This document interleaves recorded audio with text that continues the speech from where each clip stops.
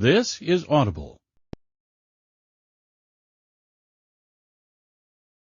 Simon & Schuster Audio presents Beautiful by Christina Lauren, read by Grace Grant and Sebastian York, with Jonathan Cole and Jeremy York.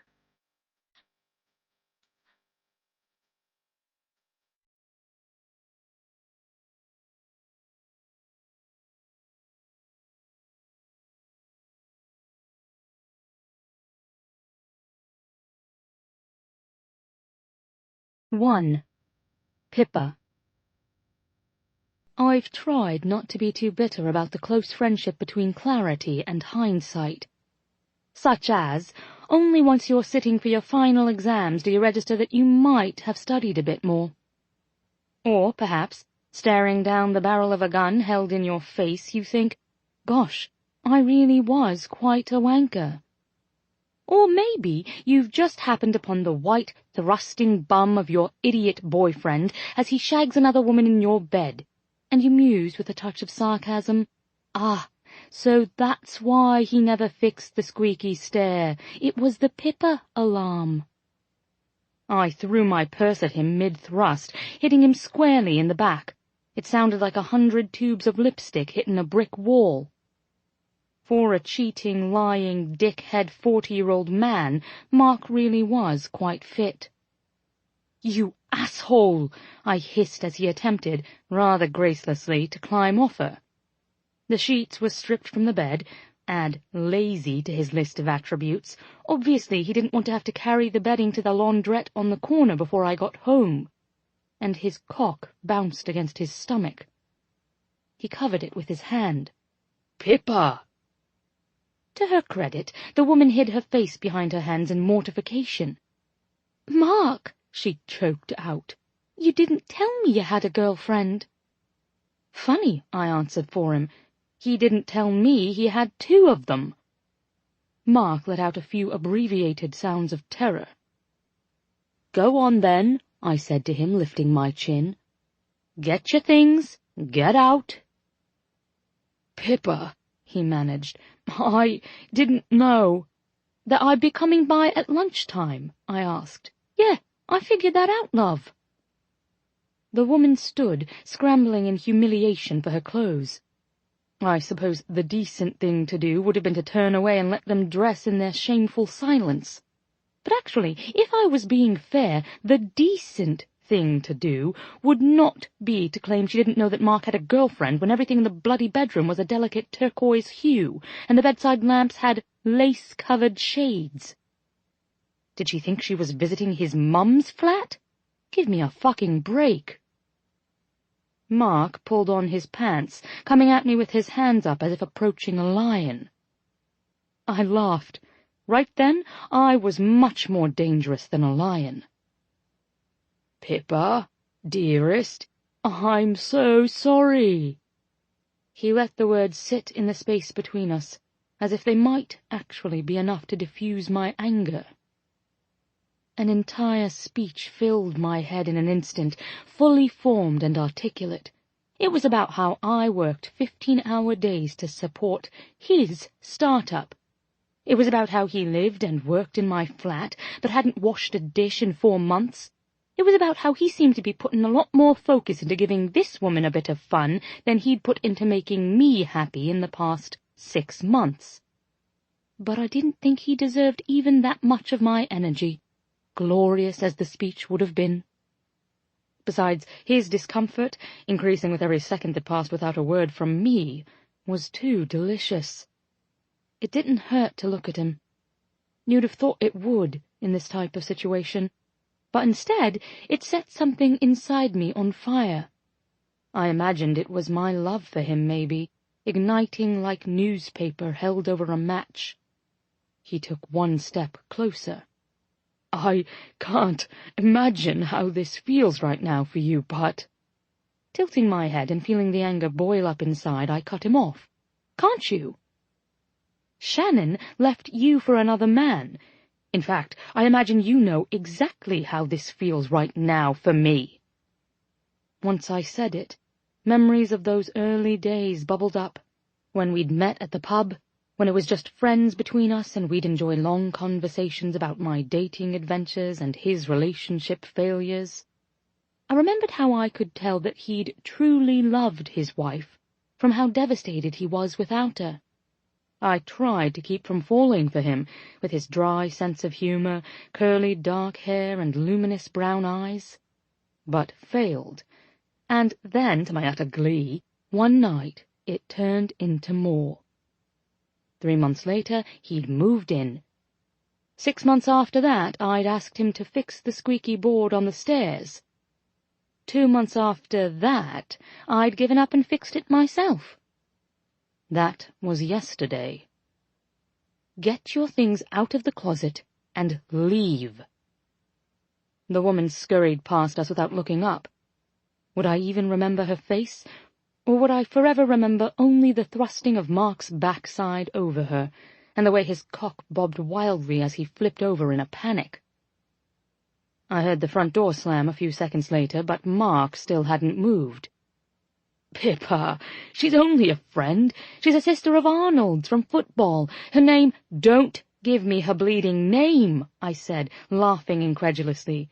"I don't give a fuck what her name is." What if it's a beautiful name?" I cut in.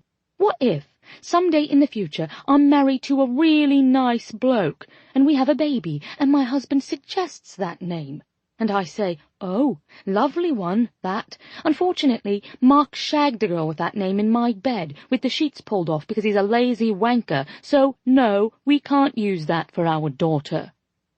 I glared at him. "You've already ruined my day. Maybe my week." I tilted my head, considering. "Definitely haven't ruined my month, because that new Prada bag I got last week is bloody amazing. And not even you or your unfaithful pale arse can hamper that." He smiled, trying not to laugh.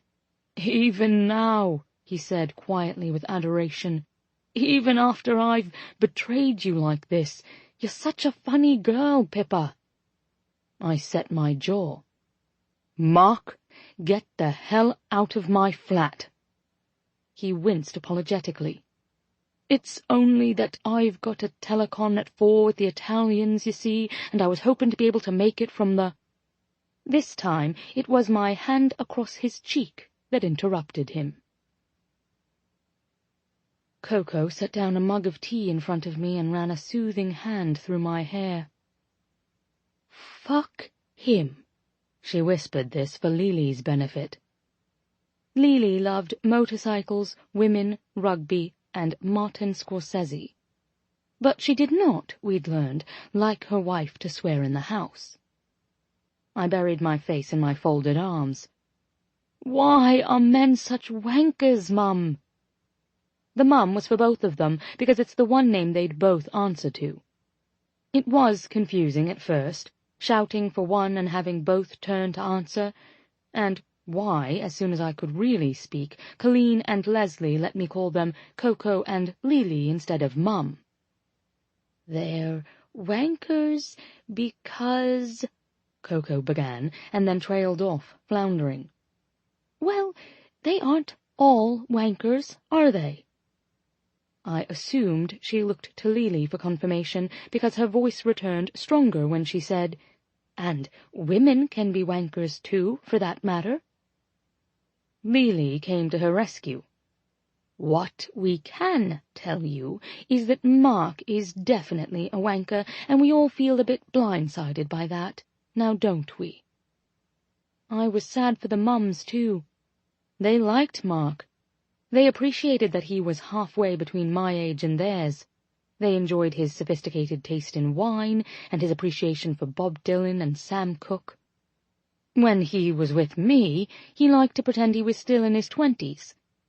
When he was with them, he easily transformed into the best friend of 50-something lesbians. I wondered which version of himself he was with the faceless tramp. "I do, and I don't," I admitted, sitting up and wiping my face. In hindsight, I wonder if maybe Mark was so gutted about Shannon because it had never occurred to him to cheat. I looked up at their wide, worried eyes. I mean, He didn't even know it was an option until she cheated. Maybe it became a terrible option if you're unhappy, but an option anyway. I felt the blood drain from my face. Maybe it became the quickest and easiest way to break it off with me. They stared at me speechless as they witnessed my dawning horror. "Is that it?" I asked, looking back and forth between the two of them. Was he trying to end things and I was just too thick to see it? Did he sleep with a woman in my bed to push me away? I swiped my hand over my mouth. "Is Mark just a giant coward with a great knob?" Coco covered her own mouth to keep from laughing. Neely seemed to give this question its fair consideration. "I can't speak to the knob, love, but I would say without a doubt that that man is a coward." Neely cupped my elbow, guiding me with her solid grip to stand and follow her to the overstuffed sofa. She pulled me down beside her long, hard form, and within a breath Coco's soft curves were there too, pressing her warmth into my other side. How many times had we sat like this? How many times had we done this very thing, sitting huddled together on the couch as we considered the mystery of boyfriend behavior? We'd muddled through it, together. We didn't always come up with answers, but we usually felt better after a good cuddle on the couch. This time they didn't put much effort into hypotheses. When your 26-year-old daughter comes home with man troubles, and you're a lesbian couple, married to your first love going on 30 years, there's only so much to say other than, fuck him. "You're working too much," Neely murmured, kissing my hair. "You hate your job." Coco massaged my fingers, humming in agreement. "You know, that's why I came home for lunch that day to begin with. I'd felt like shredding my stack of spreadsheets and dumping Tony's coffee over his head, and decided a good brew and some biscuits might set me right. The irony." "You could quit and move home," Coco said. "Oh, Mum, I don't want to," I said quietly, ignoring the way the suggestion of quitting sparked a tiny thrill inside me. "I couldn't." I stared ahead of us at the tidy sitting room, the small television that was used more as a stand for Coco's vases full of flowers than it was for its intended purpose, the nubby blue rug that used to be a minefield of hidden Barbie shoes, the meticulously stained hardwood floor peeking out beneath. I did hate my job. I hated my boss Tony. I hated the dull tedium of the interminable number crunching. I hated my commute, hated not having any good friends in the office anymore now that Ruby had left nearly 1.5 years ago. Hated how each day seemed to bleed into the next. But maybe I'm lucky, I remembered. At least I have a job, yeah? And friends, even if most of them spend more time gossiping in the pub than anything else. I've got 2 mums who love me beyond measure and a wardrobe that would make most women drool. Really, Mark was lovely sometimes, but a bit of a slob if I'm being fair. Great cock, lazy tongue. Fit, but rather dull, now that I think about it. Who needs a man? Not me. I had all that. A good life, really. So why did I feel like broiled shit? "You need a holiday," Lily sighed. I felt something inside me pop, a tiny burst of relief. Yes, a holiday. Heathrow was fucking nutters on a Friday morning. "Fly Friday," Coco said. "It will be quiet," she said. Apparently I should not take advice from a woman who hadn't been on an airplane in 4 years. But she seemed like a wizened sage compared to me. It had been 6 years since I'd flown. I never travelled for work. I took the train northwest to Oxford to see Ruby, and I took the train southeast to Paris, or had, with Mark when we wanted a mini-holiday, and to gorge ourselves on food and wine, a wild sexual excursion with the Eiffel Tower in the background. Sex. Goodness, would I miss that? But there were more pressing things on my mind, and I had to wonder whether there were more people in Heathrow right then, at 9 on a Friday, than there were in the entire city of London. Don't people go to work anymore? I thought. Clearly I'm not the only one out here who's flying off before the end of the work week, on a random non-holiday in October, escaping the boring tedium of my job and the cheating, thrusting. "Get on, then!" a woman snarled behind me. I startled, having been caught lost in my thoughts in the security line. I took 3 steps forward and looked at her over my shoulder. "Better?" I asked flatly, now that we were standing in the exact same order and only a few feet closer to the agent checking passports. 30 minutes later, I was at my gate, and I needed an activity. Nerves gnawed at my stomach, the kind of anxiety I wasn't sure whether to feed or starve. It wasn't as though I'd never flown before. I just hadn't flown much. To be clear, I felt worldly in my everyday life. I had a favourite shop in Majorca I would visit for new skirts. I had a list of cafes in Rome I could offer to anyone travelling there for the first time. Of course, I was a seasoned tube traveller, routinely managing the mass of aggressively impatient commuters. But somehow I assumed the airport would be more welcoming, a gateway to adventure. Apparently not. It seemed enormous, and even so, the crowds were surprisingly thick. Our gate attendant was calling out information at the same time that another gate attendant across the way was making similar announcements. People were boarding, and it felt like chaos, but when I glanced around, no one but me seemed to find this at all jarring. I looked down at my ticket, clutched in my fist. Mums had bought me a first-class fare. A treat, they said, and I knew how much it had cost them. Surely the plane wouldn't leave without me.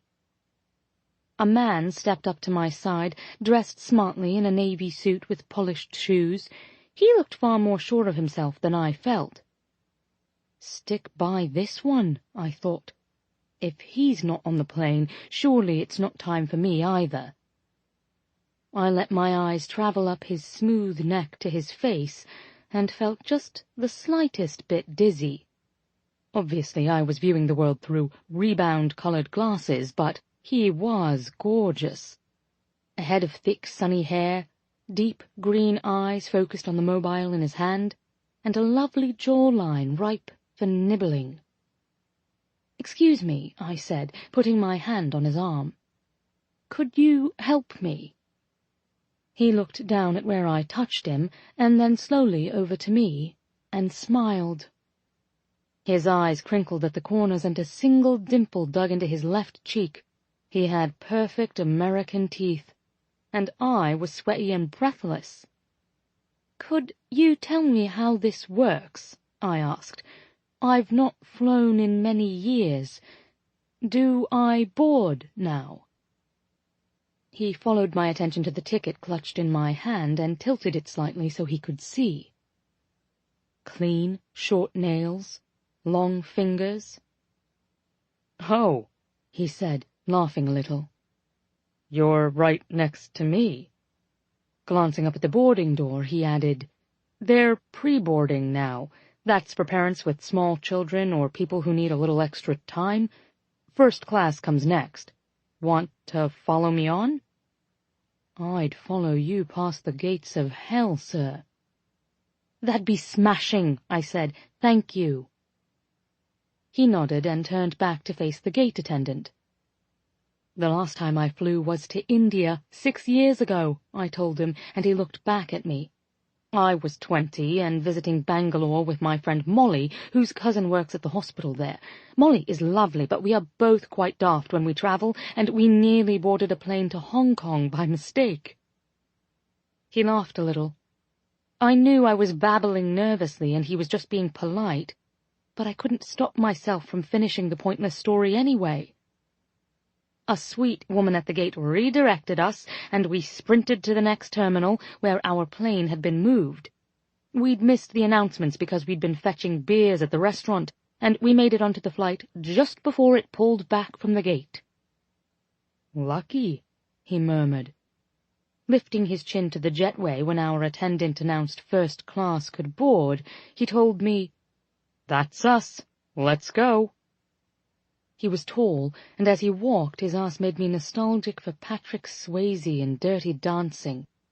Looking down his body, I wondered how long it took a man to get shoes that perfectly polished. If I searched for a stray thread on his suit, a bit of lint, surely I would come back empty-handed. He was meticulous, yet not stiff. What does he do, I wondered as we finally stepped aboard the plane. Businessman, probably here for work. Has a mistress in some fancy Chelsea apartment. He left her this morning, pouting on the bed in the lingerie he got her yesterday in apology after his meeting went late. She fed him takeaway on satin sheets, and then loved him all night long until he rose from the bed at 4 a.m. to begin polishing his shoes. "Miss," he said, as if he'd had to repeat it at least once. I jumped, wincing in apology, up at him. "Sorry, I was—" He gestured for me to slide into the window seat, and I stowed my purse beneath the seat in front of me. "Sorry," I said again. I forget how organized boarding can be. Waving this off mildly, he said, "I just fly a lot. I get on autopilot, so to speak." I watched as he meticulously unpacked an iPad, noise-cancelling headphones, and a pack of antiseptic wipes. He used a wipe to clean the armrest, the tray, and the back of the seat in front of him before pulling out a fresh one to clean his hands. "You came prepared," I murmured, grinning. He laughed unself-consciously. "Like I said." "You fly a lot," I finished for him, laughing outright. "Are you always so vigilant?" He glanced at me amused. "In a word, yes." "Do you get teased for it?" His smile was a rare combination of guarded and roguish, and tripped a tiny thrilled reaction in my chest. "Yes." "Well, good. It's adorable, but deserves a fair bit of teasing." He laughed, turning back to his task of stowing the wipes in a small trash bag. "Noted." The flight attendant came over, handing us each a napkin. "I'm Amelia. I'll be taking care of you today. Can I get you something to drink before we lift off?" "Tonic water and lime, please," my seatmate ordered quietly. Amelia looked at me. I began, wincing a little. "What are the choices?" She laughed, but not unkindly. "Anything you want. Coffee, tea, juice, sodas, cocktails, beer, wine, champagne." "Oh, champagne," I said, clapping. "That seems a fitting way to begin a holiday." I bent, digging into my purse. "How much?" The man stopped me with a hand on my arm and a bemused smile. "It's free." Looking at him over my shoulder, I realized Amelia had already left to get our drinks. "Free," I repeated lamely. He nodded. "International flights serve alcohol for free, and in first class, well, it's always free." "Well, shit," I blurted, straightening. "I'm an idiot." I used my toe to push my purse back under the seat. "This is my first trip in premium class." He leaned a little closer, whispering, "I won't tell." I couldn't read his tone and looked over at him. He winked playfully. "But you will tell me if I'm doing it all wrong?" I asked with a grin. With him leaning so close and smelling like man and clean linen and shoe polish, my heartbeat was a pounding drum in my throat. "There's no wrong way." What did he just say? I smiled more widely at him. "You won't let me accidentally leave all my tiny free alcohol bottles everywhere," I whispered. He held up 3 fingers. Scout's honor. Straightening, he put the small trash bag in his briefcase and stowed the case away near his feet. "Are you flying home or flying away?" I asked. "Home," he told me. "I'm a Boston native. I was in London on business for the last week. You said holiday, so I assume you're beginning a vacation?" "I am." I lifted my shoulders in a giddy rush, taking a deep breath. "I'm flying away. I needed a break from home for a bit." "A break is never a bad thing," he murmured, looking directly at me. His calm focus was a little unnerving, honestly. He was clearly Scandinavian. His eyes were so green, his features so defined. It was almost as if a spotlight had been directed at me when he turned his attention my way. It made me both giddy and mildly self-conscious. "What brings you to Boston specifically?" "My grandfather lives there, for one," I answered. "And a whole host of friends, apparently." I laughed. "I'm meeting them all there for a winery tour up the coast. Literally meeting a whole group of them for the first time. But I've heard so much about them for the past 2 years from another friend that I feel I know them already." "Sounds like an adventure." He glanced, for just a breath, down to my lips before looking back at my eyes. "Jensen," he said, introducing himself. I reached forward, shivering at the cool slide of my metal bangles down my arm, and shook his offered hand. "Pippa." Amelia returned with our drinks, and we thanked her before lifting our glass tumblers in a toast. "To flying home and flying away," Jensen said with a little smile. I clinked his glass, and he continued. "What is Pippa short for? Is it a nickname?" "It can be," I said. "It's often short for Philippa, but in my case I'm just Pippa. Pippa Bay Cox. My mum Coco is American, Colleen Bay, where I get my middle name. And she always loved the name Pippa, just like that. When my mum Lily got pregnant from Coco's brother, Coco made her promise if it was a girl they would name her Pippa." He laughed. "Sorry, your mother was impregnated by your other mother's brother?" Oh dear, I always forget how to delicately lead into this story. No, not directly. They used an actual turkey baster," I explained, laughing too. What a mental picture I was painting. People weren't always as open to 2 women having a baby together back then as they are now. "Yeah," he agreed. "Probably not. Are you their only child?" Because this is where the story always turned. "I am, yes," I confirmed, nodding. "Do you have siblings?" Jensen smiled. "I have 4. "Oh, Lily would have loved to have more," I said, shaking my head. But while she was still pregnant with me, Uncle Robert met Aunt Natasha, found a very judgmental God, and decided what he had done was a sin. He sees me as a bit of an abomination. Searching for levity, I added, "Let's hope I never need bone marrow or a kidney, right?" Jensen looked mildly horrified. "Right."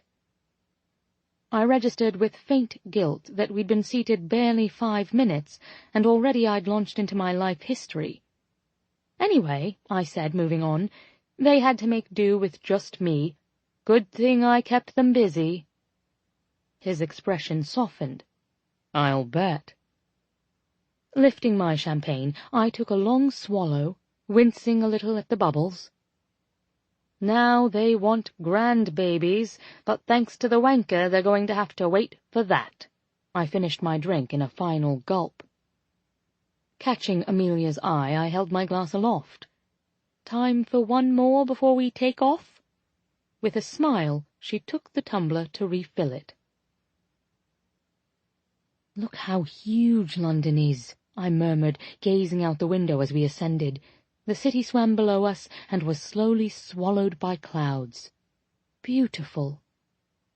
When I looked at Jensen, he quickly pulled out an earbud and held it delicately in his hand. "Sorry, what?" "Oh, nothing."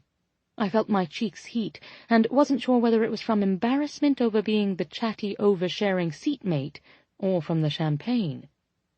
"I didn't realize you'd put those on. I was just saying London looks so enormous." "It is enormous," he said, leaning over a little to get a view. "Have you always lived there?" "I went to uni in Bristol," I told him.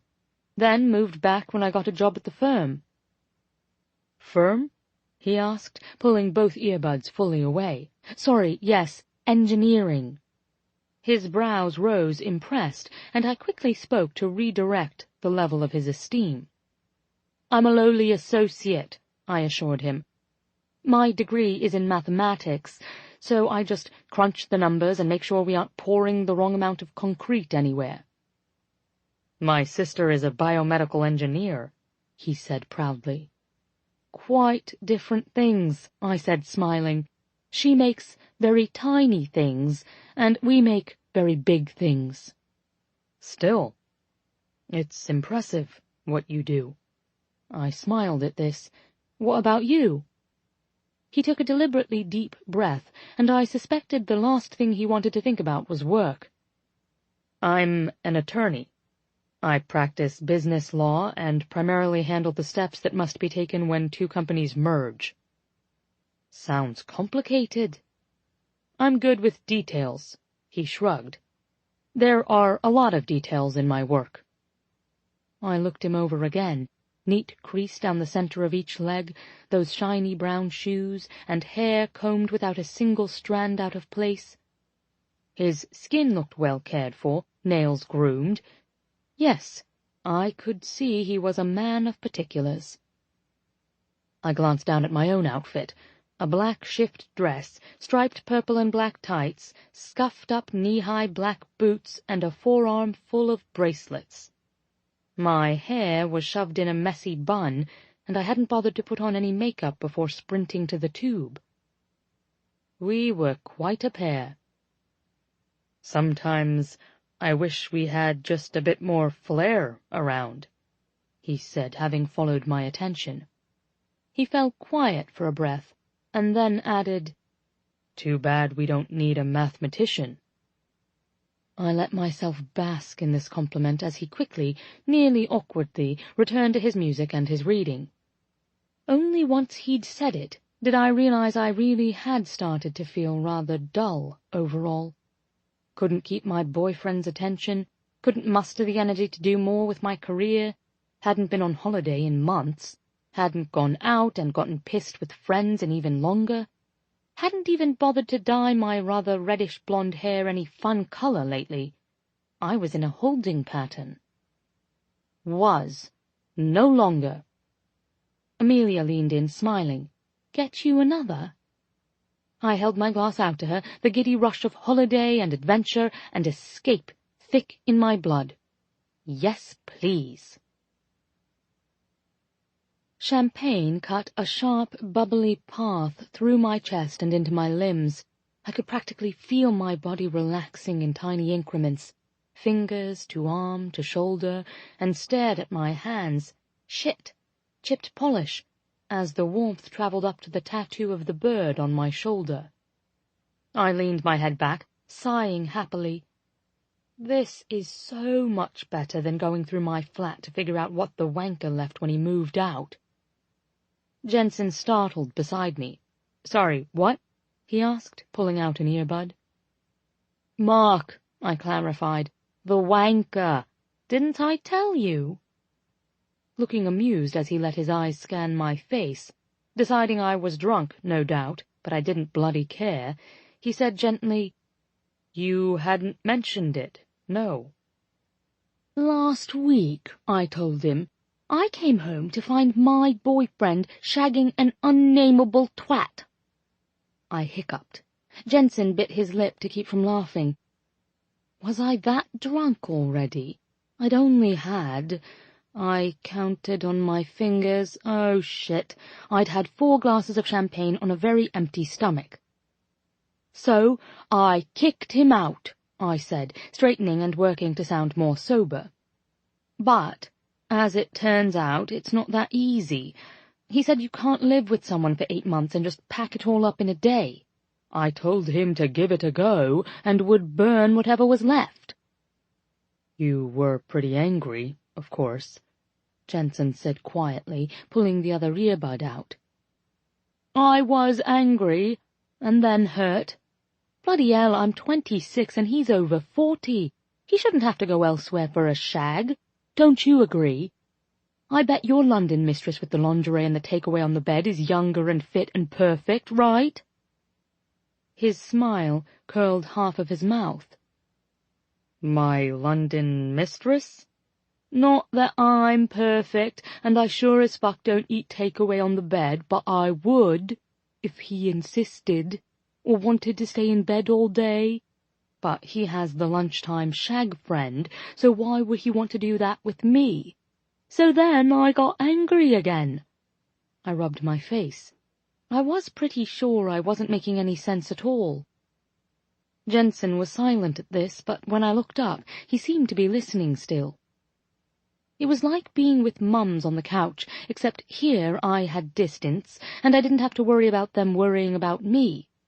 Here I could pretend that my dull job and my wanker ex was something I could leave behind forever.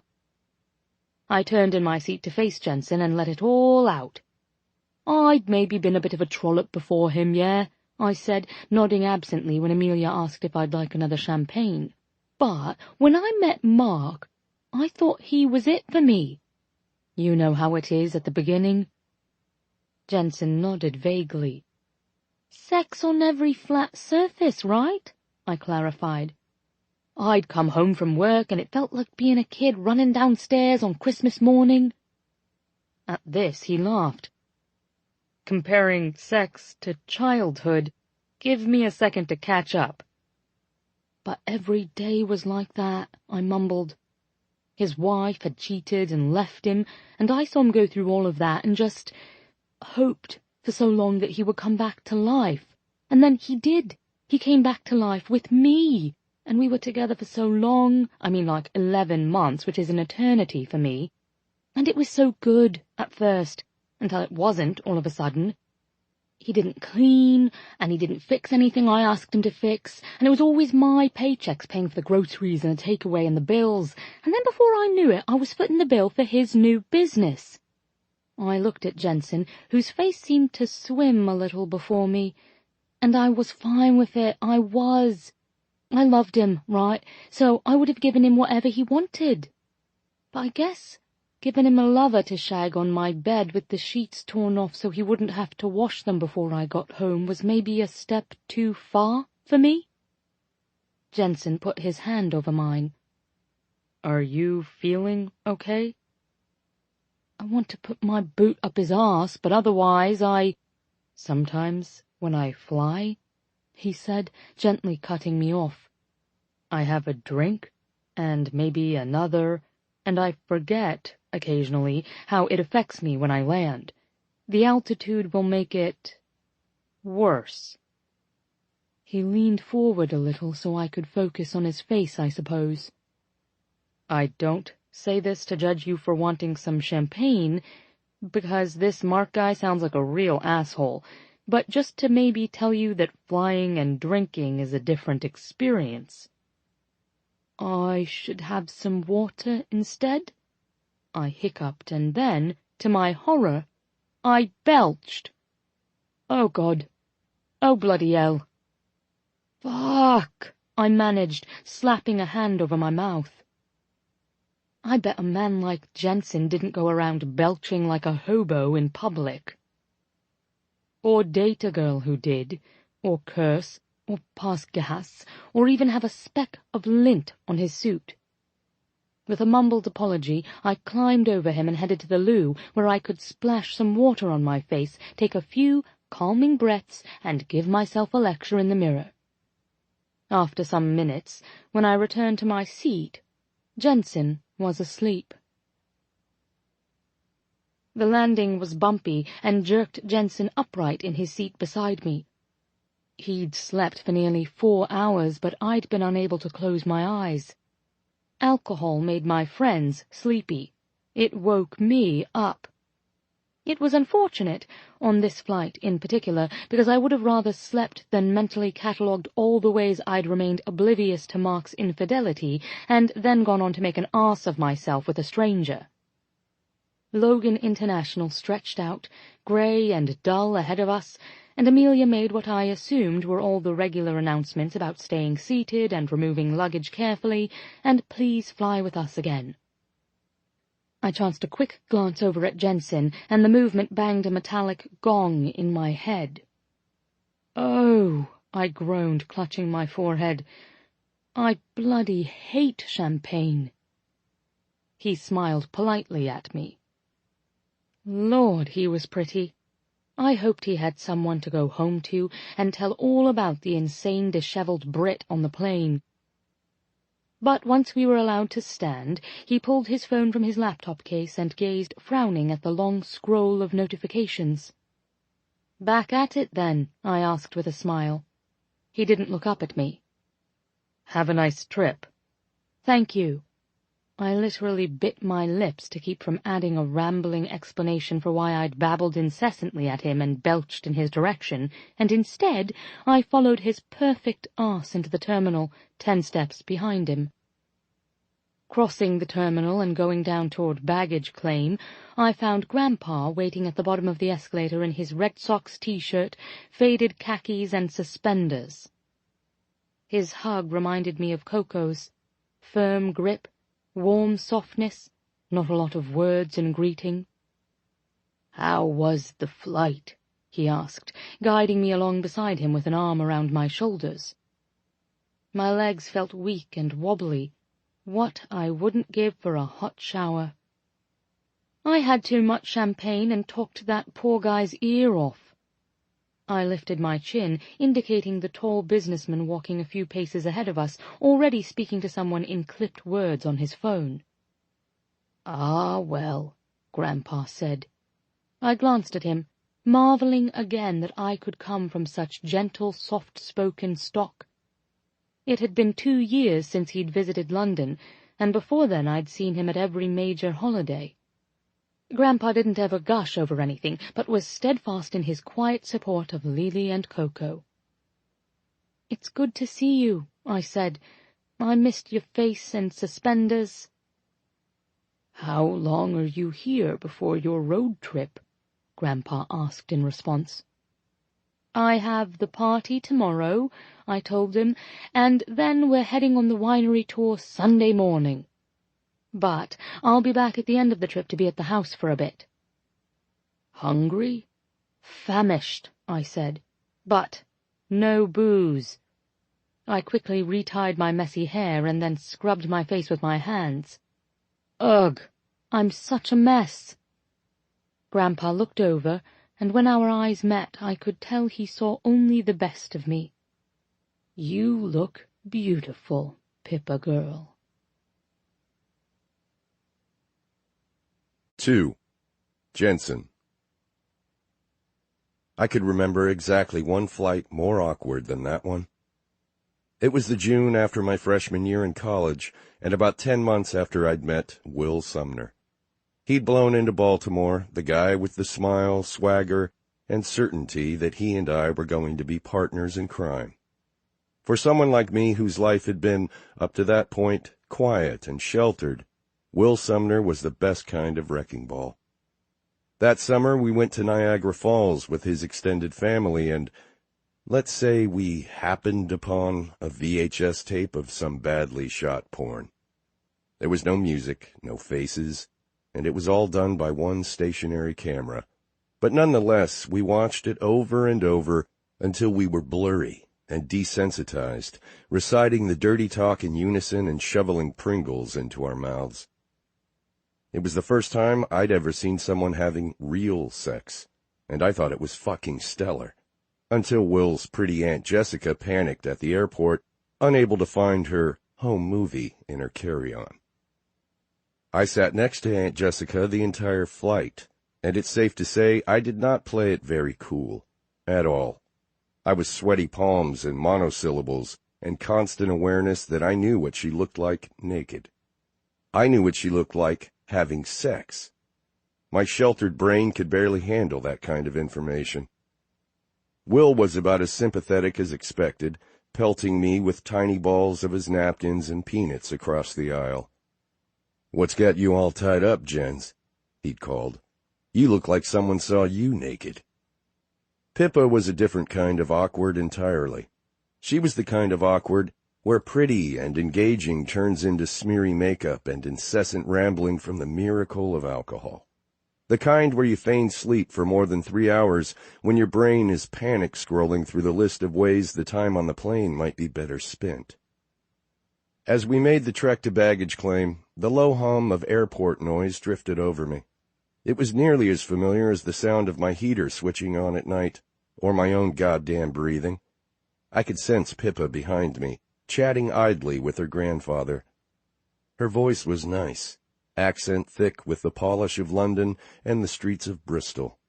Her face was great, eyes bright and mischievous. They were actually what drew me in right away because they were such a startling blue and so expressive. But I was afraid to make eye contact and begin the talking all over again. I'd felt her apology practically bubbling up as I nearly sprinted from the plane, and worried that if I gave her an opening, she would take it without question. I rubbed my eyes and then spotted my suitcase sliding down onto the carousel. There was something almost comically intense about the message I felt I was receiving. Just when I began to consider whether I was looking for women in the wrong places, whether I was wrong about my type, whether I should be more adventurous in dating, the universe trapped me on a flight with a woman who was gorgeous, eccentric, and completely insane. So let's not get ahead of ourselves, Jens. Stick with what you know. Maybe softball Emily wasn't so bad after all. My driver stood with a placard bearing my name, and I nodded, wordlessly following her out of the airport. The car was dark and cool, and I immediately pulled my phone back out, letting my brain slip into that familiar space where work lived and breathed. I would call Jacob on Monday to set up a time to review the Peterson Pharma files. I should email Eleanor in HR about getting someone to replace Melissa in the San Francisco office. I would need to get in early next week to tackle this inbox.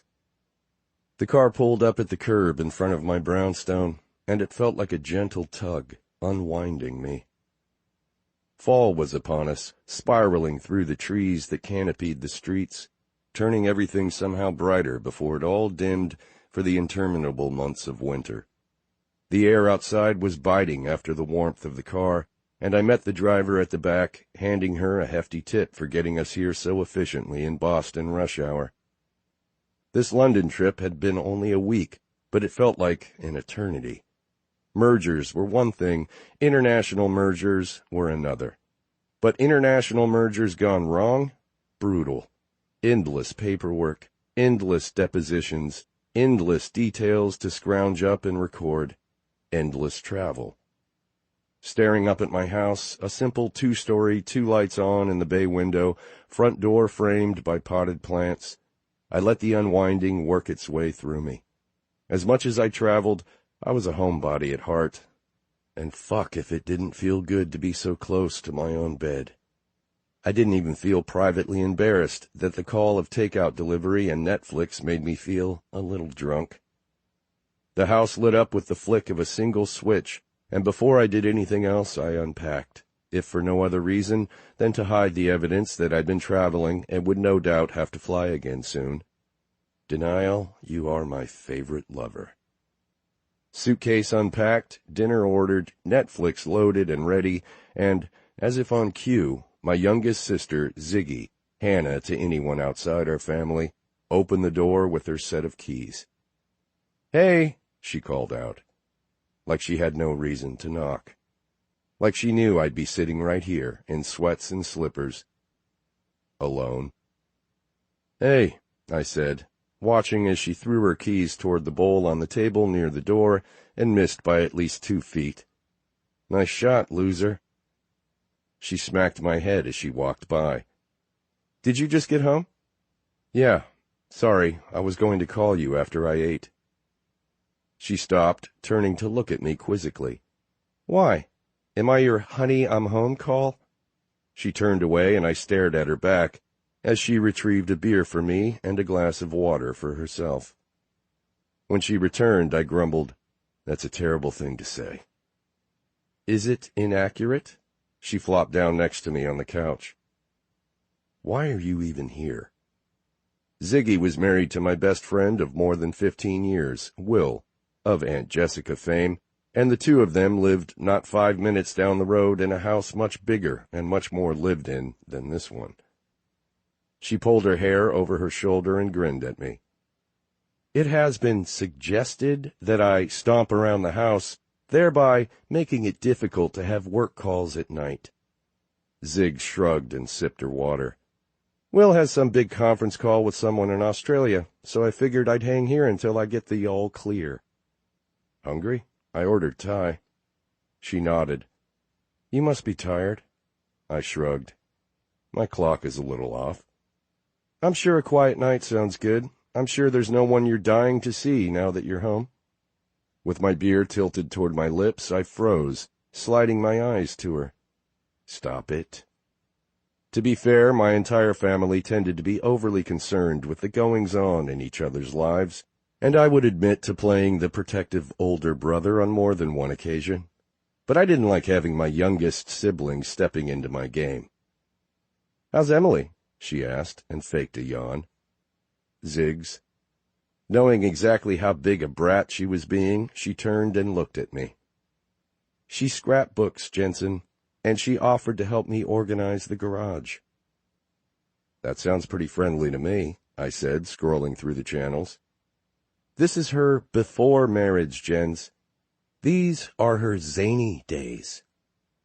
I ignored this, trying not to laugh and encourage her. "Emily and I aren't really a thing."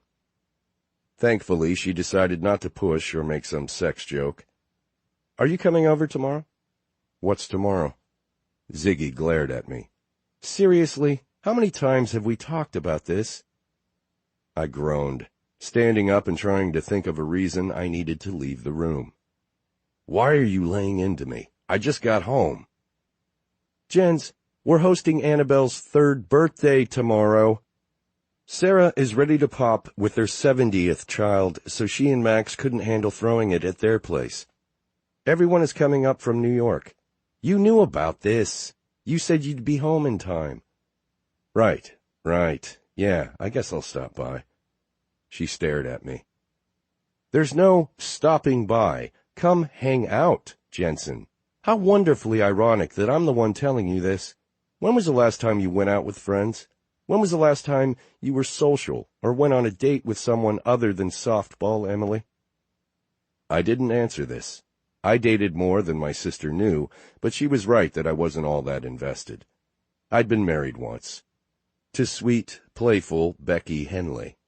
We'd met my sophomore year in college, dated for 9 years, and then been married for 4 months before I came home to find her packing her things through a haze of tears. "It didn't feel right," she'd said. "It never really felt right." And that was all the explanation I ever got. Okay, so at 28, I'd had my law degree and was newly divorced. Turns out there's not a lot of that going around, so I'd focused on my career, full steam.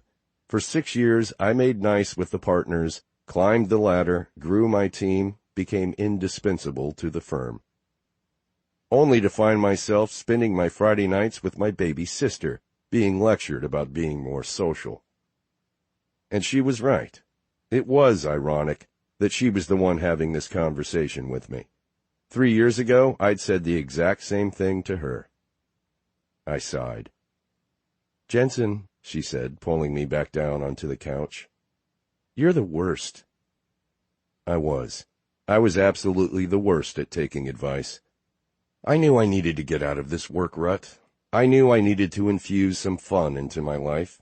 And as averse as I was to discussing it with my sister, I knew I would probably enjoy being in a committed relationship. The problem was, I almost didn't know where to start. The prospect always felt so overwhelming. The longer I was single, the harder it seemed to compromise with someone. "You didn't go out in London at all, did you?" Zig said, turning to face me. "Not once?" I thought back to the lead attorney on the London side of our team, Vera Etherton. She'd come over to me just as we'd wrapped up for the day. We'd talked for a few minutes, and then I'd known the second her expression shifted, eyes turned down to the floor with an air of shyness I had yet to see from her, that she was going to ask me out. "Care to grab a bite later?" she'd asked. I'd smiled at her. She was very pretty. A few years older than I was, she was in great shape, tall and slender with great curves. I should want to grab a bite later. I should want to grab a lot more than that. But putting aside the complications from a workplace standpoint, the idea of dating, even of a simple night of sex, exhausted me. "No," I told Ziggy. "I didn't go out. Not the way you mean." "Where's my player brother?" she asked, giving me a goofy grin. "I think you have me confused with your husband." She ignored this. "You were in London for a week and spent all your free time in your hotel, alone." That's not entirely accurate. I hadn't been in my room, actually. I'd been all over, visiting landmarks and taking in the city, but she was right about one thing.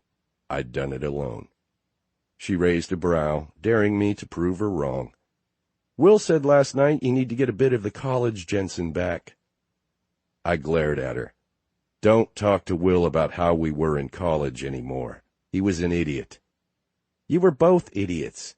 "Will was head idiot," I said. "I just followed him around."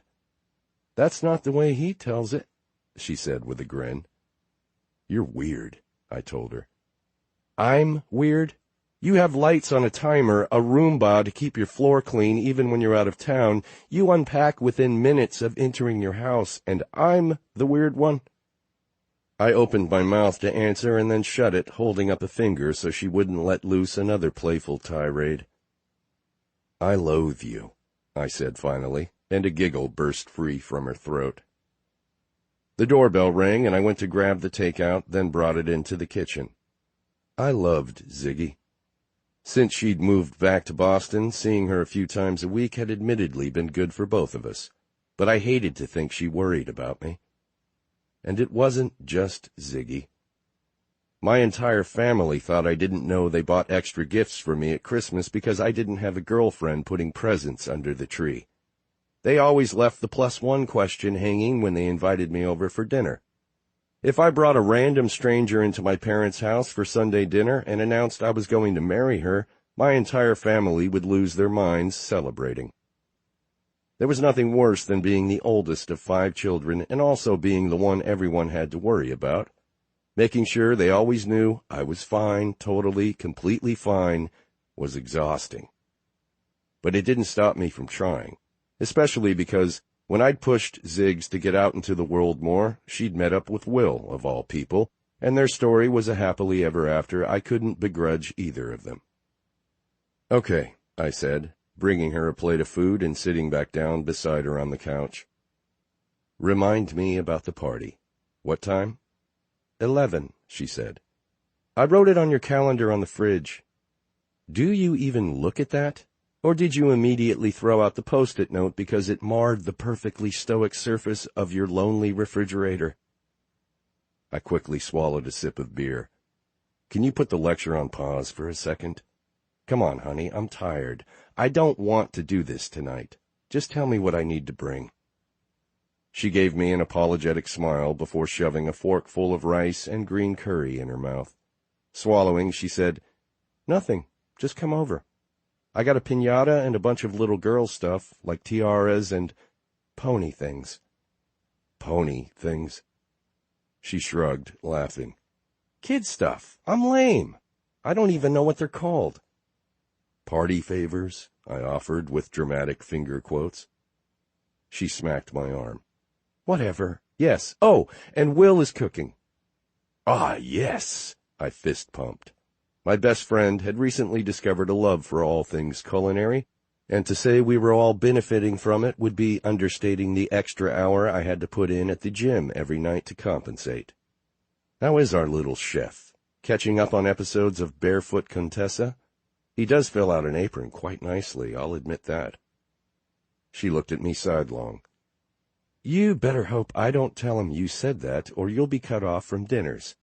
I swear I've put on 5 pounds since he got into this pastry obsession. Not that I'm complaining, mind you. Pastry? I thought he was on a Mediterranean kick. She waved me off. That was last week. This week he's mastering desserts for Annabelle. I felt my brows furrow. Is she an especially picky eater? No, my husband is just insane for his goddaughter. Ziggy slid another bite of food into her mouth. So if everyone's in town, I'm guessing you'll have a full house tomorrow night, I said. Between our sister Liv's 2 kids and our friends Max and Sarah in New York about to have their 4th, the adult contingent would soon be outnumbered by adorable rugrats. Ziggs loved having the kids over, and I was willing to bet money that Will would have at least one of them attached to his leg for the majority of the weekend. Actually, no, she said with a laugh. Max and the family are staying at a hotel. Bennett and Chloe are staying with us. Bennett and Chloe? I asked, grinning. You're not afraid? No, that's the best part. She leaned in, eyes wide. It's like Chloe and Sarah have traded personalities during their pregnancies. You seriously have to see it to believe it.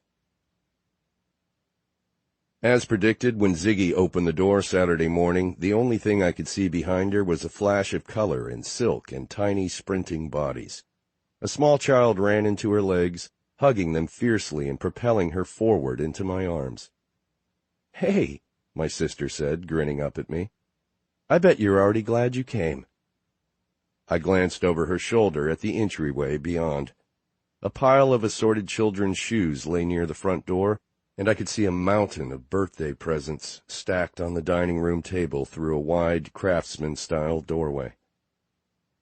I'm always up for some of Will's cooking, I said, setting her upright and stepping past her into the melee. In the distance, over the sound of Will's deep laugh in the kitchen, was a chorus of squeals and shrieks, and what I imagined to be Annabelle's clear cry of, "It's my birthday! I get to be Superman!" I needed more coffee. I wasn't really a very deep sleeper and had spent a majority of the middle of last night awake, sitting in my living room and trying to remember each of the times I'd done something purely social, for myself, in the past 5 years.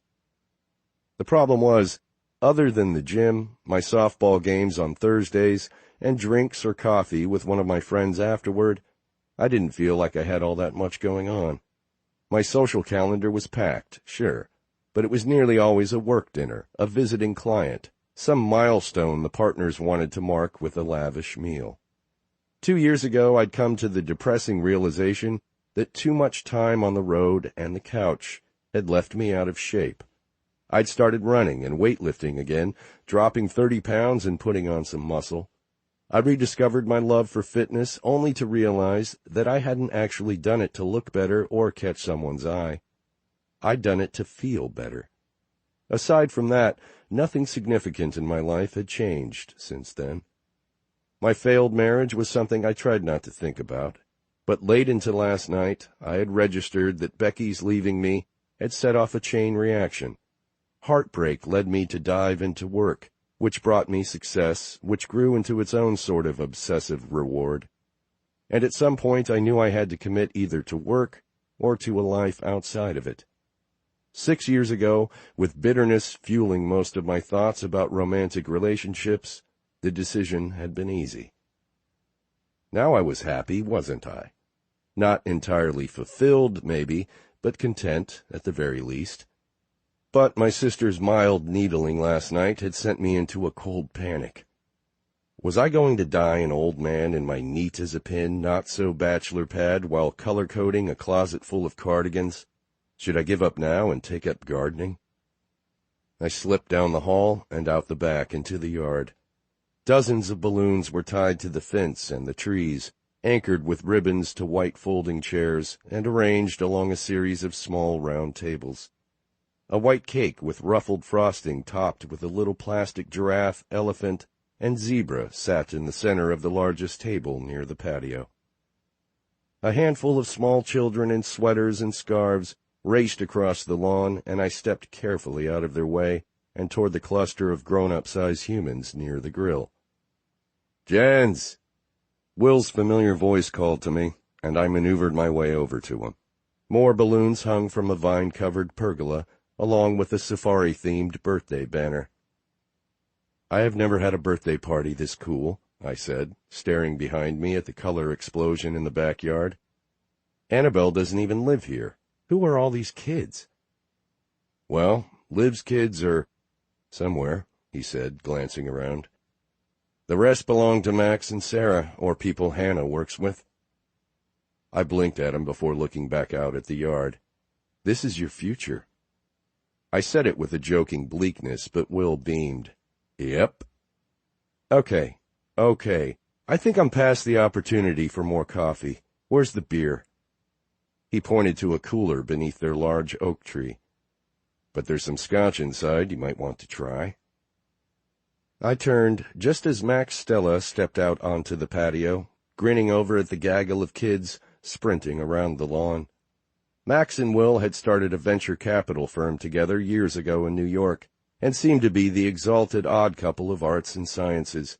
Their expertise and keen eyes for their respective fields had made them both very rich men, though, I'll admit, at 6'6" and a genuine wall of muscle, Max looked more rugby brute than art fanatic. "If only we all made friends so easily," Max said, watching the kids run amok. His wife, Sarah, followed him out, holding her heavy pregnant belly and sitting in the chair Max held steady for her. I shook his hand in greeting before turning to Sarah. "Please don't get up," I told her, bending to place a kiss on her cheek. "I'm trying to be in a bad mood," she said, a hint of a smile tugging at her mouth. "Your chivalry is melting my pregnancy rage." "I promise to work harder on being a jerk," I said solemnly. "Though congratulations are in order. I haven't seen you since this one started cooking. What is this, number 4? 4 in what is it now, Max? 4 years? Will said, grinning over the top of his beer.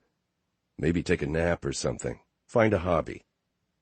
The door opened again, and Bennett Ryan stepped out, followed by Ziggy and a very pregnant Chloe. "I'd say he's already got a hobby," Bennett said. Bennett and Max had been friends since they'd attended school together in Europe, and while Max was all friendly smiles and charm, Bennett was the personification of stony. He rarely joked or smiled much that I had seen, so when he did, you noticed.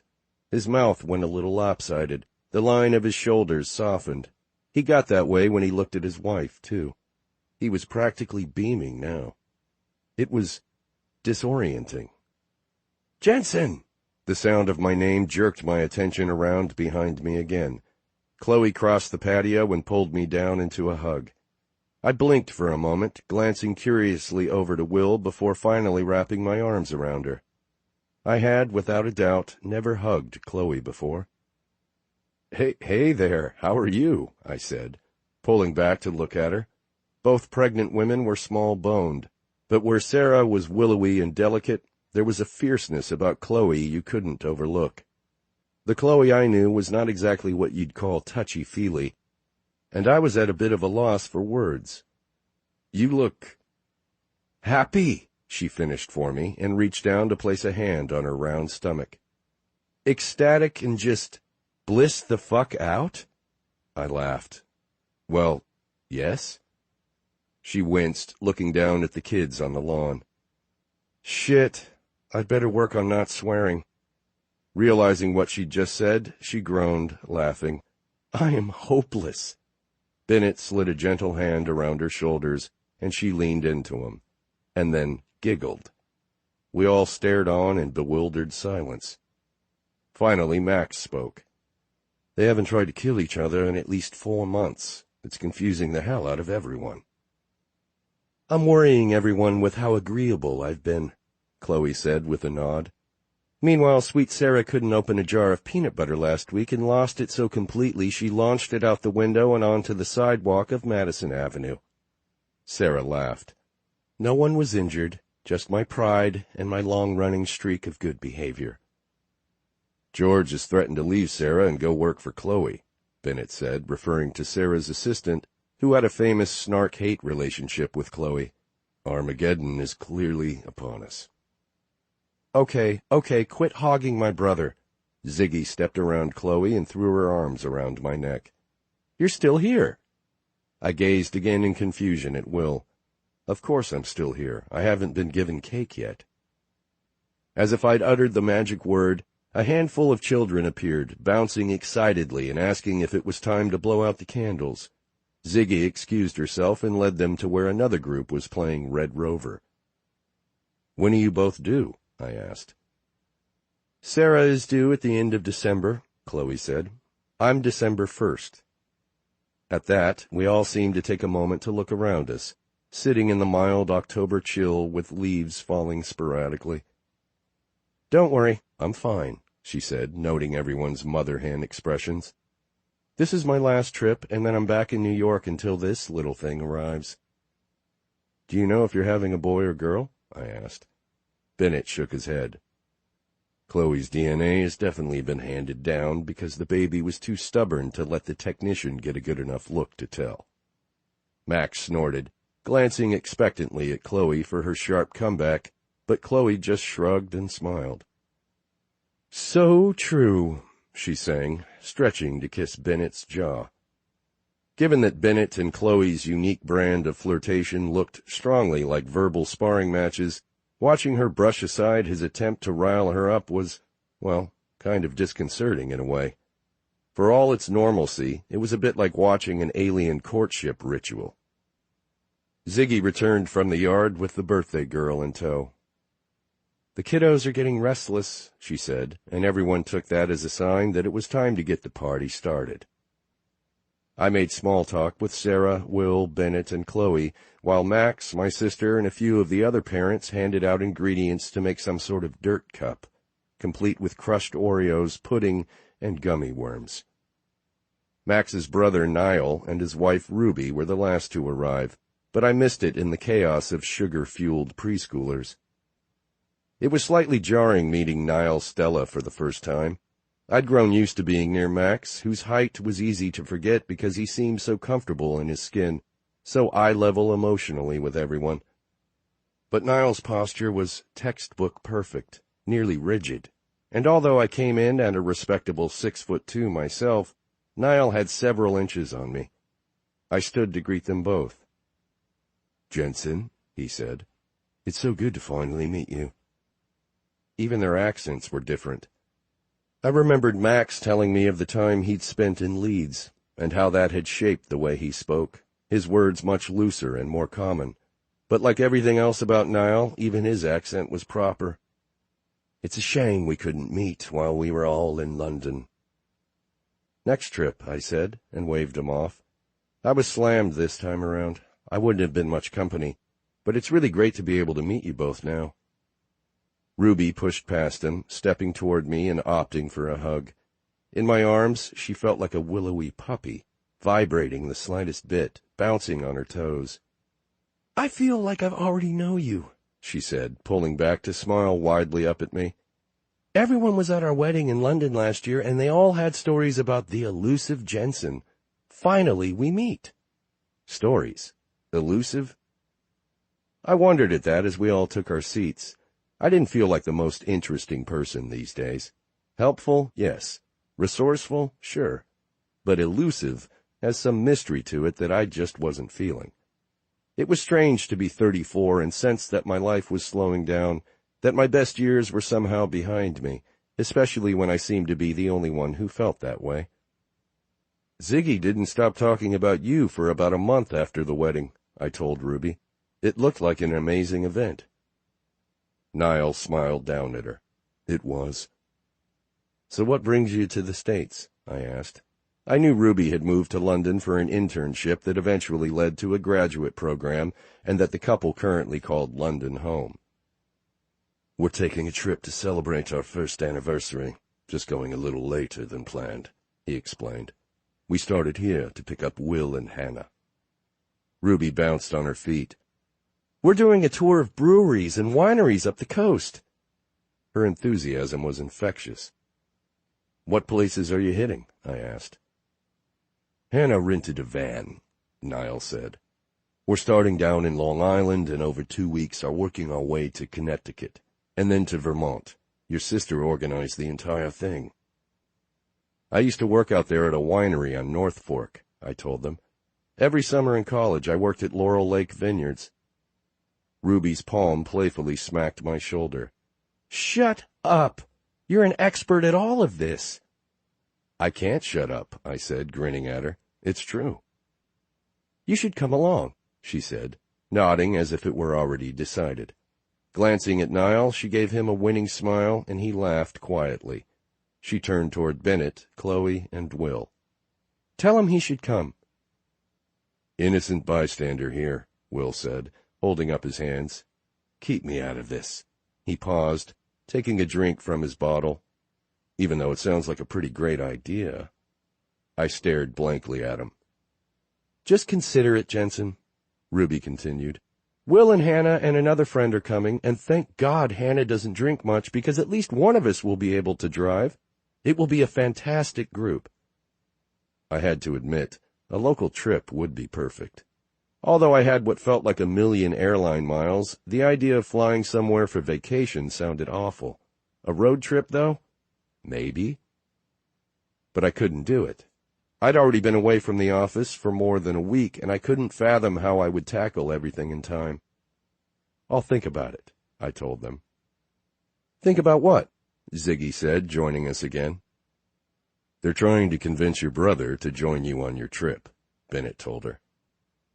Ziggy nodded slowly at Ruby, as if digesting this. Right. Jensen, would you help me get everything for the cake? Sure. I followed my sister into the kitchen and moved to the cabinet, reaching for a stack of plates. Do you remember what you told me at that party all those years ago? She asked. I wondered if playing dumb would work. Vaguely, I lied. Well, let me clarify for you. She opened a box and pulled out a handful of plastic forks. We were looking at a bunch of hideous paintings, and you decided to lecture me about balance. I didn't lecture you, I said with a sigh. Her only response was a sharp laugh. I didn't. I only wanted to get you out more, live more. You were 24 and barely saw the outside of your lab. And you're 34 and barely see the outside of your office and/or house. It's entirely different, Ziggs. You were just starting life. I didn't want you to let it pass you by while you had your nose stuck in a test tube. Okay, first, I never actually had my nose in a test tube. Come on. Second, she said, staring me down, I might have just been starting life, but you're the one letting everything pass you by. You're 34, Jens, not 80. I go over to your house and keep waiting to find an AARP membership on your coffee table or those sock suspender things in your laundry. I blinked at her. Be serious. I am serious. You never go out. I go out every week. With who? The partners? Your softball friend? Ziggs, I chastised. You know her name is Emily. Emily doesn't count, she said. What's your deal with Emily, for fuck's sake? I asked, frustrated. Emily and I were friends, with benefits. The sex was good, really good, actually, but it was never more for either of us. 3 years into it, and it had never gone beyond that. Because she's not a step forward for you, she's a step to the side.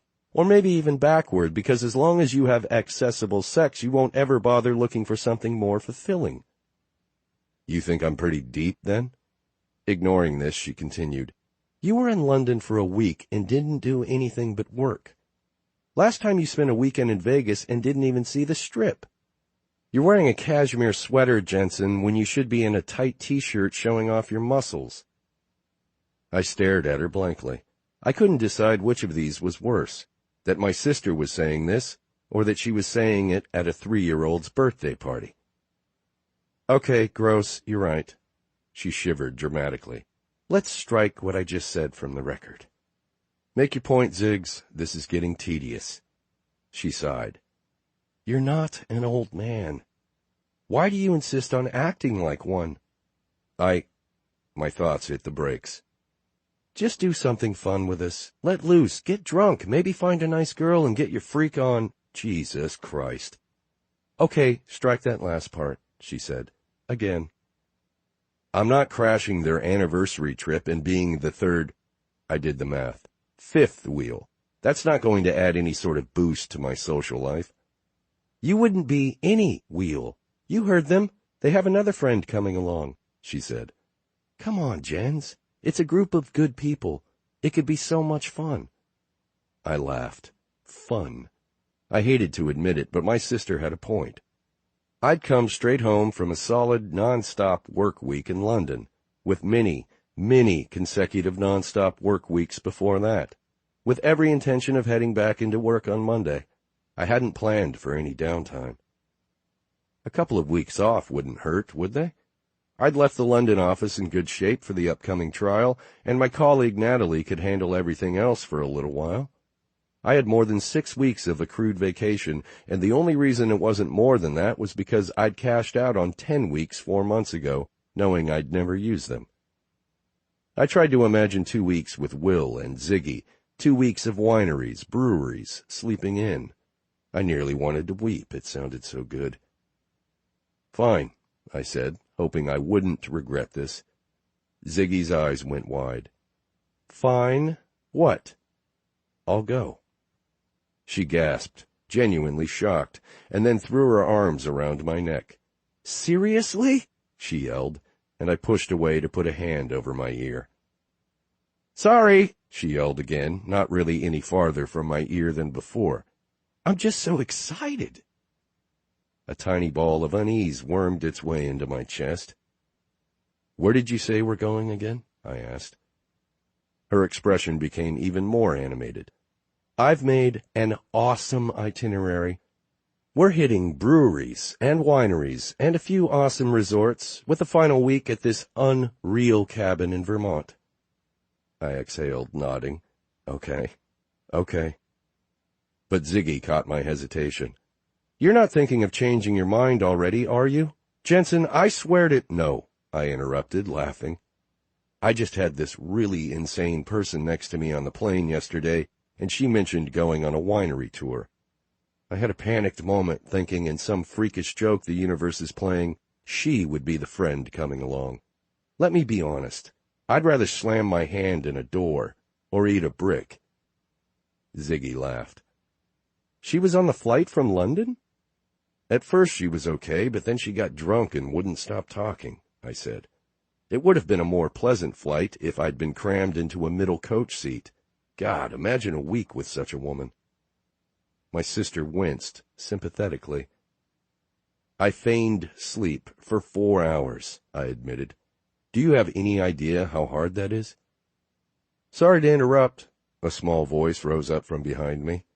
But Hannah, look, my Pippa is here. I turned and froze. Playful blue eyes met mine, and her smile was delighted, and, this time, sober. Wait, how long had they been standing there? No. Fuck. 3. Pippa. God, imagine a week with such a woman, he had said.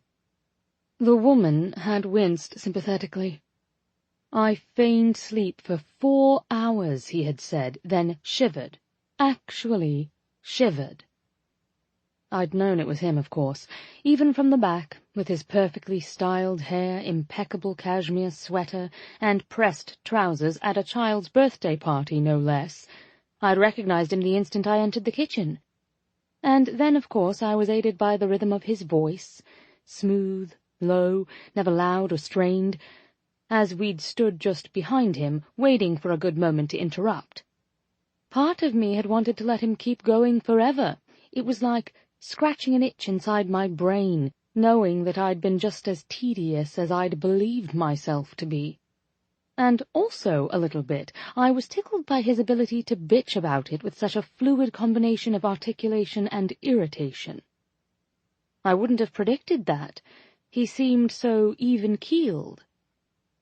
But he'd had no idea I was standing there, and I watched as the colour vanished from his cheeks in the tiny duration of a surprised, sharp inhale. I heard my own laugh bursting through his horrified silence, and then, when I said a quiet, "Hello, Jensen," it seemed the reality descended upon Hannah, and then Ruby, and finally Niall, who murmured, "Good Lord, he was talking about Pippa, wasn't?" before Ruby shut him up with a smack to his shoulder. Jensen nodded and let out a mortified, "Pippa." If you had asked me yesterday what I would expect Jensen to do after that flight, I would have said either A, promptly forget me, or B, tell someone how dreadful I was and then promptly forget me. The fact that everyone was clearly so horrified on my behalf, I looked back and forth between Hannah's gaping mouth and Jensen's colourless face, reminded me they had no idea how right Jensen was in saying all of this. And then there was Ruby and Niall. Ruby had slapped a hand over her mouth to hold in her laughter. Niall stood grinning down at me. Neither was at all surprised by Jensen's story of my behaviour. I looked around at all of them with a big smile. My God, people, he's not wrong. Jensen stepped forward haltingly, and I spoke more to him than to the rest of them. I searched for the right word. I was a complete maniac. He's right. I'm so sorry. Not a complete maniac, he said, slumping a little in relief. Stepping closer to me, he lowered his voice. Pippa, how rude of me to— It's only rude because I'm here, I said, and when his eyes widened in embarrassment, I quickly added, and how would you know that I'd turn up at this party? Talk about coincidences. He shook his head, but looked at my smiling eyes. I guess. And if I hadn't shown up and you'd been telling your sister about this awful flight, it would only be a funny story, a funny, very true story. He smiled gratefully and, seemingly on instinct, glanced to the glass of wine in my hand. It's my first, I assured him. Then added, Alas, it won't be my last today. Lots of new faces, liquid courage and all that. I shrugged, feeling a giddy pull in my belly at the sight of him. But at least here you have an escape. He nodded, finally tearing his attention from my face to look around. Lifting an awkward hand, he said, So, right, this is my sister Hannah. The biomedical engineer. He'd mentioned her on the plane. A lawyer and an engineer. So they were one of those families. I smiled. I've heard so much about you from Ruby. Well, she probably didn't mention how much I love seeing my brother make an ass out of himself. She came forward, embracing me. Jensen mumbled out a dry, Thanks, Ziggs. Like her brother, Hannah was fair and on the tall side. Both were also in great shape. I was graced with thin jeans, but would likely only run if I were being chased, and even then it would depend on what was chasing me. Realistically, I stood no chance against, say, vampires. Have I entered a room full of fitness fanatics? I asked. Thank God Ruby doesn't regularly exercise. Niall raised a curious eyebrow. She doesn't? Oh, bollocks, I cut in. Stop it already. A gorgeous dark-haired man peeked his head into the kitchen, addressing Hannah. Plum, can you bring out the second cracker tray? These kids are bottomless pits of— He stopped when he saw me and grinned. Hey, you must be Ruby's friend who's coming along on the trip. Jensen's face went ashen again, as though he'd just put that bit of information together too. Pippa, this is my husband, Will, Hannah said with a grin. I reached forward to shake his hand. Pleasure to meet you. Bring her outside, Will said. She needs to meet everyone." Looking grateful for the change of venue, Jensen placed his glass on the counter and gestured for me to follow Hannah out of the kitchen. She led us out onto a wide deck where 5 other people stood, holding beverages and watching over a gaggle of small children running and rolling on the lawn. "You guys are not going to believe what—" Hannah started, but Jensen cut her off. "Ziggy, don't," he said, warning in his voice. "Seriously, don't." She must have seen the same thing in his eyes that I did, sheer mortification, because she smiled, introducing me instead. "This is Pippa. She was sitting next to Jensen on the plane yesterday. Isn't that insane?" "Completely insane," I said, laughing. "As in playing the part of a drunken maniac," I added, smiling up at Jensen. The poor man looked like he wanted to fall through the deck and never reappear. "Well, then I love her already," a pretty and very pregnant brunette said from my right. Another woman, also very pregnant, seriously, was something in the water around here? Stepped forward from where she'd been standing beside a giant man only slightly shorter than Niall. If I had to guess, I would say he was Max, and she was Sarah, Ruby's sister-in-law. "I'm Sarah," she confirmed. "Mom to a few of the kids down there on the lawn." Searching for them and seeming to come up empty, she turned back to me with a wry, tired smile on her face. "It's so nice to finally meet you. Ruby has told us all about you." "Oh, no," I said, laughing. "All good things, don't worry." The dark-haired woman who had first spoken to me came forward, hand extended. For a beat she looked as though she might slice me and serve me as Pippa sushi, but then she smiled and her entire face warmed. "I'm Chloe. This is my husband, Bennett." She nodded to the man at her side, a tall and intimidatingly gorgeous, but frankly quite serious bloke. Chloe held her stomach. Soon to be parents to this mystery. I shook Bennett's hand and nearly fell over when he said, "You would have done us all a favor if you'd asked Jensen to join the Mile High Club." Sarah gasped.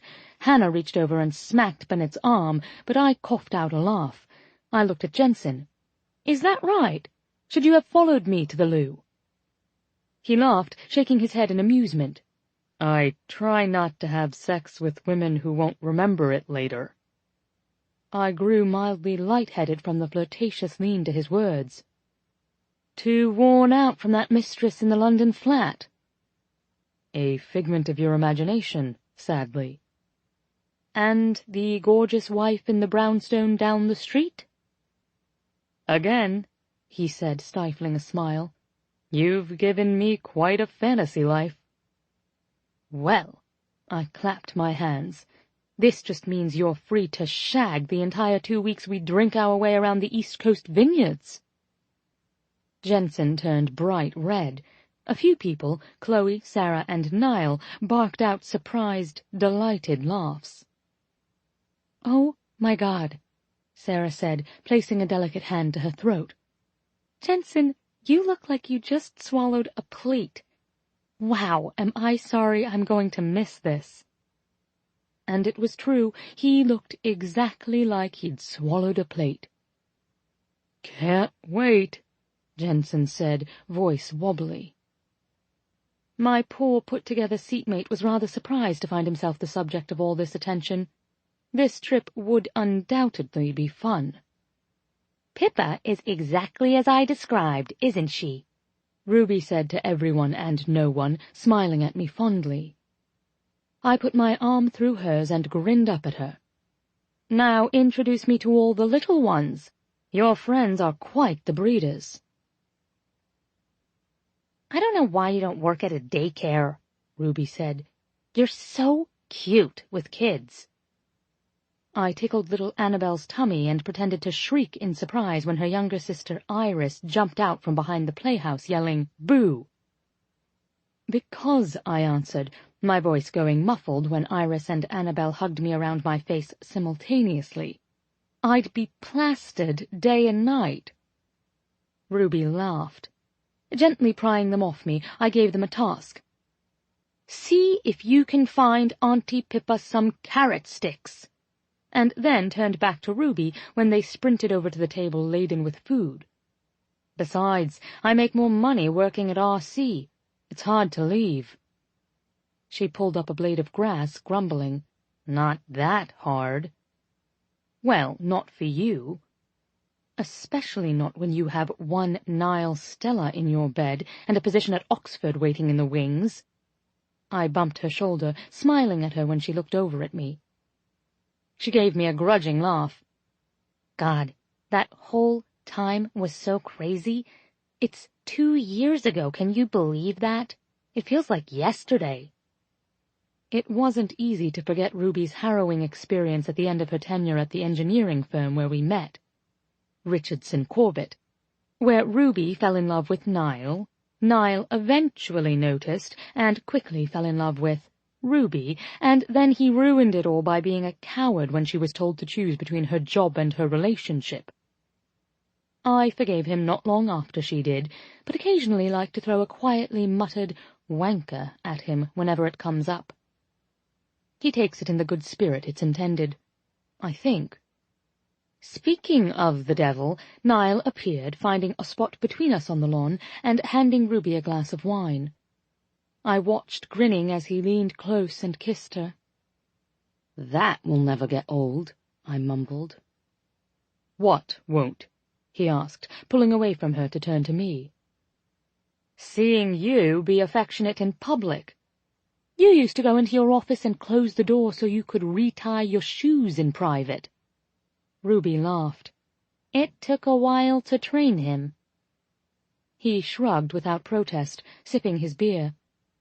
The change in Niall Stella since he'd met Ruby was fascinating. He'd always been confident, but also carried the air of formality with him when he moved. Now he was just calm. Now he was perfectly obviously happy. It made something swell inside me, a flower blooming in my throat.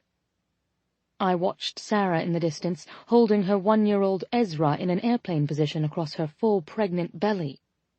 "Your brother nearly has 4 children already. When are you two going to try for kids?" Turning back, I caught Niall just as he put a fist to his mouth, coughing and working not to lose his swallow of beer. From the other side of his long torso, Ruby groaned. "Pippa!" "Aw, come on then," I said, poking Niall's ribs. "I get to ask all of the inappropriate questions because I'm your wife's best mate. See also, how'd you get that scar on your face? How awkward were things after your first shag? Are you going to try to get pregnant soon?" This earned a laugh from Niall, and he wrapped an arm around me, pulling me in to kiss the top of my head. "Don't change, Pip. You keep things interesting." "Speaking of," I said, sitting back up, "what is the plan for this trip? Aren't we leaving in the morning?" It occurred to me as I was sexually harassing Jensen back there that, while I am happily crashing your holiday, I don't actually know where we're going. Ruby waved her hand in the air at someone across the yard, and I turned to see that she was flagging down Hannah. "Let's ask the brains behind the operation. I've done nothing, literally. We've just written checks and shown up. Hannah and Will have taken care of all the details." A tangle of limbs and light brown hair landed on the grass to my left, and it, Hannah, was quickly covered in 2 little squealing, wiggling girls. "I've been replaced," I noted with a feigned pout. "Auntie Fancy is the favorite." I turned my face up at the sound of a deep voice. Will sat down beside his wife, tall, inked, breath-catchingly pretty, and from the twinkle in his eye knew all of the world's very naughty things. I watched his face as he gazed at Hannah, Annabel, and Iris.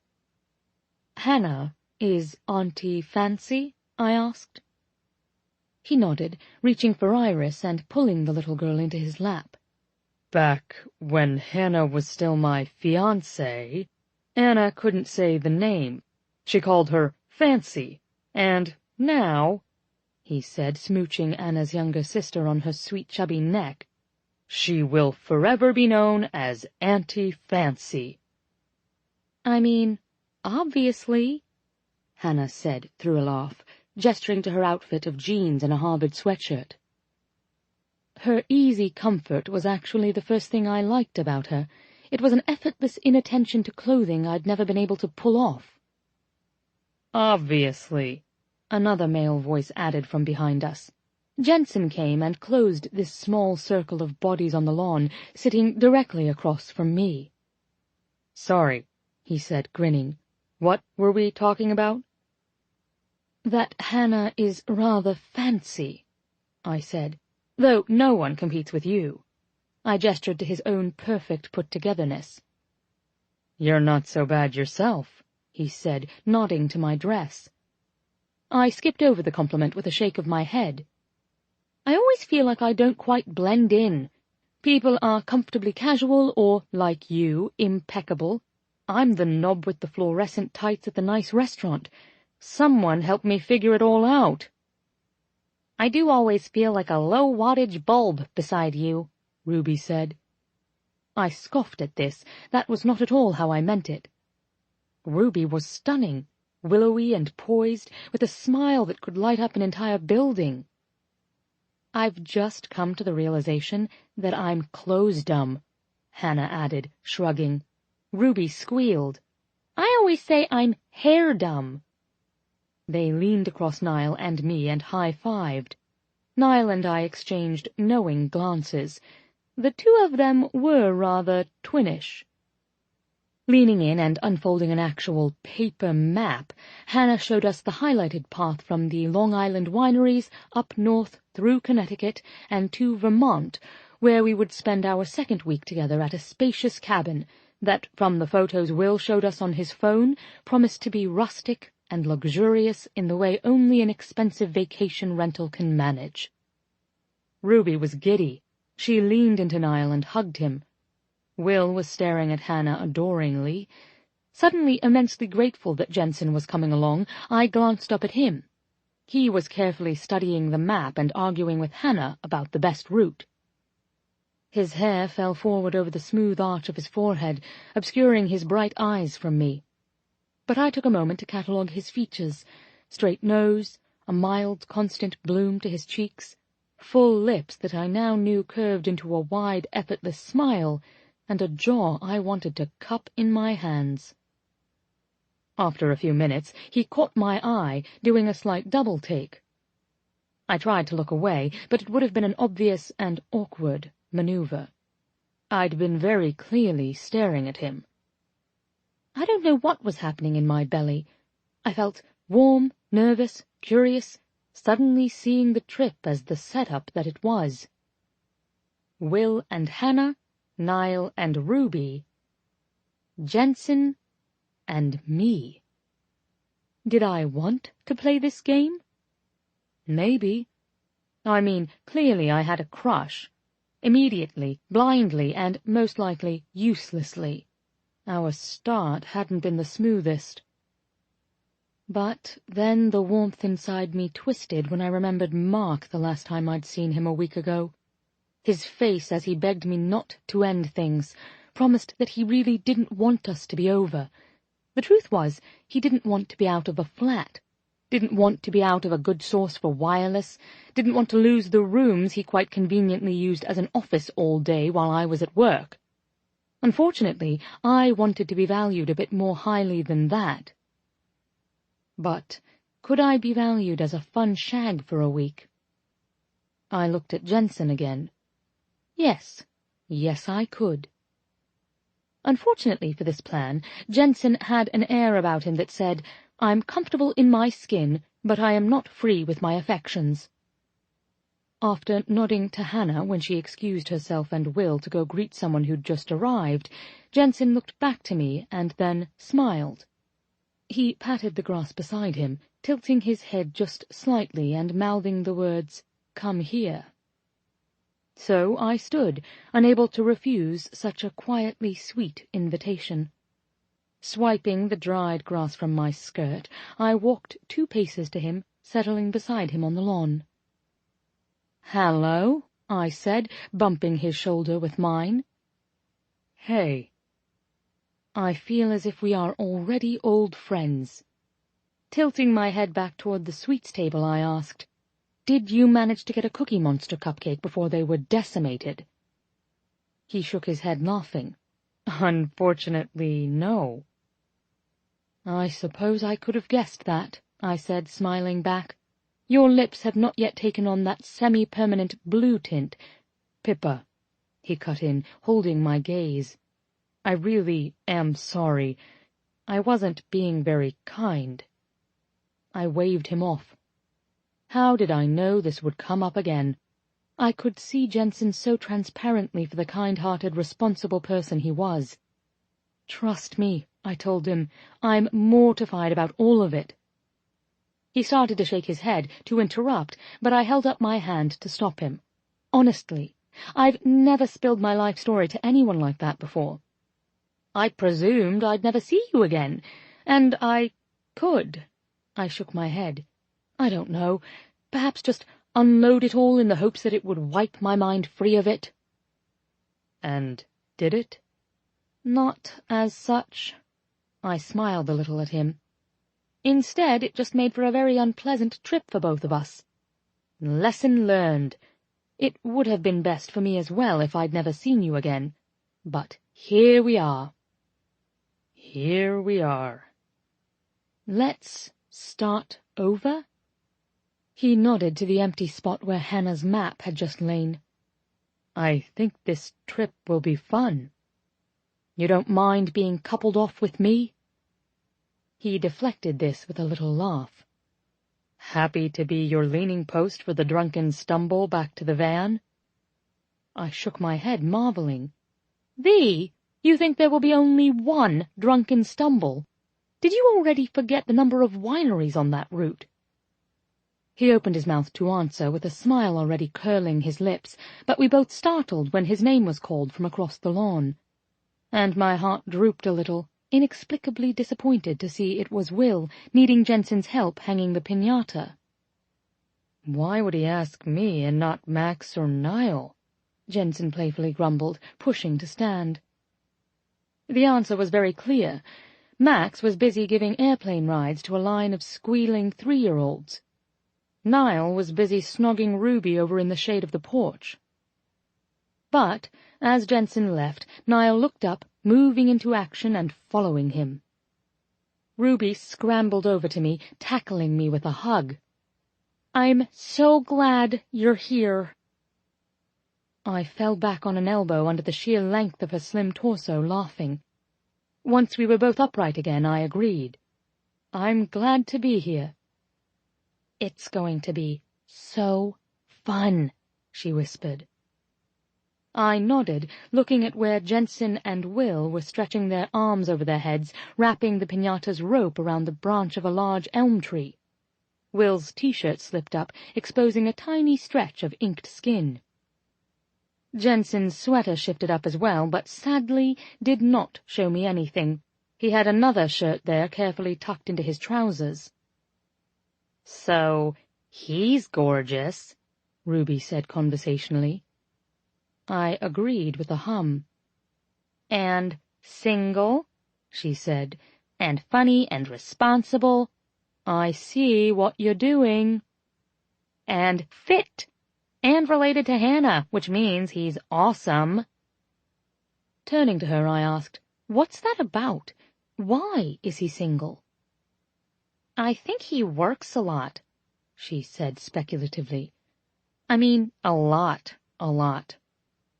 Loads of people work a lot. Fuck, look at you and Niall. But you manage to shag daily." I held up my hand when she opened her mouth to agree. "And I really don't want to hear confirmation of that. I'm just being rhetorical." She closed her mouth and pretended to button it shut. "But I don't get it. Is he kinky?" I glanced at him again briefly, wondering if I preferred that possibility. He and Will were done, and laughing at the slightly skewed lean of the papier-mâché pony hanging from the tree. "Think he might be into blokes?" "I doubt it." "I'm not so sure," I murmured, looking at him. "He's awfully well dressed." Ruby smacked me. "Okay, so here's what I've heard." She angled her body to face me, keeping her back to the rest of the party. I watched the thrill of gossip briefly light her eyes. "He was married in his 20s. Hannah told me it only lasted for a few months, though." I pulled a face. "That's interesting." I imagined this Jensen in his blue cashmere sweater and neatly pressed black trousers at a child's birthday party. I tried to imagine Jensen from before. Perhaps he met this girl outside on a rainy day when her groceries spilled from a torn sack. He bent to help her, and later they were a tangle of sweaty limbs, sheets on the floor. They had a shotgun wedding, something scandalous and wild. "He was with her for 9 years, Ruby said. "From college until after they'd both finished law school." My fantasy wilted. Oh. So I was right. He wasn't likely the type for a wild weekend, then.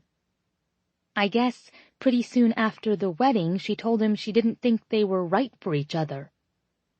"She couldn't have done that before they exchanged vows?" I asked, pulling up a blade of grass. "That's shite." "You're not the first person to ask that." All the color drained from Ruby's face, and I immediately recognized Jensen's voice. "Oh, fuck," I groaned, turning and looking up at him. "I'm sorry. We've been caught talking about you this time." He laughed, reaching for his wineglass, which sat empty beside us. I winced, madly searching for the right thing to say. "I hardly think it's fair for you to know my entire life story, and here I know nothing other than there is no London mistress and no wife in the brownstone." He smiled, nodding.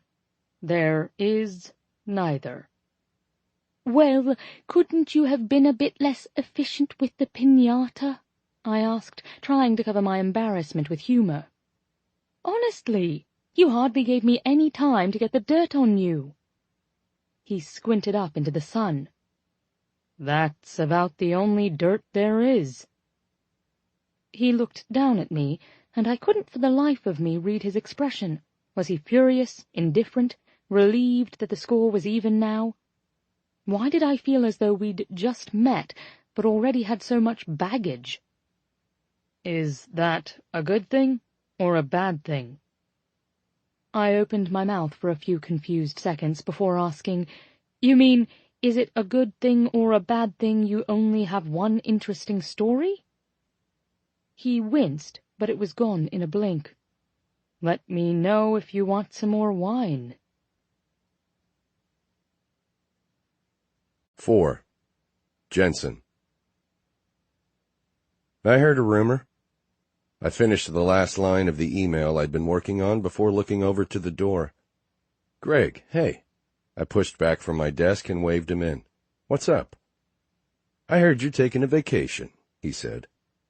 Greg Schiller was another business attorney, specializing in biotech mergers, and loved gossip more than anyone I'd met, aside from my Aunt Met and Max Stella. "And now I see you in here scrambling on a Saturday night, so I know it must be true." "Yeah," I said, laughing. "Vacation, just until the 22nd. Vacation. My mind tripped on the word and how unfamiliar it felt in the context of I, Jensen Bergstrom, am going on vacation. I was the guy who stayed late and worked weekends when something had to be done, the one you called in an emergency. I didn't rush through emails to get out of the office, and I definitely didn't have my assistant clear my schedule for the next 2 weeks so I could third-wheel it across the East Coast. Except a couple of hours ago, I'd done just that. I'd cleared my schedule to go on a road trip to wineries with my sister and brother-in-law and their friends and a drunken woman I'd met on the plane. What in the world was I thinking? Uncertainty clutched me. There were still a few loose ends to clean up on the London side of this Health Co. and Fit West merge. What if I was out of cell range at some point and, as if sensing my hesitation, Greg leaned across my desk. "Don't do that." I blinked up at him. "Do what?" "That thing where you imagine any and every catastrophic scenario and talk yourself out of going." I groaned. He was right. It was so much more than missing work. It was a gnawing sense that I was at a fork in the road in my life. Again. It would be eminently easier to stay home, get some rest tomorrow instead of hopping into a van with my sister and her friends, and then dive back into the familiar routine of work on Monday. But to do that would be to stay exactly where I'd been for the past 6 years. Shaking my head, I spun a stapler on the top of my desk. I never thought I'd be this guy, you know? I mean, you're right. It's Saturday. Natalie could handle all of this. She could. He sat in the chair opposite me. "Well, what are you doing here?" I asked, looking up at him. "I left my wallet in my office yesterday," he laughed. "I'm not Jensen Bergstrom level of dedicated yet." I groaned. "But we all know there are two paths in this firm. Sacrifice everything and become partner, or remain an associate for a decade. A lot of us envy you, you know." I ran a hand through my hair. "Yeah, but you have 3 kids and a wife who brews beer. Some of us envy you." Greg laughed. "But I'll probably never make partner. You're almost there." God, what a strange finish line. And to be 34 and nearly there. Then what? 2 decades of more of the same? He leaned in. "You spend way too much time here, though. You're headed straight to midlife crisis and yellow Ferrari in less than 3 years. This made me laugh. "Don't say that. You sound like my sister." "She sounds pretty smart. Where are you going, anyway?" "A winery tour with a group of friends." His brows lifted in surprise, but the unspoken hung in the air, the question of whether there was someone else coming, someone else in my life. Red flags waved in my peripheral vision. "Well," I corrected, "mostly with my sister's friends." He grinned, and I realized I'd made the right call. Better to have Greg know I was tagging along than think there was some interesting gossip to be found. "Booze and time off," he said. "Well done." The Sunday morning air carried a damp chill. My car was silent in the driveway, already bombarded with leaves falling from the sugar maple in the front yard, and I wondered how much dust it would accumulate out here. Ziggy had offered to come pick me up in the van, but in an impulsive burst, I'd said I'd meet them at her house. My car hadn't been out of the garage in 3 months. I either took the bus to the office or caught a taxi to the airport. My life felt small enough to fit into a thimble. I climbed the stairs to Will and Ziggy's, kicking a few leaves off the porch as I went. The birthday balloons were gone, and 2 fat pumpkins and an urn of mums now stood in their place. I thought back to my own house. No pumpkins, no wreath on the door, and pushed down the wiggly, hollow feeling in my chest. I wasn't denying that I wanted more for my life. I just wasn't thrilled that my little sister had pointed it all out to me so glaringly. Having always had a knee-jerk response to criticism, I tended to shut down and need to think for a bit. Last night's thinking still lived as an exhausted yawn echoing in my head. I pressed the doorbell and heard Will's shout of, "It's open!" from inside. The knob turned easily, and I stepped in, dropping my bag near the others by the door, towing off my shoes and following the scent of fresh coffee down the hall. Niall sat at the breakfast bar, mug in hand, while Will stood at the stove.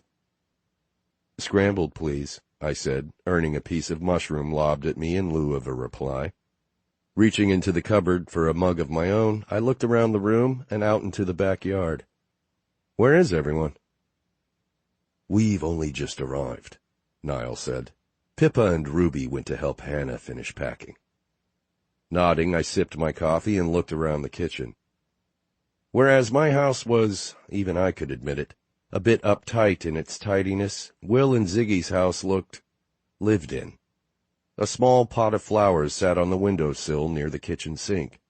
The refrigerator door was covered in drawings from Annabelle's party, and even though they didn't have any kids of their own yet, anyone could see it was only a matter of time. Elsewhere, I knew what I would find.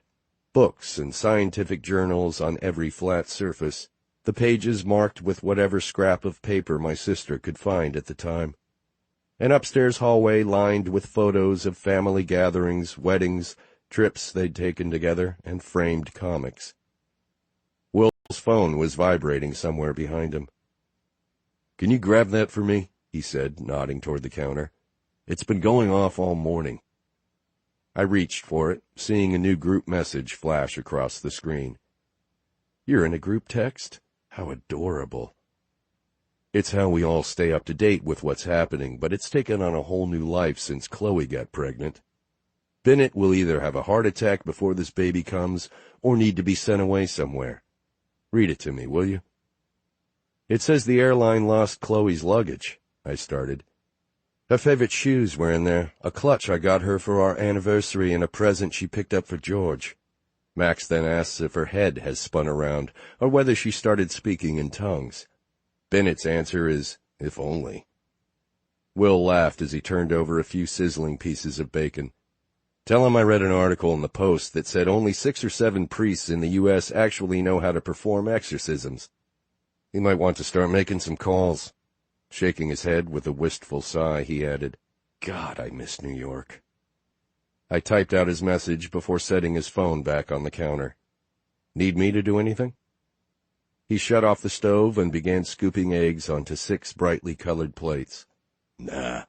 The van is here and fueled up. The bags are mostly packed. Should be ready to go as soon as breakfast is done." I'd gone over the itinerary my sister had provided and knew the drive to Jamesport on Long Island was around 4 hours, give or take, with traffic and the ferry. Wouldn't be too bad. I felt a rebellious pull in my thoughts, knowing this trip was good for me, but wanting somehow to prove them all wrong. To prove, maybe, that I didn't need more than what I already had to have a happy life. Otherwise, how could I find pride in all that I'd accomplished? I heard Ziggy's voice upstairs, followed by Pippa shrieking something dramatically, and Ruby and Ziggy bursting into hysterical laughter.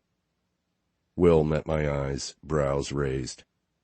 I didn't have to ask to know what he was thinking, and if it wasn't glaringly obvious to all of us, we were a group of idiots. This trip was a lot of things, vacation, bonding time, but now it was also a setup. I already anticipated the knowing looks, the insinuations, and, especially after a glass or two of wine, the outright understanding that this was a group of couples on a trip together. Pippa was sexy. That wasn't the issue. She was beautiful. That wasn't the issue. At issue was her type of beauty, her type of sensuality, flamboyant, loud, bright, and how I knew in my bones that she wasn't right for me.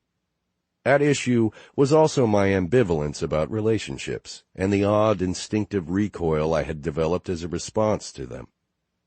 But this was just a vacation. It didn't have to be more. "You're freaking out about something," Will said, handing me a large cup and gesturing to the silverware drawer. I put a handful of forks inside it, turning my back to him.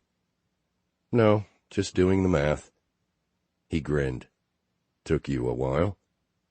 "I'm good at avoidance." Will burst out laughing in the easy way of a man about to have 2 weeks of vacation with his best friend and wife. "Now, that's a lie. We'll talk later." I grunted some sound of ambivalence, buttering the toast, pouring the juice, and helping bring everything to the table. "Breakfast," Will called up over the banister. Footsteps thundered down the stairs, and I looked up to see Pippa enter the room first, her red blonde hair worn back in a loose braid. Anticipating the long drive, she wore a pair of electric blue leggings, tennis shoes, and a loose-knit black sweater that slipped gently off one shoulder. "Hi, gents," she said, smiling brightly on her way into the kitchen. Her braid swung behind her with each step, and I watched her retreat, glancing away immediately at the sight of her ass in those pants. Fuck me. I turned back to the table, only to be faced with Will's knowing smile. "Hiya, Jens," he repeated, smug grin growing wider by the second. "How's that math looking now?" "Looks a little like me punching you in the dick." I sat down, placing my napkin in my lap. He laughed and pulled out a chair for Ziggy as she joined us. "I love being right," he said, leaning over to kiss her. She gazed back at him in confusion. "Huh?" He turned, stabbing a forkful of eggs and smiling at Pippa as she pulled out the chair beside me. "I'm just really looking forward to this trip." We crowded around the shiny silver van at the curb, watching Niall arrange the luggage in the most efficient way possible and deciding who would sit where. Ziggy had thought of everything. The van seated 8, so our little group of 6 fit inside with plenty of room to spare. There were pillows, blankets, snacks, water, satellite radio, and even travel-size Yahtzee, Boggle, and Scrabble. We decided to share the driving, but, it being my sister's forum here, we decided who would take first shift via the dorky scientist version of rock, paper, scissors. Pipette, beaker, notebook. Pipette stains notebook, notebook covers beaker, beaker smashes pipette, she explained. It took longer for us to figure out the hierarchy than it did to just fucking agree that Will would drive first, but when I smashed his pipette with my beaker, we were off. Pippa slid into the seat beside me, offering me a knowing smile. "Hey, friend." I laughed. "Want to play Scrabble?" "You're on, sir." She pulled the game pieces out with an odd, wolfish smile. Okay, so Pippa was surprisingly good at Scrabble. I tossed the box back into Ziggy's games bin and looked over at her. "That was fun," I said flatly. "Gherkins, what the hell, woman?" She let out a delighted laugh. "I sat on the G and K for most of the game, sweating it out." Leaning forward toward Ruby and Niall, she asked, "Anyone up for more Scrabble?" "I'll sit by you on the next stretch," Niall said, smiling over his shoulder at her. "I'd be happy to take one back for the men's side." "In your dreams," she teased. Falling back into her seat, she sighed, looking out the window. "Road tripping is such a different experience here than in England." "How so?" I asked. She swept the hair from her forehead and turned slightly to face me.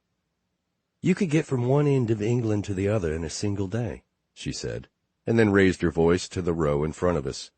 "About 14 hours from Cornwall to the Scottish border, wouldn't you say, Niall?" He considered this. "Depending on traffic and the weather." "Right," she said with a nod. "But the roads are endless here. You could start driving on a Monday and keep going for days, truly let yourself get lost. Wouldn't it be lovely to do that? Get a motorcycle or one of those silver Airstream campers and just drive and drive, no destination in mind." "Stop at all the sites, eat junk food in every state," Ziggy said from the front seat. "Need every restroom along the way," Will added with a wink in her direction. He looked up, meeting my eyes in the rearview mirror. "Do you remember the dart trip we took in college, gents?" "How could I forget?" "Dart trip?" Pippa asked, looking between us. "I don't know how much Ruby has told you," I said, "but Will and I went to college together. That's how we know Hannah." Her eyes widened, seeming to realize that there was an ocean of untold stories between us, and 2 weeks stretching in front of us for her to hear them. I smiled.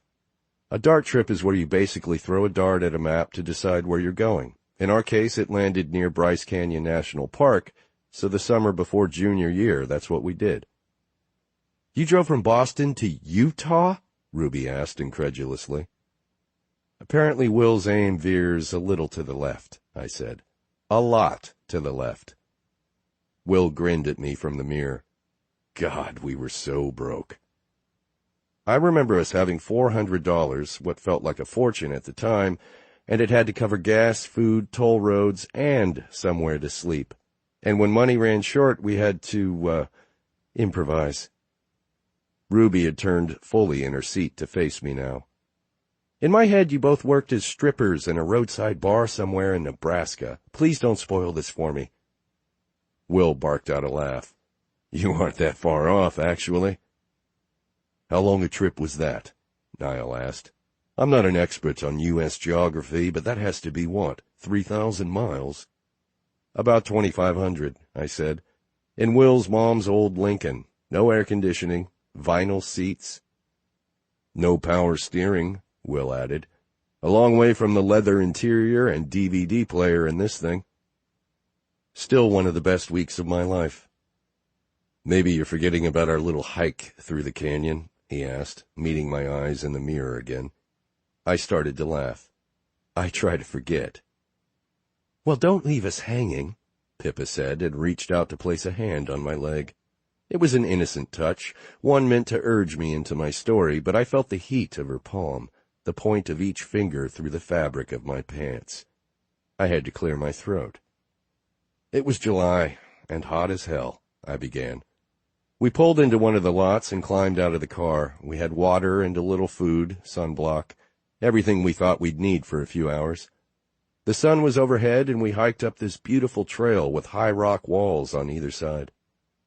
After a while, we reached a flat point where we could either finish the loop or continue on toward a larger trail to see more of the canyon. Of course, being 20 at the time, we kept going.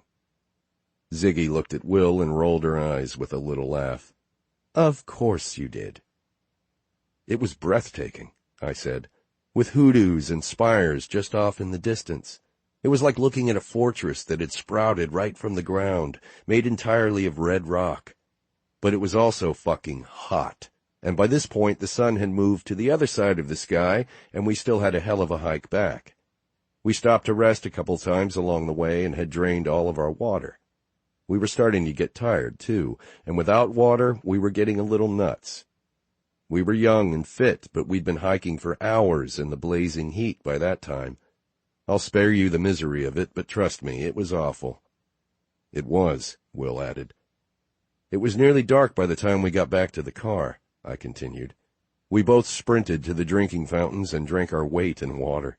We used the bathroom and cleaned up a bit, feeling like we'd somehow cheated death, I said with a laugh, and then dragged ourselves back to the car. Why do I feel a butt coming up somewhere? Ruby said. But, Will continued, we got back to the car, I reached into my pocket for the keys, and they were nowhere to be found. Shut up, Pippa said with a gasp. We were still so relieved we made it back alive, Will said, that we were able to be calm about it, mentally retracing our steps. We'd stopped for a drink at a few points along the trail. I'd taken my chapstick out, my camera, but those places were at least a mile away. We took a flashlight from our pack, walked out to the first point we knew we'd stopped, and then realized we couldn't retrace our entire hike again. We walked back to the parking lot, and since neither of us were proficient at breaking into a car or hot wiring, I started. We were stuck, Will finished. Neither of us bothered with cell phones back then, and there was no payphone nearby.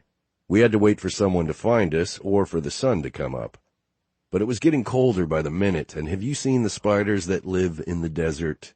I finally gave up and used a rock to break the back window and unlock the car. Did you two sleep there? Pippa asked. I nodded. In the back seat. Who was the big spoon? Ruby asked, and Will tossed a couple of M&Ms at her. The next morning we climbed out and had a look around, I told them. I'd walked to the back of the car and for some reason looked down. There were the keys, on the ground, where they must have fallen when we got out before the hike. You're joking, Pippa said, expression thrilled.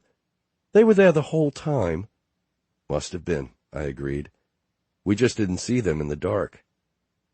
She shook her head at me, an amused light in her eyes, before she turned back to the window. We fell into a companionable silence then, and I was surprised by how easy it all felt. How easy it was to be sitting here, next to Pippa, and surrounded by our friends, like our adventure on the plane was something that had happened to two other people. She was sweet and funny, adventurous, and a little wild, but also thoughtful and self-aware. I don't know what I expected, whether it was for her to have the same assumption I had, that we'd been coupled up by default, but she wasn't climbing into my lap. She wasn't desperate for my attention. She wasn't pushy. She was just here, on a holiday, getting away from a shitty situation back home. And this entire time I'd been so focused on my own life, my own lack of situation back home, that I hadn't given a thought to how much she might need this. I'd just assumed she would be the same drunken woman I'd met on the plane, something to bear on this trip, a game with which I needed to play along. Instead, she was self-assured and unobtrusive. "Are you glad you came?" I asked her. She didn't even turn around to look at me. "I'm so glad I came. I'm so glad to be away from home for a while. I needed this." I'd just nodded off when I felt the van slow. Pippa had fallen asleep too. The space between us had disappeared somewhere around the last toll road, and she now slept on my shoulder, her breath warm in my ear, her body a comforting presence at my side. I straightened, adjusting my sunglasses where they'd slipped down my nose, and steadied her back against the seat. Looking out the window, I saw we were parked in front of a large white multi-story Victorian inn, surrounded by lush gardens and a fountain happily gurgling near the front entrance. A sign out front told me we'd arrived at the Jedediah Hawkins Inn. Large stands of trees stood on either side of the building, their leaves flaming in fall colors against the blue sky.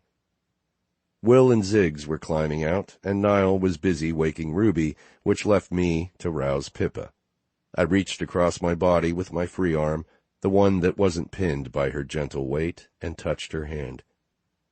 She inhaled sharply, stiffening as she came into consciousness. Wiping her hand across her face, she looked at me guiltily. "Did I fall asleep on you?" "Oh, God, Jensen, I'm sorry." "It's fine," I said quietly, and it really was. I fell asleep too. We're here. We exited the van and followed everyone inside, shaking awake limbs and getting blood flow going again. We checked in, grabbed our keys, and agreed to meet shortly back at the entrance to explore the grounds before doing a wine tasting nearby. My legs were stiff, my back tight from sitting so long. I groaned, stretching in my empty room before walking to the bathroom to splash some water on my face, relaxing incrementally. Shoulders, arms, neck. I could feel it pushing at the edges of my mind, too. That need to just turn off everything, to unplug. It was easy to do today, a Sunday. Would I be able to keep it up for 2 full weeks? When I got back down to the reception area, Pippa was talking to the woman at the desk. They were already laughing at something together. Pippa seemed to make fast friends wherever she went, whereas I was a generous tipper. Jesus Christ, I was a stiff bastard. Bending over a map, the woman circled a few things, offering suggestions for the 2 nights we'd planned to stay. I heard Pippa say the words holiday, wanker X, and new friends before Ziggy came up behind me, jumping on my back and scaring the hell out of me. Jesus Christ, child, I grumbled at her. You're not tiny anymore. You could carry me. She reached up, squeezing my bicep. I pretended to scowl at her. I could, but I shan't. Pippa came over to us, smiling widely. You guys are the cutest siblings in history. Her enthusiasm was contagious. She was wide-eyed as she took everything in. Rachel says there's an amazing restaurant semi-walking distance down the road. We could get breakfast there tomorrow? Sounds good to me, I told her, wrapping my arm around Ziggy's neck to give her a noogie. Our first stop was the tasting room of a local winery called Sherwood House Vineyards. The GPS directed us to a gray colonial building tucked beneath tall trees and surrounded by flowering shrubs. It looked more like a private residence than a tourist attraction, with acres of manicured lawn, tidy boxwoods lining the path, and a pair of potted topiaries flanking the front porch. In fact, if it weren't for a sign pounded in near the road, I would have passed it by altogether. We parked and climbed out of the van, and through some instinct I can't explain, I found myself walking rather close to Pippa, my hand just shy of touching her lower back. A girl could get used to this, Pippa said, shielding her eyes from the sun as she looked up at the house. Remind me to schedule all my holidays with you lot, please. We get together at Christmas, too, I told her. You'd have to listen to Ziggs and Will geek out over God knows what, and how our mother can't seem to find any good rackfisk at the market anymore, but dinner itself is guaranteed to be amazing. Are we making hypothetical holiday plans together already? She asked, smiling as I motioned for her to precede me up the path. Because, wow, would Lele love you? I searched my memory. Lele, the one who gave birth to you? With Coco being the American, I said, and her face lit up with surprise. You were listening? It wasn't that bad. It was awful, she corrected, the color of her cheeks deepening. She'd changed at the hotel and was now wearing a yellow shirt dress and a pair of light blue tights with brown boots. The combination wasn't something I would have expected to work, but it did. The dress brought out the flush in her face and caught the gold at the ends of her hair. Her legs were long and toned, and for a flash I wondered what they would look like bare, how they might feel under my hands. I stumbled. But let's not talk about that anymore, she said, smiling over her shoulder at me. Talk about what? I asked. She laughed, not realizing my confusion was genuine. Exactly. Inside, Sherwood House reminded me of someone's living room. White beams supported an exposed ceiling. A brick fireplace, complete with a crackling fire, stood at one end and a long wooden bar at the other. Smaller rooms, including what looked like an antique store, branched off from the main one, and a set of stairs led to a second floor. I felt someone loop her arm through mine and looked over to see Ziggy grinning up at me. Isn't this great? It's beautiful, I said. Good choice. Actually, George hooked us up. You having fun? And before I could even formulate an answer, she added, Pippa seems nice. I lowered my chin to meet her eyes. Okay, she whispered. Don't say worried, I thought, unwilling to be the sad, lonely guy the woman in my life fussed over anymore. Becoming aware of it made it suddenly unbearable. I knew some part of my reaction must have made its way across my face because my sister placed her hand on mine as if to soften her words and then paused, considering me. I just want you to enjoy yourself, she said finally. With a tiny shift in my thoughts, I understood what I could give her on this trip. I could give her my all-in. I could do exactly what she wanted me to do. Nobody worried about Liv or Ziggy because they were married and settled. Niels had a long-term girlfriend, and Eric was always out with someone new. I was the oldest child in a family of meddlers, and just like I'd butted in and encouraged Ziggy to get out more, the same was being done to me. She wanted me to come on the trip. She wanted me to have fun. And part of her, no matter how much she denied it, wanted that fun to be with Pippa. And even if I knew Pippa wasn't a real prospect for me, I'd had casual relationships before. I didn't love them necessarily, but I wasn't a monk. I smiled and wrapped an arm around Ziggy's shoulders. I am having fun, I told her, and pressed a kiss to the top of her head. Thanks for making me come.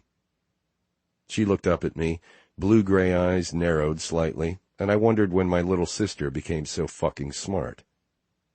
The first wine was a Sauvignon Blanc, nice, mildly acidic, not too intense. I watched as Pippa picked up her glass, brought it to her nose, and inhaled before taking her first sip. I worked on the mental transition. Don't fight it, don't overthink it, just enjoy it. So you worked in a place like this? She said, oblivious to my inspection. I blinked away, down at the slice of bread in my hand. I did, yes, in college, during the summer. She gave me a cute little grin. Meet a lot of women? I'm imagining you in college and swooning a tiny bit. I laughed. I was with Becky then. A tiny sting intensified in my chest. Your ex-wife? She asked, and I met her eyes. I let out a short chuckle, a small burst of air. To be fair, she's more ex-girlfriend than ex-wife. Pippa laughed not unkindly at this. Oh, what a horrible realization. I glanced over to where she was settled against the arm of a sofa, one leg tucked beneath her as she enjoyed her glass of wine. The fire crackled behind her, the air warm with just a touch of smoke. Taking another sip, she swallowed and asked, "Was the winery a lot like this?" "It was less cozy and more commercial than this, but yeah, same general vibe." "Did you love it?" "I don't know if I'd use the term love," I said, easing onto the couch. "But it was cool to see the process from vineyard to cellar, why they made certain wines, and how even the slightest fluctuations in temperature or humidity affected the final product. Plus, free wine," she said, lifting her glass in salute. I laughed and raised mine too. I didn't have quite the appreciation for it that I do now, but that aspect certainly didn't hurt. "I can't imagine you and Will at uni together. You're both functioning adults now, but I can look at you and see the shadow of the insanity." "Like an aura?" I said, laughing. "Your wild side lurks just there," she agreed, smiling back as she drew a circle over my head. Here I thought I had everyone fooled with my pressed dress pants and sweaters. Pippa shook her head. "Not me." Conversation flowed around us, and I could feel my sister watching us from where she sat across the table. I rubbed a finger over my brow, working to not feel self-conscious. "Once I moved in with Becky, we weren't so crazy," I said. "But before that, I have no idea how we got through each weekend without an arrest or our parents murdering us."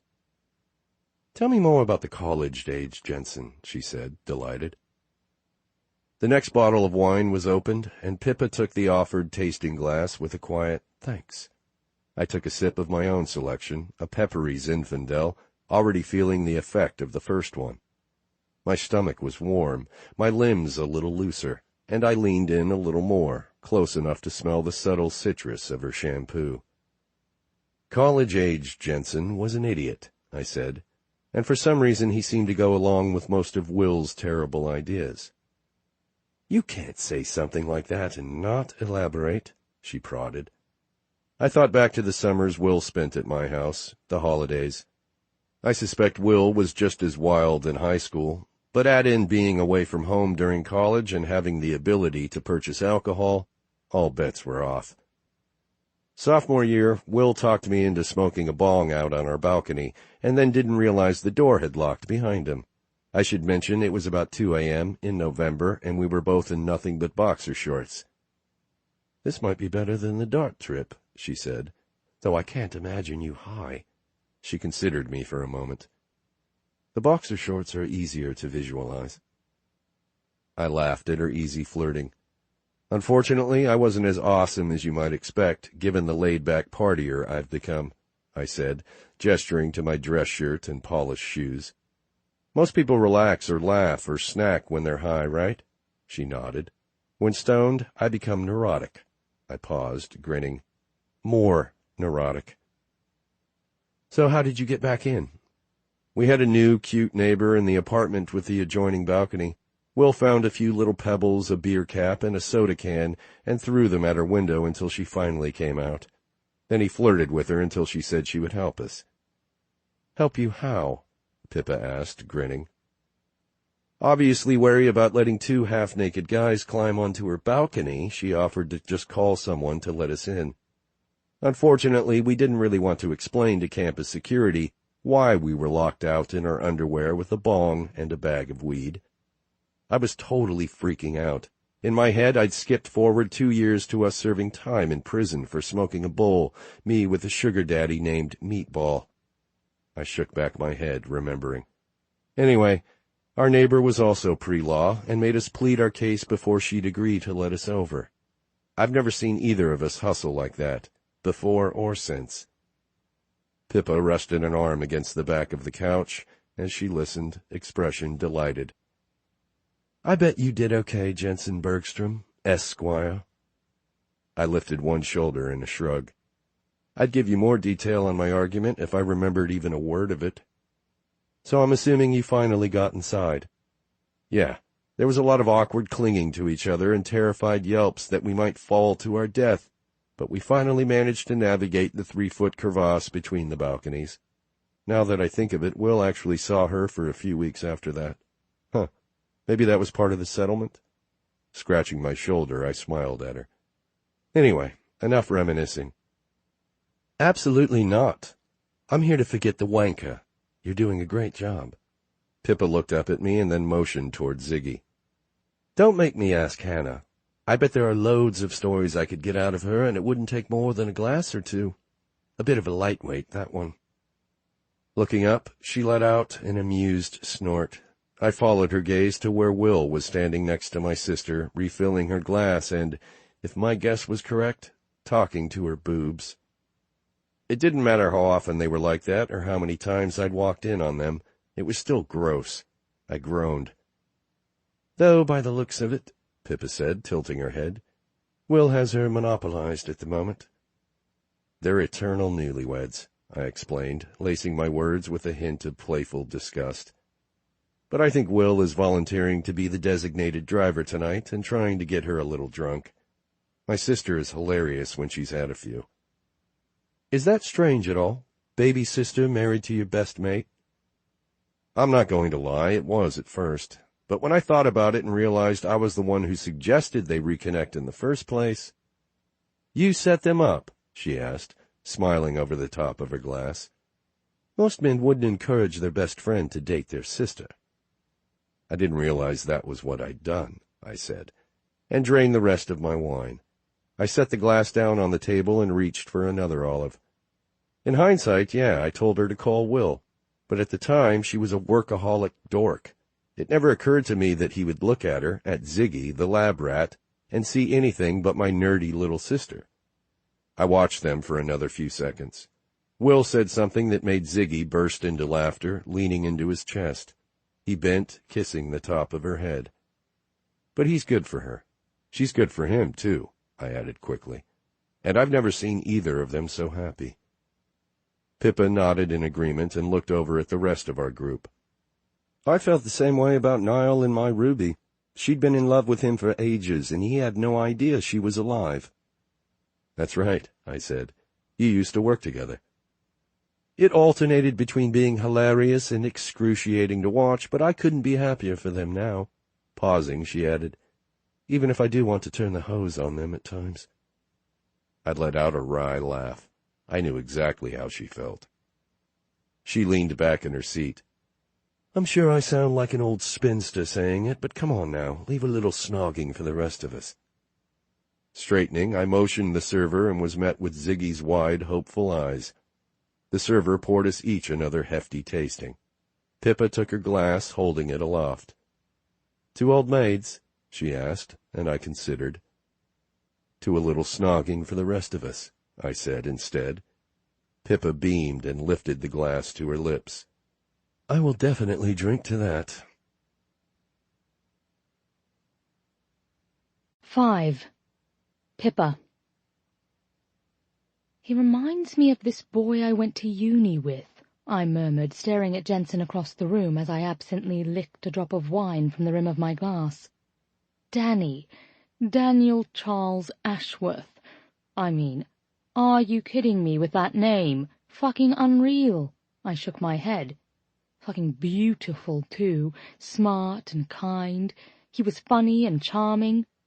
And he never dated a soul. Ruby followed my gaze. Was Danny shy or something? We both watched for a few seconds as Jensen, Niall, and Will chatted amiably with the owner of the winery. Jensen sure isn't. I'd lost count of how many tastes I'd had, and given up and ordered a full pour of the delicious Petite Syrah. Ruby was halfway into her generous pour of a Viognier, and we were both perched rather crookedly on our stools at the wine bar, while the men debated which and how many bottles they wanted to buy to bring home. Not shy, I told her, blinking and turning my attention back to her. Just incredibly picky. I shook my head to clear it, reaching for an almond from the dish before us. Danny admitted to me one night, totally pissed on tequila, that he didn't like to have sex with lots of women. Didn't like it, I repeated. Said he loved sex, of course, but it was too intimate to do with a stranger. Ruby popped an almond into her mouth, staring blankly at me. Huh? Isn't that sort of lovely? I asked, thinking about the sight of Mark's thrusting bum, of the way I didn't and wouldn't ever know the name of the woman beneath him, the way I felt like he'd ended our relationship so easily, without any fear that he'd miss it. Isn't it sort of lovely to have it mean so much that even when you're 19 you don't want to do it with just anyone? No one is like that anymore. True. Well, I amended, lifting my chin toward Niall, he is. Ruby laughed. Oh, he's not. He was just married those years. I always maintain that if Niall had never met Portia, some sexually liberated woman would have found him first and turned him into the most adorable slut. God, that's a lovely mental image, I said in a breathy gust. A sexually insatiable 19-year-old Niall Stella. She nodded in agreement.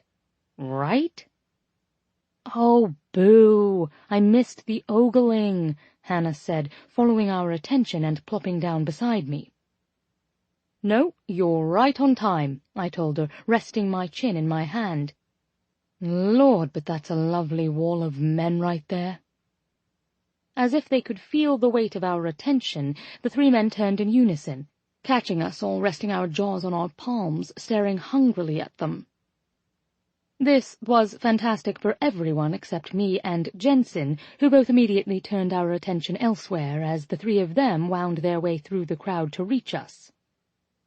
You look good, Hannah growled when Will sidled up to her. Hey, Ruby said with a breathless smile when Niall hugged her from behind. Jensen waved, being playfully awkward with me. Have you tried the house-made pickles? No, I stuttered, playing along. I haven't. Yet. They're very good. Are they? I asked, laughing as the other two couples beside us kissed, crowding us closer together. He hummed, nodding. The spicy one is great, if you like spice. I quickly answered, I do. Well, he said, biting back a laugh and taking a step to his right as Will pressed Hannah into the bar with a deeply intimate kiss. They're very good. I'll have to try them. Jensen looked at me, eyes dancing. He shook his head, holding my gaze. It was good to acknowledge the premise of this openly, wordlessly. The expectation that we would eventually pair off was thick in the air. And while I was open to a holiday affair, and he didn't seem entirely repulsed by it, he covered his deeper feelings with a confusing mix of humor and formality. I wanted us, at the very least, to be partners in crime here, travel friends, buddies. Niall, of course, seemed to pick up on our pointed banter and pried himself out of Ruby's tipsy embrace. Shall we change for dinner? I know I'd love a shower. I appreciated that the three women on this trip were nearly more efficient at the shower and change routine than the men were. Ruby and Hannah were in the hall, hair wet, makeup minimal, when I emerged from my own room in a similar state. High fives to low-maintenance women. Hannah lifted her hand, meeting my palm with hers in a quiet smack. Niall and Will were standing together a few paces down the hall, conversing quietly. "Are we just waiting on Jens?" Ruby asked. Hannah nodded. "He's probably ironing. No one loves to iron as much as my brother. He would iron his socks if he thought no one would ever find out about it." "That's precious," I said, and then glanced down at my own outfit. Tall boots, red tights, my favorite twirly black and white striped skirt, a bit rumpled from the suitcase, and a white tank top beneath a fitted aqua cardigan with a parrot embroidered over the breast. I looked like a box of markers exploded in the hallway. "I love the way you put outfits together," Ruby said. You're so brave." "Thanks, I think," I murmured, smoothing my sweater. Honestly, I just liked these colors. Jensen stepped out into the hallway and did a slight double-take to find the 3 women huddled practically in front of his door. "Sorry," he said, looking at each of us in mild confusion. "I didn't realize you were all waiting on me." "It's all right, Princess," Hannah said, smooching his cheek loudly. "I had to iron," he said quietly, and Hannah threw me a "called it" smile of victory. Ruby took Niall's arm, Hannah took Will's, and Jensen turned to me with an easy smile that belied the tension in his eyes and said, "You look lovely." It made me suddenly uneasy. I knew that the setup aspect of this entire trip was written in the brightest invisible text just above our heads and followed us around wherever we went, but I wanted us to both be able to ignore it. I could enjoy the safety of a crush on Jensen, knowing he would be cautious in all the ways I might be impulsive, and he could enjoy the work-free time, and together we could pretend it didn't exist. But in reality, attention from him was only truly flattering if it was genuine. Once we'd arrived at the restaurant winery and checked in at the hostess stand, I carefully pulled Hannah aside. "I don't want—" I trailed off. I had begun to speak before determining what exactly it was that I wanted to say. She smiled, taking a little step closer. "You okay?" "Good," I answered, nodding. "It's only that—" I glanced over at Jensen and quickly back. "I don't want him to feel any undue pressure." Hannah blinked, scrunching her nose as she worked to understand my meaning. "With you?" "Yes." Her confusion melted into amusement. "You're worried my brother feels pressure to hook up with a bombshell on vacation?" "Well," I said, flattered at the description, bombshell. "Well, yeah." She snorted. "Rough life, Jensen. Let me give you a cuddle." I laughed at this, realizing that each time she spoke, I fell in love with her a bit more. I understood Ruby's infatuation. "You're adorable, and you know what I mean.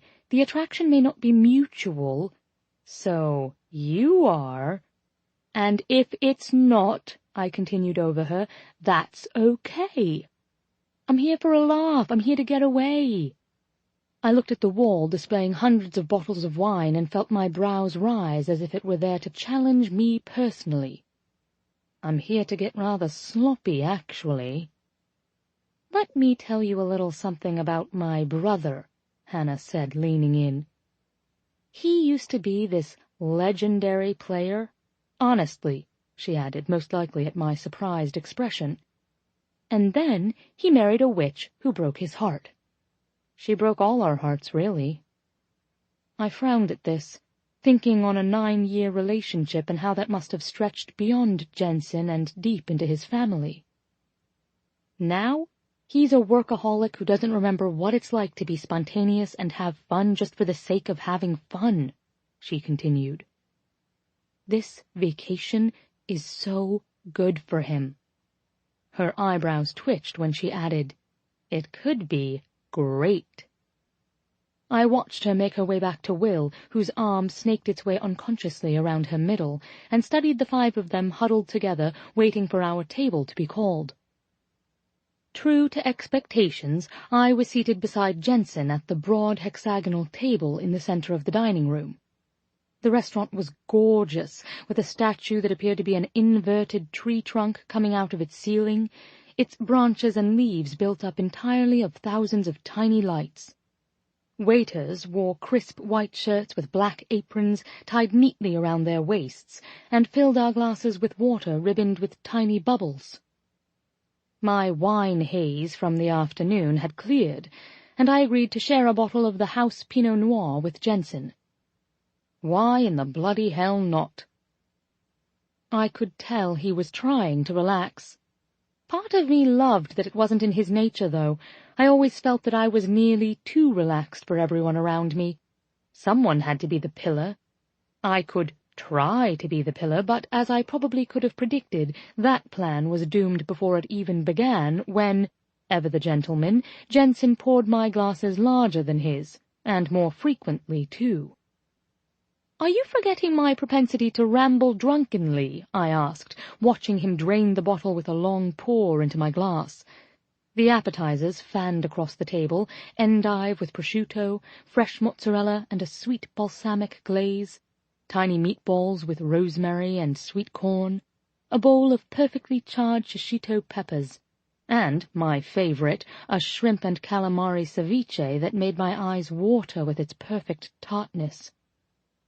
"Contrary to what I said," he told me, putting the empty bottle back on the table, "I think I like your rambles.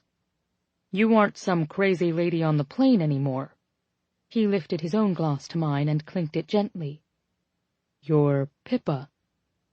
Well, that was rather sweet. "I think tonight I want you to ramble," I said, flushing and leaning a little closer. Jensen's eyes dropped to my mouth, and then he seemed to remember himself, and he sat up. "Unfortunately," he said, "I'm the least interesting person at this table." I glanced around at our friends. Ruby and Niall had their heads together, Hannah had gotten up to use the restroom, and Will was reading the Scotch menu, clear across the other side of the table, and, in a restaurant like this, only in the loudest shouting distance. "Well," I allowed, "that may be true, as I've heard nothing from you to dispute it, but as you're my only option at the moment, I want to hear you talk." He blinked down into his glass, took a long breath, and then looked over to me. "Give me a topic." Oh, the heady power. I leaned back in my chair, sipping my wine as I considered this. "Don't look so Machiavellian," he said, laughing. "I mean, what do you want to hear me talk about?" "I certainly don't want to hear you talk about work," I said. He agreed with a smile. "No." "And the ex-wife sounds like a pretty gross topic." He nodded, laughing now. "The grossest." "I could ask why you haven't been on a proper holiday in 2 years, but—" "But that would be discussing work," he interjected. "Right." "I could ask about this softball team Hannah keeps mentioning," I said, and Jensen rolled his eyes in exasperation. "Or your ability to run several miles every morning without requiring payment or some sort of monster chasing you." I chewed my lip. "But, really, I think we both know that I find you rather sweet, and more than rather attractive, and I know there is no London mistress or Boston wife, but I want to know whether you have a girlfriend." "You think I would be on this trip?" he said. "With my sister and her husband and Ruby and Niall and you, if I had a girlfriend?" I shrugged. "You're a mystery to me in many ways." His smile was a tiny tilt of his mouth. "No, I don't have a girlfriend." I smacked the table, and he startled. "Lord, why not?" I cried. "Virility such as yours should not go wasted." Jensen laughed. "Virility?" "Right." He flushed at this. "Well, I guess I'm picky." "I gathered," I murmured dryly. He squirmed a little in his seat. "I like to be able to control things." I leaned in. "Now that sounds interesting." Smiling in a way that told me he knew he was going to disappoint me with what he would say next, he added, "I think I enjoy that aspect of my work. Every relationship I've been in since Becky feels a bit like chaos." "They can be," I admitted, and when I said it, I realized I knew exactly what he meant. I'd never felt with Mark that I could predict what he was going to do next. like I had any finger at all on the pulse of his love for me. Ours was a relationship constantly unscrolling, the remaining story unknown. I understood for the first time since the breakup why for the past year I'd felt that tight, needling anxiety inside me, and why I didn't feel it at all anymore. For as much as I wanted love to be an adventure, there was certainly something to be said for stability in places. But, yeah, I continued, I agree they shouldn't. Dating after being with someone for a decade was disorienting, he said. It's a new language I haven't quite mastered yet. I'm sure Niall can relate, I said. He nodded. Max and I talked about that once. Luckily, Niall's settled now. What's weird, he continued, and then smiled sheepishly up at me, and, sorry, this veers into gross ex-wife territory, but things with Becky always felt predictable until she left, out of the blue. I thought we were happy. I was happy. Imagine how stupid I felt that I didn't even notice she wasn't. I realized in a depressing gust what he was telling me. As far as he was concerned, relationships were damned if you do, damned if you don't. His first love seemed to be happy, but wasn't, and everything that came after felt like it was happening in a language he didn't speak.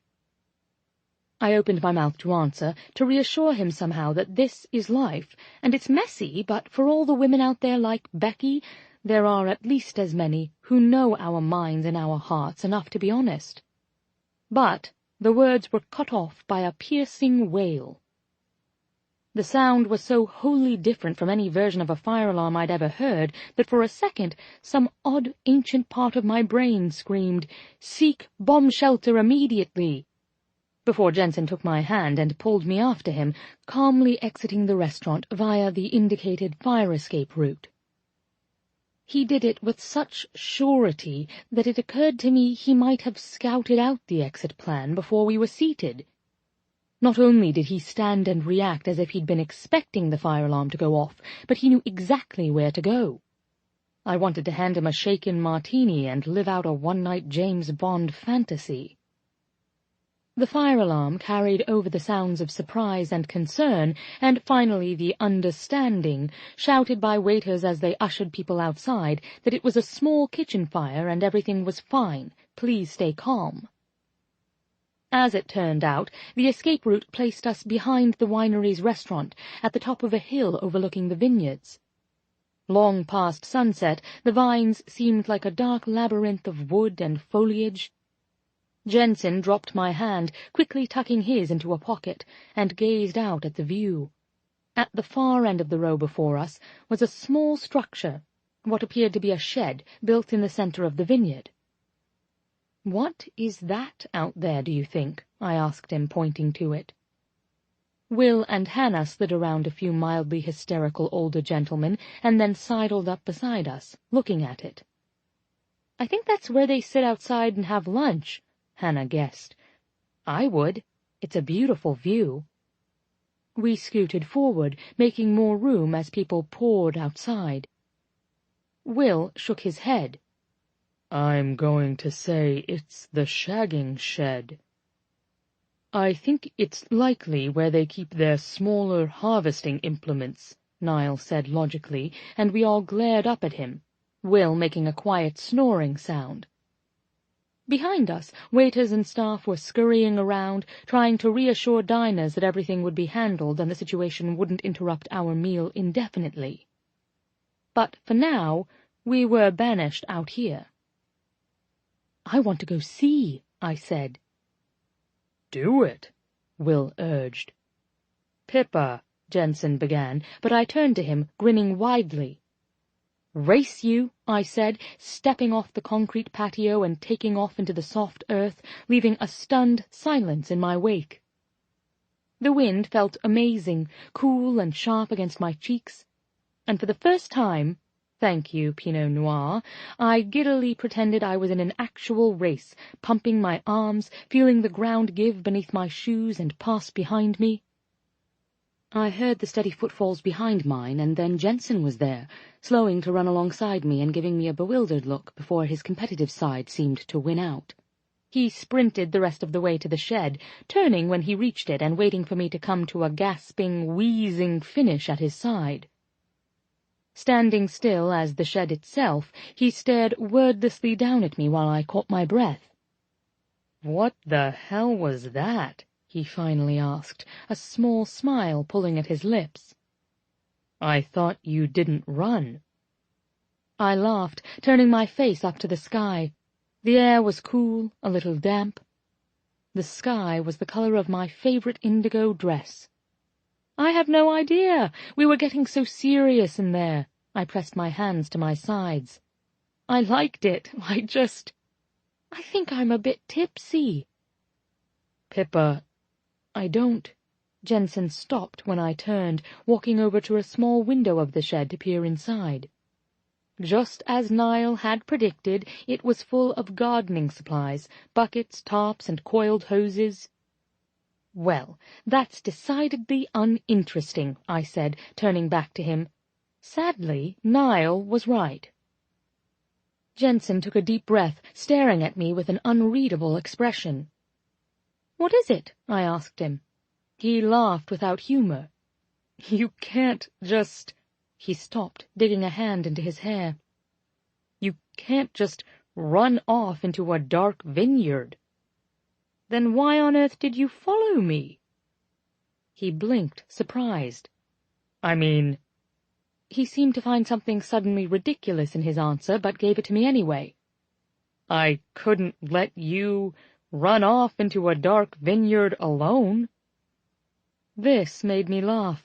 "Jensen, I'm barely a city block away from the restaurant." We both looked back at the group of restaurant-goers, still mingling on the sloping patio, still waiting to be allowed back inside, and still entirely unconcerned about what we were doing. I turned and looked at his profile in the dim light from the distant winery. I wondered if he was thinking back to our conversation at the table about the conundrum of not trusting yourself and not understanding others. "I'm sorry about Becky," I said, and he startled a little, looking down at me. "I'm sure loads of people said that in the beginning when it was most raw, but I bet hardly anyone says anything about it anymore." He turned to face me fully, but didn't respond except to give a cautious "no." I remember when my grandmum died. I looked away out at the rows and rows of grapevines. It was years ago. She was relatively young. I was 11, and she was, well, let's see, she would have been in her late 70s. "I'm sorry," Jensen said quietly. I smiled up at him. "Thank you. The thing is, everyone was quite sad for us at first, naturally. But over time, it seemed harder that she was gone, for Lily, at least. All these big and small moments Grandmum was missing, it didn't really get easier, per se. Our sadness just got quieter. We just didn't talk about it anymore. But I know every tiny heartbreak and victory that Lily couldn't share with her mum weighed on her." I looked back up at him. "So what I'm saying is, yes, it's 6 years since Becky?" "Yeah, 6, he confirmed. 6 years later, and I'm sorry that she's not in your life anymore." He nodded, opening his mouth and then seeming to try to strangle down the words.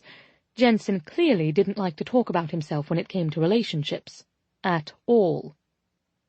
"Thank you," he said quietly again, but I knew that wasn't what he'd originally had on the tip of his tongue. "Say it," I said, holding my arms out. I spun in a slow circle, arms outstretched. "Vent it to me and to the grapes and the vines and the tiny gardening tools in the shed." Jensen laughed at this, glancing up to where our friends stood talking as they looked out at us in the middle of the vineyard. "Pippa, you're—" He stopped abruptly as a quiet hissing noise came from our right and then our left. I bolted backward. "What is that?" He groaned, reaching for my arm. Fuck! Come on! We started to run, but in only a few seconds we were inundated with the heavy spray of sprinklers from every direction. Water poured on us, drenching us, from delicate pipes of water strung across the vine lattice, from the sides and from below, delivered by quickly rotating sprinkler heads near our feet. We took several more slippery steps in the dirt, but then I nearly fell onto my back. Jensen barely caught me. Running was futile. We were soaked. "Forget it!" I yelled to him over the deafening sound of the sprinkler system. It was as if we were caught in a downpour. "Jensen," I said, grabbing his sleeve as he made to return to the winery. I turned him to face me. He stared at me, eyes wild. It wasn't just that we'd had a bottle of wine after a day of drinking small tastes over and over and over. It wasn't just that our meal had been interrupted, or that we were presently soaked outside in October in a small Long Island winery. From the savage flash in his eyes, it was as if something had been shaken loose in him.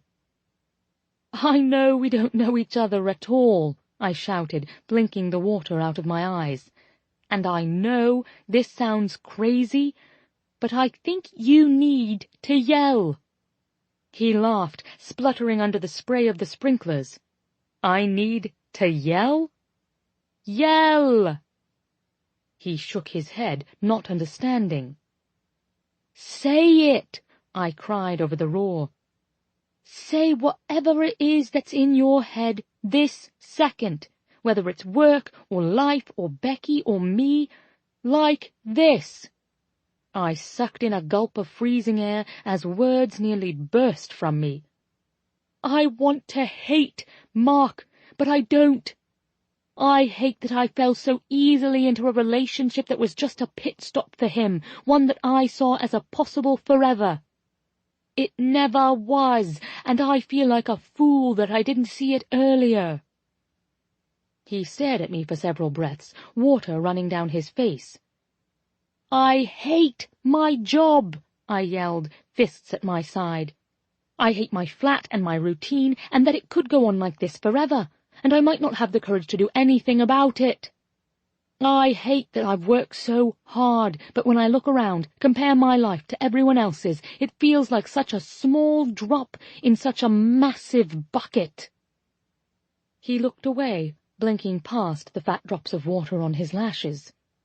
"Don't make me feel foolish," I said, reaching out to press my hand to his chest. Just when I thought he was going to turn away and walk back to the restaurant, he tilted his head back, closed his eyes, and yelled over the roar of the sprinklers, "We might have had kids by now." "Oh, my God." I nodded, encouraging. He looked back down to me as if seeking affirmation, and his features changed when he let in the emotions. His expression grew tighter, eyes sharper, mouth a harsh line. "They'd be in school," he said, wiping a hand down his face, momentarily clearing the water away. "They'd be playing soccer and riding bikes." "I know," I said, sliding my hand down his arm, lacing my dripping fingers with his. "Sometimes it feels like I have nothing," he gasped. "Nothing but my job and my friends." "That's still a lot," I didn't say, because I understood it wasn't the life he'd imagined for himself. "And I'm so angry at her that she couldn't tell me earlier that it wasn't what she wanted." He wiped his face again with his free hand, and I wondered for a beat if there was more than just water running down his cheeks. In the darkness I couldn't tell. "I'm so angry that she wasted my time," he said, shaking his head and looking away. "And then I'll meet someone, and it feels like, why bother? Is it too late? Am I too uptight or too uninteresting, or just been stabled too long?"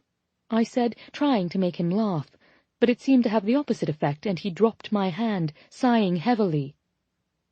"What a pair we make," I said, taking his hand again determinedly. I waited for him to look at me. It's not too late, not even if you were 80, and you're only 33. 34, he corrected in a growl. And, please, I continued, ignoring this, most women aren't that obtuse about their own lives and feelings. Your first real bite was into a rotten piece of fruit. There are so many more ripe ones on the vines. I did a tiny drenched shimmy, and he cracked a little smile at this, glancing to the gnarled Zinfandel vines around us. I don't mean me, I added. I don't necessarily mean the next woman you meet, either. I just mean she's out there, whoever she is. He nodded, staring down at my face. Water sluiced across his forehead, over his nose, tripping across his lips. For a heartbeat, he looked like he might kiss me. But then he shook his head a little, staring at me as if waiting for some magical directive. I'm sorry you lost her, I said more quietly. And I know it's been a long time, but it isn't too long to still be royally pissed off about it. It was a dream you lost, and that's bloody terrible from any angle. He nodded, squeezing my hand. I'm sorry about Mark, too. I waved this away with a laugh. Mark wasn't a dream. He was a fantastic shag I kept waiting to turn into a better bloke. Considering this, I added, maybe he was a dream, but it was a short one. If I've realized anything on this trip so far, it's that I didn't really need to take 3 weeks away to get over him. But I'm glad to have it, anyway. I saw the shutters return, but didn't really curse them. It was his process. I knew it already. Give a little, close up shop, protect.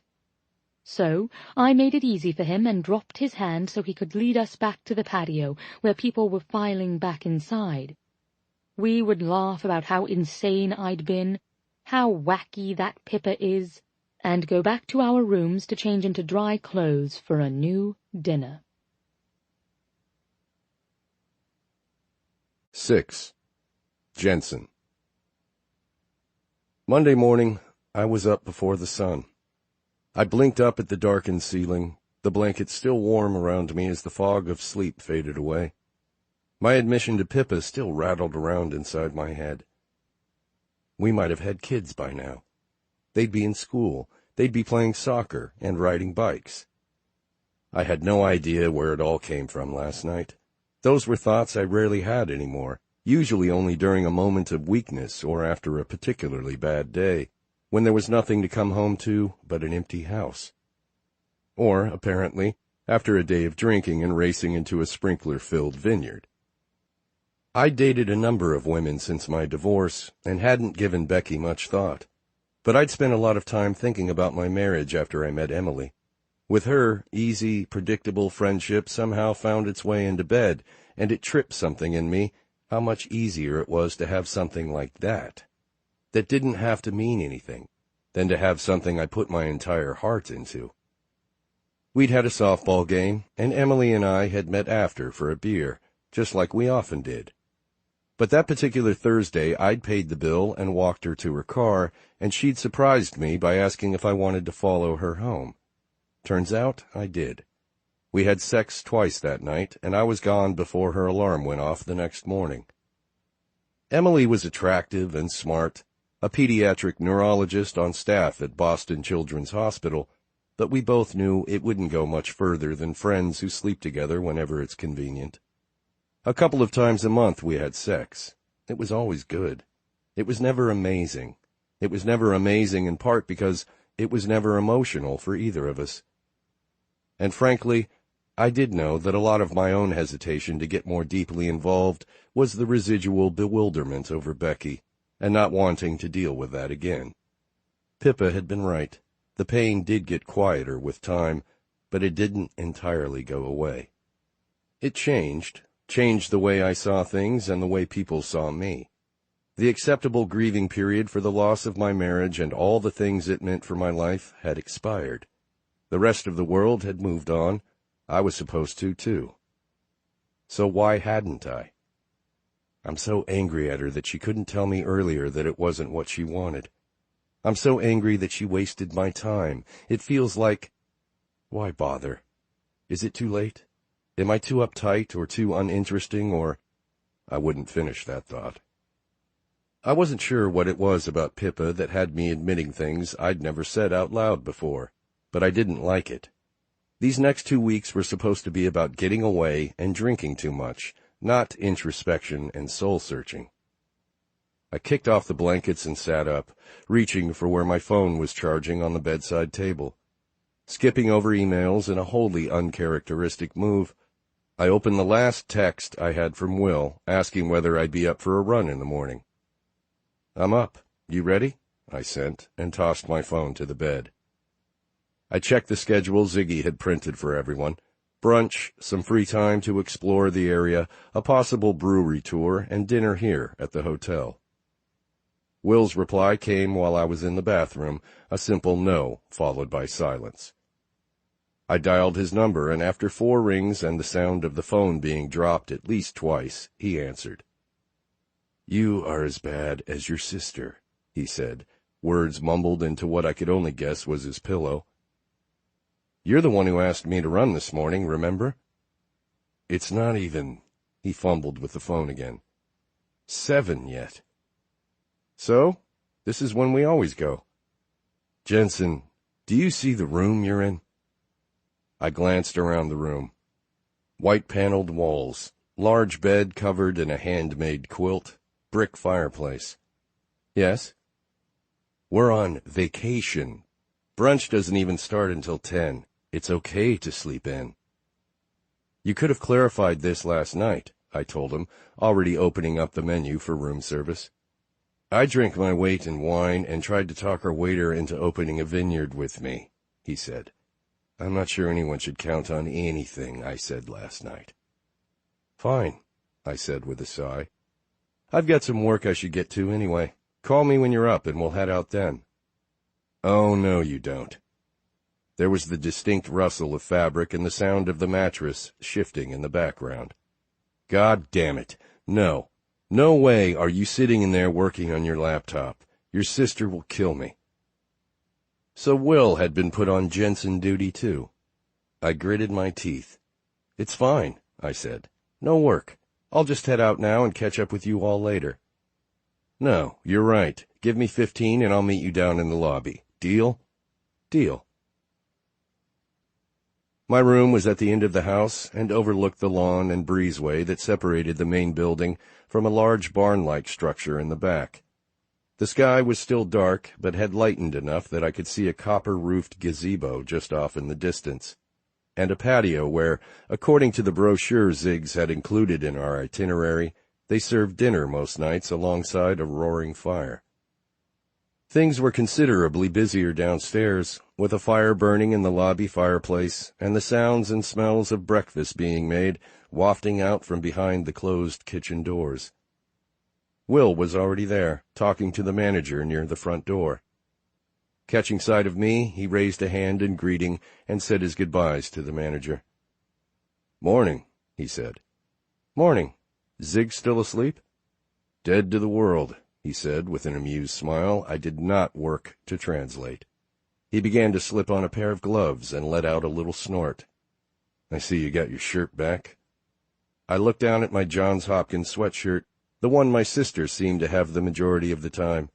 It was a little faded, a little worn in spots. The wristbands were frayed and one of the sleeves had started to unravel at the seam, but it was one of my favorites. Ziggy was always in and out of my house and had been stealing my clothes since she was old enough to reach my closet door. The only reason I had this one was probably because she'd changed at my place at some point and left it on the floor. "I feel you judging my sweatshirt, William. This is a classic. Your wife gets that, she probably wears it more than I do." "No, Hannah, like you, is oddly sentimental. You two are the only people I know who will throw away a piece of old Tupperware because you don't want to wash it out, but keep a sweatshirt for 2 decades. He had a point. We crossed the lobby, leaving before the smell of bacon and brewed coffee had us abandoning a workout altogether, and slipped out the back door. The chill hit us immediately, Will pulled his hat down lower over his ears and looked out over the yard. "This place really is beautiful," he said. I followed his gaze.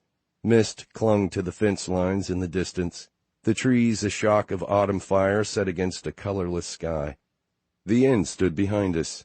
White clapboard siding and powder blue trim, the copper-topped turret that gleamed like a new penny. I nodded in agreement.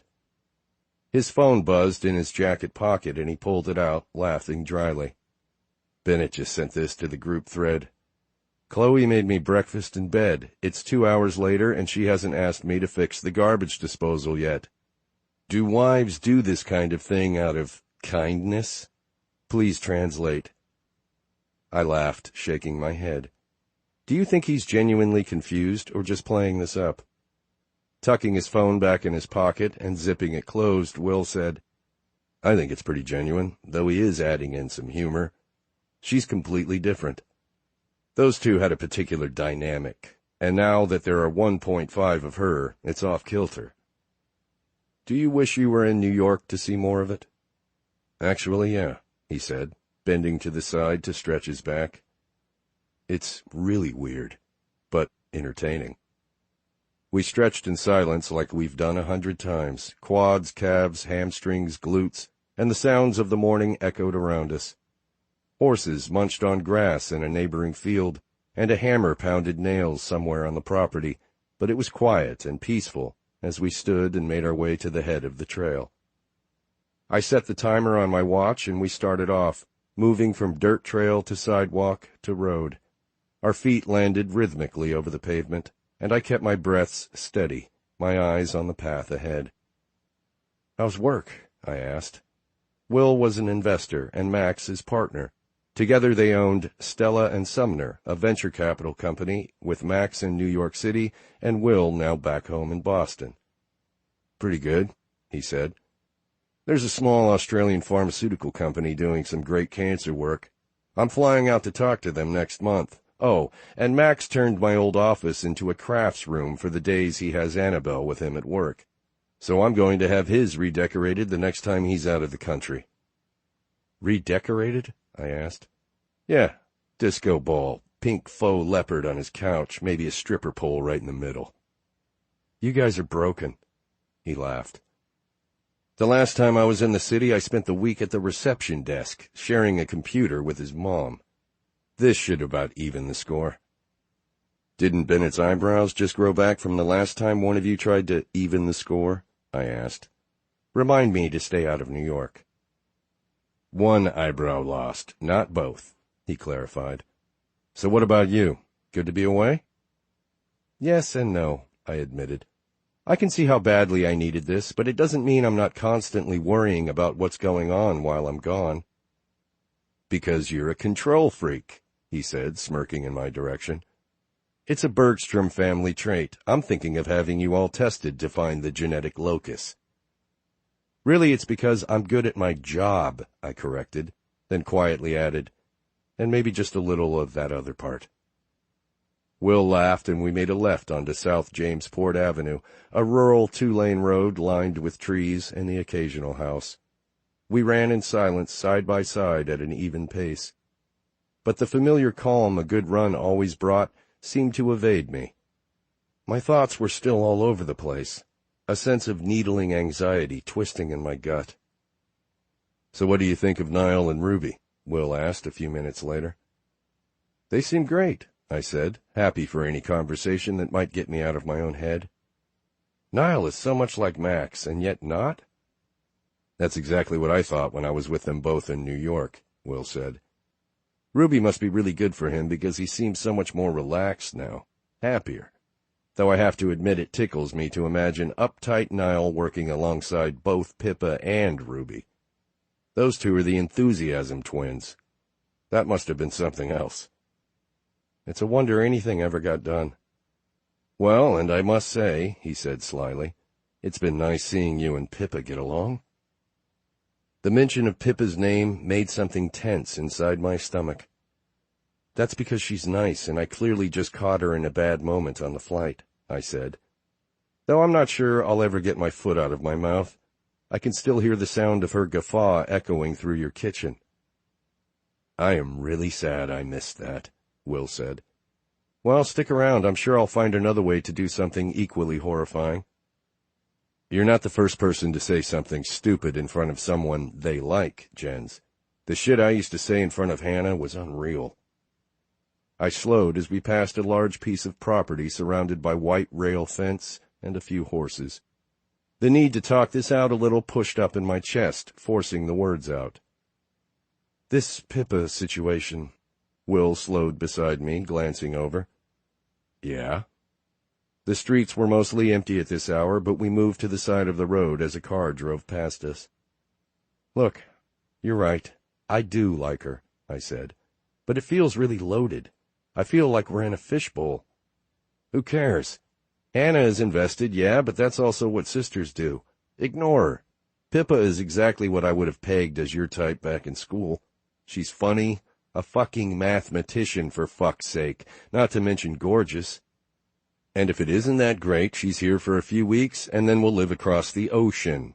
Am I missing something somewhere?" "I don't know," I admitted. "Clearly I'm overthinking this."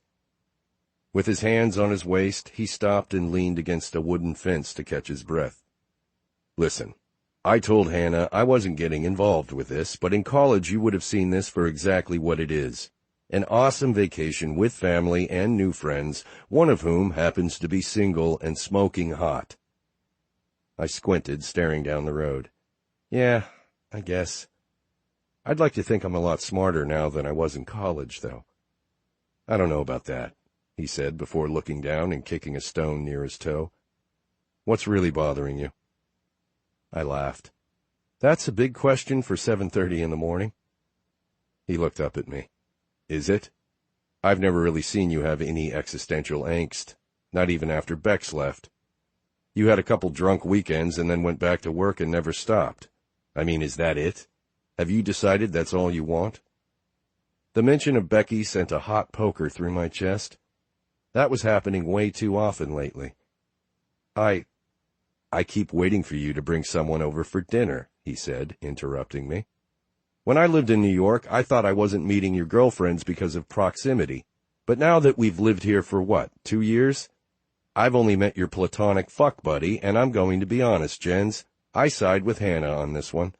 She's about as interesting as a spoon."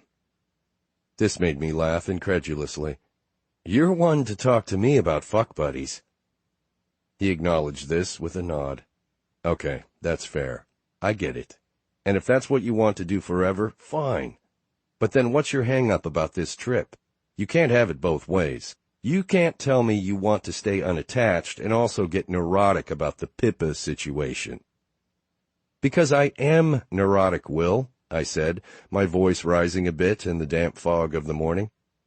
"Yesterday I looked at Ziggs and realized how much she would love to see me have a little summer camp fling, and I was like, sure, why not? I can do this. But there's something about Pippa that—" "Makes you uncomfortable?" he asked, glancing up at me, eyes steady and knowing. "Yeah, and I don't really understand why." "Because she's honest and doesn't keep shit on the surface?" When I didn't answer, he continued. "Because she asks you real questions about who you are and what you think? And because you don't think you'll be able to evade it for the whole 2 weeks?" "Okay, so maybe you've put some thought into this."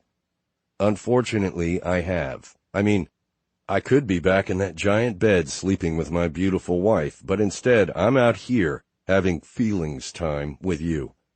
So talk to me, Jens. Tell me what's going on in that head of yours, or let me go back and—" Okay. I laughed without humor, turning my face up to the sky. "Jesus, I don't even know. Somehow she got me talking about Bex last night, and it's not that I'm still in love with her, the exact opposite, actually. It's that I fucking hate thinking about it. Why do women like to go there? I don't even want to go there." "This is the extent of your relationships for the past 6 years," Will said. "You meet women, go on a date or two, maybe have sex with them, and then don't call them again. Is that about right?" I shook my head, but I wasn't exactly denying what he said. "You're a mess, man." He straightened, brushing any splinters from his shorts. I bet you even rationalize it by thinking you're sparing them getting involved with a man who will eventually be inattentive because of his job. Well, yeah, I said, shrugging. I haven't met anyone I can see myself wanting to be with over wanting to work. Can you hear how fucking pathetic that sounds? He asked, and his laugh softened his words. When in reality, I think you're just terrified of getting involved and having it end inexplicably again. It's the same reason you hate talking about Becky. You just don't understand it. Well, I have news for you. None of us understand it. We never did. She hurt everyone, and I get that it's worse for you, a lot worse, but we all lost her. Now you're so afraid of trying again, you just don't bother. Oh, please, you're full of shit. Will shook his head. This is fear of failure, and you're full of shit. Jesus Christ, why did everything have to come back to Becky? I don't think it's that deep, Will. I turned and started walking slowly enough that he knew I wasn't simply walking away.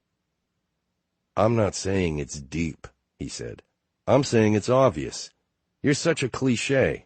I love you, man, but you are as easy to interpret as a dream about going to school naked. This made me laugh. Okay. So what you're saying is, I'm a cliché hung up on being dumped and overthinking this. In a nutshell, he smiled over at me. Did you really get me out of my warm bed to talk about this? After another day of wine tasting and an evening with rich food and a blessedly earlier bedtime, we left just after breakfast on Tuesday. Our second leg of the trip took us from Jamesport to Windham, Connecticut. It was only a couple of hours by car, but having been at the same inn for the last 2 nights and then packing up to leave made the road trip start to feel real. 4 days crashing around various breweries and small wineries, and then we would make our way to Vermont for a quiet week in a cabin. But before quiet, we had wild. At least that's how Ziggy pitched the next stop. It was part of an organized tour of activities, with 10 of us in total, meaning 4 others would be joining us along the way. Niall gave us a playful lecture with a lingering look at Pippa on the things we share and the things we don't. For example, he said from the front seat where he sat beside Ruby as she drove, we don't talk about how itchy our bras are at the end of the day. We don't? Ziggy asked, pretending to pout. And we don't talk about our wanker ex-boyfriends and their trusting bums, he said, and Pippa groaned playfully. Dad, she whined. Everyone must remember there are new friends joining us. He turned back around and Ruby glanced over, shaking her head at him. Let us try to be on our best, albeit drunken behavior. So what's this itinerary again, Hannah? Ruby asked. We have a brewery tour at Willimantic at 3, tomorrow is a winery tour, and Thursday we have a wine and chocolate pairing, followed by a clam bake. Will looked over his shoulder at me from the second row of seats, and I knew exactly what he was thinking. What a vacation. It sounded awesome, don't get me wrong, but for a group of hyper-ambitious people, this wasn't reading on the beach or floating lazily on a river with a beer and a foam cozy. This was my sister's version of downtime. But then he said, Bet you're relieved you're not expected to sit still, eh? And I registered that. Okay, this was also my version of downtime. Willimantic Brewing Company was a colonial-looking building that couldn't be more New England if it tried, and I grew up in Boston, so that was saying something. Willimantic, Connecticut, just beside where we would eventually stay in Windham, was driving distance to several major cities but felt oddly rural and quaint. Pippa mirrored my thoughts. I don't feel like I've seen a city yet, she whispered, staring out the window as we parked. Why do I always assume your East Coast is built up and entirely urban? As a worldwide expert on urban planning, Niall opened his mouth to answer, but Ruby turned off the engine, saying a quick, No, my adorable one, we don't have time to hear your dissertation now. Pointing with a smile out the window, she added, I think there's our contact for Eastern Stumbles. Eastern Stumbles? Will and I repeated in unison. My sister waved her folder over her head as she slid open the side door. The name of the group that organizes this. They're pretty clear about what we're here for. Drinking, eating, and stumbling back. I reached over the back seat for my laptop bag and my sunglasses while Ziggy and Will jumped out to check in with our contact. Niall and Ruby got out to stretch their legs, Pippa following them onto the sidewalk. My phone buzzed and I pulled it out, reading an email from Natalie. "You coming?" Pippa asked, leaning in from the sidewalk. "Don't tell on me," I said, typing out a quick reply. "I just have to send this real quick." Laughing, she ducked back out as I finished up my email and hit send. Bending to stand, I nearly ran into my sister. She was blocking my exit. "I think we have a change of plans. Will wants to improvise and head a bit north." I looked up. Her face was flush, eyes a little wild. "Are you sure?" I tried to see past her. "Is this place shady or something? Drinking, eating, and stumbling sounds pretty great." She shook her head. "No, we're just not feeling the vibe." I turned to glance out the window. "Jensen!" Ziggy yelled, grabbing my attention back. Startled, I looked back at her. "What?" She shook her head, a little out of breath and maybe just a touch frantic. Ruby and Niall wordlessly climbed back in. Pippa hovered behind Ziggy, watching me with guarded eyes. "I really think we should head out," my sister said. Whether she was irritated with Will for suggesting that we skip an entire portion of her carefully laid plans, or she was hungry, I had no idea. But I had to take a leak. "Okay, let me at least run inside to use—" I felt her hand grasp my arm as I pushed past her, felt her panicked grip around my bicep. What in the world was wrong with her? "Jensen," Pippa said quietly. Or maybe she shouted it. I barely heard. 10 feet ahead, but I knew it was her without needing her to turn around. Her hair was shorter, but she had that tiny mole on the back of her right shoulder, a shoulder I had kissed too many times to count. There was the scar running down the length of her left arm where she'd been bitten by a dog when she was 8. I took a blind stumble forward. It was true how these moments are described, like the world spins, like there isn't enough gravity. The world was definitely spinning, and I wasn't sure when I'd last taken a breath. "Bex?" I asked, voice rough. She turned, deep brown eyes wide with surprise. "Jensen?" I could practically feel the heavy silence behind me. My entire group of friends watched this unfold, no one else breathing either. A smile broke out on Becky's face, and she came forward and threw her arms around my neck. It was only when I lifted my arms, numbly, to return the embrace that I realized Pippa had been gently holding my hand. She let go but stood just beside me, a supportive presence. Becky stepped back, reaching behind her. "Jensen, I want you to meet my husband, Cam." I hadn't noticed the man at her side, though I have no idea how. He was a tower of muscle and bone, with brilliant white teeth when he smiled. His grip around mine was strong but easy. The way he slid his arm around Becky's shoulders, the way she turned into his side, was like watching a memory unfold. "Good to meet you," I managed, somehow. How was this possible? He smiled down at her. "You too, man. I've heard about you for years." Years. She'd had someone else for years, and I was still standing, left at the starting gate. I grappled to my side, finding Pippa's warm, comforting hand again. I felt Becky's eyes follow the movement. Before I could stop myself, the words were out. "This is my wife, Pippa." I felt the tiny tug of her hand in mine, the stunned jerk of her arm, and I saw Becky take this in. Pippa's hair in a messy bun, her fuzzy orange sweater, tight ankle jeans, and sky-high bright blue heels. I saw her take in Pippa's necklace, a complicated cascade of green and red and yellow beads, and her wide, brilliant smile. Fuck. What have I just done? "I'm sorry," I began, wanting to immediately backtrack. Seeing Becky, being here, I knew in a heartbeat that the face I used to love, and which swam in my heartbroken thoughts for years, was now only a face from my past.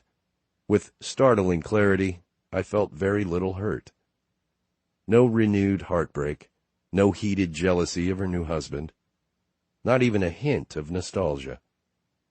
But Pippa cut me off, letting go of my hand to grasp Becky's instead. "Becky," she said smoothly, "it's lovely to finally meet you." Straightening, she looked up at me, eyes gleaming, and then slid her arm around my back, reaching down to spread her hand across my ass. She gave it a squeeze. "Jensen and I are celebrating our honeymoon. How funny to run into you here." 7. Pippa. When I was little, Coco and Lily repeatedly watched and sobbed over a film about a bunch of old people in ruffled shirts or tiny running shorts who all got together after a funeral and basically sat around for a week afterward having sex with each other. At least, that's how the Big Chill felt to me when I was small. All these years later, one scene in particular stuck with me. The scene where Chloe walks over to Nick, reaches out for his hand. She's the young, odd one, the ex-girlfriend of their suicidal friend, the one none of them knew before the funeral, the one who sounds a bit daft and laughs at the wrong time, and she's taking a chance by asking the other odd man out to come with her. He says, "You know I don't do anything," meaning sex, and Chloe nods, because she doesn't care. She just wants to be with Nick, because she feels that he might understand her grief in a way others don't. All of this had been running through my head when I'd taken Jensen's hand. I was thinking of Chloe and how it was quite brave that she did this, quite noble, really, to offer Nick access to his dead friend's closet to rifle through his clothes and remember him. In my case, and even if Jensen didn't realize it at the time, I'd also taken his hand for support. Just outside the van, it took Hannah about 2 seconds to identify Becky from the back, about as long as it had taken Jensen himself, and she'd quickly told me who the woman joining our tour was. I'd taken his hand because I imagined the same scenario, years in the future, where I might run into Mark and see him happily married, again, and even then, no matter how hard it was, it would feel only a fraction as bad as how this probably felt for Jensen. I would be the first person to admit that I rarely think things through, which is both a blessing and a curse. When asking Billy Ollender to meet me in the broom cupboard in Year 6, I hadn't anticipated that he'd run out and tell his twatty little mates that I was a sloppy kisser. When blindly agreeing to a holiday with Ruby and her friends, I figured Ruby was undoubtedly being overly positive, and I would never have guessed they would end up being some of the loveliest people I would ever meet. And when I'd reached for Jensen's hand, never in a million years did I expect him to introduce me to his ex-wife as his wife. His wife.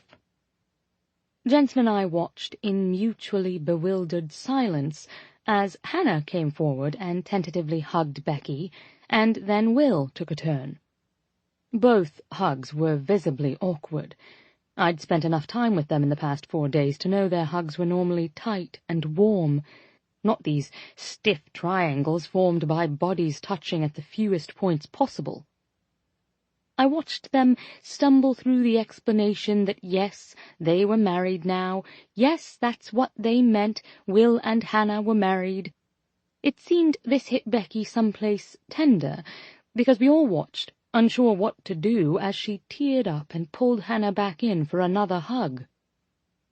But beside me, it was impossible to miss the stiff lean of Jensen's posture. I knew, without having to ask, that sure, it was all well and good to see this affecting Becky, to see her registering the extent to which she wasn't a part of their lives anymore, but that was a choice she had made. I tugged his arm, his hand still in mine. He turned to face me, and I sensed Will and Niall struggling to not gawk at us. "Thank you," he whispered while Hannah and Becky talked, his eyes searching mine. "What the hell did I just do?" I shook my head, smiling up at him. "I have no idea." It's a mess. I need to tell her the truth." "Why?" I asked, shrugging. "This is the first time you've seen her in over 6 years, isn't it?" He nodded, but began to turn to look back at them. The misery on his face was nearly too much for me to bear. Instead of letting him turn back over to where Becky and Hannah stood speaking, I cupped his jaw and pulled him to me. His mouth met mine with a surprised gasp before he slowly relaxed, tilting his head and turning the kiss from a simple meeting of our lips to something real and warm and lovely. My mouth opened under the urging of his, and I felt his arms go around my waist, his chest press into mine. He leaned away just a breath, and it was all I could do to not pull him back again. "You'd do this for me?" he whispered against my lips. I giggled. "Kissing you is a hardship I'll have to bear." Jensen pressed another sweet peck to my lips. "It was already so weird, and then this?" "It was never that weird." I glanced over at the group of friends catching up, pointedly ignoring us. "But this makes things very interesting." We were all a bit stunned, to be fair. The entire drive from Jamesport to Willimantic, Hannah and Will had been prattling on happily about the history of our next destination and all the things we were going to do. I assume this played into our reaction when we saw Becky and Cam and were faced with either climbing into the tour bus or awkwardly bowing out. We moved on autopilot, silently forward. We could have left, really. There were a million other things to do, and absolutely no reason to stay in a stilted situation. But, in the end, standing in a small huddle outside the bus, it had been Jensen who insisted he was fine. And, at his side, I nodded. "We've got this, not a problem." So, we climbed aboard the tour bus, sitting in tidy rows and making polite small talk as we drove. In truth, I had no idea what I was in for. We got off pretty easy with the brewery tour, hand-holding throughout, a few kisses here and there when it seemed the newlywed thing to do. I figured the rest of the week would be more of the same, some snogging, some canoodling, maybe I'd get to sit on that lap, feeling those muscular thighs beneath me for a few minutes here or there. All of this was so naive, and just within the context of brewery tours, wine-tasting, grape-smashing. It never occurred to me what it meant that we were all staying in the same small B&B in Wyndham. Until we stood at the reception desk, checking in. "I have you for 4 rooms, 3 nights," the woman said, smiling up at Jensen. "Is that right?" As fate would have it, Hannah had sent Jensen and I up to check in for all of us, while she found a parking spot for our van on the street. Becky and Cam and the other couple in our group, Ellen and Tom, were lined up behind us to get their own room keys. "That's right," Jensen said, and then startled markedly beside me. "Oh," he said too loudly. "No, only 3 rooms. We only need 3 rooms, right? Did you—" He turned and looked down to me. In my peripheral vision I could see Becky watching us. "We got 4 rooms at the last place," I explained to the woman, laughing awkwardly. "Pippa likes to," Jensen said, searching, and then he answered, "sing loudly," just as I answered, "practice yoga early." "Very early," he agreed in a burst, just as I said, "very loud singing." "Singing and yoga," I said, laughing. Because that's what normal people do. Because I didn't look at all like a bleeding idiot. "You practice yoga?" Becky asked, eyes lighting. "Me too. I'd love to join you." Cam squeezed her, a proud smile on his face. "Bex is getting her instructor certification." She's a real convert. I nodded quickly. Shit.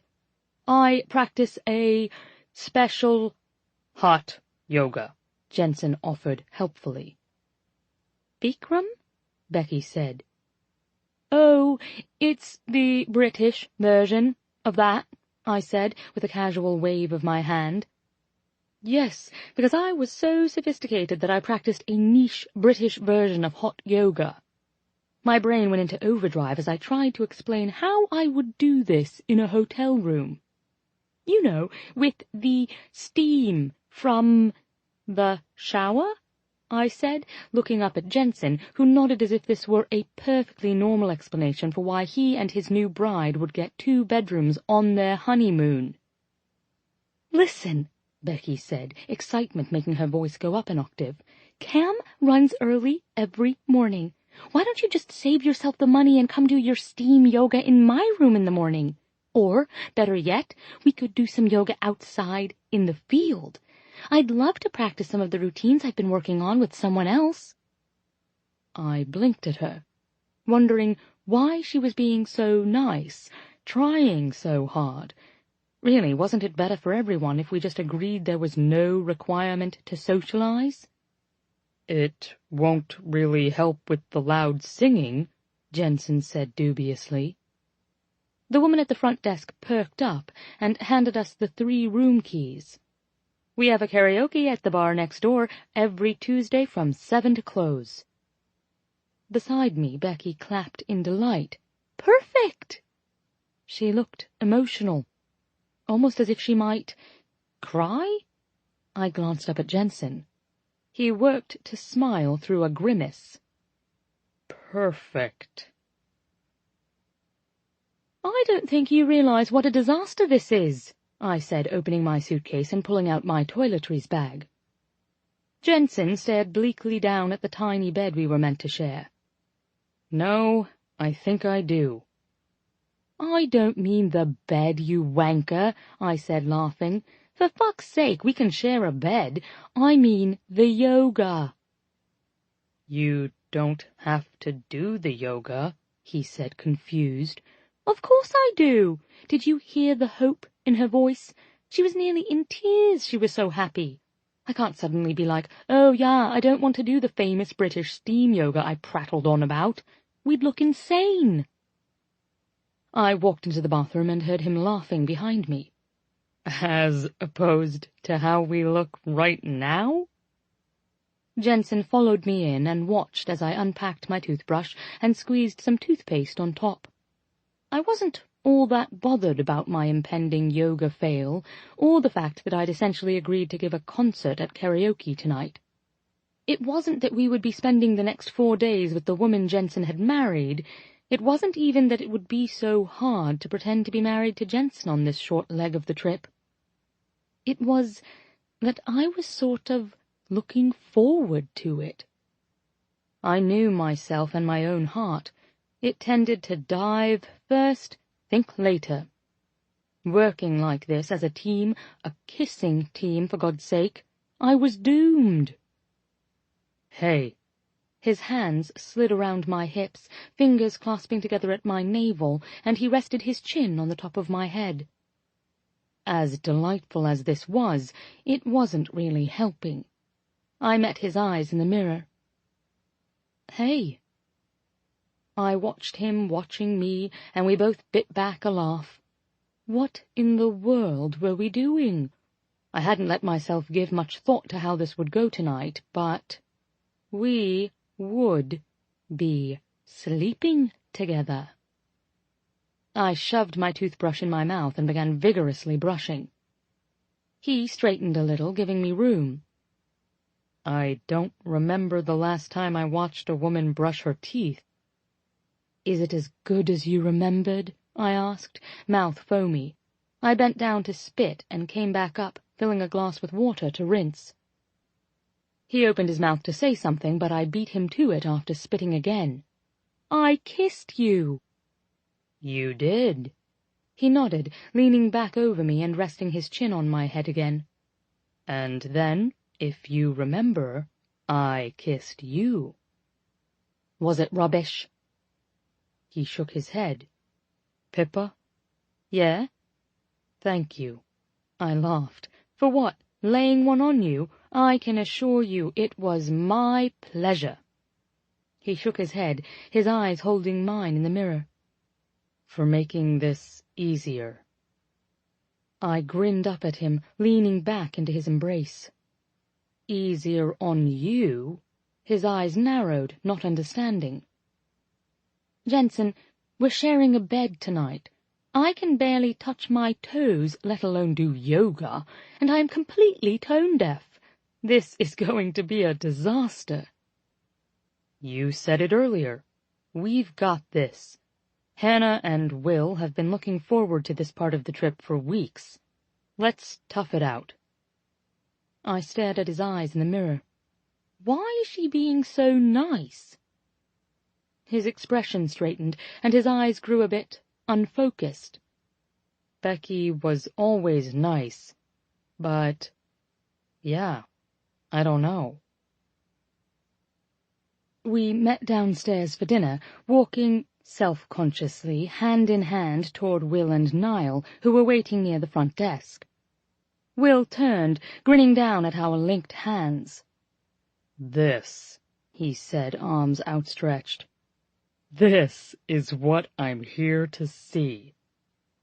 Making the best out of a bad situation, Jensen said cheerfully, pulling me into his side and planting a loud kiss on my temple.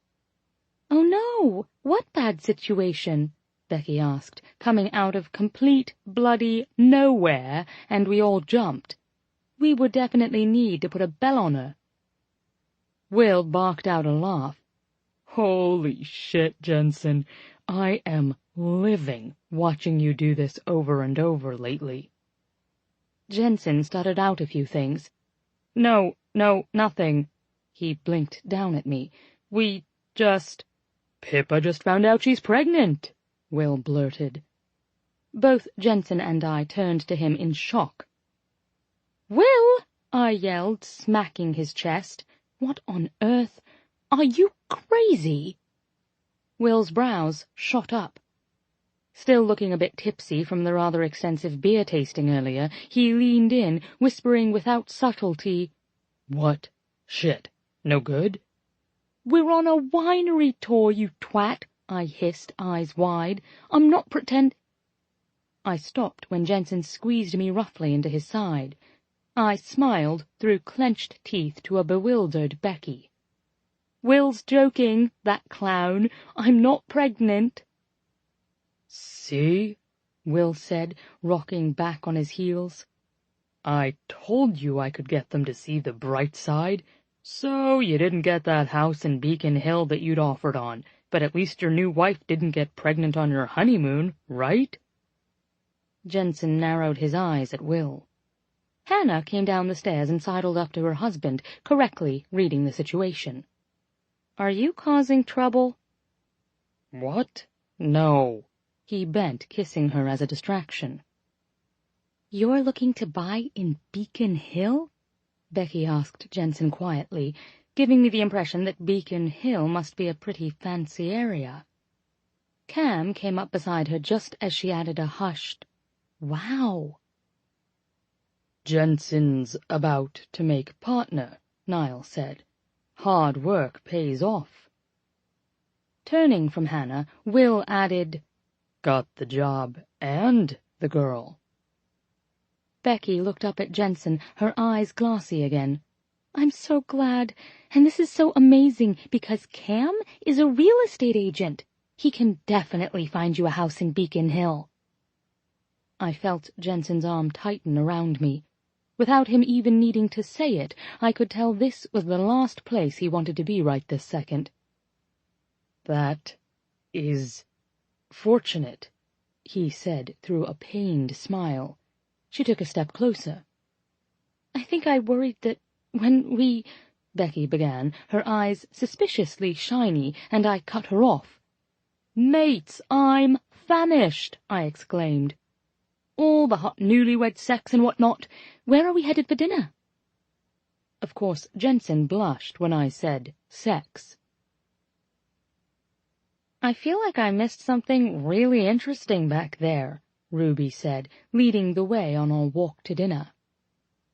Will dropped the Hiroshima of awkward, Niall explained, and Pippa followed up with Nagasaki. It was pretty bad, Jensen agreed. I smacked his shoulder. This is incredibly hard on me, pretending to be your wife. Too much hot newlywed sex, he deadpanned. Niall choked on a cough. Oh, and apparently Cam is going to sell us our dream home in Beacon Hill. Thanks for that, Will. Will grinned back at us. Welcome. I bit back a laugh. What am I supposed to do in the face of your ex-wife, who keeps tearing up every time she's near you guys? I said. It's been 5 hours, and I already feel like we're dysfunctional. What is with Becky's crying? Hannah asked. Will looked back at us again, wide-eyed. Maybe she's pregnant. She was drinking beer, Ruby reminded him. Maybe she realized she lost the best thing that ever happened to her, Hannah asked in a protective growl. Okay, that's enough, Jensen said, rubbing his eyes with the heels of his hands. Hannah pointed across the street, and we followed her toward the small farm-to-table restaurant where we had reservations for dinner, alone, without Becky and Cam or Ellen and Tom. God, I groaned, what am I going to do at karaoke tonight? Do we have to go? Well, we wouldn't if you hadn't accepted, Jensen said, laughing. This is amazing, Will said and giggled, still tipsy. Come on this trip with us, Jens. You'll be paired up with your crazy flight mate, and then we'll run into your beast of an ex-wife for the first time in a decade, and we'll all pretend you're hot and heavy, married to a stranger. Hey, I protested, feigning insult. Jensen looked over at me. You're not a stranger. Right, because I gave you my entire life story. He grinned. Starting with the turkey baster. The rest of the group went quiet in confusion. Jensen ignored them. You know what this night needs? He asked us all rhetorically, but looked directly at me. The way this trip is going, I can't imagine where you're headed with this, Hannah said. He shook his head and in a quiet little growl said, A lot of wine. Maybe it was the run-in with Becky that had everyone a little slap-happy, but having a lot of wine wasn't an issue. The moment we sat down, Will ordered 2 bottles, a red and a white, and some appetizers, and told the waiter it was Jensen's birthday. Jensen got a straw hat and a plastic bib for the 2-pound crab they brought out, and after we polished off the 2 bottles, it seemed appropriate to order 2 more. Hannah reasoned, quite rationally I felt, that there were only 6 4-ounce servings in a bottle of wine, which meant we'd each only had 2 glasses. A pretty rubbish showing if we're lighting it up tonight, Niall said as he waved down the waiter. 2 more bottles in, and Will's cheeks were rosy, Hannah was snort-laughing indelicately, and Jensen had his arm around the back of my chair in a familiar casual lean. We ordered dessert wine when they brought out the creme brulee and lava cake. We ordered after-dinner cocktails when we finished dessert. And then we remembered we still had karaoke with Becky and Cam at a dive bar in town. Ruby waved a finger in the air. We don't have to go, she said, blinking tipsily over at me and Jensen. If this is awkward for you guys. I laughed. It's not awkward for me. We're not actually married. I think she means the tone-deaf thing, Jensen said, his voice suddenly very warm and very soft in my ear. That's really only a problem for everyone else in the bar, I told the table, and then I turned to him, so close I could just lean in a little and kiss him. It was, in fact, hard to resist. He smelled like chocolate and had the smallest bit of stubble lining his jaw. And I'll have you know I do very good Violent Femmes karaoke. His mouth tilted in a half-smile. You could eat some glass and gargle some whiskey and then do Tom Waits. We could duet, I suggested. My vote is duet, Will nearly shouted from across the table. Hannah gently shushed him as a few of our fellow diners glanced in our direction. I tell you what, Jensen said, reaching up to scratch his eyebrow. You sing me a little song right here at the table, and I'll do a duet with you.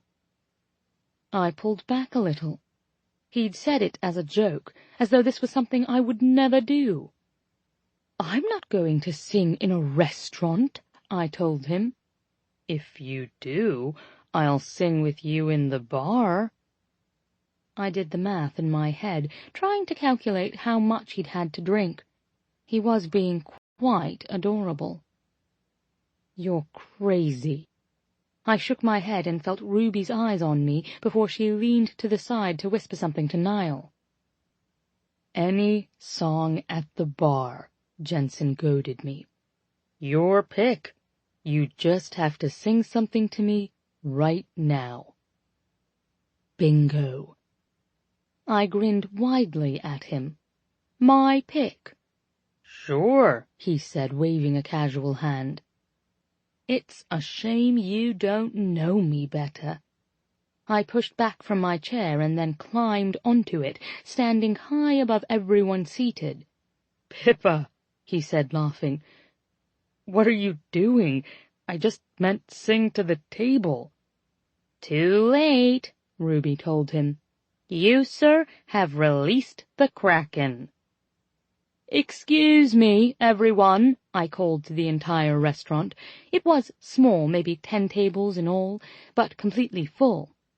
Forks scraped across plates and ice clinked in glasses as people came to a rustling quiet.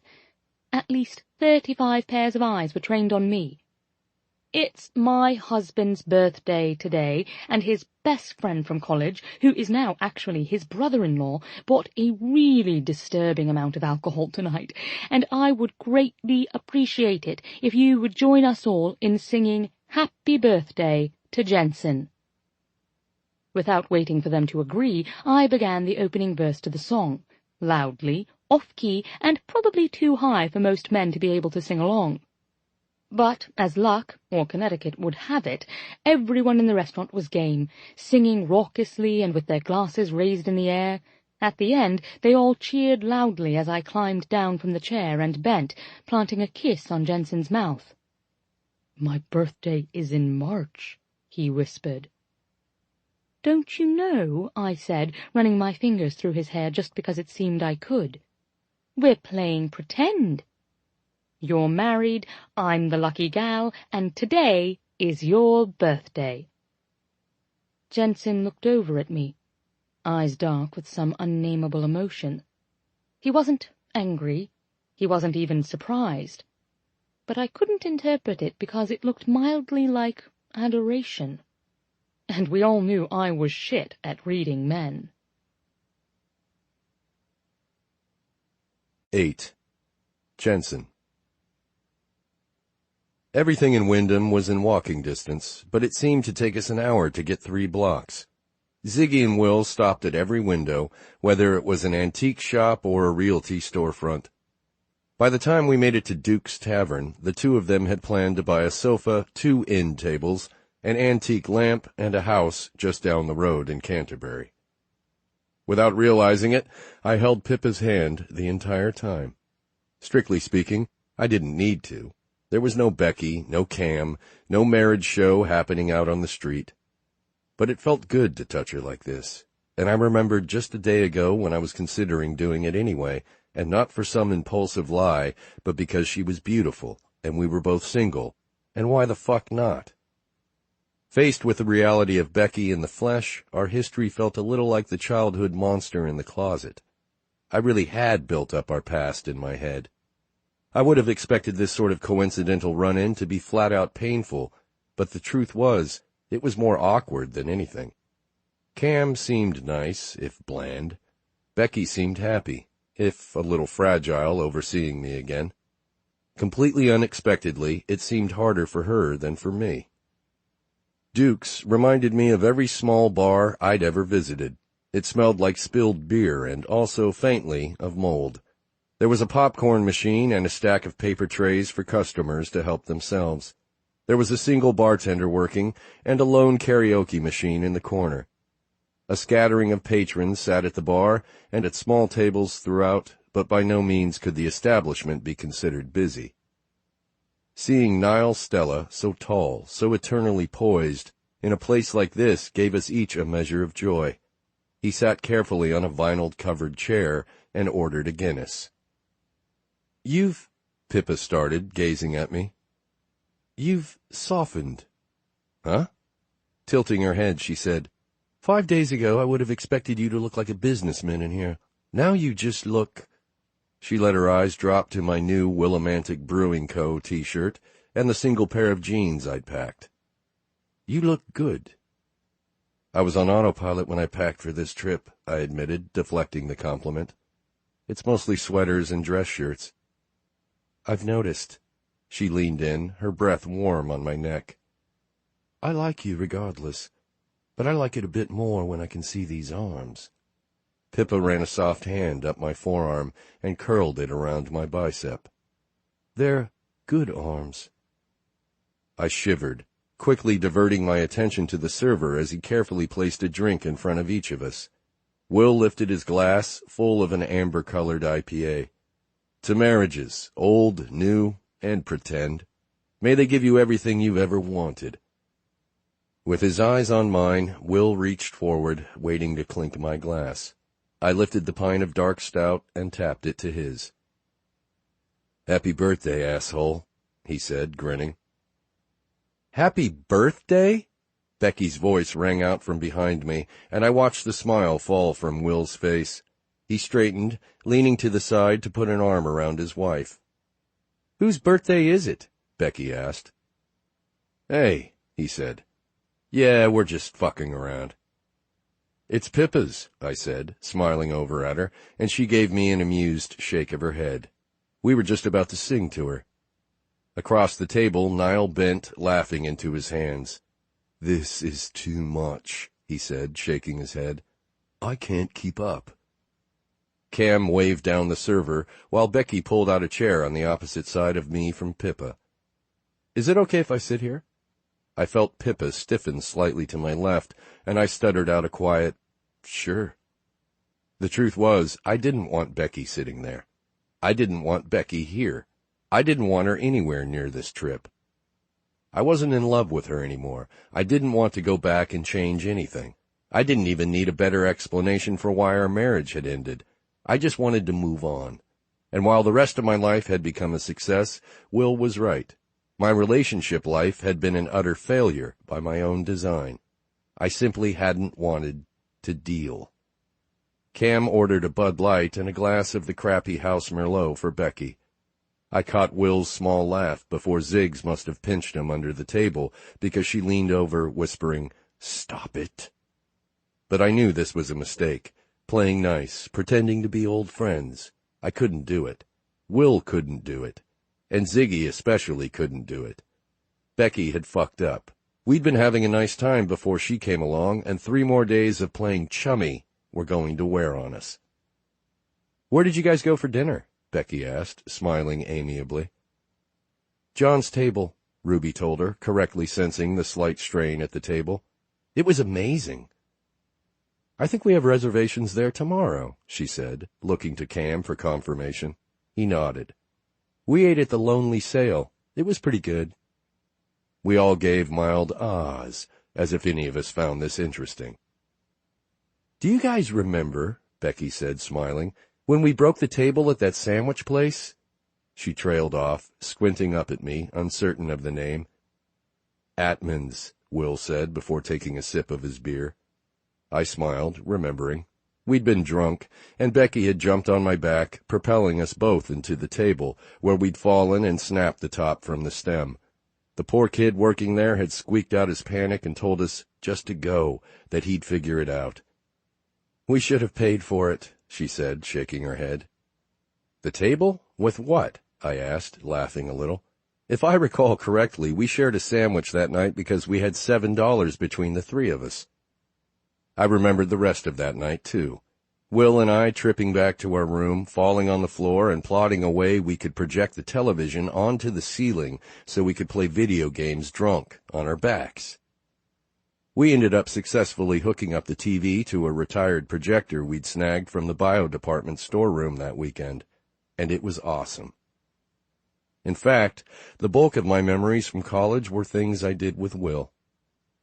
Silence engulfed the group, bringing to the forefront the realization, to all of us I assume, that we didn't have anything in common anymore. Cam tapped his knuckles on the table. "Anyone here a Mets fan?" We all shook our heads, mumbling some version of no, and not really, and he tilted his beer to his lips, looking up at a television mounted above the bar where, presumably, a Mets game was on. Ziggy met my eyes, and I could see the exasperation there. The night, which had previously been the kind of fun that would drive me to stay up late, drinking to keep it all going, was losing steam. I missed Pippa's laugh. I missed the rush I felt when she looked at me, and I wasn't entirely sure what she would do next. Turning to her, I put my arm around her shoulders, pulling her into me. "I believe I owe you a song," I said. She perked up, grinning at me. "Yeah? Brilliant!" "Your pick." I lowered my voice.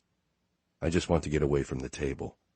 My gaze flickered back and forth between her eyes, and I wondered if she saw the way they said, "I don't want to be with her." I saw, more than heard, her quiet, "Right then." And then she took my hand, pulled me toward the corner where the microphone lay on the solitary stool under a single spotlight, and turned the mic on. Feedback squawked through the bar, and everyone winced before Pippa brought it to her lips. "Hello, Connecticut," she sang, doing a cute little shimmy. "Jensen here promised he would sing with me, and so I thought it would be nice to sing something really romantic." Will laughed at the table, and my sister watched us with wine-sleepy eyes. Ruby was half in Niall's lap, either sucking his neck or sleeping there, and the only person watching us with full attention was Becky. I wanted to crawl out of my skin. Pippa's hand came to my jaw, turning me to face her. "This one is for you." The opening riff to Violent Femme's Kiss Off began to play through the bar, and Pippa bounced next to me, leaning in to sing. Will put 2 fingers into his mouth and let out a piercing whistle. Even Ruby sat up, letting out a prolonged, "Woo!"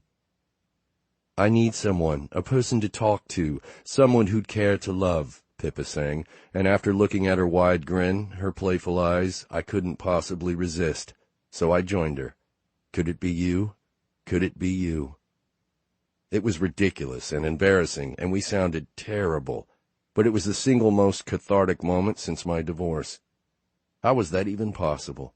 I was yell-singing an angry song with a woman I'd met only days before, whom I initially thought I'd hate but I'd grown to somewhat adore, and Becky sat watching, Becky of all people, with a mixture of relief and misery on her face.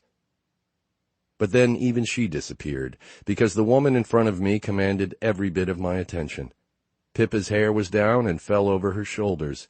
Beneath her jersey dress, her body was easy to imagine, and I reached forward, sliding a hand around her waist to pull her just a little closer.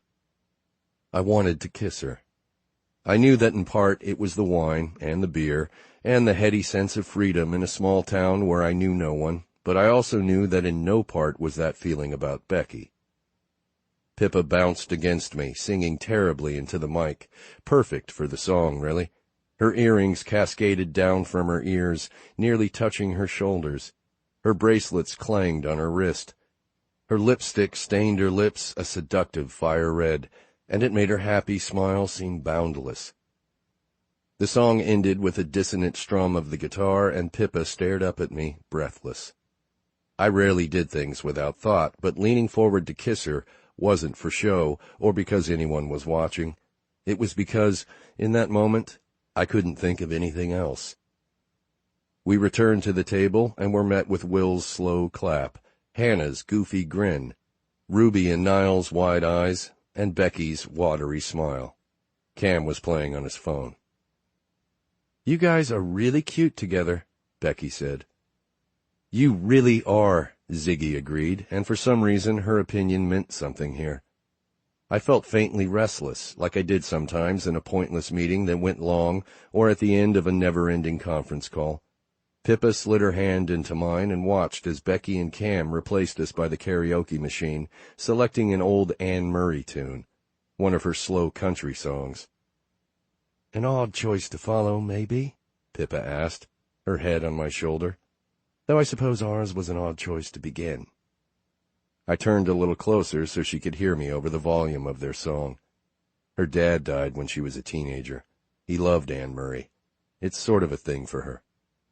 She tilted her head to me. "Ah, this is how it begins," I thought. Not in a huge rush of information, but tiny tidbits. Cam could know all these little things about Becky now, and more. I could learn that Pippa didn't need to look at the video prompt to sing the Violent Femmes. I could learn that she dances like a Muppet, has 2 mums, and likes to scream in the rain. My mouth came over hers again, and when I pulled away, I could see a question in her eyes. "What?" I asked, brushing a strand of her hair out of her face. "Are you drunk?" she asked me. Laughing, I said, "Well, yeah, aren't you?" "Yeah, of course. But that felt like a real kiss." I opened my mouth to answer, but felt the shifting of bodies beside us at the table and looked up. "This place is pretty dead," Will said, standing and pulling on his jacket. "Let's hit the wine bar at the hotel." Glancing at my watch, I realized it was only 10. I stood, helping Pippa with her coat, and we silently paid our tab and left Duke's. Only once we were stepping into the B&B did I realize we'd left in the middle of Becky's song, and we hadn't even said goodbye. The moment of truth was upon us. Well, almost. I could feel the call of the room upstairs even as we filed into the small wine bar at the B&B. Were we putting off the inevitable, an awkward dance around a tiny bed, or were we searching to find the fun in our night again? "I feel like we need to have a team summit," my sister said, plopping down in one of the plush chairs. "We need to seriously discuss whether we stay on this tour or just head up to the next stop." "I thought this Becky thing would be no big deal," Will said, nodding. "I thought your fake marriage would be funny and we'd all get a kick out of it, but as the buzz wears off and the night goes on, it's a little weird the way Becky can't stop watching you." "It's true," Pippa said, looking at me. "Do you notice it?" I shrugged, pulling my sweater off in the heat from the fireplace. This is probably weird for her, too. "Cam seems like a good-looking lug nut," Ruby said. I closed my eyes, leaning back against the couch. Reality time. Seeing Becky again had been more exhausting because of my constant anticipation of weirdness rather than any actual weirdness that had occurred. "I'm honestly okay either way," I said. "I'm fine staying. I'm fine leaving." "The person who seems to be handling it the best is Jensen," Ziggy said. "I sort of want to go off on her whenever I see her." "Well, it's been one hell of a day, and I have had far, far too much to drink," Will said. "Who was responsible for me? Was it you?" He leaned into Ziggy with a goofy smile. "Hi." "Okay, I think someone is ready for bed," she said, smiling when he pressed his face against her chest. "Maybe we should talk about it in the morning? I'd have to rearrange some things for us to check into the cabin early. Maybe we should sleep on it and see if we still want to murder Beck—" Hannah stopped and smiled mischievously. "Oops, my bad. I mean, see how we feel tomorrow." "Excellent plan," Niall said and stood from the table. Ruby hugged everyone, and after a round of good nights and see you in the mornings, they headed in the direction of the elevator. I looked at Pippa and found her watching me. Had the realization that we had one room and a single bed to share between us resurfaced for her, too? She stood, reaching out her hand. "Ready?" She smiled down at me. "I guess it's that time," I said, and inwardly cringed. Get it together, Jensen. My heart took off beneath my breastbone as I stood and took her hand. It felt small in mine, warm and soft, but solid somehow, too. It was her reassuring me, just like this morning, and my feet almost came to a stop when my brain made the connection that to anyone watching, this was supposed to be our honeymoon. That was not helping. Hand in hand, we walked down the hall and up the stairs. We were going to our room, and I had no idea what came next. 9. Pippa. Jensen opened the door to our room, wordlessly gesturing for me to lead us inside. The door closed behind him with a heavy click. Whoa, the moment was loaded. The entire walk up the stairs, neither of us had said a word. Down the hall, still silent. With nearly every step, I wanted to turn to him and do a tiny dance and say, "This doesn't have to happen. We could just tell scary stories and clean out the minibar snacks and pretend it's a slumber party." But sometimes, I felt with Jensen, saying it out loud nearly made it more awkward. We'd hardly spent any time in here since we'd brought our bags up earlier, and at that time the rush of the marriage game and the knowledge that we had the entire evening before we had to face this moment had made the bed somehow seem so much bigger. But no, it was minuscule. Was there a size in the US between a twin and a full? He was the first to break the silence as we both stared at it. "I can absolutely sleep on the floor." I didn't want that, though. In truth, I wanted his long frame around me, arms holding me tight with my back to his front.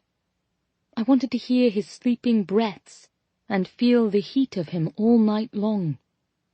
It wasn't just that I liked sex, which I did, or enjoyed cuddling, absolutely. It was that I felt safe with him. I felt important, especially today, when I'd been able to do something to help him, and it seemed that tiny favor opened up so much of him to me. But here we were, with his shutters back in place.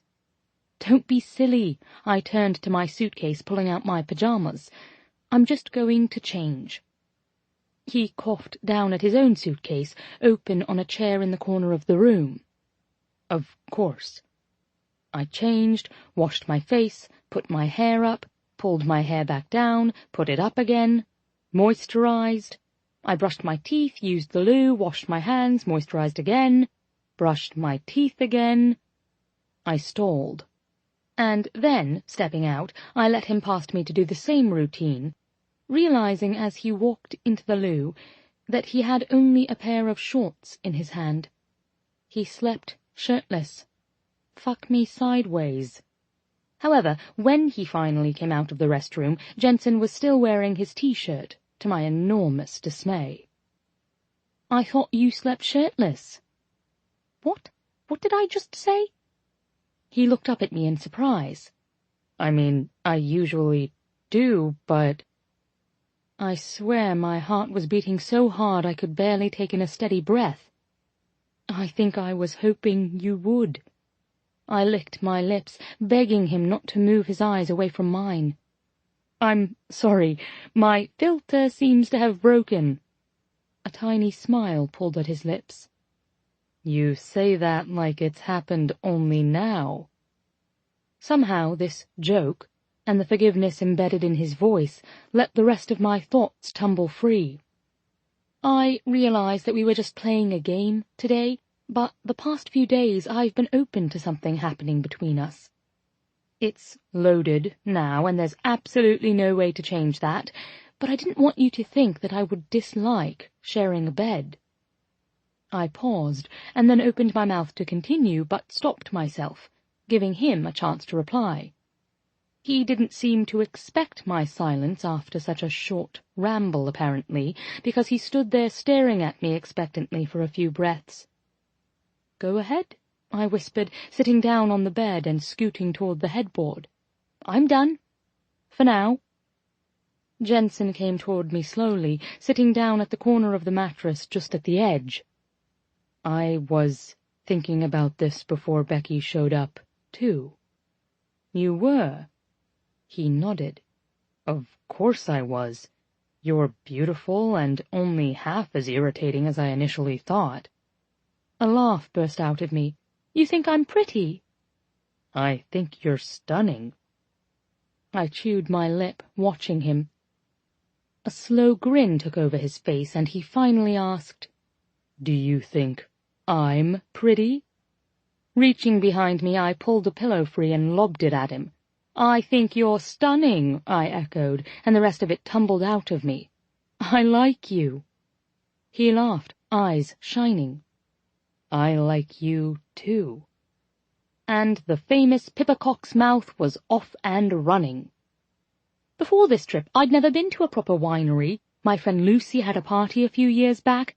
It was meant to be a classy evening. Wine, cheese. But what's the saying? You can't put lipstick on a pig. We just aren't those people. The night is still a bit of a blur, wine stains on the carpet and people snogging in corners. It wasn't a big enough party for covert snogging, so it was rather awkward, really. Johnny Tripton ended up on the patio naked, waving the Brazilian flag. Lucy passed out on the kitchen floor, and people sort of just stepped around her to refill their glasses. I woke up with blue hair. I often dye my hair red, sometimes even pink, but never blue. And I swore off wine for eternity. Or at least until the next weekend. I smiled up at him. My point is, this trip is a bit classier than my last wine tour, and today has been about 1,000,000 times more fun than I could have ever expected. The cartoon version of Jensen in this moment would be a man stepping out of a convertible, his hair askew and his eyes widely stunned. You are honestly unlike anyone I've ever known. Is that a good thing or a bad thing? He laughed. Good, I think. You think? I think. I swallowed down a flutter of nerves before asking, Are you going to sleep in the bed with me? Jensen shrugged. I hadn't really gotten that far. If we share a bed... His meaning was clear. You think if we share a bed we might have sex? He nodded, studying me. We might. I could barely move, I was shaking so intensely. Do you want sex? I laughed at myself immediately. I mean, not that we... It's just... Tonight, when you kissed me, it felt like you weren't just playing. I fucking love sex, he said in a quiet growl. Of course I want it. But tonight was complicated, and I don't just have sex with someone on impulse. God, I let my head fall back against the headboard. That's incredibly hot, and I don't even know why. Pippa. I grinned up at him. Jensen. My heart beat a savage rhythm in my chest as he reached forward, lifting a hand and touching my bottom lip with the tip of his index finger. Do you like sex? He whispered. Oh, fuck me. Yes. Jensen waved a casual hand. Well, that's good to know. He sat up, blinking away as if we were done, and I caught the devious smile as he began to stand. You wanker, I said, laughing and leaning forward to smack his shoulder. He caught my hand with his, pressing it just over where his heart hammered beneath his breastbone. His expression shifted away from that playful smile. He suddenly seemed so unguarded. Take it easy on me, he said quietly. I will. He continued to stare, his meaning growing clearer the longer our eyes held. Do you want to put on a movie? I asked. I'm suddenly sympathetic to any prostitute ever who isn't sure how to get the ball rolling. He stared at me, bewildered, before shaking his head and laughing. I doubt I'd ever be able to predict what comes out of that mouth next. I mean, I don't care what we do. I want you to come over here and relax. I really just wanted him beside me, warm and strong, curled up nearby. We had a week and a half left together on the trip. I could work up to sex. And with Jensen, It was about more than that, as terrifying as that truth felt. He leaned for the remote, turned on the TV, and began scrolling through the channels.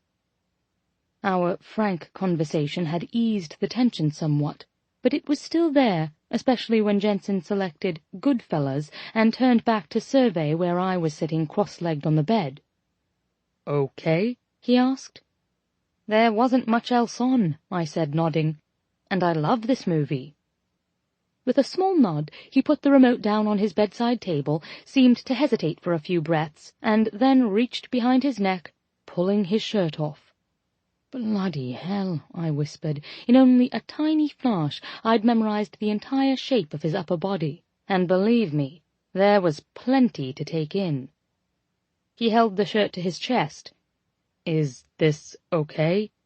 I get really hot, and there's not a fan in here. I'm used to sleeping with a fan." "It's fine," I said, waving at him without looking. His chest was a map of muscle, with the perfect amount of hair to make me feel the presence of a motherfucking man in the room with me. He pulled back the covers, and we both scooted under them, arranging our limbs carefully so as to not touch. It was an exercise in insanity for me. Jensen in nothing but a pair of shorts beside me in bed. But then his leg pressed against mine under the covers, warm, the soft slide of his leg hair against my thigh, and with a tiny laugh he reached around me, pulling me so that I was resting my head on his chest. "We don't have to be weird," he whispered. I nodded, sliding my hand up over his stomach, feeling it tighten under my touch. "Okay? Thank you again for what you did today." I could hear his heart beating against my ear, could feel his chest rise and fall with each inhale. "You're welcome." Hesitating, I added quickly, "I guess that's what I was trying to say earlier. It was fun. It was easy." He laughed, and the sound was a rumbling echo against me. It was. Jensen's palm slid up and down my arm from shoulder to elbow, and we watched the film together. Somehow I knew neither of us was paying much attention. I liked the smell of his deodorant, the smell of his soap, but I liked even more the faint smell of his sweat beneath it all. His warmth was unreal, limbs long and solid, skin so soft and firm. I closed my eyes, pressing my face into his neck. Carefully I slid one leg over his, scooting closer and cuddling into him. It meant that the heat between my legs was pressed against his thigh. He held his breath, somehow making the room fall into a heavy anticipatory silence, while maintaining the rhythm of his palm up and down my arm. He finally let out a long, controlled exhale. Was he hard? Was that it? Was it that my leg was so close to his cock, and my breasts were pressed to his ribs, and my mouth was only an inch from the tanned skin of his chest? I was so keyed up, so desperate for relief and contact, and him, that I closed my eyes and just focused on breathing in, breathing out. But each breath pulled more of him into my head, and the gentle sweep of his hand over me just told me how much care he would put into loving me, and it became nearly too much. I had to filter out everything but the feel of air coming into my lungs and being expelled. I welcomed that drowsy relief, the knowledge that my body was unwinding, turning off. A tiny part of me had worried that I would be awake all night, continually aware of the fit, sexual man beside me. But it faded away to the rhythm of his hand, up and down my arm.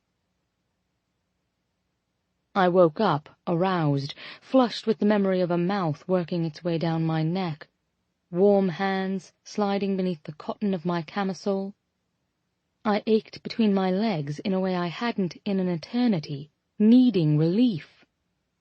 But it wasn't a memory.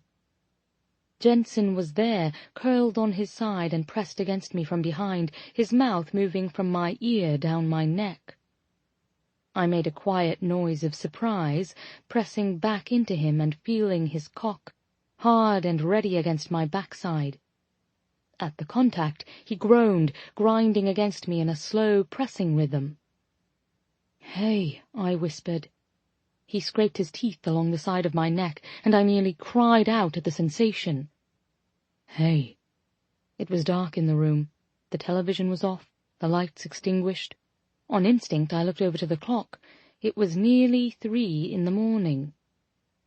I reached a hand back, sliding my fingers into his hair to hold his face against where he was pulling the strap of my shirt aside to nibble at my shoulder. "I woke you," he said, and then sucked at my neck. "I'm sorry." Then he paused. "No, I'm not sorry." Turning in his arms, I thought I knew what his kiss would feel like. He'd kissed me earlier, after all. But I could not have predicted the hunger of it, the demand of his mouth, his hands sliding up my top, the way he rolled over onto me. His mouth pulled at mine, lips teasing until I opened for him, letting him inside. I'd never been so aware of the feel of someone's tongue against mine. The tiny flicks, the nibbling of his teeth on my lips, the way his moans would vibrate against my kiss. My arms went around his shoulders, hands slid into his hair, and he was there, rocking between my legs, finding that spot where he would be inside me if it weren't for these ruddy clothes.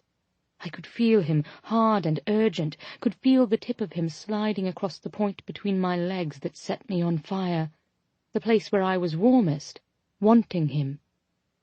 Jensen bent, sliding my shirt up over my breasts and ducking so that he could lick them, fill his hands with them, before returning to me with renewed energy but no words. He wasn't a talker, but there was something about the tiny grunts in his breaths, the sharp inhales and shaking exhales, that had me listening acutely, clawing at him, begging him silently to undress me fully and slide inside. But I didn't need that. I was swollen and desperate for it, feeling my body respond to the rhythm he set, the hard press of him just where I wanted it. And when I arched into him, rocking, working my body in tandem with his, he let out a hissed, "Yes, fuck, yes." My shirt was off, and it was hot in here, wasn't it? Because there was a fine sheen of sweat to my skin and to his, and it sent me sliding over him in that pressing, delicious slide that feels so good it nearly hurts. Each point of contact between us carried an electric current, a delicious stab of warmth, and I wanted nothing more than to be bare, everywhere. But again, I didn't need it. My body, hijacked by that building ache inside, reminded me I needed only what Jensen was already doing, and more of it, with his mouth on mine and his little sounds resonating inside my head like a hammer on a drum. He knew exactly how to move against me, focused on where he had to press rhythmically. God, the truth of that made me nearly cry out, the simple reality of him. Even the idea of him with other women, lost to the demands of his body, figuring it out, thrilled me.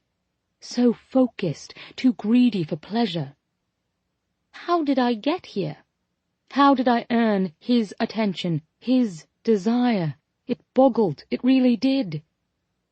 He sped up, breathlessly close, and the reality that he'd been as amped up as I had, that he was ready to go off like a bomb, pushed me past that point of a mind split in two by sensation and realization to one that could process only the feel of my orgasm approaching.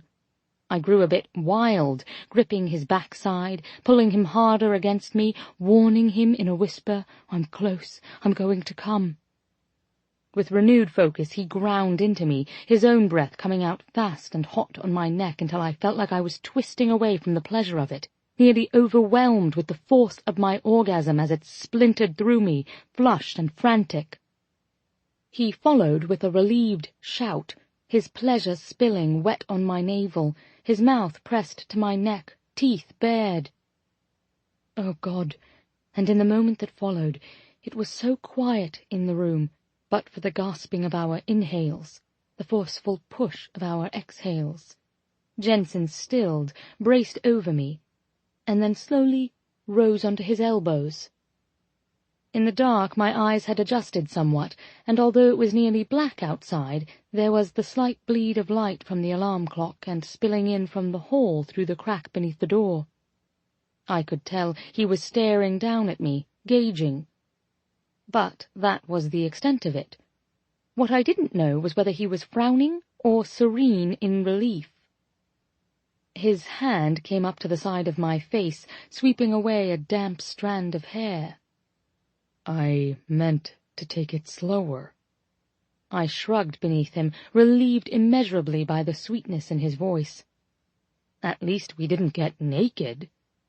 "More of a technicality," he whispered, bending to kiss me. "I'm covered in you. You're covered in me." "I'm covered in you." I closed my eyes, sliding my hands around his hips and forward, between our bodies, to feel the warm spill of his orgasm on my stomach, and then lower to where he pressed, still half-hard, between my legs. "We're a mess," I said. He laughed, a bit growly. "Want to shower?" "Then we'll really be naked." I mean, not that it really mattered anymore, but maybe it did, even just a little. To hold something back here meant that there was something more to come between us, something we wanted to save that for, and the thought gave me a tiny, heady burst of happiness. You first, then me. "Or we could sleep like this," he said into my neck, laughing, "because I'm really fucking tired now." Yes, or we could sleep. I turned my head to him, and he turned his face to mine, kissing me slow and warm, tongue lazily stroking. "This'll make it easier to pretend tomorrow." As soon as he said it, he stiffened. I couldn't deny that the timing was a little off, referencing the ex-wife just moments after we dry-fucked our way to orgasm. But I knew what he meant, too. It was still a comment about us, just more real, somehow. The truth was, I was British, he was American, I lived in London, he lived in Boston, and his ex-wife was 2 doors down the hall. Given how fascinated she'd been with Jensen tonight, and how hard it had been for her to tear her guilt-stained eyes from his face, I wondered, too, whether she was up, listening for evidence of what we'd just done. In the darkness it was somehow easier to ask him about it. "How was it for you today? Really?" He rolled off me but pulled me with him, turning me onto my side so we faced each other and curling a palm around my hip. Jensen, the gentle, cuddling lover. "It wasn't actually that bad," he said, and then leaned forward, kissing me. "Which was unexpected. I think having you there helped. I think having Ziggs and Will be angry on my behalf helped." I nodded. "Yeah, I agree." "And I think it helped that she's married to a guy who seems sort of boring," he whispered, as if he was a bit ashamed to admit it so baldly. "I shoulder some of the blame for our breakup, of course, but it makes me wonder if maybe I wasn't the problem after all." "So we'll keep up the facade?" I asked. Jensen coughed quietly and shrugged against me. "I don't really see any point in telling her either way. I haven't seen her since the day we signed the divorce papers. We no longer have any friends in common. At this point, telling her it was a joke would probably only hurt her feelings." "I love that you don't want to hurt her feelings after everything." He went quiet for a few even breaths. "She ended things so terribly, with such appalling immaturity. But she wasn't trying to be awful." "She just is," I said, repressing a little laugh. "She was young," he said by way of explanation. "Though I don't remember her being quite so—" "Dull?" I asked. He coughed out an incredulous sound that I'd put it so plainly at last. "Well, yeah. No one is interesting at 19. "Some people are," he argued. "I wasn't. I was obsessed with lip gloss and sex. There wasn't a lot more going on upstairs. He shook his head, hand sliding up from my hip to my waist. You studied math. Anyone can study math, I told him. It's just something to do. Having an aptitude for math doesn't make you inherently more interesting. It just makes you good with numbers, which, in my experience, often translates to bad with people. You aren't bad with people.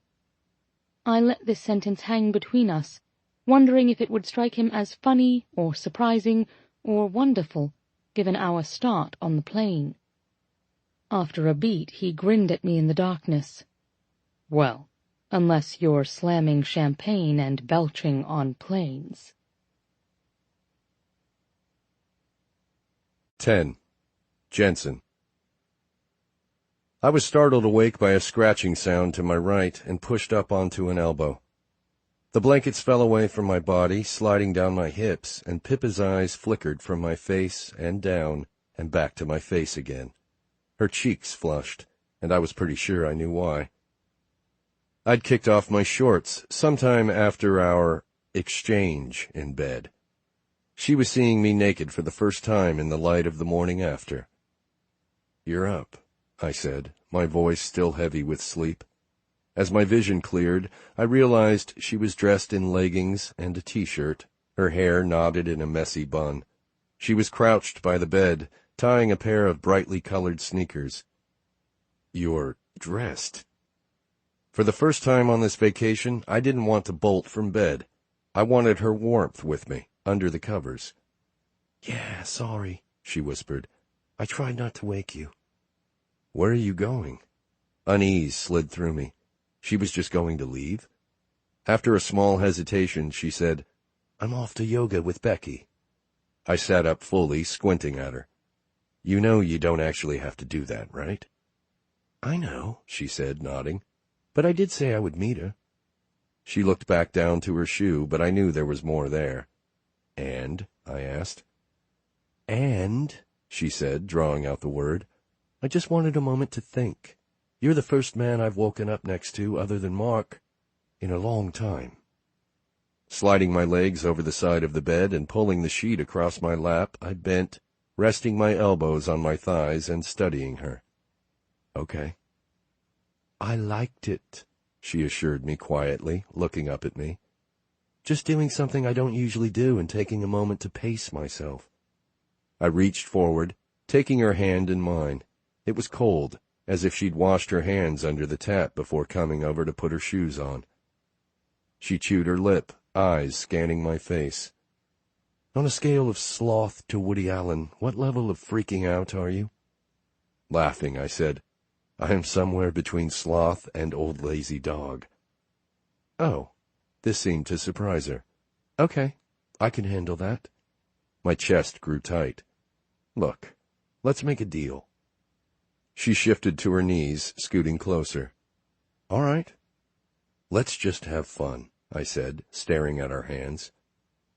She was pale and smooth against my tanned skin.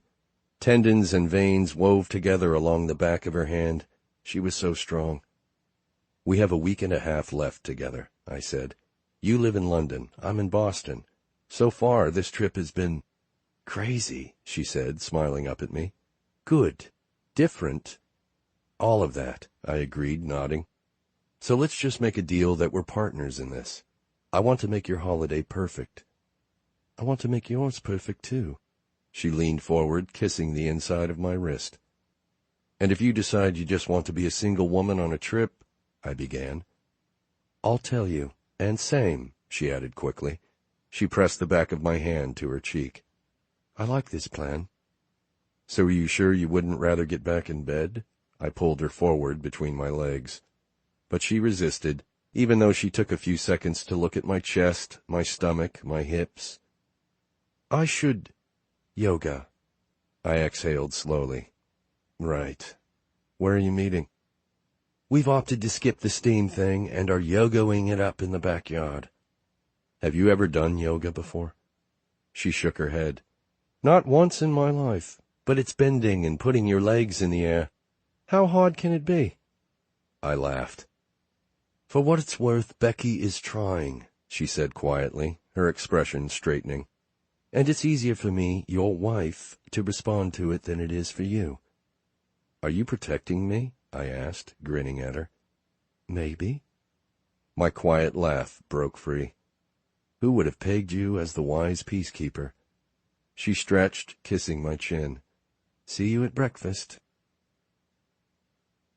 I pulled on my jeans and a sweater, heading downstairs to grab a cup of coffee from the pot near reception before padding out to the back porch. There was a thick layer of fog hovering over the grass, and it was chilly out, but it was beautiful.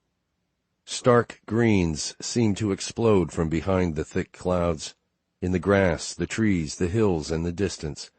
Just down the broad back steps and to the left of the house a bit, on the flat, smooth lawn, Becky and Pippa stretched out on yoga mats I assumed Becky brought along for her and Cam to use. I sipped my coffee, watching them. Pippa's general fitness had to be due to genetics and her constant energy and motion, rather than a natural proclivity for athletics. Even stretching, she looked unsure of herself and wiggly, dancing and talking. The screen door creaked behind me, and Ziggy came to sit on the step at my side, her hands cupped around a steaming mug. "What on earth is she doing?" she asked, voice still scratchy. "Yoga." "That's yoga?" Pippa's version of it, at least. "Wow, and with Becky? She should have told her to get bent." I nodded, smiling over the top of my mug. Apparently she's true to her word. Becky straightened, instructing Pippa on something I couldn't hear, and then I watched as Pippa bent to touch her toes and stiffly lifted one of her legs behind her. She was about 1/8 as flexible as Becky. She looked ridiculous. She was amazing. Zig snorted. "She's flipping awesome. She looks like little Annabelle doing yoga." Becky mimicked what Pippa had done, and then transitioned it into a complicated version of downward dog that nearly sent Pippa to the ground. "I think Becky is onto her," I said, shaking my head as Pippa collapsed onto the mat in a pile of giggles. "Onto her how?" Pippa said she was really into this fictional British steam yoga. My sister's eyes narrowed as she studied them more seriously. "The weird thing is," she said, "I don't even worry about Pippa being able to take care of herself out there." "Becky isn't exactly a predator," I noted dryly. "And they're not sword fighting, it's yoga." "No," she said, laughing. "I mean, you guys made up this whole complicated story, and now there's pretend yoga, but it's like Pippa is game for anything. I like that about her." On their backs now, they lifted their legs, letting them fall back over their heads in what I remembered from a few yoga classes as halasana. I heard Pippa's exuberant "oof," her ringing laugh, and then her shirt slid up her body, exposing most of her stomach and back. "She has a nice body," Ziggy mumbled. "She does." I sensed my sister turning to look at me. "Did you guys—" "Not quite." "But almost?" She sounded hopeful. I met her eyes. "I'm not discussing this with you." She acknowledged this with a little smile. "I like her." Unease settled in my gut. I liked Pippa, too. The problem was the impossibility of it all. Pushing that aside, I turned my attention back to where my fake wife and my ex-wife continued doing yoga together on the lawn. Standing now and lifting one leg, bending it at the knee and holding the foot in one hand while stretching out the other arm in front of them, a move I think was called Natarayasana. Pippa toppled face first and ended up landing in a clumsy half-somersault. Rolling to her back, she held her stomach, laughing. Becky straightened, staring down at Pippa with an amused grin. It was more than obvious that the jig was up. Pippa was no yogi. "Hannah and I will throw the red balls," Pippa explained to me a couple of hours later. "You and Will throw the blue balls." Giggling at this, I gave her a patient yet amused sigh. She held up a small yellow ball. "This is the palino." She placed it in my waiting palm and said, "Toss it past the center line, but not past the 4-foot line." She pointed to the 5th white line in the grass. "That far one there." We were playing bocce, of all things, out on the rolling lawn beside the B&B. After yoga, Pippa had met the rest of us for a mimosa brunch, Becky and Cam in tow. It felt as though some tension had solidified overnight, and although I was firm in my decision to avoid drama, Becky seemed unsure where to look at all times and ended up mutely poking at her eggs for most of the meal. The problem wasn't so much that conversation was stilted. It was that we literally had no overlap, no grounds for conversation to start when it wasn't polite small talk. It didn't help that I simply wasn't interested in catching up or knowing what she'd done these past 6 years. I studied Becky in tiny, covert glances. I said as much last night to Pippa, but had she always been this quiet, always blended into the background this much? I tried to figure out if it only felt that way because this situation was awkward and she was clearly the bad guy here in many ways, so was playing it carefully. But really, other than the odd crying yesterday, it just felt like Becky was being Becky. Now we had 2 hours before a group vineyard tour, and instead of heading up to the room for a leisurely shower, like I'd suggested, Pippa and Ziggy had challenged Will and me to a battle of the sexes bocce match. Taking the ball from Pippa now, I approached the court. "Yes, ma'am." "But don't suck," she added quickly. My sister snickered beside me. "This is very important," Pippa added loudly as I extended my arm to throw. "Men versus women, you wouldn't want to perform badly." Pausing, I turned and looked at her over my shoulder. I don't think my performance to date has been a problem. Ziggy groaned, but Pippa grinned at me. "Yes, but if you recall, I was the one in a position to play with the balls, so—" Screaming in protest, my sister scurried away just as a giant hand clapped around Pippa's mouth and she was lifted from the ground. Will removed her from the vicinity with an arm around her waist. "I'll take care of this one," he said, his laugh ringing out. "Go ahead and throw, gents." I turned back to the bocce court and tossed the ball neatly onto the grass. It rolled only a few inches from the 4-foot line, a clean throw. Pippa kicked, wiggled out of Will's arms, and went to pick up the first red ball. "And now the ladies show you how it's really done." "So this is essentially like shuffleboard?" I asked, getting a hang of the rules. "But we try to get closest to the palino instead." "Right," Ziggy told me. "But hipsters play bocce at wineries and old people play shuffleboard on cruise ships." "Not only old people," Pippa protested, bending to throw. "There's a brilliant shuffleboard table at one of my favorite pubs." Fascinating.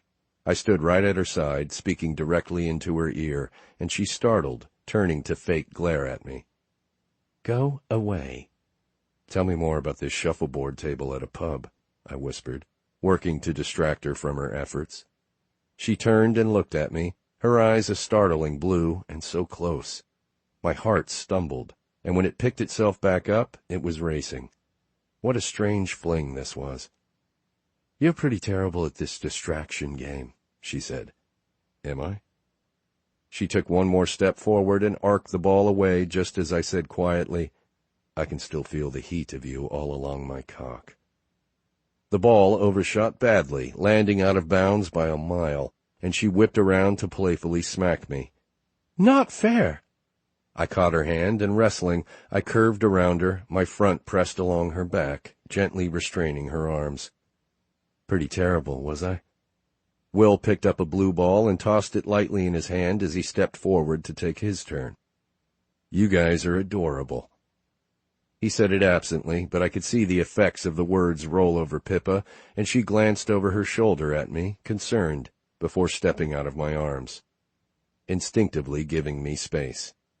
The timing was all wrong. Just as Pippa turned back to me, she looked over my shoulder toward the inn and deflated slightly. "Becky." "What?" Tilting her chin to indicate behind me, she repeated, "Becky. She's coming over here." I turned around with a smile on my face. "Hey, Bex." Becky startled. "You haven't called me that in forever." "I haven't seen you in forever." This seemed to hit her somewhere tender, and she winced. "I was just coming to see if you guys wanted to leave a little early for the tour. The van is here." "I haven't showered," Pippa said. "I can be quick, though." Okay, Becky said, studying me still. Sure. Pippa retreated, watching as she moved around Becky and began walking toward the inn. Do you need to shower? Becky asked, looking me over from head to toe before her eyes came to linger on my stubbly jaw. Yeah, probably. I might head up with her. I was wondering if we could talk real quick first. I glanced behind Becky to where Pippa had already disappeared into the building. Becky, I said gently, sensing my sister and Will pretending not to listen a few feet away. Now isn't the time. What did she want to talk about? Pippa asked, buttoning a shirt up her stomach and over her chest. Goodbye, perfect breasts. Jensen, I blinked up to her face. I asked what Becky wanted to talk about, she said, laughing at me. Oh. I shrugged and rubbed a towel over my wet hair. We'd showered separately, much to my chagrin. No idea. Maybe about Cam selling us our dream house. Pippa grunted skeptically as she stepped into a pair of black pants, shimmying them up her hips. They were tight, and her shirt was practically sheer. Beacon Hill must be fancy for how excited he seems to get this fake commission. Is that what you're wearing? I asked, lifting my chin. She looked down at herself. Well, yeah, and some shoes. Why? Because I can see your breasts? No reason. She smoothed her hands over her stomach, regarding me with uncertainty. And then her jaw set. If you think you get an opinion on what I'm wearing, you don't understand how this works. I stood, laughing. I like it. I can just see your bra. So? She asked, tilting her head. So, I repeated. It makes me think of your boobs. Pippa bent, slipping on her boots. You are far less evolved than I initially believed. We were the last to join the group at the van and climbed into the first row of seats, tangling ourselves in the seat belts. I'm not sure how we managed it. Pippa ended up with a strap around her neck and nearly popped a button off her shirt. The buckle snagged on my pocket. As I worked to disentangle us, she gazed at me, bemused. This makes me wary of ever dabbling in bondage with you. Silence greeted us, and I unlooped the belt from her neck before looking up and around us at the other passengers. We're not alone, are we? She playfully stage-hissed. There are others, I confirmed. They're regarding you with curiosity. And mild whore, Niall added dryly. Pippa looked up and grinned winningly at the driver gazing at her in the rearview mirror. And this is me, sober. Best of luck. Will turned and looked at us from the front seat. Are you two going to be trouble today? Probably, I admitted. How's the headache? He laughed, facing forward again. It's slowly diminishing. How late were you guys out? Becky asked from the very back. Until about midnight, Ruby guessed. Cam leaned forward in his seat. Where did you go? We were just at the wine bar at the B&B, Neil told him. The van went silent for a few heavy seconds. We didn't see you leave, Becky said. Beside me, Pippa tensed, and I put a hand on her thigh, urging her to not feel obligated to answer. Karaoke was loud, Ziggy said, and I heard the smile in her voice. And beer makes me sleepy. Ellen piped up. We found a lovely quilting show just down the highway. They have some truly amazing crafts there if anyone is interested in joining us later today. The silence that followed was painful. I looked over to Pippa and could see the effort it was taking her to not accept the invitation, knowing her own sense of obligation would require her to follow through. My hand curled tighter around her thigh, and she met my eyes and smiled weakly. That sounds lovely, Niall said smoothly, but we've a late lunch reservation. I've got another Bennett dispatch, Will called out, quickly explaining the situation to the rest of the group in the van before reading aloud. Chloe ironed my shirt this morning. It was already pressed from the dry cleaner, mind you, but she said they hadn't done a very good job. Did you read that? She ironed my shirt. That doesn't seem so bad, Pippa said. Odd, but still sane. You'd have to know old Chloe, Will explained. Old Chloe would have burned Bennett's shirt before she'd have ironed it. My phone vibrated in my pocket. I'd turned off email notifications and couldn't imagine anyone was possibly calling or texting me. Pulling my phone out, I looked down to see a text from my sister. "This sucks. I want to hear Bennett texts in our van, not with all these people. I want our little group back." I quickly typed a reply. "Organized tours maybe aren't the thing for us." "What is up with Sad Sack Becky?" "Don't know," I answered. "Don't care," I didn't add. And of course Becky approached me again on the tour, asking to talk. I let go of Pippa's hand and, after my pretend wife gave me a small nod of approval, stepped to the side into the shadows of the oak barrels. "It's good to see you," Becky began. I nodded, but didn't agree. "It's been a while." "I really like Pippa." My stomach tightened. I really liked Pippa, too. "Cam seems great. Congratulations." "Thanks." "And thank you for taking her out to do yoga this morning," I said with a smile. "She has a pretty fun sense of adventure." "I didn't realize she hadn't done it before." I'm sure she'd done it lots, just in her imagination. We both laughed courteously, awkwardly, until Becky looked to the side, taking a deep breath. And before she could speak, before any sound escaped, I already wanted out of this conversation. "Look," I said, "I don't think we should do this." "You don't think we should talk?" she asked.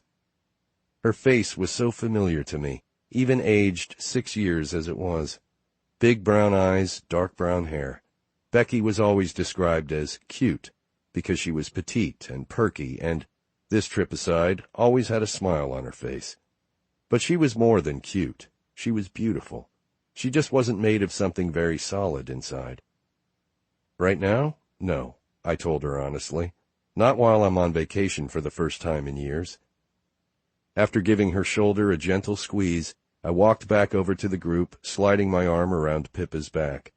My sister caught my eye and then looked over to Becky, who was returning to Cam's side with a defeated frown.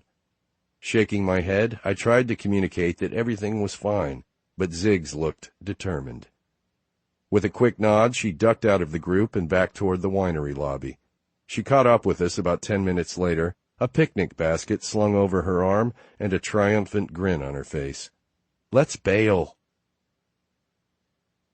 We should have known it would rain. "Never trust a blue sky in October," Ziggy said, giving up on trying to repackage her sodden sandwich and dropping it back into the basket the winery had loaned us. We were seated under an enormous oak tree, and it sheltered us from most of the rain, but an occasional spout would fall from one of the branches, soaking an unexpected spot.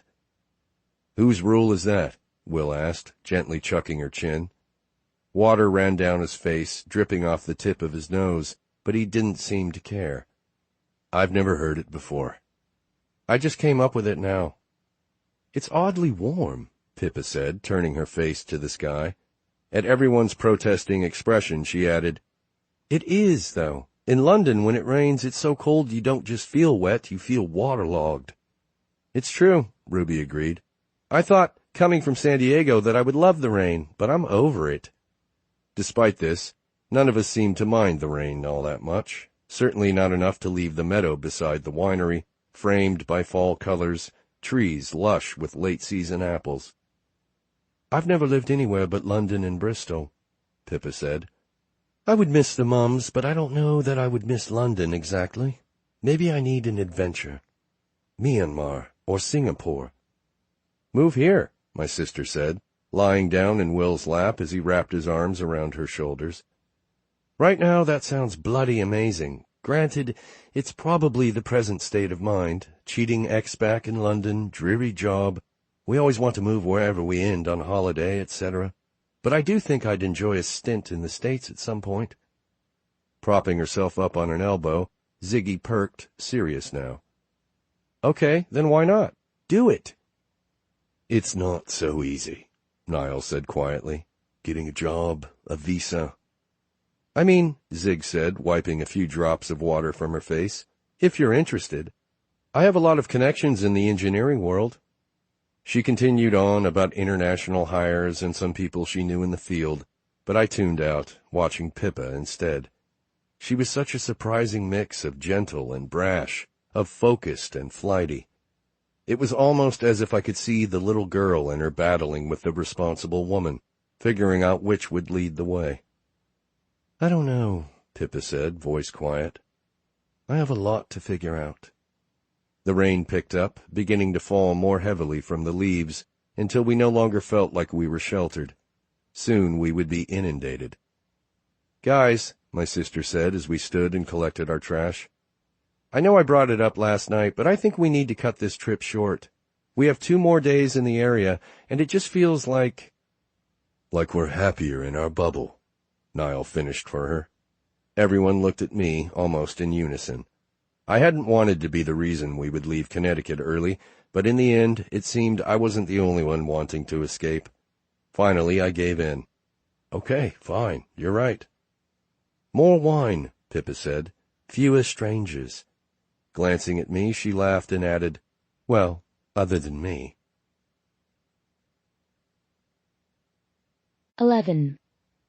Pippa. A weight was lifted after we agreed to cut the trip short in Connecticut. The idea had been a good one, the reality less so. Instead, we would hop into the van and head up to Vermont early for a little more than a week of quiet in the cabin. Like Niall said, back in our bubble. It all sounded easy, really. Relaxed, right?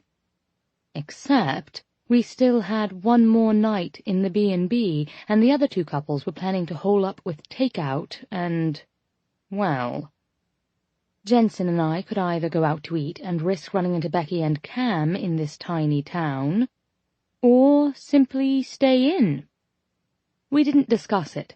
We didn't have a plan. We just sort of walked that way, went inside, dropped our things, and gazed at each other. "So," he said. "So." After bending to catalogue the minibar, he pulled out a half-liter of Chardonnay, holding it up in question. "You haven't grown sick of wine yet?" I asked, laughing. "I don't think I would ever grow sick of wine," he said, reaching for the corkscrew. There was no need for nervous chatter while he opened the bottle. He was a man used to being watched at the head of the room, to the room quieting when he spoke, to being brought there specifically so that others would hear what he had to say and do as he did.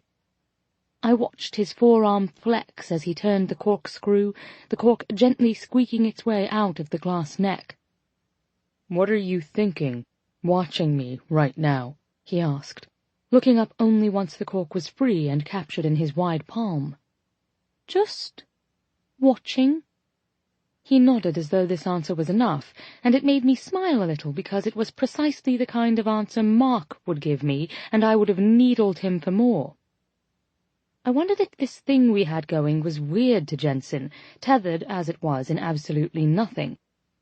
No business partnership would come from this fling, no romantic partnership either.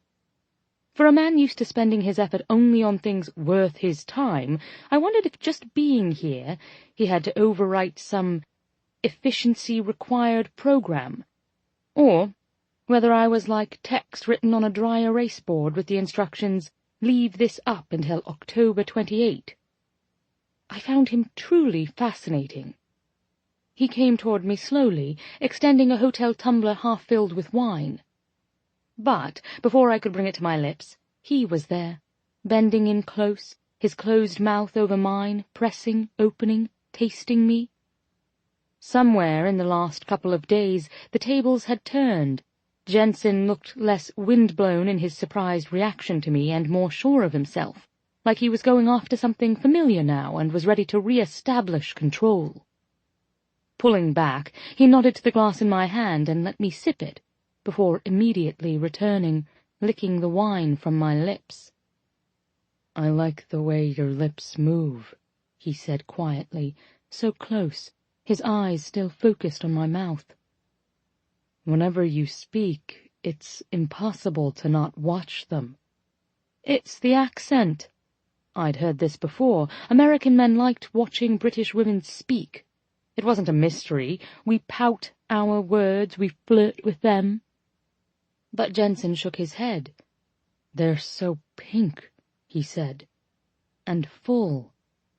Bending, he kissed me again and then pulled back, shifting his gaze up to my eyes and higher, to my hair. "You said you often dye your hair?" He reached up, capturing a strand between his thumb and fingers, and dragged them down to the tip. "Sometimes." "I like it like this," he said, watching his fingers repeat the action. "Not red, not blonde." I suspected the reason he liked it like this was the same reason I tended not to. It was rather quiet, well-behaved hair. It was long and predictably wavy, vaguely blonde, vaguely red, maybe even vaguely brown, unwilling to commit. I wanted hair that made a declaration. Today I will be pink. "Your hair like this makes your eyes bluer," he continued, and my mind hit the brakes. "Makes your lips pinker. Makes you look too perfect to be real." Well, no one had ever said that to me, and suddenly pink seemed like a terribly distracting thing for hair to be.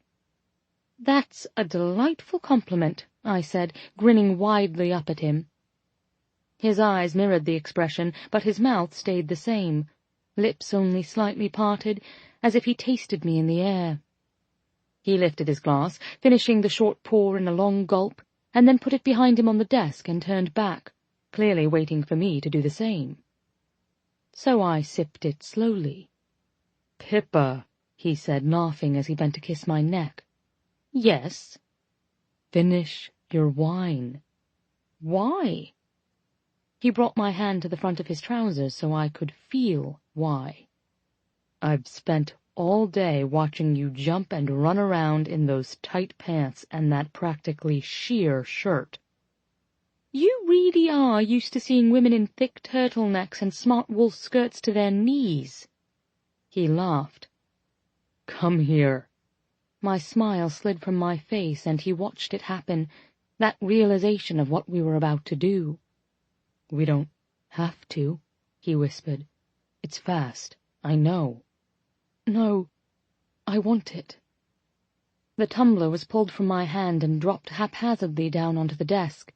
Jensen picked me up, my legs came around his waist, and he was above me, working his body over mine in barely another breath. He ground against me, impatient as he found a rhythm, his mouth covering mine, lips sucking, tongue sliding inside. He groaned, pulling my leg higher up his waist. "I've been hard for hours." God, I could come like this. I had, just last night.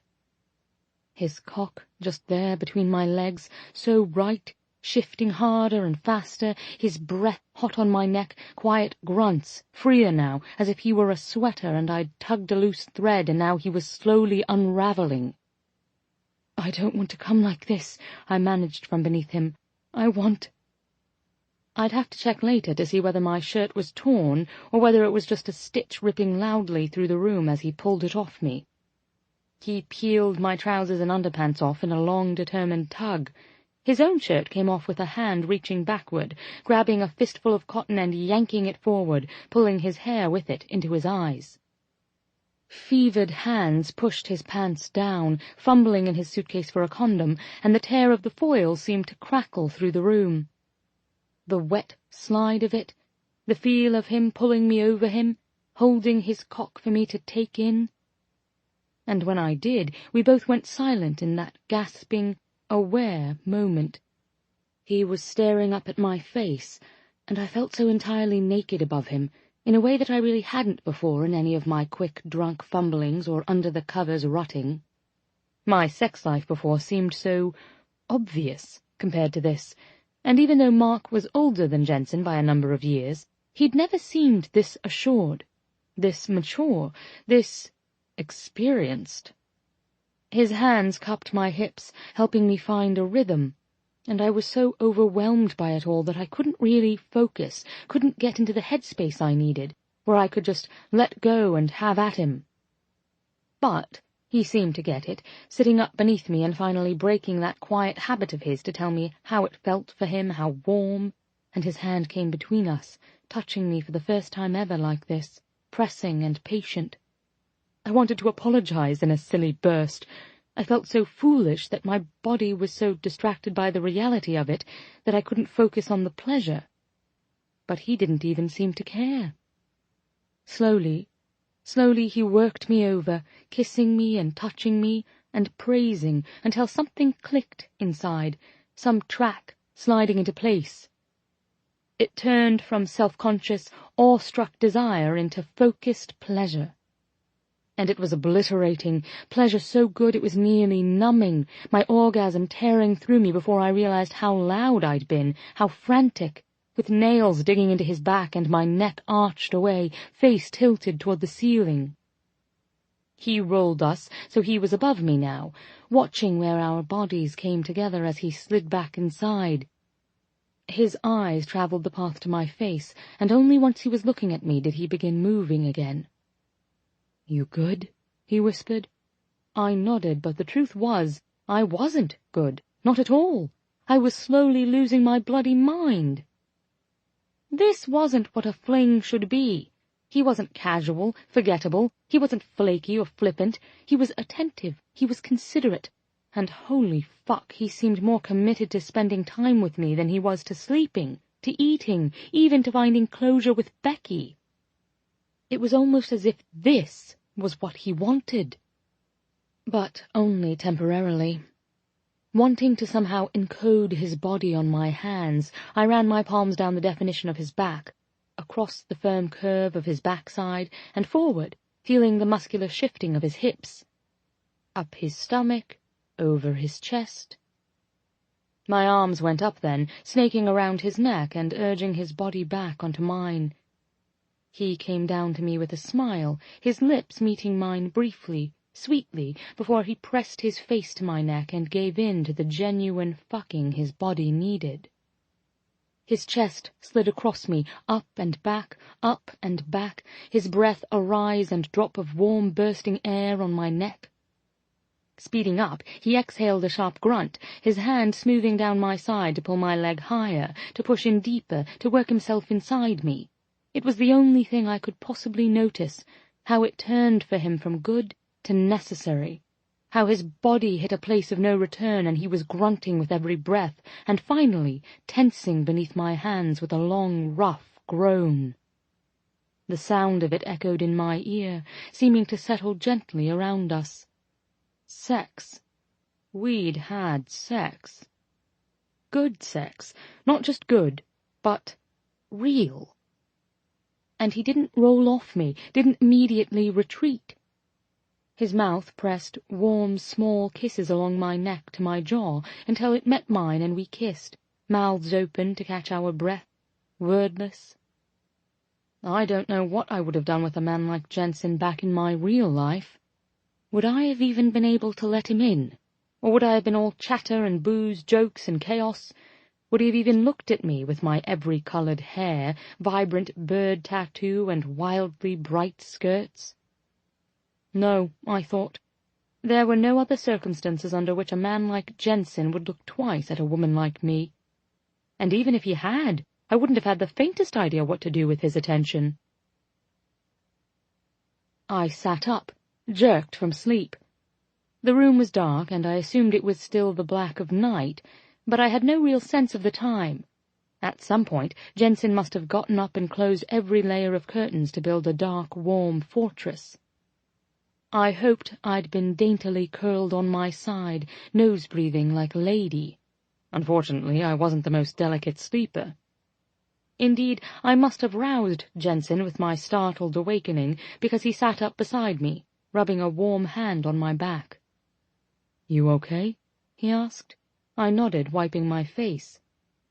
"I just had an odd dream." He pressed his lips to my bare shoulder. "A nightmare?" "Not exactly."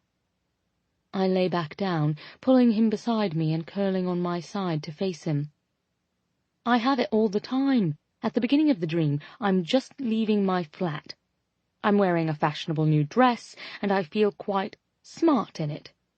But the day goes on, and I realize the skirt is shorter than I thought it was, and I'm sort of nervously tugging on it, wondering whether it's proper for work. Eventually, I'm in an important meeting, or stepping into a new classroom, or... you get it. Yes. And I register that the dress I thought was a dress is really just a blouse, and I'm naked from the waist down. He laughed, leaning forward to kiss my nose. You woke up with a gasp. It's shocking to realize you've gone to work half naked. I would imagine. What's your recurring dream? He closed his eyes, thinking and humming in pleasure when I ran my hand into his hair. He had the softest hair, cut short on the sides and a little longer on top, just enough to make a tight fist around. I think he rather liked that. Mine is usually where I'm enrolled in a class and realize at the end of the semester that I have the final and I haven't studied, or even been to class, yet. What did those dreams say about us, do you think? I asked, massaging his scalp. Nothing, he murmured, his voice thick and relaxed. I think everyone has these exact same dreams. You really aren't doing this fling right, I said quietly, watching his face as I moved my attention down his neck, rubbing his shoulders. Reassuring me after a dream in the middle of the night, cuddling me, kissing me like that after we have sex the first time? He shrugged against my touch, but didn't say anything. We fell into silence, and I thought he was asleep, until his voice rose from the quiet. I guess I'm not very good at casual. I'm trying. Well, judging by the way it feels like I was shagged by a jackhammer, I would say there are aspects of it you're very good at. He growled, so low in his throat it made his chest rumble, and something about the sound felt like a current of electricity along my skin. I snuggled into him, and his arm came around me, pulling me tight. Is that right? He asked, lips pressed to my neck. I think you know I enjoyed myself. I didn't expect you to be so shy at first, he admitted. I didn't either. I hummed when he moved his mouth higher just beneath my jaw. You're a perfect lover. Me? He laughed, a small burst of air. I nearly passed out when I came. With pride I tilted my chin up. Was I amazing as all that? Yeah. He rolled so he was hovering above me, staring down. Thoughtfully he murmured, What is it about you? The answer to this seemed obvious. I eat a lot of cheese. Jensen ignored this. You're silly and beautiful and a little daft. He shook his head, all sincerity. You're just unexpected. Maybe because you're not looking for anything expected here. He looked at me with the question in his eyes, not understanding. I mean, I clarified, you're doing what you should be doing and enjoying this. Jensen bent to kiss me, pressing his lips to mine, slowly capturing the bottom one and biting it gently. You're the perfect holiday girl. Something about that made me twist a little inside, a tiny splinter in the tender flesh of my feelings. It wasn't that I didn't want to be the perfect holiday girl for him. It was that he was so much better than the perfect holiday boy. He was ideal in so many ways, really, and would leave this trip refreshed, going off to find someone suitable for him, someone who wasn't silly and daft and unexpected and addicted to cheese. I would head home and forever compare the next bloke, and the one after that, to the man above me right now. And here I was anyway, on this trip with a group of people I genuinely admired, and who, if I was being honest with myself, I was rather lucky to have stumbled upon in the first place. I wasn't sure I was of the right caliber for any of them, really.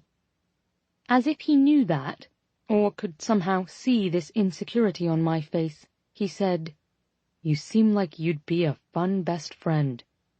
I blinked up at him, pushing away the mild unease in my chest. "Does that mean you don't like me naked?" Shifting so I felt him hard again between my legs, he said, "Trust me, I like you naked." I couldn't quite translate his tone in my head. A fun best friend and a good shag were essentially all I wanted out of a lover some day. But Jensen's tone still carried the holiday girl echo. "Do you not date friends?" I asked. "I mean, every female friend I have is either married or, yeah, just strictly platonic." "How sad." He laughed, kissing my neck. "Well, if I want someone, I want to be with her, not be her buddy."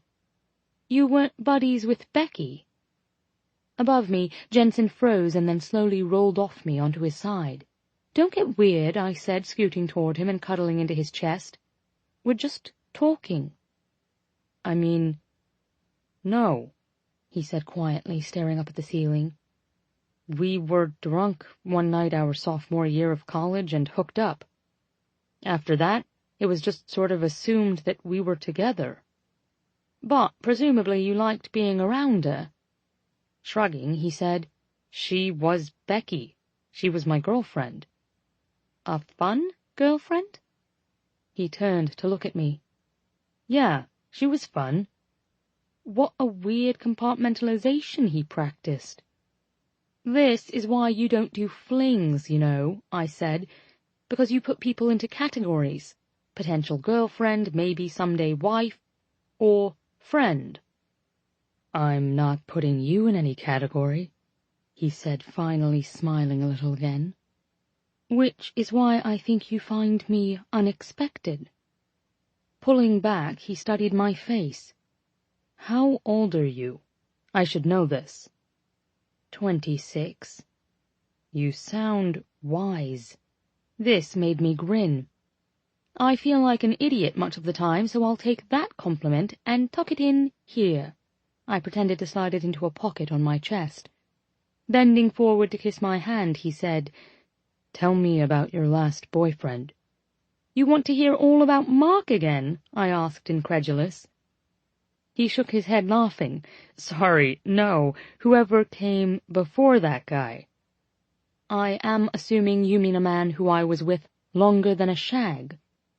Laughing more, Jensen nodded, so I said, "In that case, his name was Alexander, not Alex, by God, and he essentially wanted to get married after 3 dates." "Did you like him?" I thought about this. It felt so long ago. I did. I believe I liked him a lot. But I was only 24. "So?" "So," I said, growling playfully at him, "I feel like I barely know myself now. How could I promise to be loyal to someone forever when I'm not really sure yet whether I'm loyal to this version of me?" He stared at me after I said that, and I wondered whether it shook something loose in him about Becky, or about himself. "You don't want to get married?" he asked slowly, as if working it out. "I do," I said. "Maybe. Someday. But it isn't my end game. I don't wander the world wondering if the man I've just passed who smiled at me might show up at the hotel bar later, and we get to talking and boom, I'm in a flowing white dress." He nodded, understanding, and then he pulled back a little, probably overthinking something, so I yanked him back to me, asking, "Do you approach every date thinking of marriage?" "No," he said carefully, "but I don't bother dating someone more than once if I can't imagine myself with them." "Not even for a shag?" He smiled, kissing my nose. "Well, my friend Emily would be the exception, but as a general rule, I don't sleep with women I'm not dating." "Only holiday girls?" Jensen allowed a tiny smile at this. "Only holiday girls."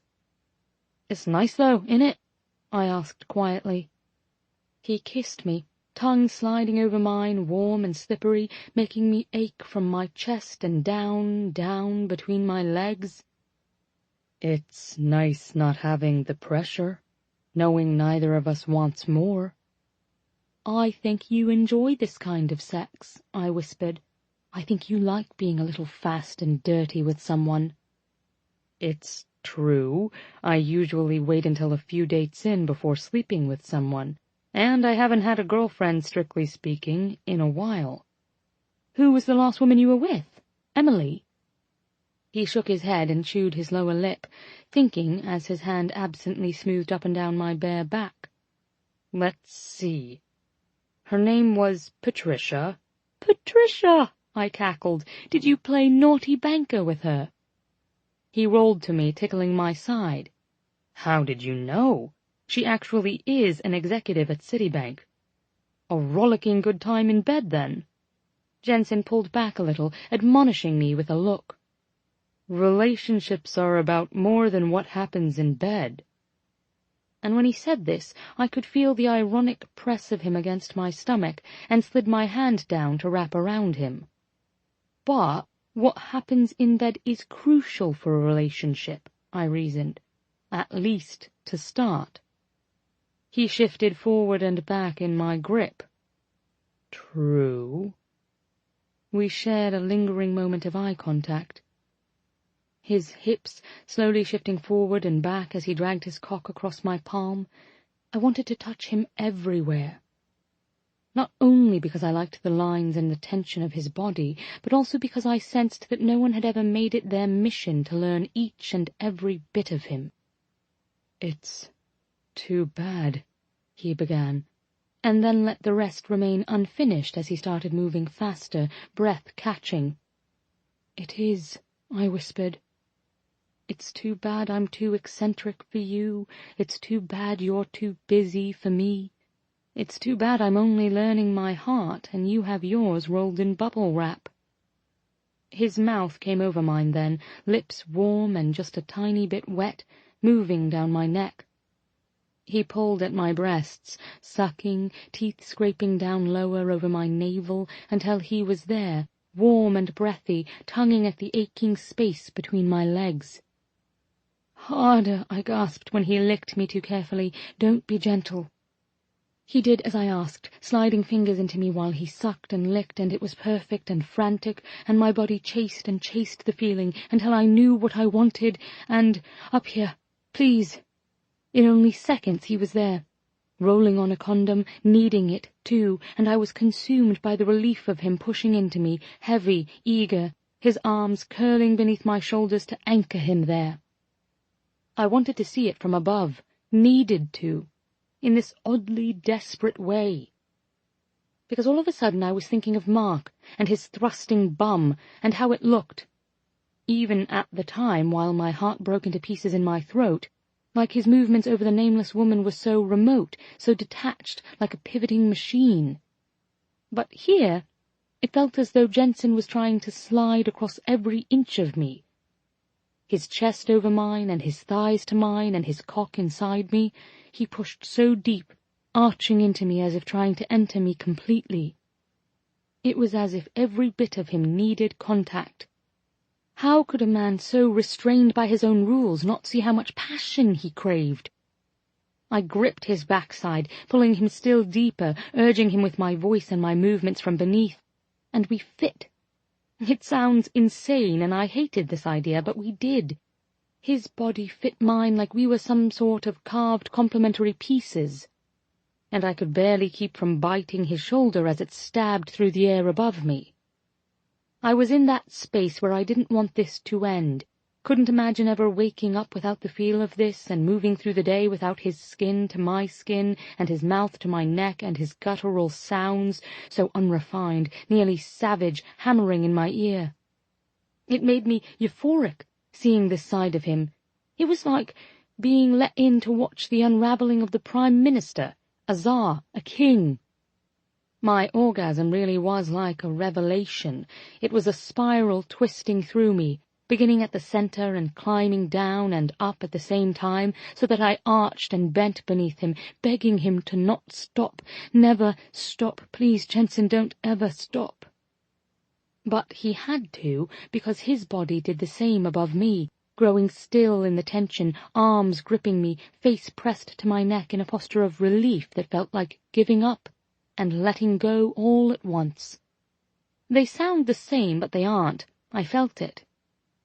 The air around us was warm and still, and slowly, but not slowly enough, it mixed with the conditioned air beyond, and everything seemed to cool. Jensen pulled from me in a move that made us both groan quietly, and he kneeled between my legs, looking down as he removed the condom and then sat there, chin to chest, breathing heavily. I'd had flings before.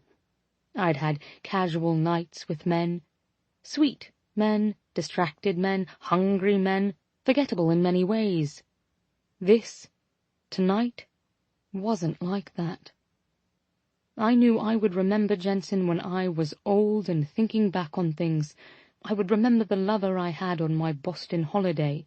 I would remember this tender moment just here when he was overwhelmed by the love we'd just had. It may have been a spark, a match struck to pavement and extinguished, but it was there. I stared at him as he reached across the bed to throw the condom in the bin near the bedside table. He came back over me, warm, tired, and wanting the languishing sort of kisses that are the sweetest prelude to sleep. It didn't scare me, but it didn't quite thrill me either, because Jensen was right. This was all very unexpected. 12. Pippa. Our final drive was far north, to the cabin in Waitsfield, Vermont, just southeast of Burlington. We were all groggy, having stayed up far too late in our respective hotel rooms the night before, and, maybe more than anything, had run out of the low-hanging conversational fruit. Jensen and I were no longer playing pretend, but something else had settled into place, permission to kiss and to touch, and not for the benefit of someone else or as any sort of game, but because we wanted to. I dozed on his shoulder in the far back seat, vaguely aware of our position, his right arm around me, his left hand on my thigh just beneath the hem of my skirt, his body arranged toward mine, curving to make himself a more comfortable pillow. I was aware that he spoke in hushed tones whenever Hannah asked something from the front seat. I was aware of the weight of his kiss when he would occasionally brush his lips across my hair. But only when he gently elbowed me awake was I aware of the truly magical thing happening. Cityscapes had given way to lush wilderness. In their final throes of life before winter, maples lined the two-lane roads densely. Oranges and yellows lingered on the ground, kicked up by the wind as we passed. Faint green could still be found here and there, but otherwise the land was an array of earth tones and dwindling fire, with the backdrop of bright blue sky. "Good God!" I whispered. I felt Jensen's attention on the side of my face, but I could barely tear my eyes away. Who, I began, unable to imagine who could live here and ever leave. "I've never seen you speechless," he said, amazed.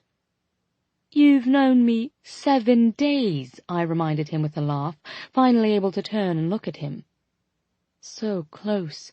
His eyes were the brightest things in the car, focused as they were on me entirely. "You look quite pensive," I whispered. "You're beautiful," he said just as quietly, making his words simple with a small shrug. "Don't fall, Pippa."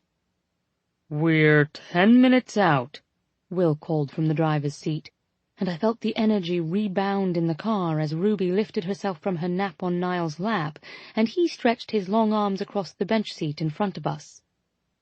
A tiny town passed, and houses seemed to become spaced farther and farther apart. I thought of London, of the way it felt we were all living one on top of another, and tried to imagine a life out here. The simplicities of getting only what you need, of having things be well and truly quiet, of being able to see each and every star. And the difficulties, too, of not being able to walk to the market, not being able to trip home with a bag of takeaway or hop on the tube, not being able to get away from the same small-town friends without a long drive. But you would have this at your front door every minute, and it would be ever evolving from winter to spring, summer and autumn. No more English grey that loomed far more frequently than the sun. Jensen's fingers slid up my neck and into the hair at the nape, massaging gently, as if it was something he did every day. Was it that I couldn't imagine leaving this state, or just that I didn't entirely want this trip to end? I wonder if this is how my mobile phone feels when the battery dies and I leave it alone for a few hours, I mumbled. Beside me, Jensen laughed. Your random metaphors are beginning to make sense to me. I'm slowly blackening your intellect. Is that what you're doing when you're fucking me senseless? He'd thought he said this quietly enough, but out of the corner of my eye I saw Ruby sit up straighter, pretending not to listen as she leaned toward the window. I put my finger over Jensen's lips, shaking my head as I bit down a laugh. His eyes went wide in understanding, but instead of turning awkward and pulling out his phone for immediate emotional disengagement, he leaned forward, pressing his mouth to mine, trapping my fingers in between. This permission to touch when we wanted, where we wanted, was going to do me in. Don't fall, Pippa, don't fall. Holy shit, guys, Will called from the front, and we all bent to peer out our respective windows. A private drive peeled off from the main road, and we turned down it, the van's wheels crunching quietly over gravel and bark. The air felt cooler here, damp under the shade, the sun blotted out by the thick branches of trees overhead. It smelled of mulch and pine, and the bite of decaying earth underfoot.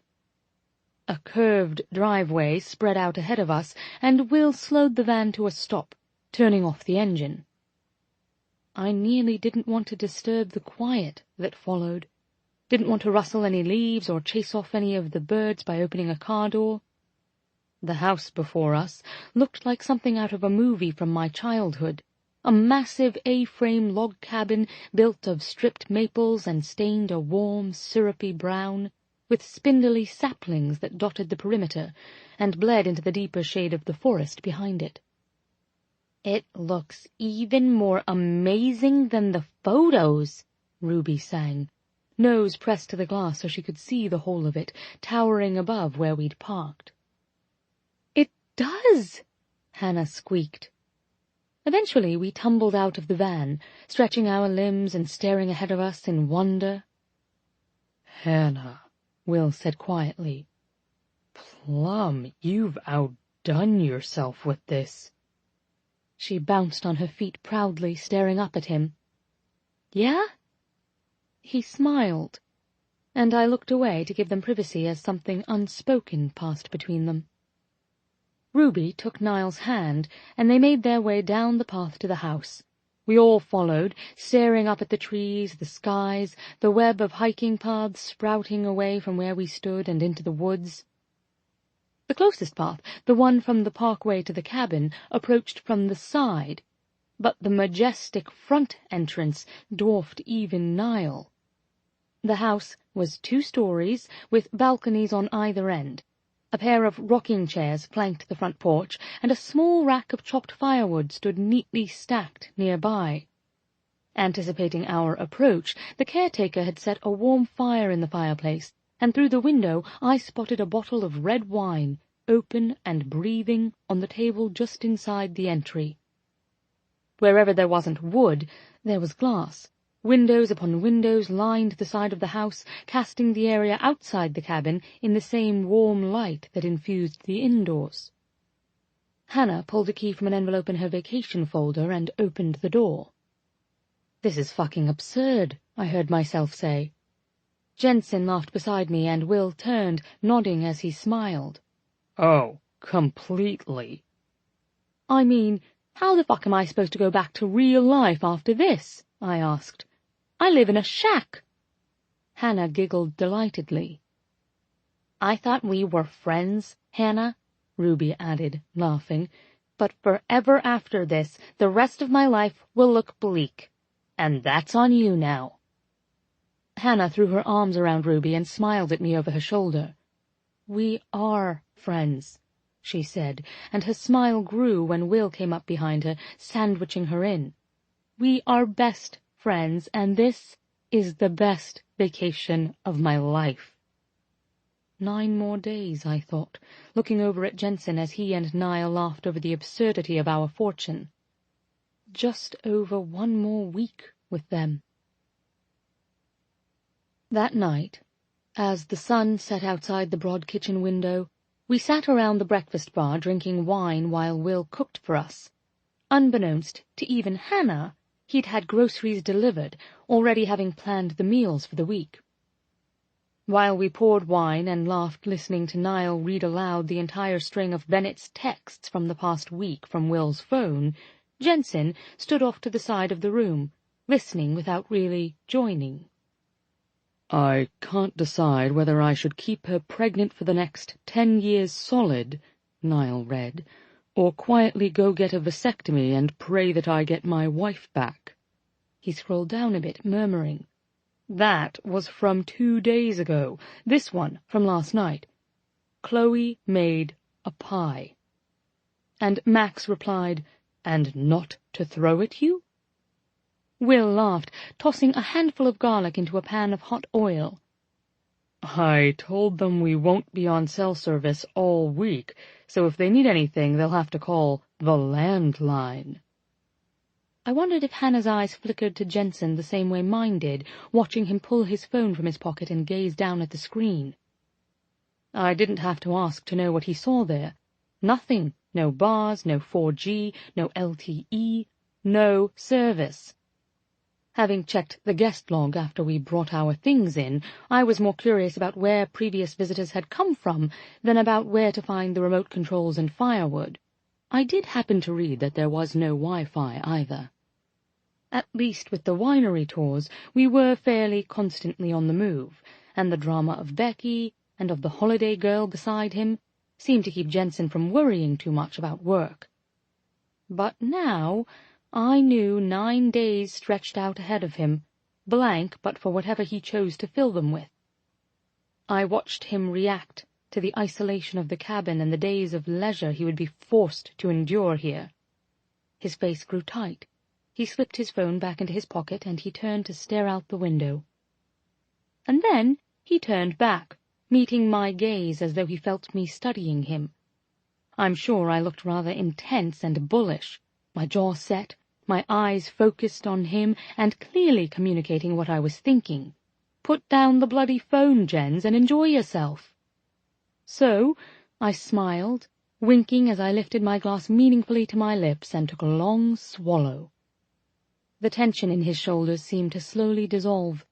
Through effort, or some subconscious trigger being pulled, it didn't matter to me. And he made his way across the room to stand behind me. No work, you, I said, tilting my head to grin up at him. Sorry to be the one to tell you, there's no lawyering allowed in here. Such a shame. He shook his head with a small tense laugh, bending to plant a kiss atop my head. But he didn't immediately retreat, so I took advantage, leaning back against the solid, reassuring weight of him, biting back a wider smile as his arms went around me. The Becky excuse was hundreds of miles away, and still no one reacted like this hug was anything odd at all.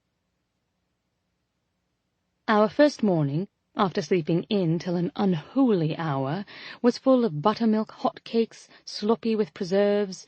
Afterward we went berry-picking and swimming in the wide creek, then lazed by the fire in the cabin, reading whatever fabulously terrible mysteries we could find on the shelves of the house. And the days blurred together a bit, just like this. Hikes through the woods, midday naps, and endless hours spent laughing in the kitchen together, drinking wine while Will cooked. The only thing missing, I felt, was some gratuitous wood-chopping. Around day 3, I knew it couldn't go unmentioned. I suspected that, when we looked back on it all, this could be my true legacy to the trip. "The fire looks a bit dim," I called out to the men who were playing poker in the dining room. Ruby looked up from her book, and then glanced meaningfully back and forth between where I sat, curled in a ball in the giant leather chair by the fire, and the heavy stack of wood piled in front of the fireplace. "Well, there's plenty of wood," she said, confused. "Ruby Stella," I said sotto voce, "I'm not saying you should shut your trap, but I'm not saying it either." She clapped a hand over her mouth, just as Will jogged into the room, worried. He pulled up short at the sight of the fire, positively blazing in the hearth, and the giant pile of wood next to it, not at all insufficient. "Sure, I can put some more wood on." He said it without any pointed, lazy-ass inflection. What a prince. "The thing is," I said, pushing up onto an elbow, "freshly cut wood really is such a treat. The smell, the crackling." He tilted his head, studying me before sliding his eyes to where Hannah was giggling behind her book. "Freshly cut?" he asked. "I believe I saw an axe behind the woodshed," I added helpfully. "A big, heavy axe. And there are some larger logs inside." Jensen stood in the doorway, his shoulder leaning casually against the frame. "Pippa?" I looked up at him and grinned. "What?" He simply gazed at me. I winced sympathetically. "Unless you don't know how to wield an axe, or one quite so large." I heard Niles' laugh carry in from the dining room. "I can wield an axe just fine," Will said, pulling back a bit. "Swinging an axe sounds like a walk in the park." "No," I said, placating him, "you're such city boys. I don't want you to get hurt. I shouldn't have suggested it. I'm sorry." Ruby murmured an amused, "Oh, shit," from the couch. Niall stepped behind Jensen and smiled at me. "Pippa, you're terrible." "But the question is, are you," I asked, "terrible at chopping wood?" Jensen and Will exchanged a look, and then Jensen reached for the hem of his sweater, tugging it up and over his head so that he stood in a t-shirt and jeans. "Looks like we've been challenged." We all but leapt up, following the men on a mission out into the backyard. Indeed, there was a chopping block to the side of the shed, and, only a few feet away, leaning against the structure, was a pretty impressive axe. An incredibly impressive axe.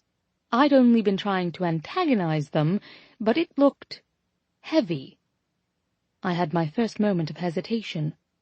"Lads, maybe—" Will picked it up in one hand, swinging it over his shoulder. Beside me, Hannah let out a shaky exhale.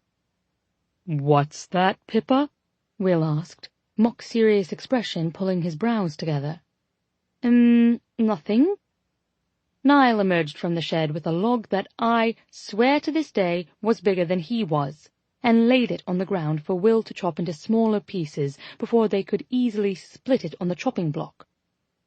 But, instead of taking a swing at it himself, Will handed the axe to Jensen and then looked up at me, giving me a sly grin that somehow said both, "You're welcome," and "This'll shut her up." Without even sparing a glance in my direction, truly he was an obliviously sexy man on a mission, Jensen hefted the axe over his right shoulder and came down hard, cracking into the trunk. The sound echoed around us, sending a flock of birds out of their comfort in a nearby tree. "Holy shit, I feel like a man," he growled in surprise, laughing as he worked the blade free before taking another swing. His t-shirt was white, and beneath it I could see the muscles of his back straining as he sent the axe into the fresh wood. Hannah bounced beside me, chanting for her brother, but my attention was focused entirely on Jensen and his back.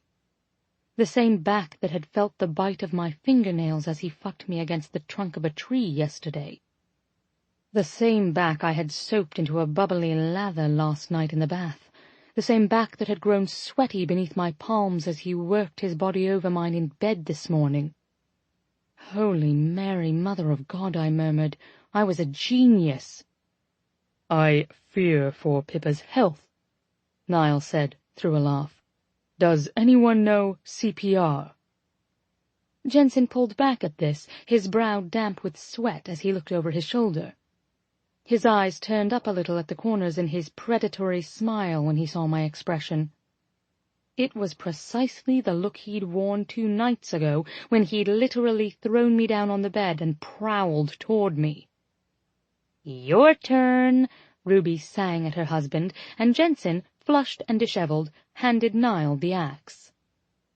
Will picked up a 2-foot length of the trunk that Jensen had cleaved and propped it on the chopping block for Niall, his eyes bright with excitement and envy. Jensen came to stand by me, suspiciously close. And then I got a whiff of the clean sweat smell of him mingled with his aftershave. He was such a little shithead. I had, after all, told him only a few days ago on a hike how much I loved the way he smelled when he got sweaty. "You are dangerous," I whispered. "Me?" he asked innocently, not even looking over. "You're the one who manipulated this entire group into coming out here and chopping wood." I folded my arms across my chest, pleased. I am smart. The phrase evil genius did come to mind. You've got quite the stock of wood. He turned, clapping a hand over my mouth with a laugh. Leaning close, he whispered, "You are so filthy." "You like it," I mumbled against his palm. He couldn't argue with this, and instead kissed my forehead before giving me a playful warning look and removing his hand. Niall hefted the axe as we all watched, and in my peripheral vision I could see the exact same reaction I'd had to Jensen ripple through Ruby as she witnessed her husband slice the log perfectly in half. "There's definitely some instinct to this," Will said, nodding in approval. "After this we should go wrestle something or hunt some—" He trailed off and looked down at Hannah, who was laughing up at him, her arms wrapped around his waist. "Yeah, never mind. I already bought salmon for tonight." Will took a few turns and couldn't stop proclaiming that chopping wood must be in his blood, and he never wanted to stop. This was a brilliant use of our afternoon. "I feel like we should dedicate our firstborn to Pippa," Hannah said, mildly breathless. Dropping the axe, Will turned to look at her. "Wanna go get started on that now?" She let out a delighted shriek as he threw her over his shoulder, carrying her inside. Niall and Ruby's exit was more subtle. He simply took her hand, gave me a small smile and a quiet, "If you'll excuse us," and guided her inside. Turning to me, Jensen gave me a smiling, slow clap. "Your evil plan worked." "Evil?" I repeated, looking around us meaningfully. "Not only do we have chopped wood for the fireplace, everyone is getting afternoon sex." "Everyone?" he asked, walking closer. The sweat on his chest made his shirt cling to his skin, and I lifted a hand, resting it there. "Well, maybe not everyone." He bent, barely touching his lips to mine, and if Jensen's quiet, dry wit didn't make me adore him, these tender, reassuring moments did. "Your room or mine?" I laughed at this. "We've been here for 3 days. Why bother using a second bed now?" There were 4 bedrooms in the house, 2 masters and 2 spare rooms with queen beds. Jensen had dropped his suitcase off in a smaller one down the hall, but otherwise the bedroom went largely unused. And I don't know how to explain it. How it felt like we just eased into this routine of lovers amongst his closest friends and my dearest Ruby. But we did. It wasn't as if we were playing at being married anymore, or even that we'd somehow tricked ourselves into thinking we could somehow continue this after we left. But we weren't treating it like casual rutting in the dark corners of a corridor either. It's true, we'd been coupled off by default, but it no longer really felt contrived. He would kiss me in front of his sister, and nobody blinked. He would hold my hand on hikes, as if we'd been doing it for years. And even without a Becky around, or any other reason we'd have to pretend, he'd made it plain that we were sleeping in the same bed all week long. It was just how things were. No questions, no explanations. It was on our last night in the cabin that it happened. Jensen pulled me down onto his lap in the big leather chair in the living room, and I started to feel a dull, thrumming ache in my chest at the thought of packing up and returning to Boston for the final week of my holiday. We sat like that, me curled in his lap, the fire crackling not 10 feet away, and he read while I stared out the window. "You're so quiet," he said, interrupting the silence. Putting his book down on the table beside us, he picked up his tumbler of whiskey for a sip. I stretched up once he'd swallowed it, kissing the taste from his lips. "Just thinking." "What are you thinking about?" He returned the glass to the table and met my eyes. Leaning into his shoulder, I felt him reach beneath my legs, pulling me up so that I was more tightly curled against him. I wanted to say that I'd been thinking about him and me, and how good it was, and how much I hated the idea of going home. But it wasn't exactly that. I knew Jensen and I had been living in a bubble, and it wouldn't be like that back in our daily lives. Couldn't be, really. It was that I wished our lives didn't have to be so firmly planted in career and achievements. I wished for things that weren't realistic, like a Jensen who wasn't work-obsessed, and who was happy to run away with me to a cabin in the woods 6 months of the year, re-entering the real world only when we were well and truly tired of berry-swathed hotcakes and unlimited sex. I wished for a Pippa who could afford to run away for 6 months of the year at all. "I'm dreaming of impossible things," I said. He stiffened slightly. "Will's pancakes forever," I added, clarifying, "and the giant maple out back. I'm sure it gives the best shade in the summer. I'm wishing we could stay in this cabin." Jensen adjusted his grip around me, shifting so that I was straddling his lap. "Me too." He closed his eyes, letting his head fall back against the soft leather. "I dread facing my inbox." Looking at me, nearly helpless, he seemed to grow mildly panicked. His phone had been sitting ignored on the chair in the bedroom for the past week. I'm not even sure he'd glanced at it, let alone picked it up to check for service. I put my hand to his chest, shaking my head. "Don't. You can't do anything about it now, not if you want the last day here to be as good as the other 8 have been. I have 18 hours left of this place, and I intend to make the most of them." He nodded and dropped a kiss on the center of my palm. I stared down at his big hands cupped around my smaller one. My skin looked so fair next to his. My arms were free of bracelets, my nails free of polish. I hadn't worn makeup in more than a week. Hell, some days I hadn't bothered to put on a bra. "What a weird 2 weeks it's been," I murmured. He nodded. "Ex-wives and pretend marriages," I said. "Drinking across the East Coast and macho man axe-hurling." "Morning yoga and terrible singing," he added. I liked the terrible singing. "My favorite part." "Your favorite part?" he asked with a cheeky grin. "All right, there may have been a moment or two I enjoyed." "A serious question?" I wasn't quite sure how to answer this. "Well, yes, I am, after all, just a holiday girl." A muscle twitched in his jaw, and he blinked to the side, thinking. Finally, after nearly a minute of torment for me, he turned back, inhaling deeply. I'll miss this. I wasn't sure if he meant me or the sex, the cabin, or just being away from it all, but my good burst out of me slightly breathless. I'm sure my first night back in my bed will be a lonely one, he added, and I felt my brain frowning, working to comprehend that. It's just that we can't really expect it to go anywhere. I don't expect it, I said, pulling back a little in insult. I'm simply saying I like you. Sliding his hand beneath my knees again, he stood, effortlessly lifting me.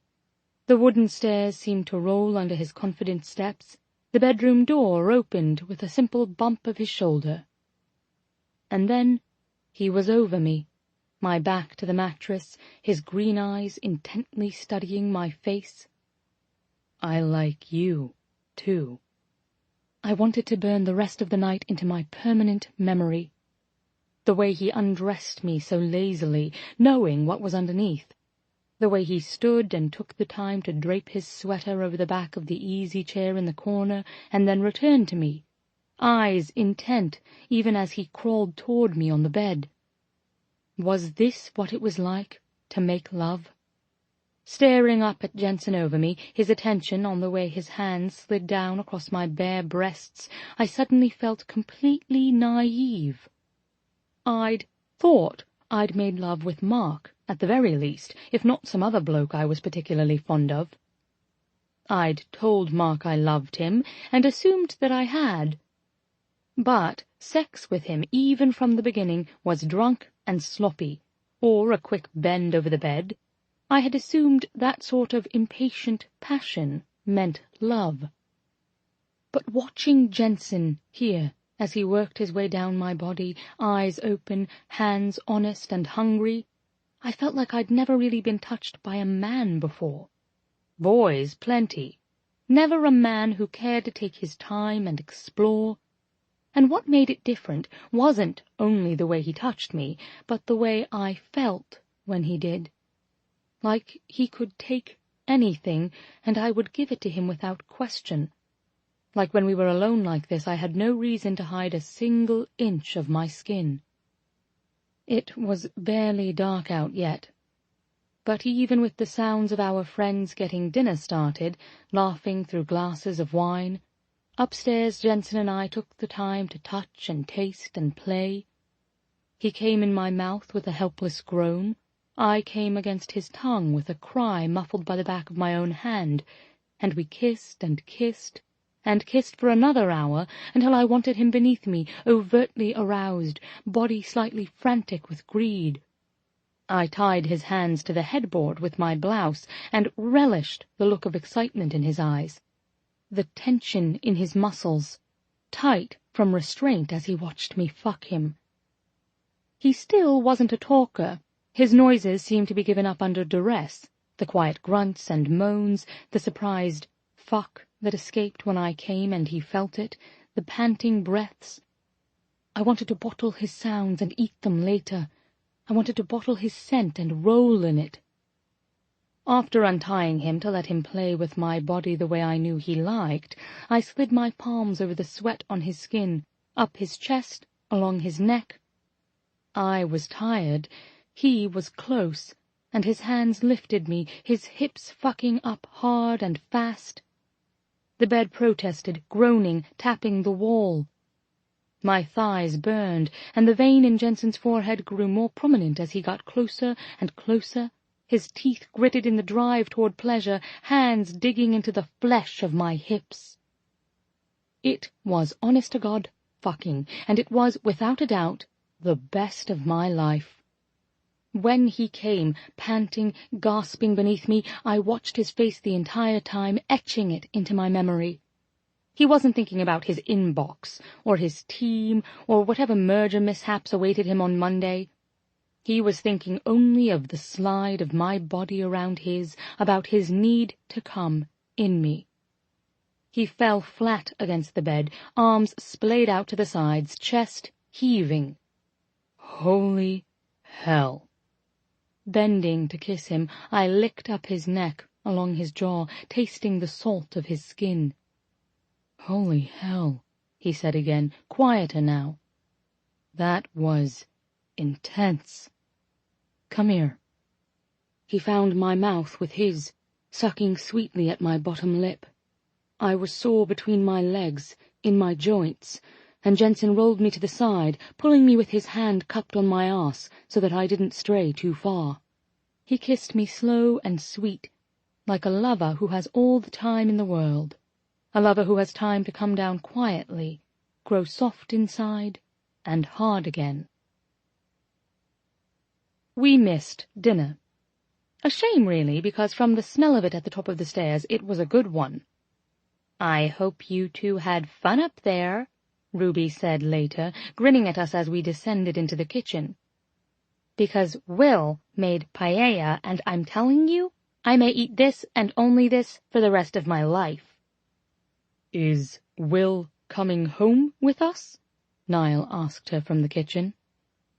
"It was an excruciatingly competitive game of chess we had going," I said. "Neither of us was willing to give up until it was over." Will's smile was sneaky.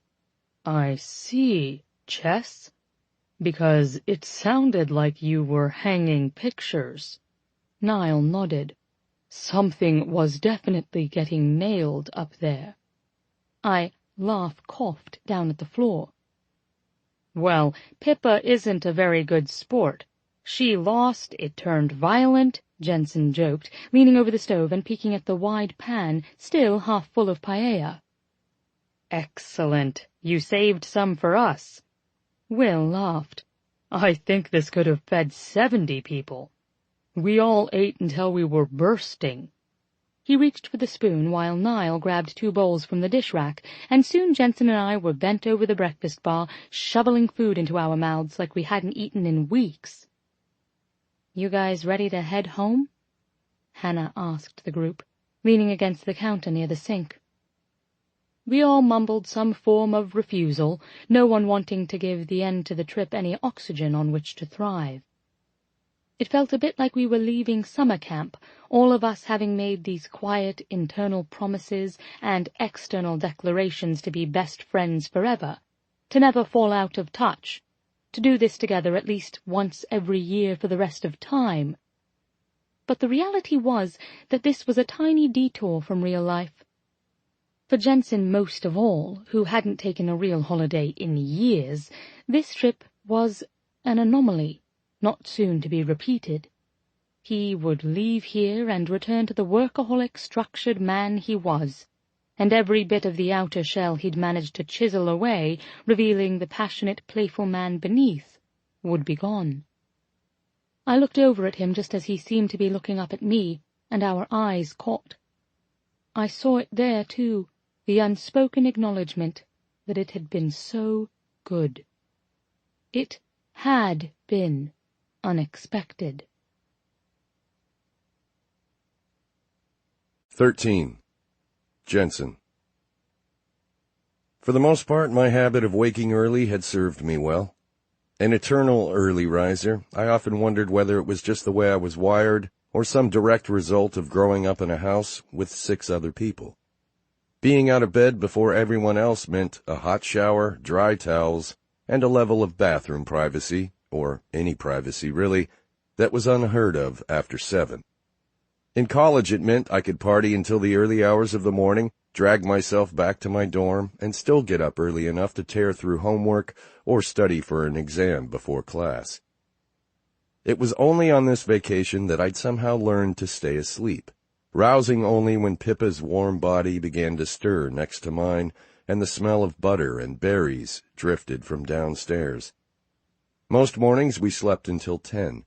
One morning, after a particularly memorable night in bed, we didn't wake until after 11. It was unheard of for me, but it was fucking blissful. So when my eyes opened early Sunday morning and the sky was still dark, I tried to go back to sleep. In only a matter of hours we would be leaving the sanctuary of the cabin and the bubble that kept the world locked safely outside. I wanted to stay here, mentally, as long as I could. I didn't want life to come back just yet. Pippa was warm and naked beside me. Her hair was a jumbled mess across my neck, my pillow, her lips slightly parted in sleep. But I felt the telltale buzzing in my thoughts, the list-making, the mental tallying, the snapping into place of our schedule to return to Boston.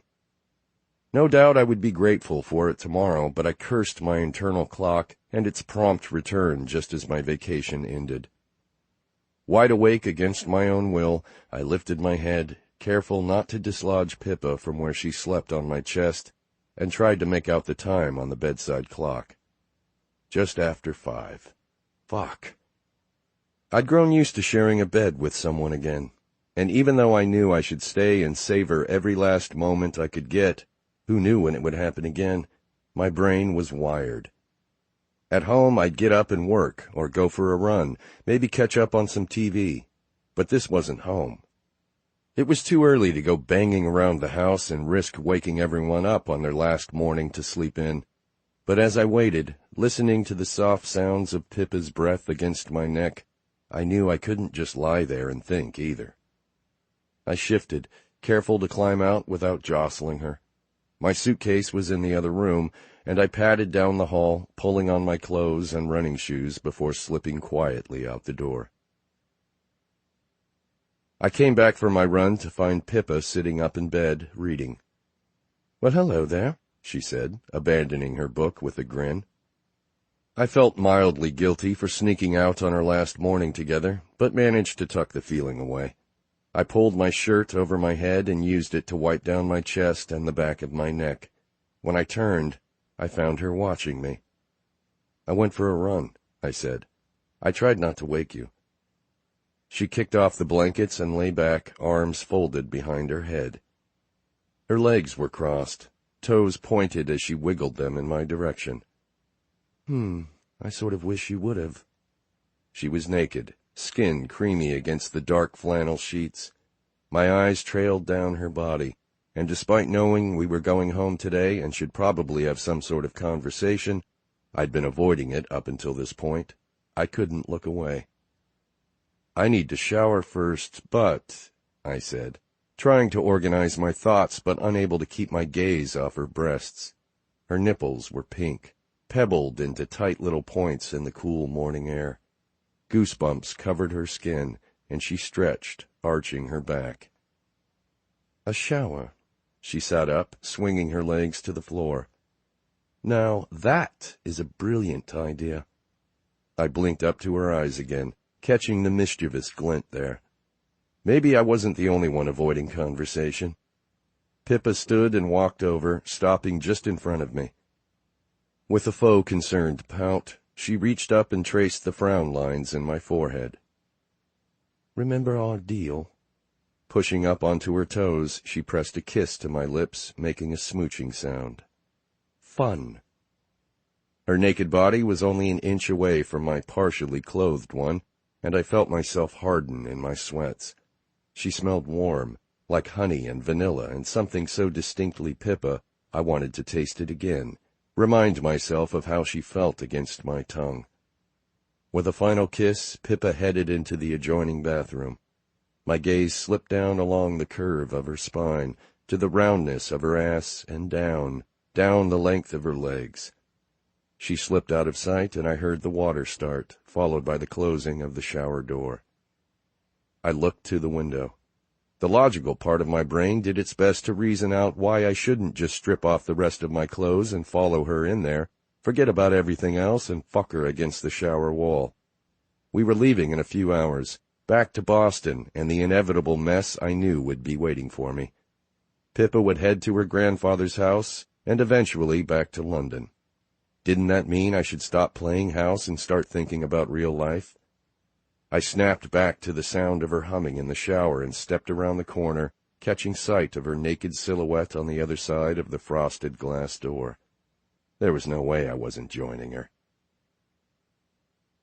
Since we needed to empty the fridge before we left, our last breakfast was big enough to feed an army. Will poured pancakes onto a griddle while Niall cooked what was left of the sausage and bacon. Ruby and Pippa sliced melon, strawberries, bananas, and anything else they could find in the produce drawers for fruit salad. I must have squeezed enough oranges to make at least a gallon of fresh juice. We stuffed ourselves while a Tom Petty record spun on a turntable in the living room, and if there was a more perfect way to end this entire trip, I couldn't think of it. Dishes were washed and bags carried to the car. Pippa and I smiled as we passed one another in the hallway. Only a day ago I would have reached for her without question, pressed her to the wall, suggested we sneak off into the woods or lock ourselves in the bedroom. But it was like an alarm had gone off somewhere, and we didn't have time for that anymore. Our sell-by date had arrived. Hands were kept to themselves and mouths turned up into happy smiles, but there was no touching, no teasing kisses or last-minute fumbles in the hall. We were friends again, intimate acquaintances maybe, and that would have to be enough. With everything packed and a final goodbye said to our beautiful cabin, we set out for home. Will had done the bulk of the driving up until now, and so when I saw him stifle a yawn as we climbed in, I volunteered to take the first leg. I told myself it was because I wanted a change and not because it was the easy way out, that in the driver's seat I could focus on the road and not on the conversation, or lack of, going on around me. Pippa sat in one of the back rows, next to Will, who, after the giant breakfast of pancakes, not to mention 2 weeks of vacation and probably a lot of sex, fell asleep almost immediately. Everyone chatted for the first little bit, and then conversation gradually tapered off, and we either napped or turned to our headphones. Pippa's voice was noticeably missing, and its absence seemed to echo in my ears. She looked thoughtful for much of the drive, and every now and then I would glance up to her in the rear-view mirror. More easy smiles, more friendly nods. We switched places after a stop for gas, and I moved to the empty seat next to Pippa. Forest gave way to meadows, which gave way to country road and then highway. Highway emptied onto surface streets crowded with tall buildings and cars and people everywhere. Pippa was noticeably still. Gone was the quiet comfort I'd found with her all week, and in its place was a sort of palpable silence, growing larger with each mile until it felt like another person sitting between us. I stared, unseeing, as we turned from one street to the next, a slew of random thoughts tumbling around in my head. I wondered if Pippa was excited about getting home. It would make sense. Her life was in England, her mom's, her apartment, and her job. But all the things she wanted to escape were there, too, including the thrusting bum, as she so often referred to Mark. Which led my thoughts to why Pippa came here in the first place. It had to have been hard on her, hard enough that she'd kicked him out of the flat they'd shared together and flown halfway across the world to get some distance. I might have been a lackluster boyfriend at best, and apparently an even worse husband, but I could never cheat.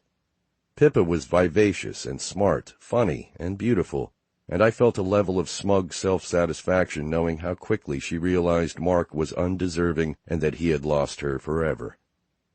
But there would surely be others, I knew. My hand moved to my chest and rubbed at the unexpected tightness there.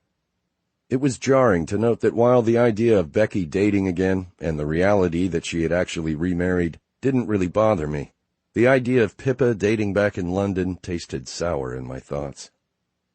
That's not to say it hadn't been really fucking hard to lose Becky, but the immediate pain had been short-lived. What lingered was the way she left, and my complete bewilderment over it, not really her absence itself. Pippa was different. She was an electric charge, a flash of light. Falling in love with Pippa and watching her walk away would be like watching someone extinguish the sun. For the first time, I actually pitied Mark. The car came to a stop and I blinked, looking around, realizing that we'd parked in front of Niall and Ruby's hotel. We unloaded and I made my way to the back of the van, busying myself pulling out their luggage and reorganizing the rest. I shook Niall's hand and hugged Ruby, smiling over her shoulder. Ruby was a great hugger. She and Pippa said their goodbyes, leaving with promises to meet up the minute Pippa was back in the UK. And the pressure against my breastbone was back again. Everyone was awake and decidedly more alert when we piled back into the van, but Niall and Ruby's absence hung heavily in the air. I watched Ziggs check Will's phone and giggle over Bennett's increasingly anxious texts. I knew mine was in my backpack at my feet and would probably have service by now, but I left it there, knowing once I started scrolling through emails and calendar requests, there'd be no turning back. "What are our dads to be up to?" I asked, ready to think about anything but work or the tension I could feel radiating from Pippa. "Has Bennett run screaming into the night yet?" "Close," Ziggy said, scrolling back through the messages before she began to read.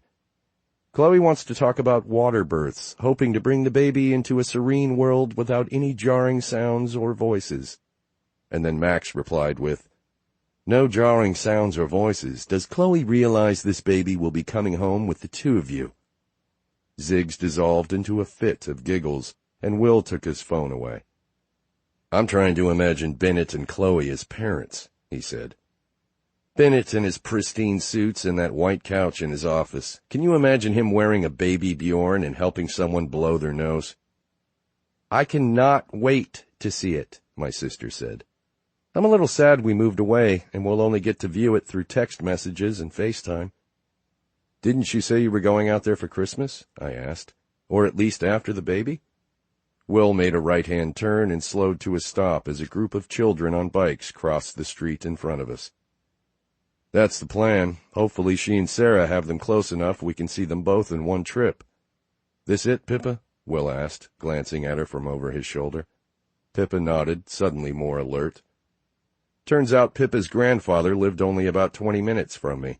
We had stopped in front of a modest brick home on a tree-lined street, and she practically burst from the van, stepping to the driver's side to hug Will before walking over to where Ziggy stepped from the passenger side to give her a tight, lingering hug. Reluctantly, I slid across the seat to climb out and caught sight of my sister watching me. Of course she was. I gave her a warning look and walked around to the back of the van to pull out Pippa's bag. I had no idea how to proceed here. Wordlessly, Pippa walked ahead of me up the tidy path from sidewalk to steps, up to the wide porch, and bent, pulling a key from a loose brick beside the door. I hovered behind her. "Is your grandpa home?" "He's probably playing bingo," she said, opening the storm door before fitting the key into the lock. "Do you want us to wait with you?" I asked. She waved me off as the bolt clicked and the door swung open in front of her. A dog barked happily from somewhere inside. "No, it's okay. He'll be home soon. Likes to flirt with the coat check ladies." She reached for her bag and set it down just out of view. The wind rattled the storm door, and I steadied it with my hand. Pippa glanced past me out to the street. Silence was new to us. I didn't like it. Finally, she looked at me. "I had fun," she said. "A lot of fun." I nodded, leaning in to kiss her sweet smile, which carried none of the awkward tension that had accompanied us the entire ride. It was meant to be a soft kiss, barely a brush, simple and warm. But I pulled away, only to come back again, her bottom lip caught between both of mine, a tiny suck, a drag of teeth, and then again and again, heads tilting and mouths open, tongues sliding against each other. I felt drunk from it, pulled into the undertow of the familiarity, stunned by the heat crawling up my spine, needing more. Abruptly, Pippa pulled away, eyes tight. She ran a finger over her mouth, swallowing thickly behind her hand. "Okay," she whispered, ashen. My stomach dropped.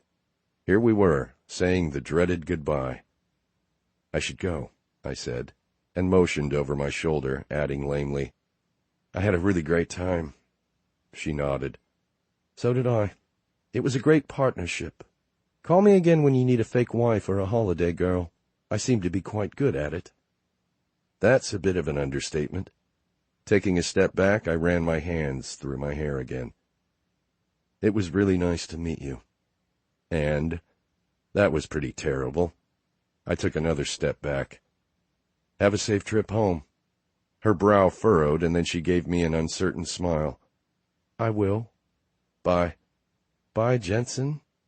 My throat tight, I turned and jogged back to the van. Hannah was still watching me. That was, she said. I glared at her, feeling defensive, and fastened my seatbelt. That was what? Nothing, just, I don't know. I hated how clearly Ziggy saw this situation. It made me feel itchy, restless. We're dropping her off, aren't we? I asked, settling into the seat. Wasn't I supposed to kiss her goodbye? I mean after the kiss. Last night you missed dinner because of her. Just now you kissed, and then it looked like you were thanking her for doing your taxes. I could feel the awkward from here. Last night we were on vacation, I told her. What were you expecting? Both Will and Ziggs stayed quiet. We aren't getting married, I reminded them sharply. We didn't spend 2 weeks together and suddenly decide we were in love. I immediately felt bad for my tone. Ziggy wasn't trying to tell me how to live my life. She was just telling me to live. She only wanted me to be happy. And I was. I waved to Will and Ziggs from my car window before backing out of their driveway. 4 minutes later, I was pulling up in front of my house. Home. Damn, it was good to be back. Alone in my own space and surrounded by my own things, with Wi-Fi and cell reception, like the good Lord intended. Fall was in full swing now, with more leaves on the ground than in the trees. I made a note as I climbed the steps to call the gardener and arrange for a little extra time to clean everything up this weekend. I dropped my keys in the little dish on the entryway table and my bag by the door, taking a second to enjoy the quiet. My parents' grandfather clock ticked in the dining room, and a mulcher ran somewhere nearby, but other than that, it was silent. Maybe, and I couldn't believe I was saying it, a little too silent. Fuck it. I was home, shoes off, soon to be in lounge pants with some takeout and a beer in front of me. I bent, grabbing the TV remote to turn on the system before heading into the kitchen. My stack of takeout menus slid easily from their perch on the counter in a plastic envelope holder. In my hand, they felt worn and familiar. This was good, right? Unwind on the trip, unwind the rest of the way at home. I hadn't felt this relaxed in years. I was putting my last load of clothes in the washer when the doorbell rang a few hours later. I opened the door and froze. I hadn't been expecting this. Becky? I asked, and then stopped, because my brain was empty of even a single follow-up that didn't begin with, "What the fuck are you doing on my front porch?" She lifted her hand in an awkward little wave. "Hi." "Hi," I said, quietly confused. "What are you doing here?" "We're visiting my family," she said. "I mean, what are you doing here?" She cleared her throat, and it was only then that I noticed the thin coat she wore, the fact that I could see each of her breaths in the cold air in front of her. It was probably freezing outside. Fuck. "Come in," I said, and took a step back, giving her plenty of space as she walked past me. She stopped inside, taking a few seconds to look around. Some of the furniture she probably recognized. The end table, the lamp on the entryway table. She had taken nothing with her when she left except for a few suitcases full of clothes and a couple of paintings her grandmother had given us. I still ate off our wedding dishes, for fuck's sake. A gift from my brother Niels. My family hadn't let me return them. Maybe that was something I should change. "You guys took off before the tour ended," she said, turning to face me. I nodded, sliding my hands into the pockets of my track pants. "Yeah, we left sort of on impulse." "Was it because Cam and I were there?" Shrugging, I said, "That was part of it. Really, though, the tour wasn't our thing in the end." Silence ticked between us, and her eyes scanned the walls and the living room just beyond, the kitchen, and it was then that I realized my mistake. "Where's Pippa?" she asked. I coughed out a quiet laugh. I was too fucking tired for this. "Pippa is—" I started and then realized I didn't have to explain a thing. "She doesn't live here." Becky blinked, confused. "We aren't married," I said simply. "What?" she asked, eyes wide. It was just us having fun." I ran one hand through my hair and watched as she scanned the room again. "Why would you make that up?" she asked, looking back to me. "You looked like a couple, acted like—" "We were together," I said, with a tiny twinge of discomfort. "But you're not actually married." I trailed off, deciding it wasn't worth getting into. "Becky, sorry, but is there a reason you're here?" She opened her mouth to say something and then closed it again, shaking her head with a small laugh. "I wanted to say goodbye," she finally said. "You came over here because you didn't get a proper goodbye?" Becky grimaced, clearly catching the irony there. "Well, and we didn't really get any time to talk, just the two of us. Cam is really encouraging me to try to communicate better. Do you have maybe 20 minutes? She turned and walked farther into the room, pushing her hands into her hair before facing me again. "There are so many things I want to say." I'm sure the loaded silence that followed wasn't what she'd expected. I almost wanted to laugh. If someone would have asked me 5 years ago, maybe even only 2, whether I had anything to say to my ex-wife, I could have written a dissertation. And in truth, I'd certainly had a lot to say that night at the vineyard with Pippa shouting up to the sky while the sprinklers soaked us from every direction. But now I felt strangely empty. Not angry, not even sad. I'd left those parts of me at the winery, and only Pippa knew about them anymore. "If you want to talk," I trailed off and then amended for clarity. "I mean, if it will make you feel better to talk." She took a step closer. "Yeah, I think I can explain now." I couldn't stop the short laugh that burst from me. "Bex, I don't need you to explain anything to me now." Shock moved across her face and she shook her head as if she'd misunderstood. "I don't feel like we ever really discussed it," she explained. "I've never acknowledged how shitty it was to leave you the way I did." I pulled back a little, realizing even now how self-absorbed she was. "And you think 6 years after we split up is a good time to hash it out?" She stuttered out a few sounds of protest.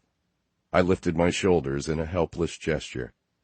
"I mean, if you want to get it off your chest, I'll listen." I smiled at her, not unkindly.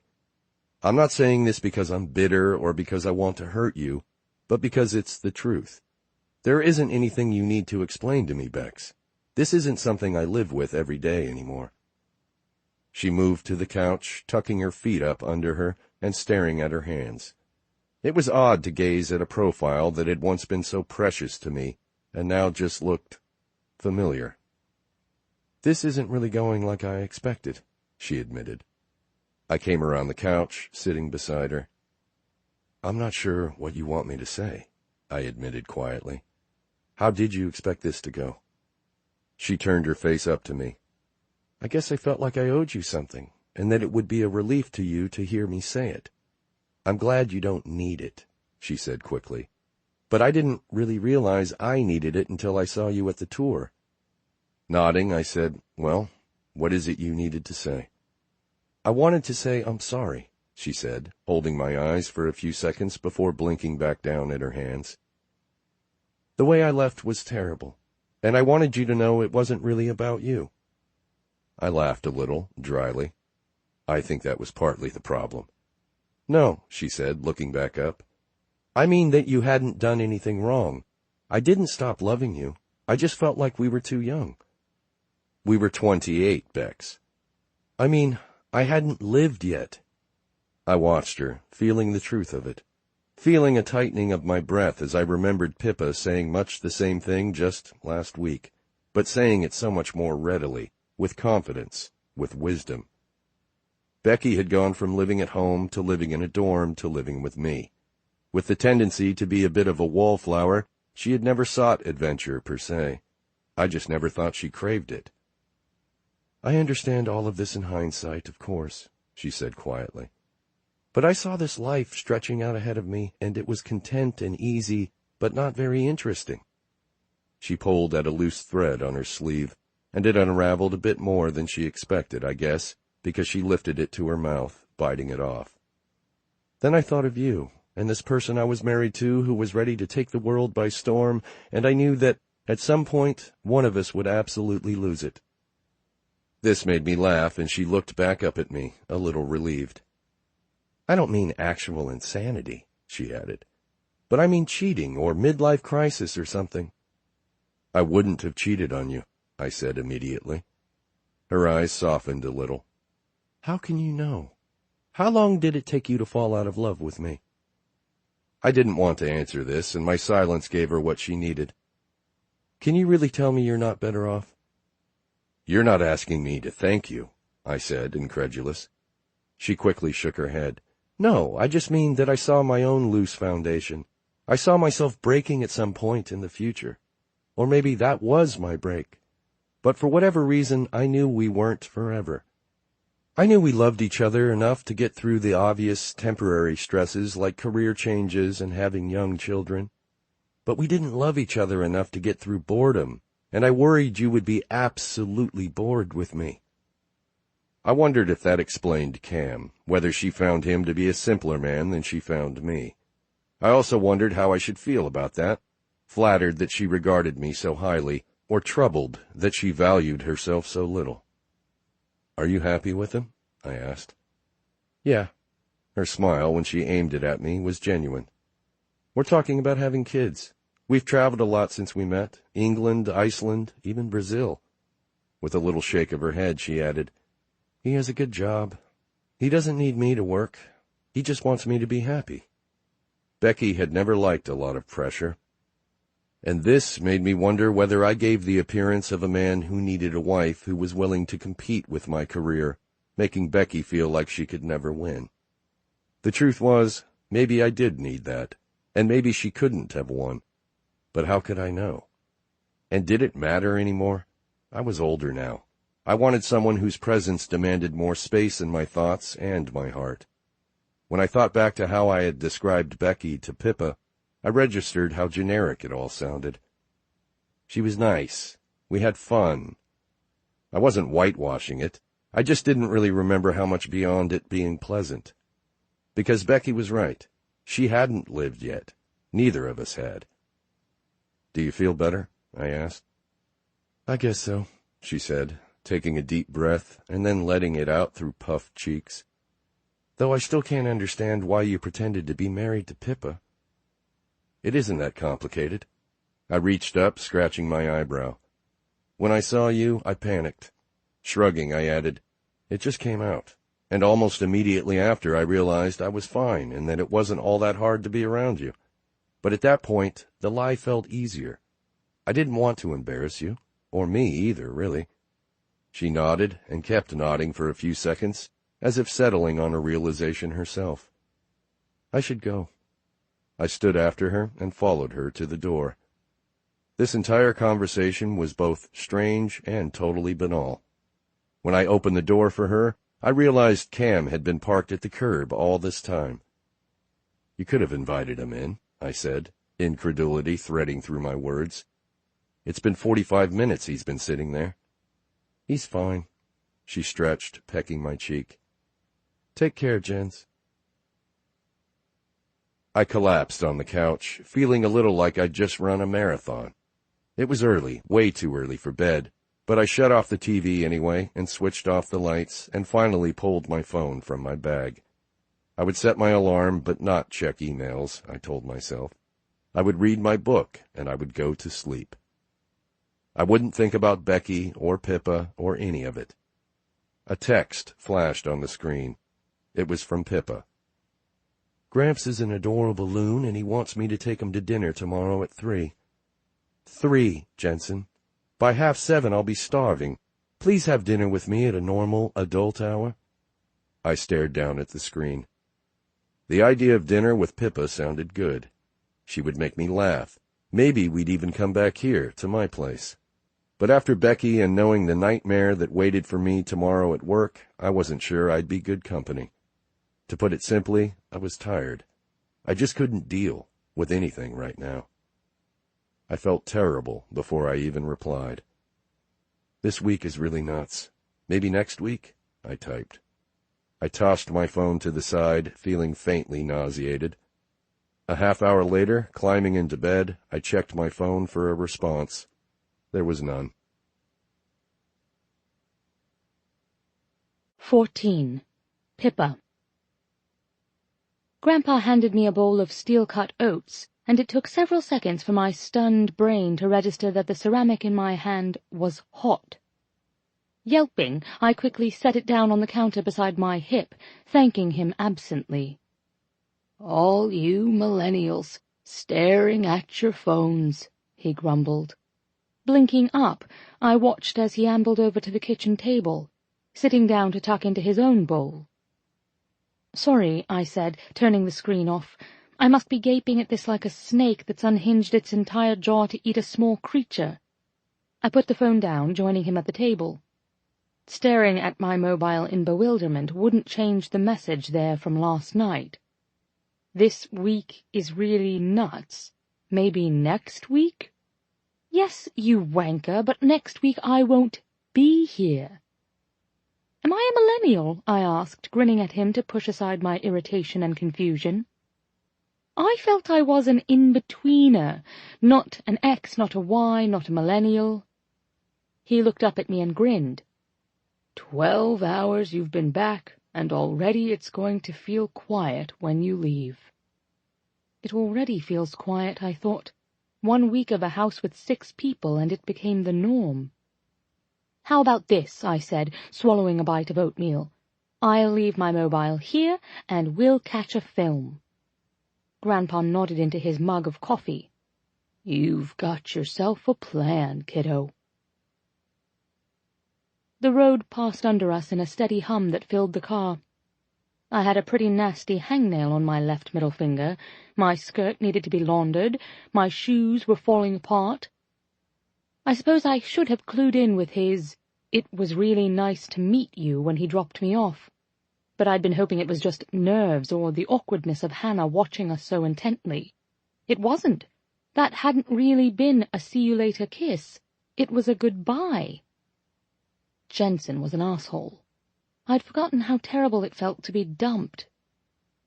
"I realize I don't know you as well as I used to," Grandpa said carefully, "but you've seemed pretty quiet all day." Looking over, I gave him a half-hearted smile.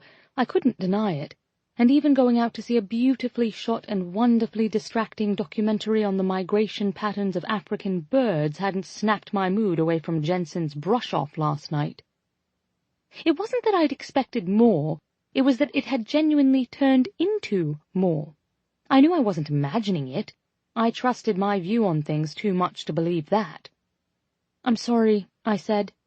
"That's the 10th time you've apologized today," he said, frowning. "And if there's one thing I know about you, it's that you're not a compulsive apologizer." I stopped myself, giving in to a real smile this time. "Oops." He stared stoically at the road ahead of us. "I've been told I'm a terrible listener," he joked. "But you've got me trapped in the car." Softening, he added, "I'm all ears, honey." "No, it's nothing," I began, turning slightly in my seat to face him. "But those mobile phones you hate? I hate them too now." Glancing at me quickly, Grandpa asked, "What happened?" "I believe I was dumped via one." Grandpa opened his mouth to speak, but I continued on, clarifying. "Not that Jensen and I were together, though in a sense we were?" I winced. "Jensen?" "The guy I talked to on the plane. Apparently he's Hannah's brother." Grandpa laughed. "And Hannah is—" "Sorry," I said, laughing now too. "Hannah is the wife of Ruby's brother-in-law's business partner." He gave me a blank look before turning back to the road. I waved my hand, letting him know it wasn't mission-critical that he understood the spiderweb of relationships. "It's this giant group of friends, and I went on the trip with some of them. Ruby and Niall, Will and Hannah. Jensen is Hannah's oldest brother, and he came along." "So it was 2 married couples and you and Hannah's brother?" Grandpa asked, frowning. I think I'm getting a picture of what's going on. I honestly don't want to overshare here, I said, and since that's my given superpower, I may need to physically cover my own mouth to keep from doing so, but I will say that I liked him. I think I rather liked him a lot, and on this holiday for 2 weeks it felt like he might like me as well. But now that I've reached out, wanting to see him one more time before I leave, he's... Frowning, I murmured, "Well, he's got work." "Work," Grandpa repeated. "Every waking hour, apparently. He has too much work to do to see me even for a late dinner." My heart seemed to dissolve painfully inside my chest. "So," he said, making sure he understood, "he was pursuing you on this 2-week trip, but back to the real world, and he doesn't have time." Ugh, enough. It's some version of that. We were both on the same page, but then suddenly we weren't. Grandpa turned down the tree-lined street of Coco's childhood home. "Well, then I guess it's time for some whiskey." By 7, I'd had just enough whiskey with Grandpa on the porch that when my phone lit with Hannah's number, I wasn't entirely sure it would be a good idea to answer.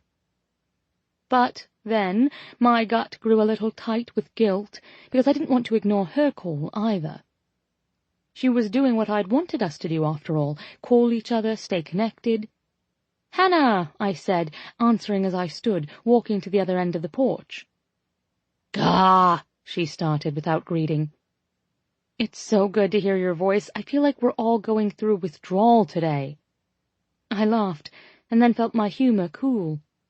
Maybe not all of us. "Absolutely," I said as evenly as possible. "What are you doing Wednesday night? Do you want to come over for dinner?" Without waiting for an answer, she added, "You're in town until next Monday, right?" "I leave on Sunday."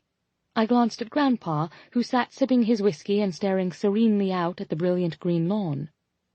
He loved his granddaughter, but even more he loved his quiet. Let me check my calendar for Wednesday." I pretended to open the calendar app on my phone, knowing, of course, that I had literally nothing scheduled the entire week other than sitting around Grandpa's enormous house and wandering Boston alone. The idea of going to Hannah's for dinner sounded perfect. But the possibility that Jensen might show up after telling me he was busy all week, a little nauseating. Unfortunately, I couldn't head this potential awkwardness off at the pass and ask whether Jensen would be there, because the last thing I wanted to do was open up the conversation with Hannah about her brother having sex with me in nearly every position possible for 2 weeks and then blowing me off via text message. No doubt Jensen wouldn't discuss me with Hannah unless she pried, and she would assume all was well.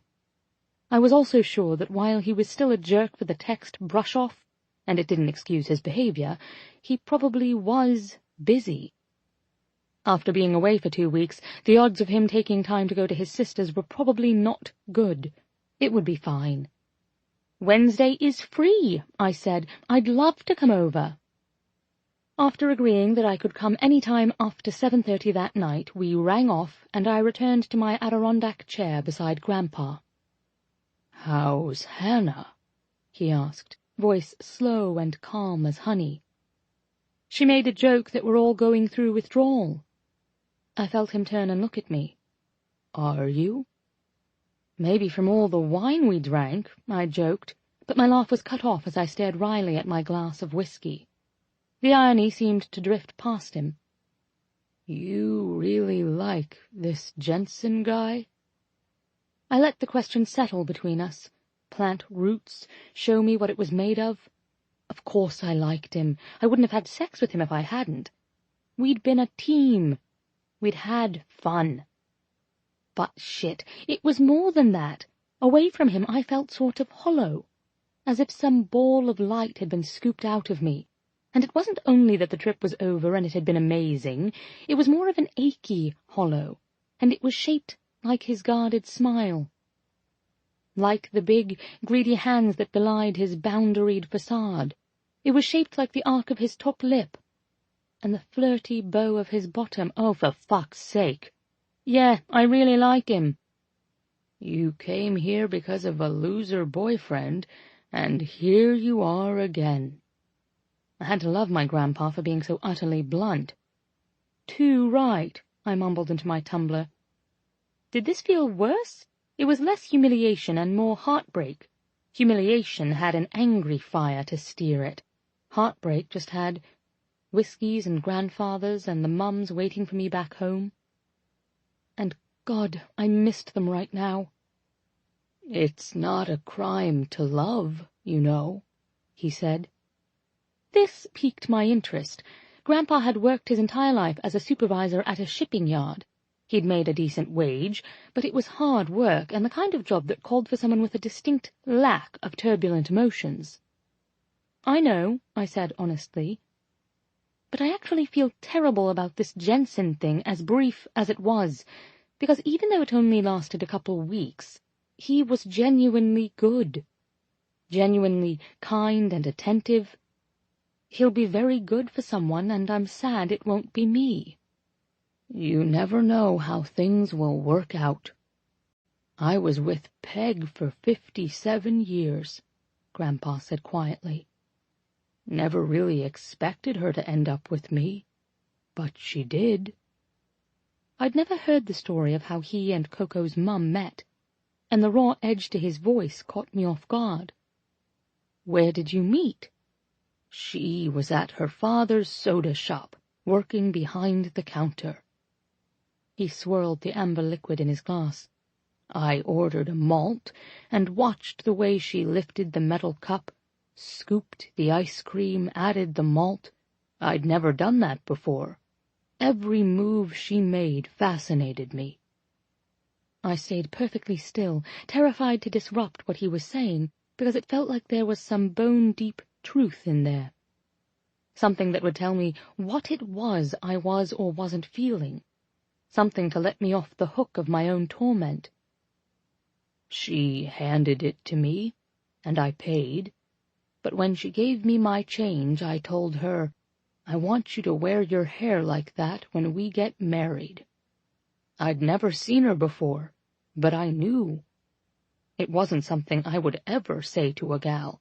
I didn't even tell her what to wear or do again, not for 57 years.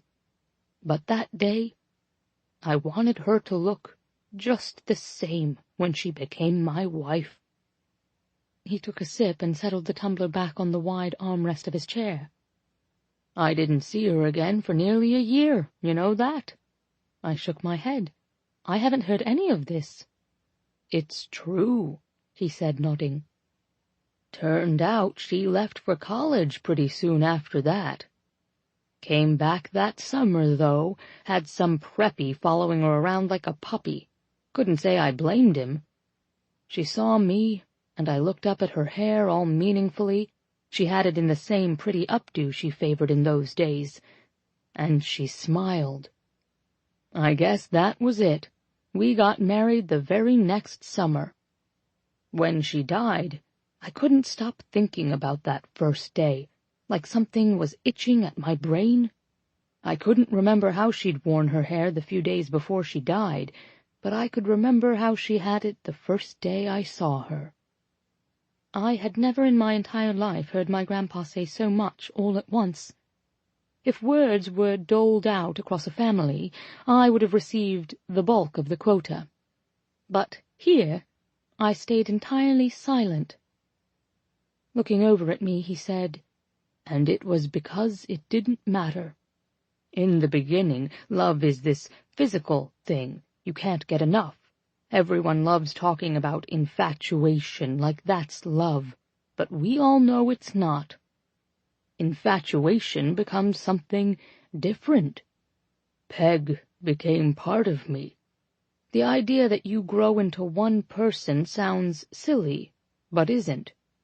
I can't go to a new restaurant without wanting to know whether she'd like their eggs Benedict. I can't get myself a beer without instinctively reaching for the pitcher of iced tea to bring her something, too. He took a deep breath, looking back out to the street.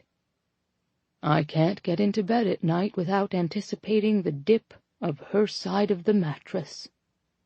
I reached out, put my hand on his rough arm. The thing is, he continued more quietly, it's hard now without her. Real hard. But I wouldn't change a damn thing.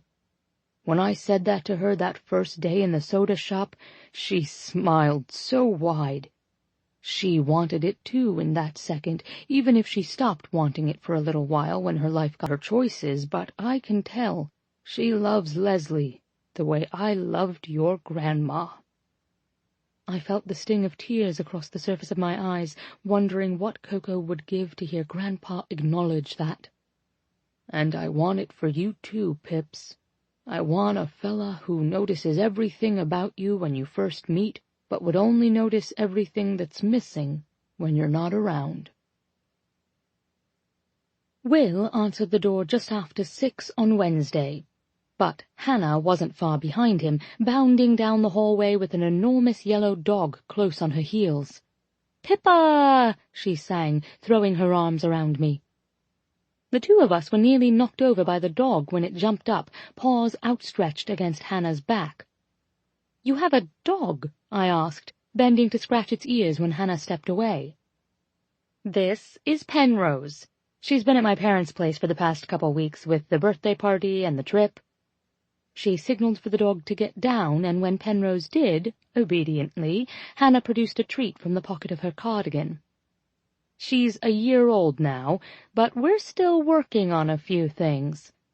Hannah threw a wry smile to Will over my shoulder. "I am assuming she's named after the famed mathematician?" I asked, grinning. "Yes. Finally, someone who appreciates our nerdiness." She turned, leading me down the hall and toward the kitchen. "Come on, I'm starving."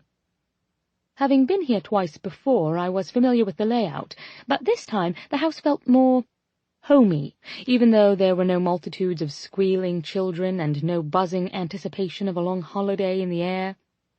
Instead, there were just the signs of Will and Hannah, at home at the end of the day, Hannah's laptop bag leaning against the banister, and the desk in Will's home office, just off the hallway, scattered with papers, medical journals, and post-it notes. 2 pairs of running shoes were lined up side by side near the front door. A stack of mail was sitting still unopened on a small table in the entry hallway. In the kitchen, the scent of rich marinara and bubbling cheese wafted from the oven. After a tight hug, Will returned to the center island and the salad he had been making. And yet, there was no other dinner guest to be found here. There were only 4 of us in the kitchen, Will, Hannah, me, and the adorably floppy Penrose. Dare I ask? "How's your grandpa?" Will asked first, dropping a couple of handfuls of cucumbers in the dark wooden bowl. "He's well," I said, "and I'm so glad for the wine trip. I love seeing him, but I can already feel how disruptive I've been. I think he can really only take a few days in a row of visitors. He's a man of routine." "We know someone like that," Hannah said with a snort, sliding her eyes to me knowingly. Well, now I have to ask.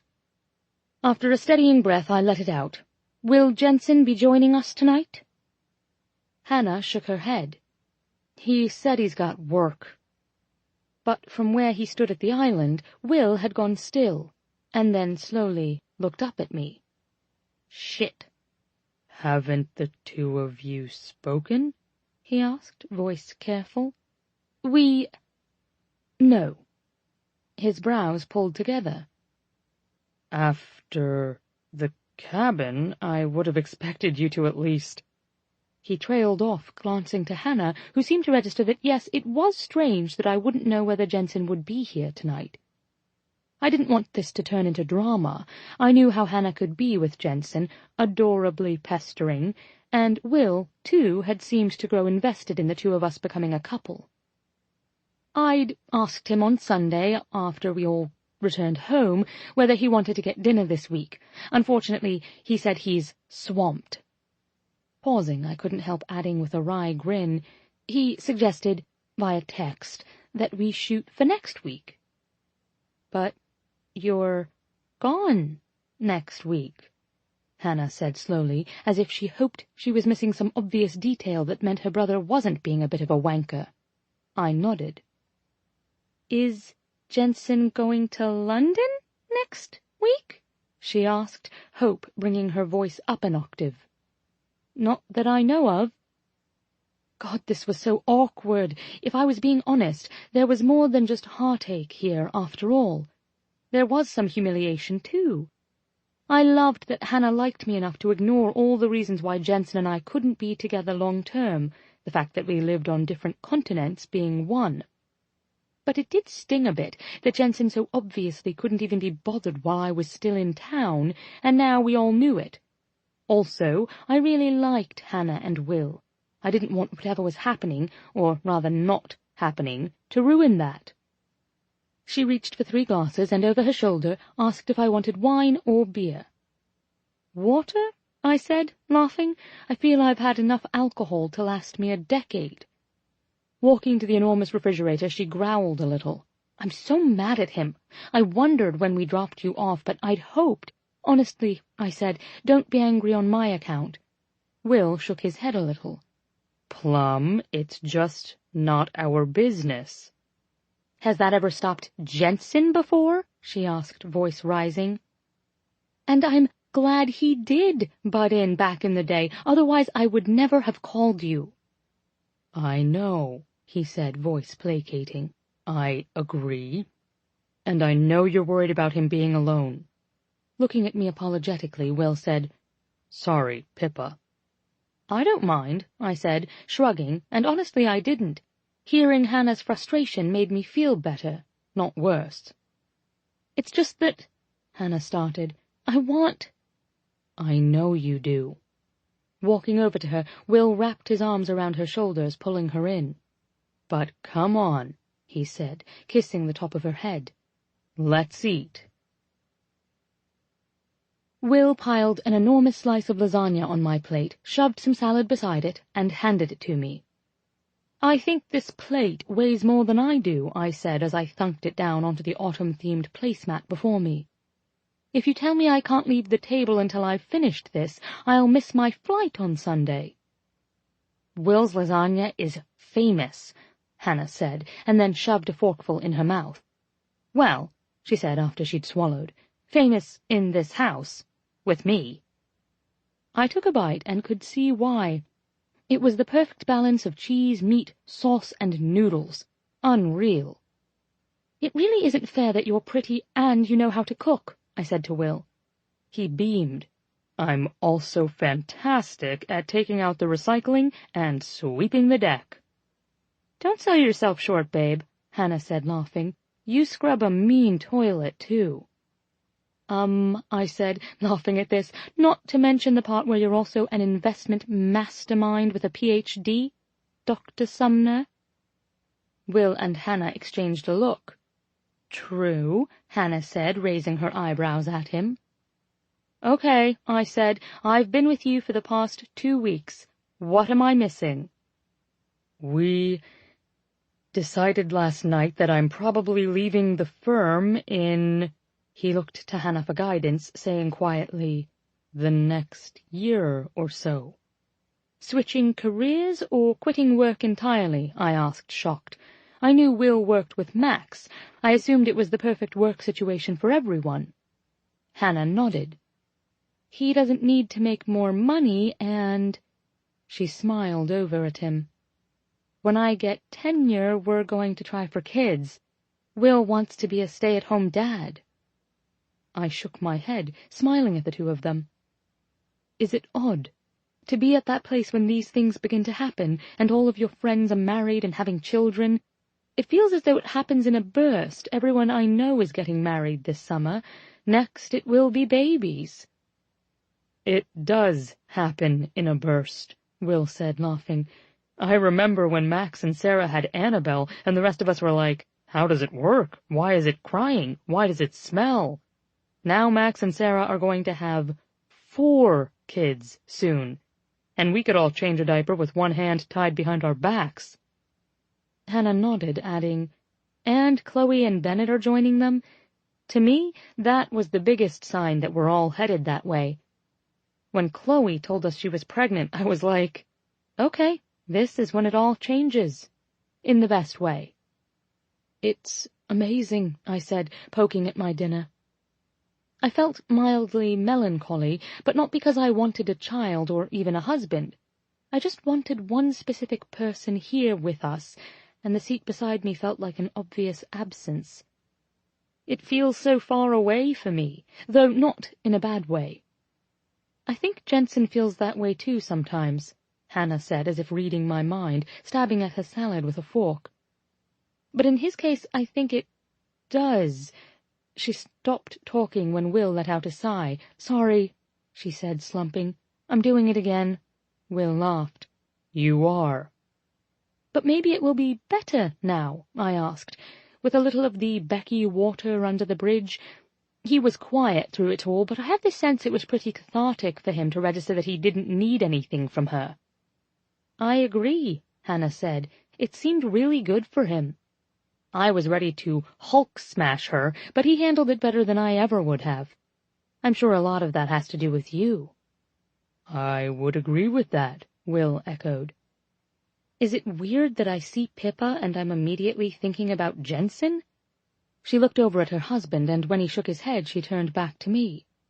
You guys were so cute together. I honestly don't think I've ever seen him happy like that. I wiped my mouth with my napkin before speaking.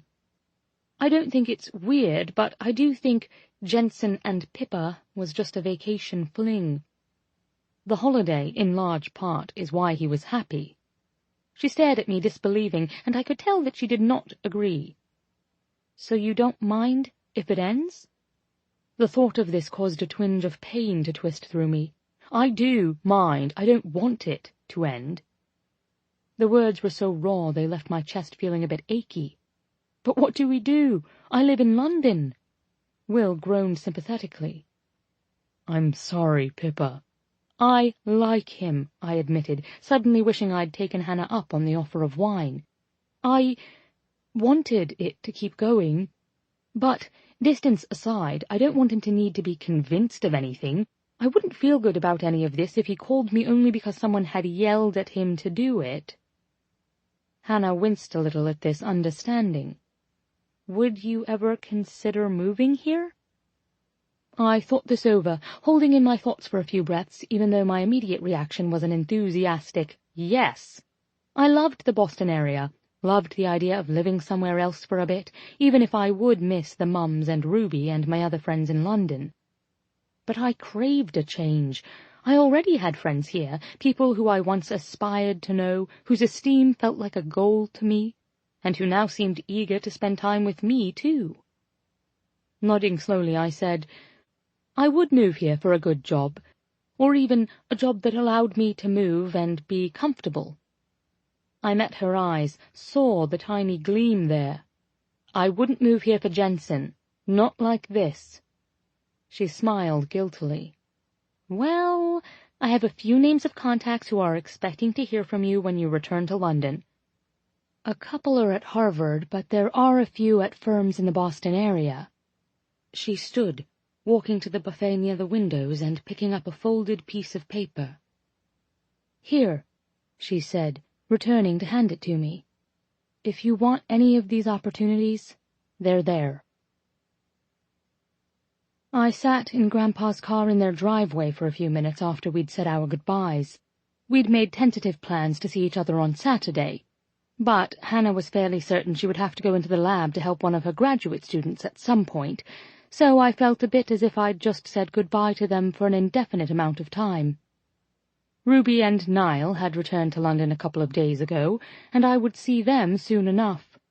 But I felt more than the momentary sadness of a holiday ending. I felt a connection to the place and the people here, and the idea of returning to rainy London and a shit job and a shittier boss made me grumpy. I reached for the keys in my purse and felt the paper Hannah had given me at dinner. Pulling it out, I realized it was actually 2 pages, single-spaced and full of names. Professors looking for someone to run their lab, privately funded campus institutes, engineering firms looking to hire someone in a position much like the one I was already in. Each job described there seemed realistic, and Hannah had put so much time and thought into this. If I wanted to come to Boston or New York, there were at least 12 opportunities for me to pursue. But then I saw what other information she'd provided. It was typed like the rest of the page, so clearly Hannah had meant to include it all along, as if knowing I wouldn't already have his address. I stared at the page. Even the sight of his name in stark black and white made me feel tight and restless in my skin. I wanted to step toward him, feel his long arms coil around me. I wanted to get a goodbye that felt like a see you soon and not the see you around that I got on Sunday, and which, so far, hadn't come to pass. I felt a surge of now or never climb into my pulse. Turning the key in the ignition, I pulled from the driveway. Instead of turning left, though, I turned right. Jensen lived in a stunning brownstone on a wide, tree-lined street. It was 2 stories tall, but narrow, with impeccable brick and a freshly painted green door.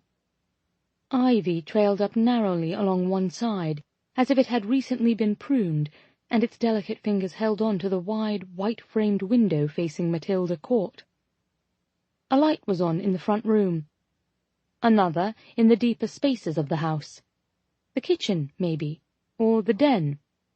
In any case, I knew Jensen well enough to know that he wouldn't leave both on if he weren't home.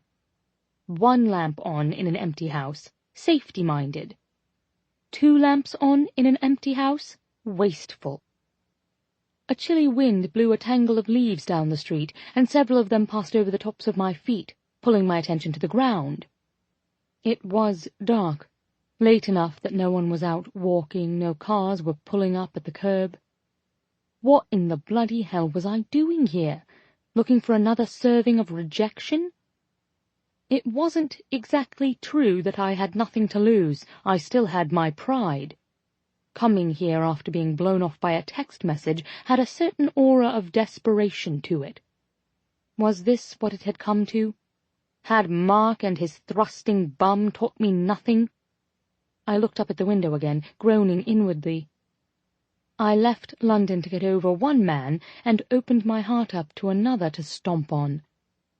Pippa Bay Cox, you are a bleeding idiot. God, what a nightmare. It was cold on the street and warm in my car. Maybe even warmer in a donut shop round the corner, where I could eat my feelings with a side of powdered sugar. A car pulled up to the curb behind me, and I realized how I must look, standing in front of a house, staring in the window. I straightened as the automatic lock sounded in a bright chirp, and turned, walking directly into a hard body. "I'm so," I began, dropping my purse. Flustered, I bent to pick it up. "Pippa?" I stared at the polished brown shoes on the ground in front of me, pondered the smooth, gentle voice that had said my name. "Hello." I didn't bother to get up quite yet. "Hello." I'm sure to anyone witnessing I appeared to be genuflecting at the foot of a businessman. But if there were some secret code I could tap on the concrete to make the sidewalk open and eat me, I would have done it in a heartbeat. This was horrifying. Very slowly I put the contents of my purse back in the bag. He crouched down. "What are you doing here?" "Oh, Christ." "Hannah," I said, reaching inside for my car keys. "She gave me your address. I thought—" I shook my head. "Please don't be cross with her. Knowing there would be no lingerie-loving mistress inside with you gave me some bravery to stop by. I guess I wanted to see you." When he didn't immediately reply, and I wanted to burst into flames, I added, "I'm sorry, you told me you were busy." A large hand came toward me then, wrapping around my elbow and pulling me up with him. When I looked at his face, I saw a faint smile there. "You don't have to apologize," he said quietly. "I was just surprised to see you. Pleasantly so." I looked at his suit and then back at his car. "Are you just getting home?" He nodded, and I glanced at my watch. It was after 11. "You weren't kidding about the work thing," I muttered before looking up at his house. "Your lights are on." He nodded. "They're on a timer." "Of course they bloody are." I laughed. "Right." And without another word, he bent, wrapping his arms around me and pulling me closer so he could press his lips to mine. The relief of it, the warmth. There was no stutter to the kiss, only the familiar sweep of his lips across mine, the reflexive opening together, the aching stroke of his tongue. His kisses narrowed, shortened, until he was just placing tiny pecks on my mouth, my cheek, my jaw. "I missed you," he said, kissing down my neck. Exhaustion was evident in the curve of his shoulders, the way his lids looked heavy. "I missed you too," I said, wrapping my arms around his neck as he straightened. "I just wanted to say hi, but you look like you might drop where you stand."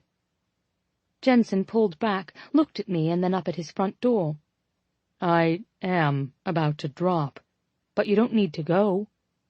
Come inside. Stay here tonight." We passed through the downstairs without speaking.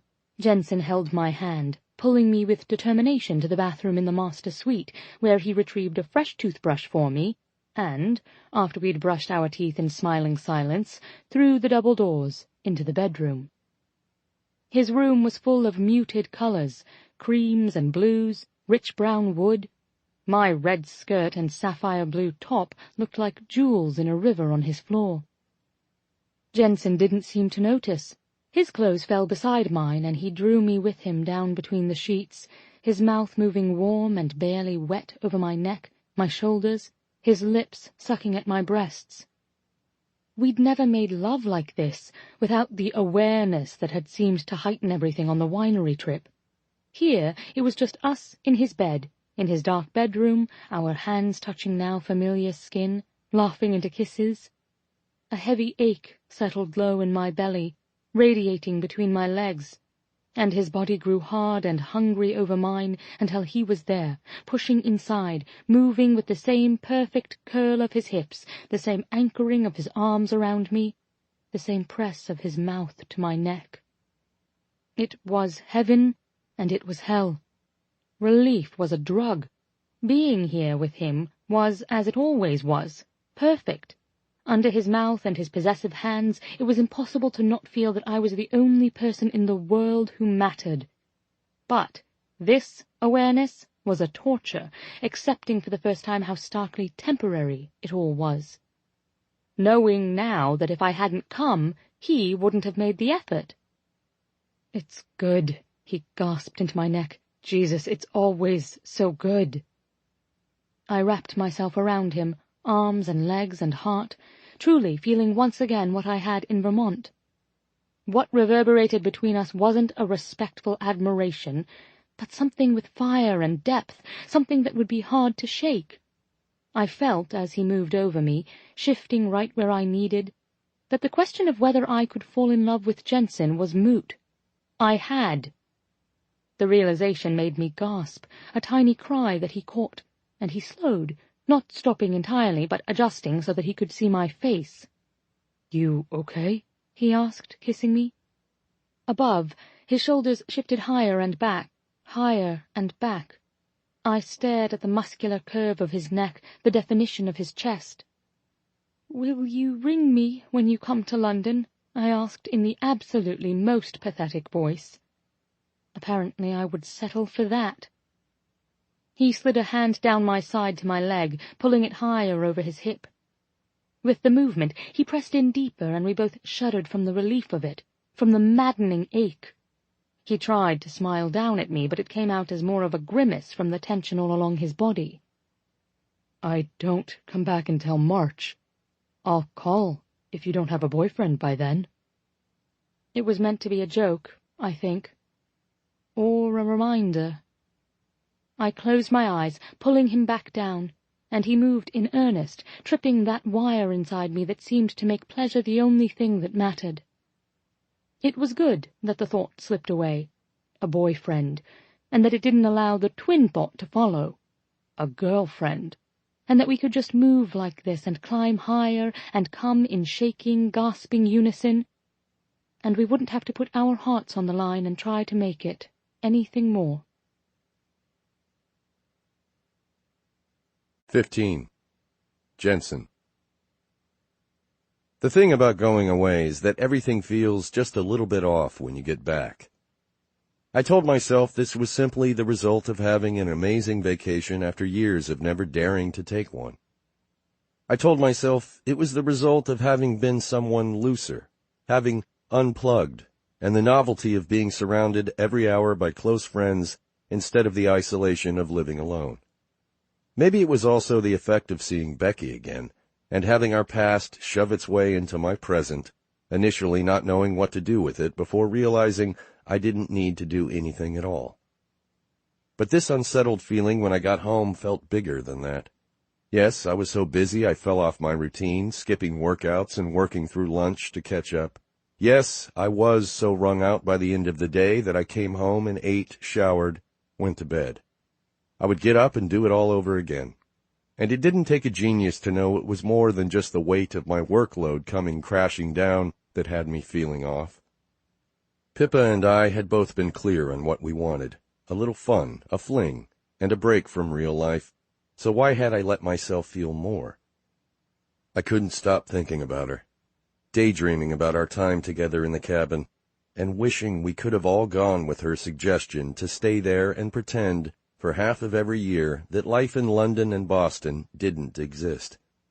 6 months with no phones, no email, and the people I cared about most right there at my side, it sounded like heaven. Having Pippa for one more night was more torture than anything. I had been stunned by the surreal wave of getting out of my car and seeing her staring at my house. It took maybe 5 full seconds for me to realize I wasn't imagining it. I'd been exhausted, ready to forego a shower for even 10 extra minutes of sleep, but suddenly sleep was the furthest thing from my mind. The next morning she dressed and quietly kissed me goodbye and left. A fling, I reminded myself. And that was that. Days later, I stared at the spreadsheet on my monitor, the numbers blurring at the edges. It was almost 7, and after hours of sorting through the same list of assets, I was ready to set the computer, the project files, and maybe even my office on fire.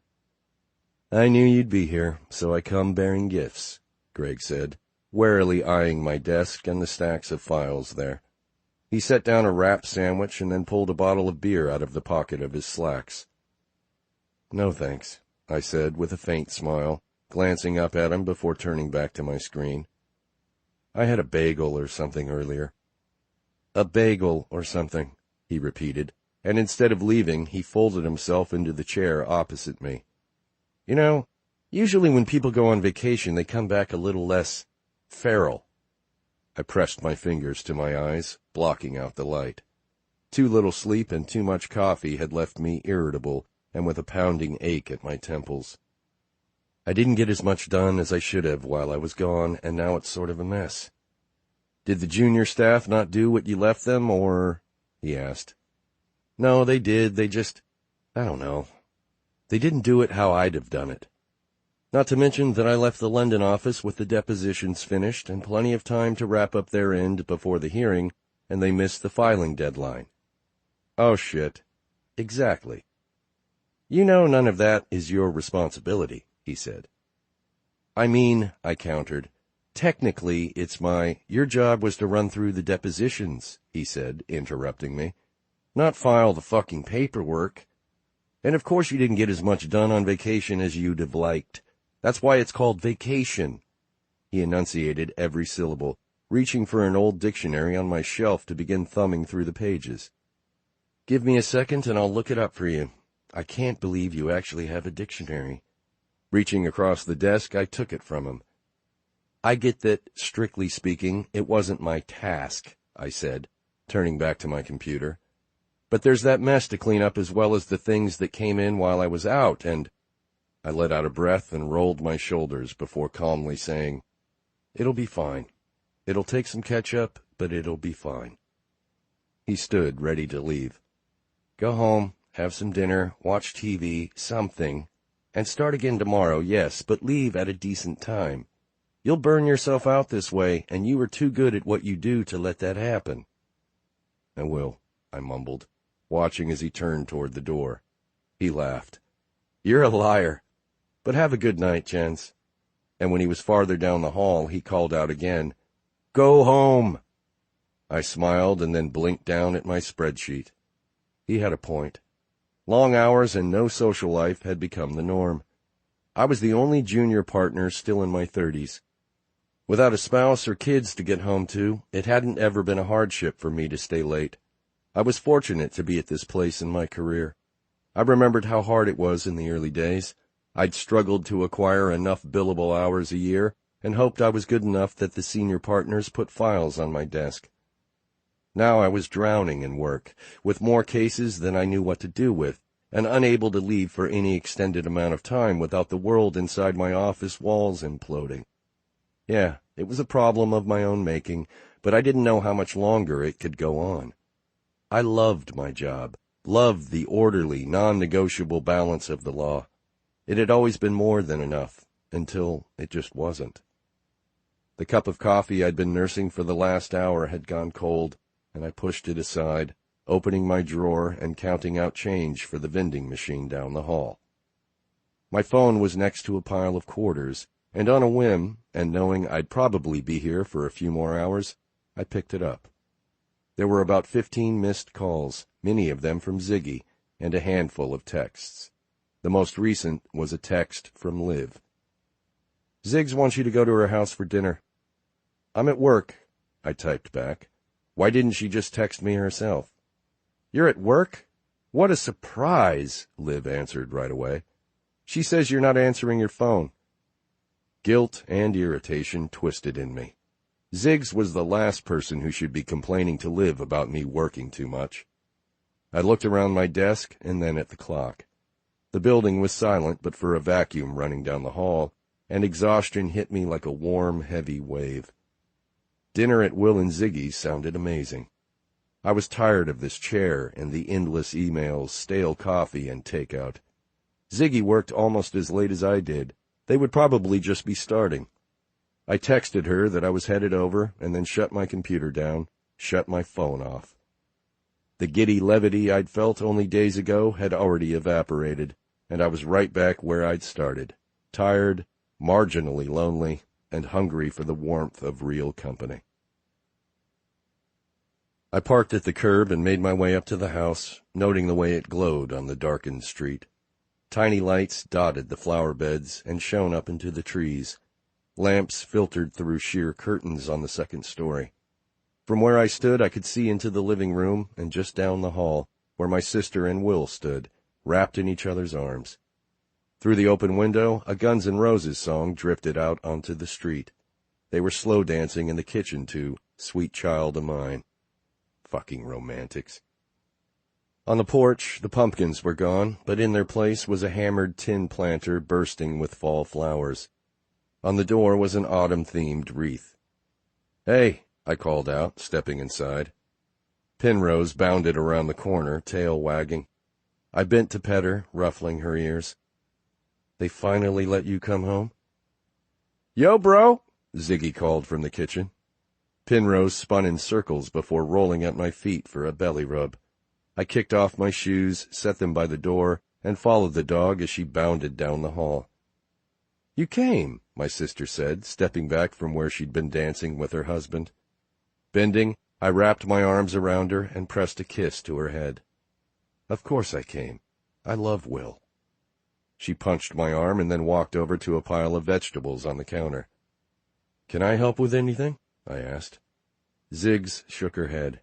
Just dancing, finishing the salad, you know. Preference on dressing? Whatever you have is fine. I watched them work in tandem for a moment before telling them about Becky showing up at my house. My sister turned and gaped at me. She did what? Will, who had been searching through the refrigerator for a head of lettuce, looked at me around the door. You're kidding. Nope. How long did she stay? Ziggs asked, incredulous. I guess about 45 minutes? I scratched my jaw. I mean, I basically told her that she was welcome to get it off her chest if it would make her feel better, but it wouldn't do anything for me. She went on a bit about realizing now that she'd felt too young and like she hadn't had any adventures yet. Will whistled. She's kind of a dick, right? Yes, that. She's that, Ziggy spluttered, and my chest tightened with love for my adorably goofy sister and her perpetual need to protect me. She's fine, I said, picking up a slice of carrot and eating it. I don't think she's evil, just historically not great with the communication. For the record, Will said, I think you handled it perfectly. He did, but ugh, I am so over her. Ziggy took a deep breath and then looked down at the knife in her hand.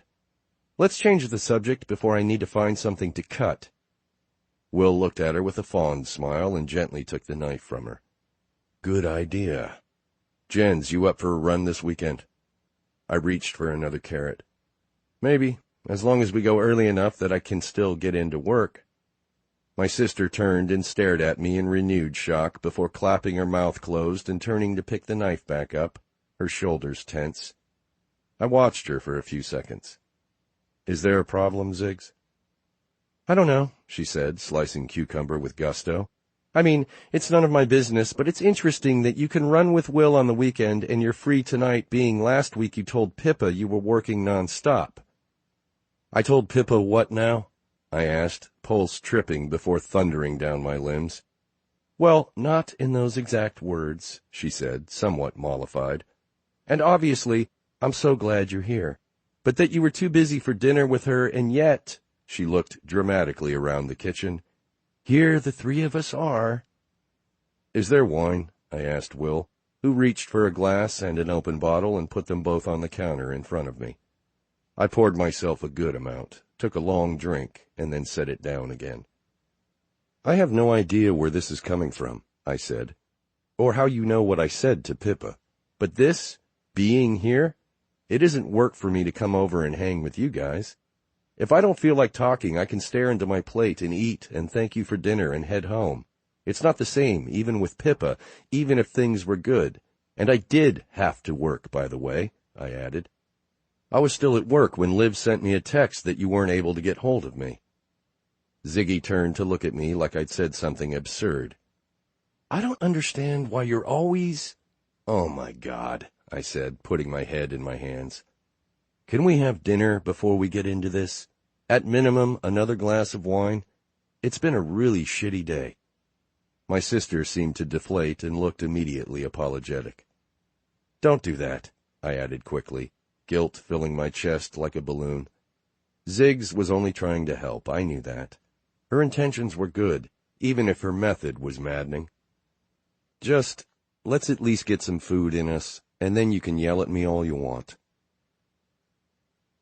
Will had made a roast with baby red potatoes and brown sugar-glazed carrots, and as I sat there, eating the best meal I'd had since leaving Vermont, I felt a little cheated that he'd learned all this now, and not when we were still roommates in college. As usual, dinner was relaxed and easy. We talked about my parents and their upcoming trip to Scotland. We talked about our family's traditional after-Christmas, before-New Year's trip we usually took together. With the babies due in December, I'd been given a reprieve of sorts for this year, but I steeled myself for the inevitable discussion about next year's destination choice, Bali, and, in the event that I couldn't get away, whether we'd have the "but poor Jensen will be on his own" conversation. By the time I'd finished my first helping of roast, the subject had moved to Max and Bennett, and the beloved text thread filled with Chloe the Saint and Sarah the Monster stories. Will turned to me after confirming that, yes, both women were still behaving suspiciously. How's your re-entry going? He asked, stabbing a bite of roast. This international merger I've been overseeing is a mess right now, I told them. And even though the things that went wrong don't have anything to do with our office, it still reflects badly on the team. Just going to take some extra work to clean up. That sounds aggravating, Will said. It is, but it's the job. I took another drink of my wine, feeling the warmth work its way through my bloodstream. So what about everyone else? They get back okay? Ziggy nodded. Niall and Ruby left the day after we got back from Vermont. Pippa left last Sunday. I stilled. How had I not realized Pippa left 4 days ago? Oh, I said, busying myself cutting a piece of meat. I didn't realize, well, you might have known her schedule if you bothered to see her before she left, my sister said in flat challenge. I picked up a hot roll and tore it open, letting the steam escape. I took a bite and chewed it slowly before swallowing. It settled like a ball of flour and glue in my stomach. Actually, I did see her. Ziggy froze with her water glass almost to her mouth. When? Nodding down at my plate, I tried to sound as casual as I could. She was there when I got home from work last Wednesday. I think she came over after having dinner here. Oh, she said, and then smiled slowly. Well, that's great then. Are you two doing the long-distance thing, or? I don't think so. I pulled the butter dish toward me, spreading some over my roll. You don't think so? She repeated. Honey, I told you I have work. If anything, this only annoyed her more. There are 7 days in a week, honey. 24. She lives in England. My sister put her fork down and braced her forearms on the table, leveling me with a steely look. You realize this is exactly why you're single, right? I'm assuming that's a rhetorical question, I asked, and took another bite of my dinner. It went down worse than the last. I knew I was goading her. She hated my calm exterior and wanted some kind of reaction out of me, but I didn't care. You meet someone you like and you can't find a way to carve out even a bit of time for her? To cultivate? Cultivate what? I said, voice raised, surprising myself with my own anger. How many times did I need to explain this? We live in different countries, want different things. Why would either of us work to prolong the inevitable? Because you were so good together, she yelled back. Will put a calming hand on my sister's arm, and she shrugged it away. Listen, Jens, your career is crazy, and I'm so proud of you. If that's all you want out of life, then fine. I'll let it go. But after watching you last week and seeing the way you laughed and lit up whenever Pippa walked into the room, I don't think it is. And don't say it was all for Becky's benefit because she wasn't at the cabin. You were so happy. What is that supposed to mean? I asked, my face heating. As opposed to what? How miserable I am the rest of the time? She lifted her chin. Maybe. Will cleared his throat, glancing between us. Why don't we all take a breath? He started, but I wasn't finished. I don't understand what the big deal is and why everyone is suddenly invested in my love life. Ziggy slapped her hand down, laughing angrily. You have got to be kidding me! I actually laughed. You can't possibly be comparing the two situations. You'd never actually dated anyone. I've had relationships. I'm divorced, for God's sake. That's a little different than never coming out of the gate. You got divorced 6 years ago. Why can't you let this go? It was a fling, Ziggy. What Pippa and I had was a fling. People have them every day. Ask your husband. He has a little experience in the matter. Didn't look like a fling to me, Will said, and gave me a warning look. And not that it's any of your business, I said, putting down my fork. But this decision wasn't only mine. We're on the same page. Neither of us was in a position to want more. How do you even know what page she's on? You've never called her. I was never meant to be more. That doesn't mean it couldn't be, she said. Yeah, it does. Why? Because you were a rebound? Because you're a buttoned-up lawyer and she sometimes has pink hair? Anyone with a pulse would bang Pippa. Heck, I would bang her. Will's head snapped up. Really? Well, yeah, in my head I would. Ziggy shrugged. And if Jensen would stop being such an... Enough! I shouted, and the room went still. This isn't about you, Hannah. Did you just Hannah me? She asked, face pink. You think it's fun to watch you like this? To know that you go home to your empty house every night and that will never, ever change because you're too scared or too stubborn to make the first move? I worry about you, Jensen. I worry about you every fucking day. Well, get over it. I'm not worried. You should be. You're never going to be with anyone at this rate. Her eyes went wide and she sucked in a breath. I didn't mean, yeah, I know. You didn't mean to say it out loud. I pushed myself back from the table. Ziggy looked horrified and apologetic, but I was too riled up to listen to more. Thanks for dinner, I said, tossing my napkin on the table and walking down the hall. Despite the cold, I drove home with the windows open, hoping the sound of the wind whipping through the car might blast away the echo of my sister's words. The street was silent when I pulled up in front of my house, cutting the engine. I didn't get out, and not because there was somewhere else I was considering going. I just didn't really want to go inside. Inside it was tidy and quiet. Inside there were vacuum lines across most of the living room carpet that were never disrupted by footsteps. Inside there was a stack of well-worn takeout menus and an expansive list of shows in my recently watched category on Netflix. Inside suddenly felt unbearable. What was going on with me? I'd always loved my house, excelled at my job, and enjoyed my routine. I could admit to not being downright ecstatic most of the time, but I'd been happy settling for content. Why did that not seem like enough anymore? I finally climbed out of the car and walked up to the porch, slowly pulling my keys from my pocket. My windows were dark, save for the lamps with the timer, and I refused to make yet another comparison between my porch and Ziggy's, my life and Ziggy's. Hannah's, I thought, catching myself for the first time. I don't want to compare my life and Hannah's. She'd grown up. She'd even surpassed me in how well she did it, how much gusto she gave it. I unlocked the door and stepped inside, tossing my keys in the direction of the entryway table. Without bothering to turn on any lights or grab the remote first, I sat down in front of the dark TV. Hannah was right. I should be worried. I had a job I'd sacrificed everything for, and a family I adored, which was a hell of a lot more than most people had. But I wasn't doing anything to make my life fuller. 16. Pippa. Perhaps for the best, the flight back to the UK was less eventful than the one to Boston. The mildly dishevelled gentleman next to me was asleep within 5 minutes of fastening his seatbelt, and snoring quite robustly throughout the journey. Sadly, Amelia was not present again, but the flight attendant who was there offered me earplugs and a cocktail. I accepted the earplugs, turned down the cocktail. I wasn't sure how to feel about the holiday, in hindsight. The trip had been a dream while I was there, of course, but, holy Christ, was I really better off having gone? Sure, I was over Mark's thrusting bum, but after that last amazing night with Jensen and then his disappearing back into work, I felt dreary, like my best friend had up and moved to a city across the globe.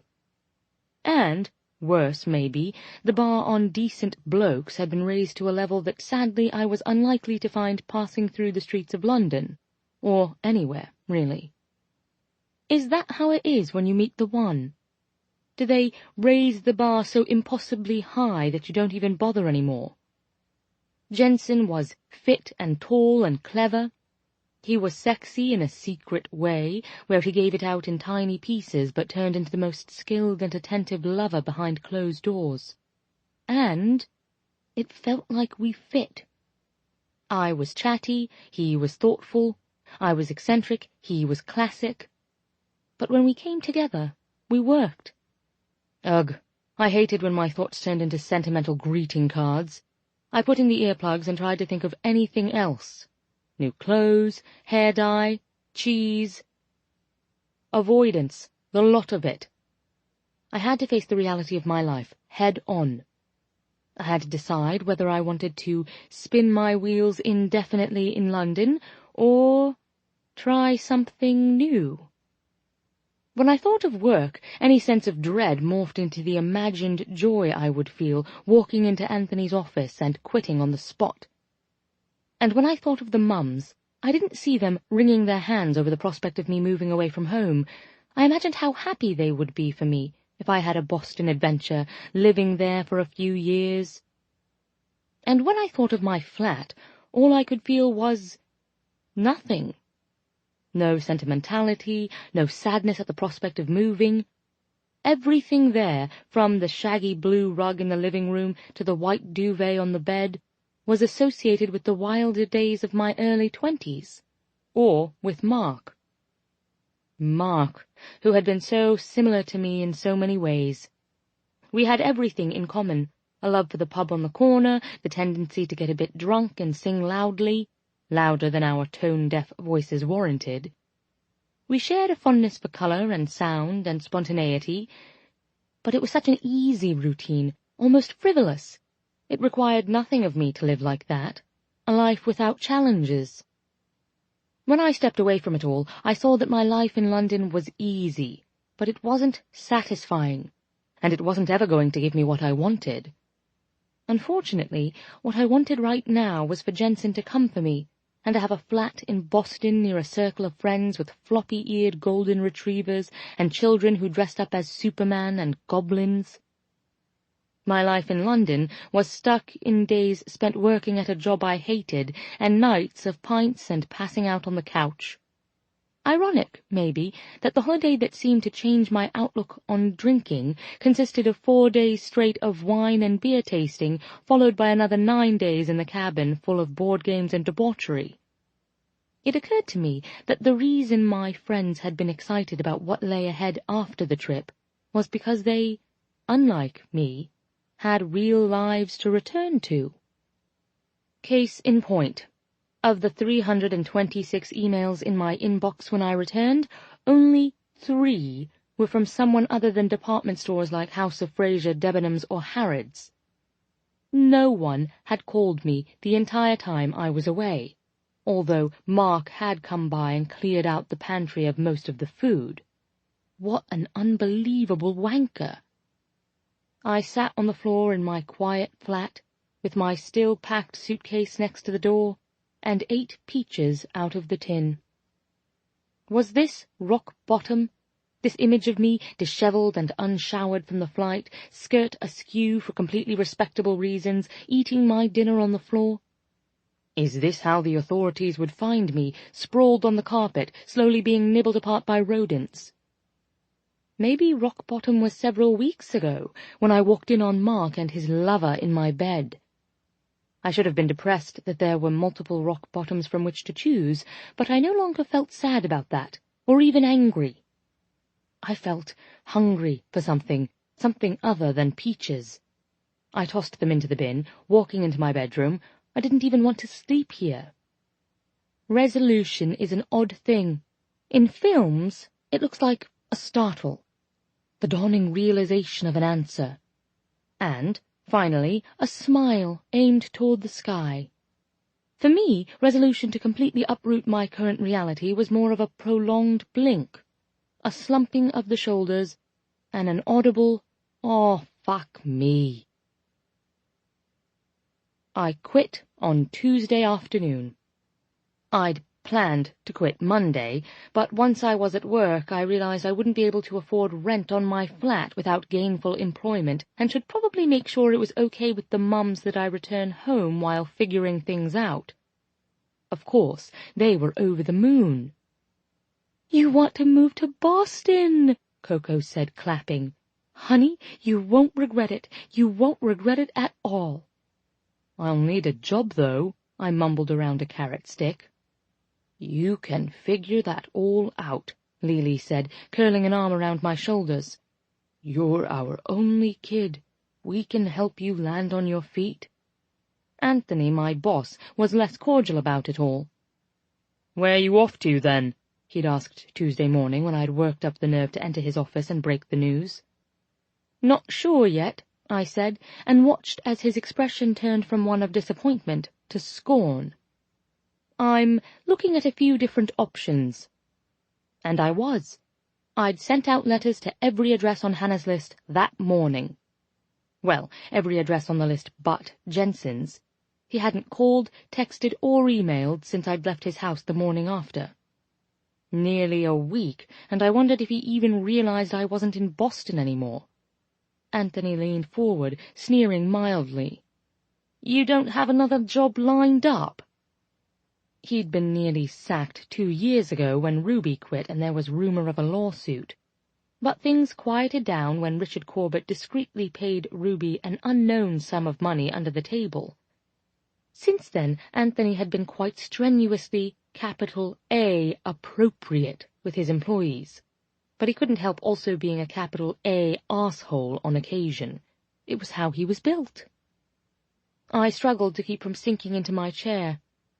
Not yet, but I don't reckon I'll have a problem finding one. Don't be daft, Pippa. Stay here until you do. I knew that was the smart way about it, but the problem was I couldn't. I couldn't stay 1 second longer. I despised him, and the work, and the bland offices, and the way that I was so miserable at the end of the work-day that I went straight to the pub. I loved who I'd been in Boston. I hated who I'd become here. I realize I'm not leaving with much notice, but you'll give me a good recommendation when someone calls, Tony. He hesitated, spinning a pen on his desk. I'd been his right hand ever since Ruby left, and Richard had promoted me from intern to staff engineer. From there, I'd moved into an associate engineer role, and I didn't even have a master's degree. No matter how Tony felt about me leaving, he couldn't deny that I'd been stellar under his supervision. "I will," he finally said, and in a rare moment of kindness, he added, "Hate to see you go." I fumbled, jerking a little in my chair as if I'd been zapped by a touch of static. Thank you." I cleared out my desk, carried everything in a box to the tube, returned to my flat, and I began to pack.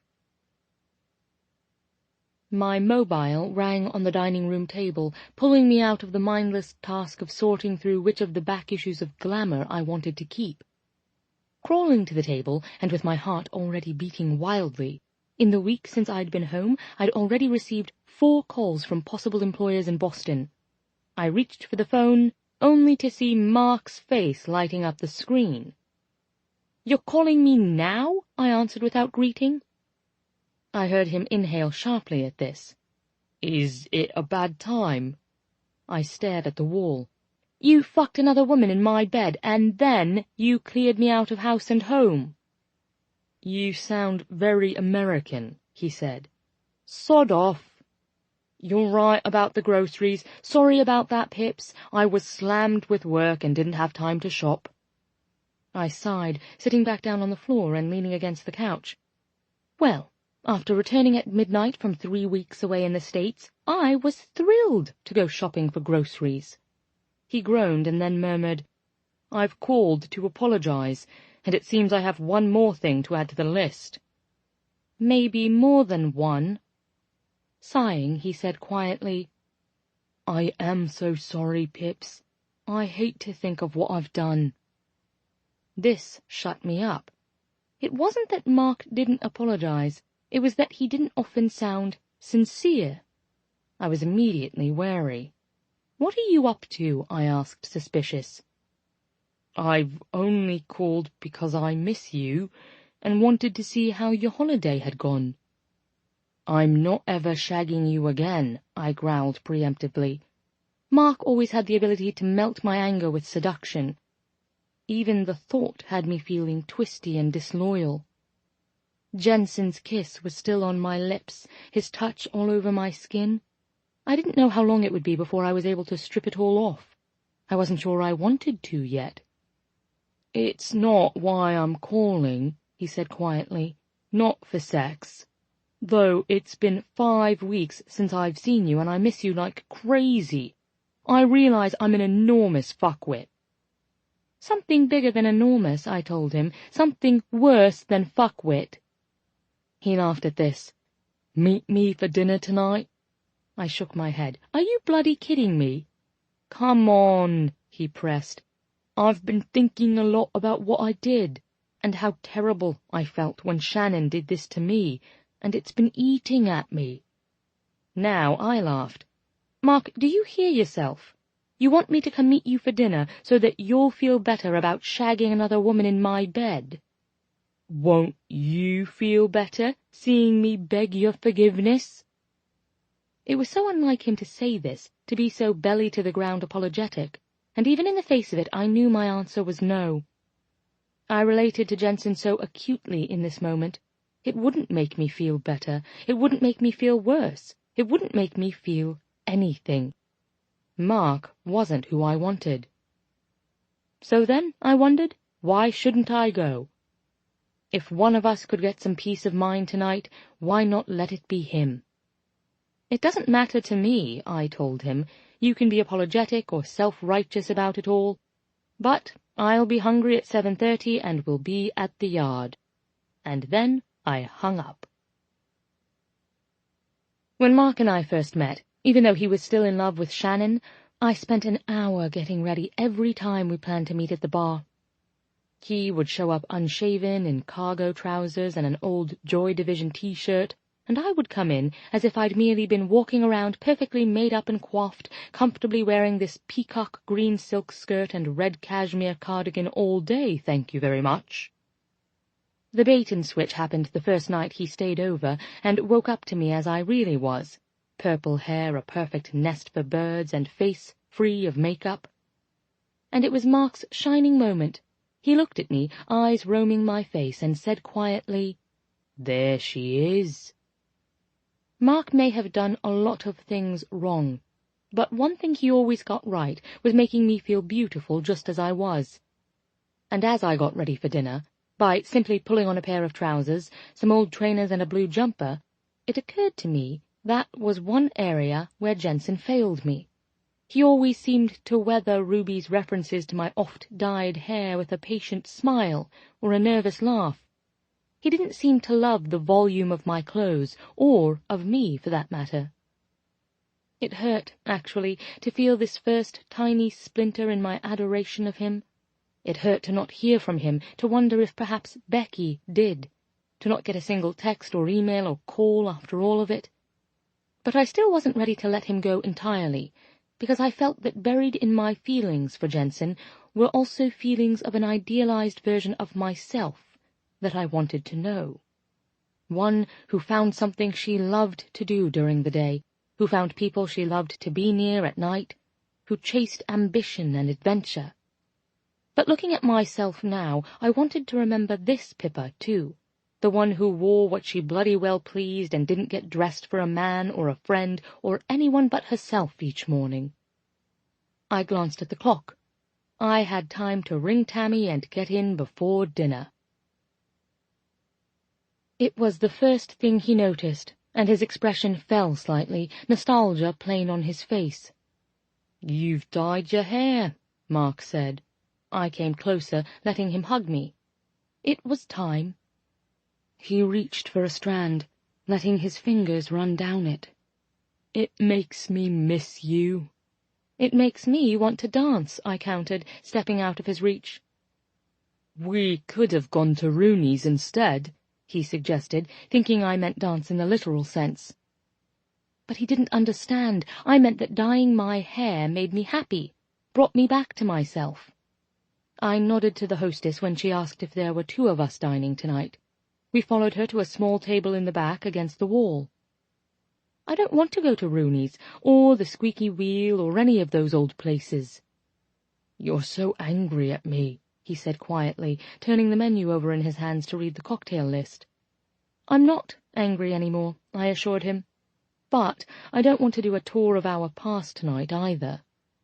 He stared at me as if studying, and then nodded a little. "You're different." "I'm not." Shaking his head, he leaned in closer. "You are. You don't like it here any more." Mark always had been astute when he wanted to be. "I stepped into Trinity's old job when she left RC," I reminded him. "And you rolled into my bed when you and Shannon split up."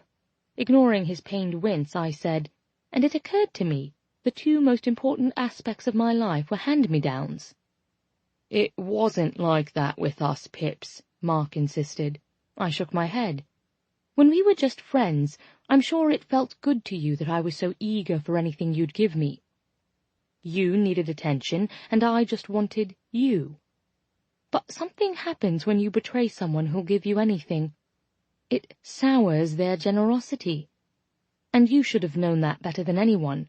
So I think you really wanted out of our relationship. You were just too cowardly to say it." For once, he didn't immediately argue with me. He stared at his water-glass, tracing the path of a drop of condensation as it slid down from the rim. "It wasn't that organized.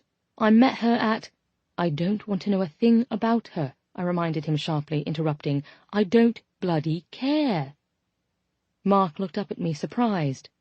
"She wasn't the problem," I told him. "You were.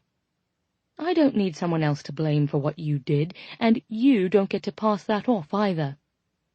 He smiled at me. "There she is." "Don't say that," I growled, and his smile disappeared. "This isn't a sentimental trip down memory lane. You hurt me. You brought another woman into my flat, into our bed." He swallowed thickly, shaking his head. "I'm sorry."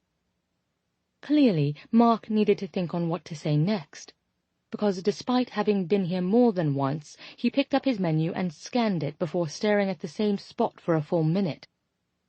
I looked to my own menu, decided to order the steak and chips, and put it back down.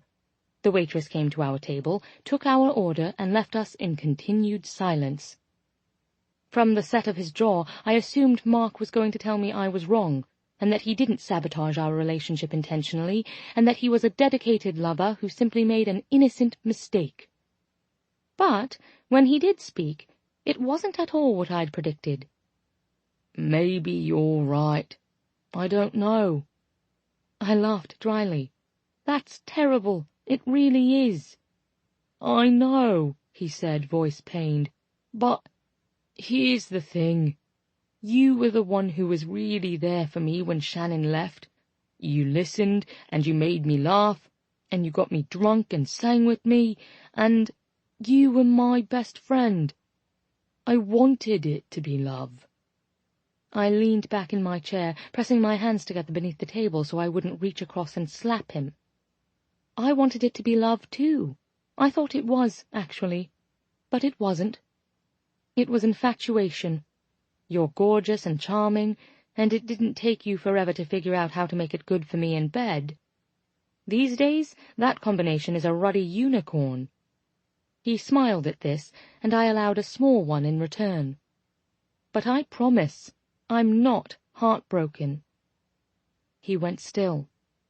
"I'm not," I repeated. "I was angry and humiliated, and wanted to cut your balls off and have them bronzed. But then I went away, and I met someone, and I met myself, maybe, too."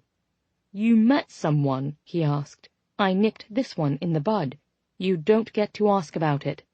Laughing, he said, "Okay, even if it will drive me mad." I ignored this, leaning forward, elbows on the table. He'd been married before to a woman he met in college and had dated for years. 4 months after their wedding, she left. She told him it didn't feel right. She didn't want to be married to him. Mark let out a low whistle. "Don't act so surprised. That could have been us." Pushing away from the table, I leaned back in my seat. Why are people so cowardly? Why does it take them so long to figure out their own hearts? "You and I were together for a year, and you just admitted you didn't love me either," Mark reminded me. I looked back up at him. "That's true. But I never would have hurt you while trying to figure it out. I would have talked it out." He looked up, thanking the waitress when she put his scotch and soda on the table in front of him. Mark sipped his drink and noticed I hadn't ordered one.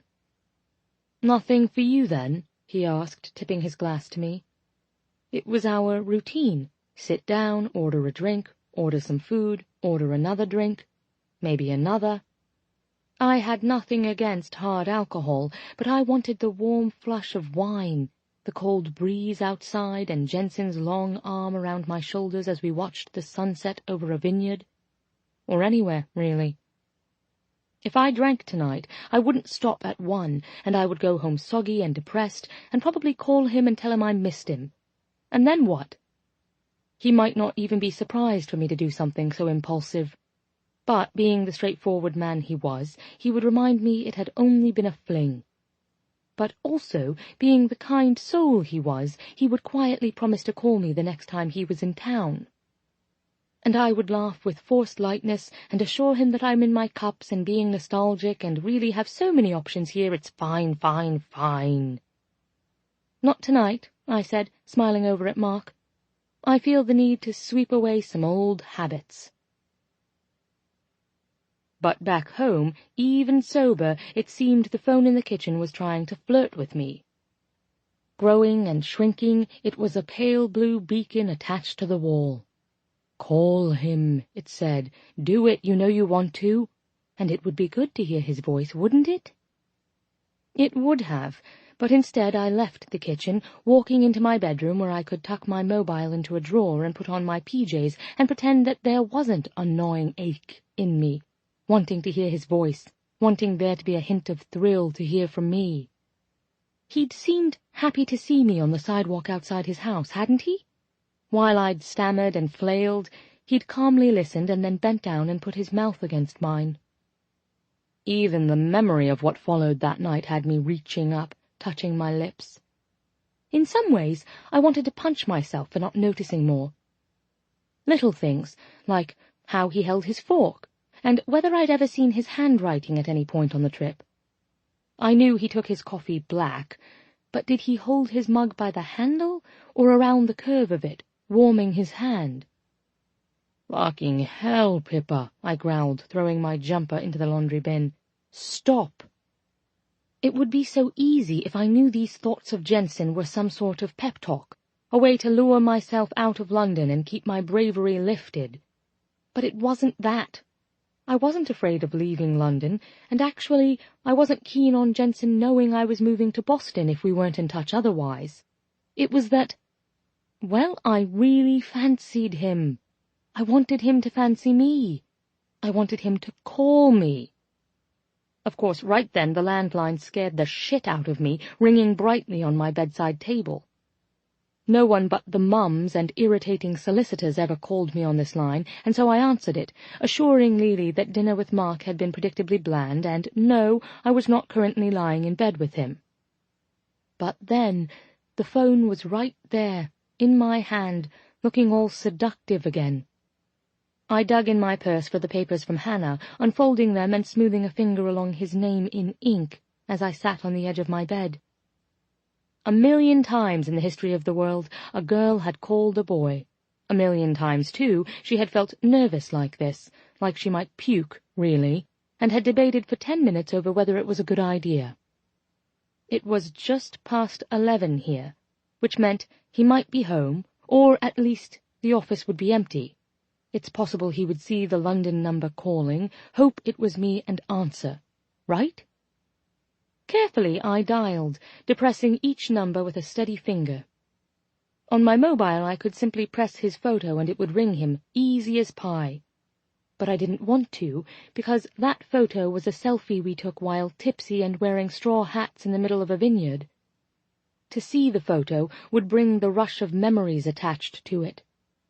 By contrast, this was just a series of numbers pressed in a particular order, impersonal, logical. I was a mathematician. I dealt with numbers every day. And if I took my time, let my fingers press each key without deliberate thought of sequence or pattern, there'd be no trace of it in my memory. So I couldn't accidentally call him any time of day, or let the numbers unscroll in my mind uninvited. I entered the last digit, bringing the receiver up to my ear with a shaking hand. A pause. A ring. My heart hammered so hard I was breathing with great effort. Another ring, but it was cut off halfway. Bloody cut off, as if he'd looked down at his phone, seen the UK number, and rejected the call. There had to be another explanation, but my brain wouldn't find a grip on any. He'd seen I was calling, he'd declined the call. I paced my flat. Maybe during work hours he had set his phone to go to voicemail after a single ring. Maybe he was in the middle of a dinner meeting and had automatically declined the call. I put on a movie, thought too much, fell asleep on the couch. When I woke, the sky was still dark and the clock over the fireplace read 3:07 a.m. The first thought in my head was of Jensen. It would be just after 10 o'clock at night for him. Fumbling to my bedroom phone before my brain cleared, I dialed the number from the sheet again, not quite as carefully as before, listening as it rang once, twice, and then part-way into the third ring it went to voicemail again. He really had declined the call. I told myself to hang up, felt the muscles in my arm tense as if to pull the phone away, but couldn't do it, hating myself as I listened to the greeting, jaw tight, eyes wide. "You've reached the voicemail of Jensen Bergstrom. I'm either away from my phone or I am driving. Please leave your name, number, and any relevant information, and I will return your call." Beep! I gasped into the line, eyes burning inexplicably, before slamming the phone back down in the cradle. I moved back home to the Mums 2 weeks after returning from Boston. Coco cleared out her sewing room, which had once been my bedroom, and with Lily working at the law firm all hours and Coco painting in the attic, it really felt like my childhood was being rebooted. I had job interviews over the phone with 6 different people, and follow-up calls with another 3 firms. I went on 2 dates, one with a bloke from the RC offices who I'd been talking to for ages, but only as a friend, and now that I was single, well, and another man I'd met on the tube and whose shoes were polished and who wore a suit and who made me think of Jensen. Each date was fine, pleasant even. But in both cases I'd declined a good-night kiss and gone home alone. I'd always heard that distance makes the heart grow fonder and scoffed at it. Distance away from any of my previous blokes had only made my eye wander. But here, even only a few weeks after I'd seen him last, and even though part of me wanted to punch him in the stomach for declining my call, it was as though I could think of no one but Jensen. The 2 sides of him warred in my head, the man who could be so tender, so funny, so attentive, and the man who could forget when I was leaving town, decline my call, make love to me only when I was conveniently in front of him. "You're awfully distracted," Coco said, sitting down beside me on the piano bench in the front room. "I'm waiting to hear back from Turner in Boston," I said, depressing the middle C key with my index finger. Although what I'd said was true, it wasn't why I'd been staring at the piano for the past 10 minutes. But fuck this and that and everything if I was going to mention Jensen aloud. "They said they'd like to bring me out for a face-to-face." Her brows lifted. "From London? Wow, sweetheart, that's saying something."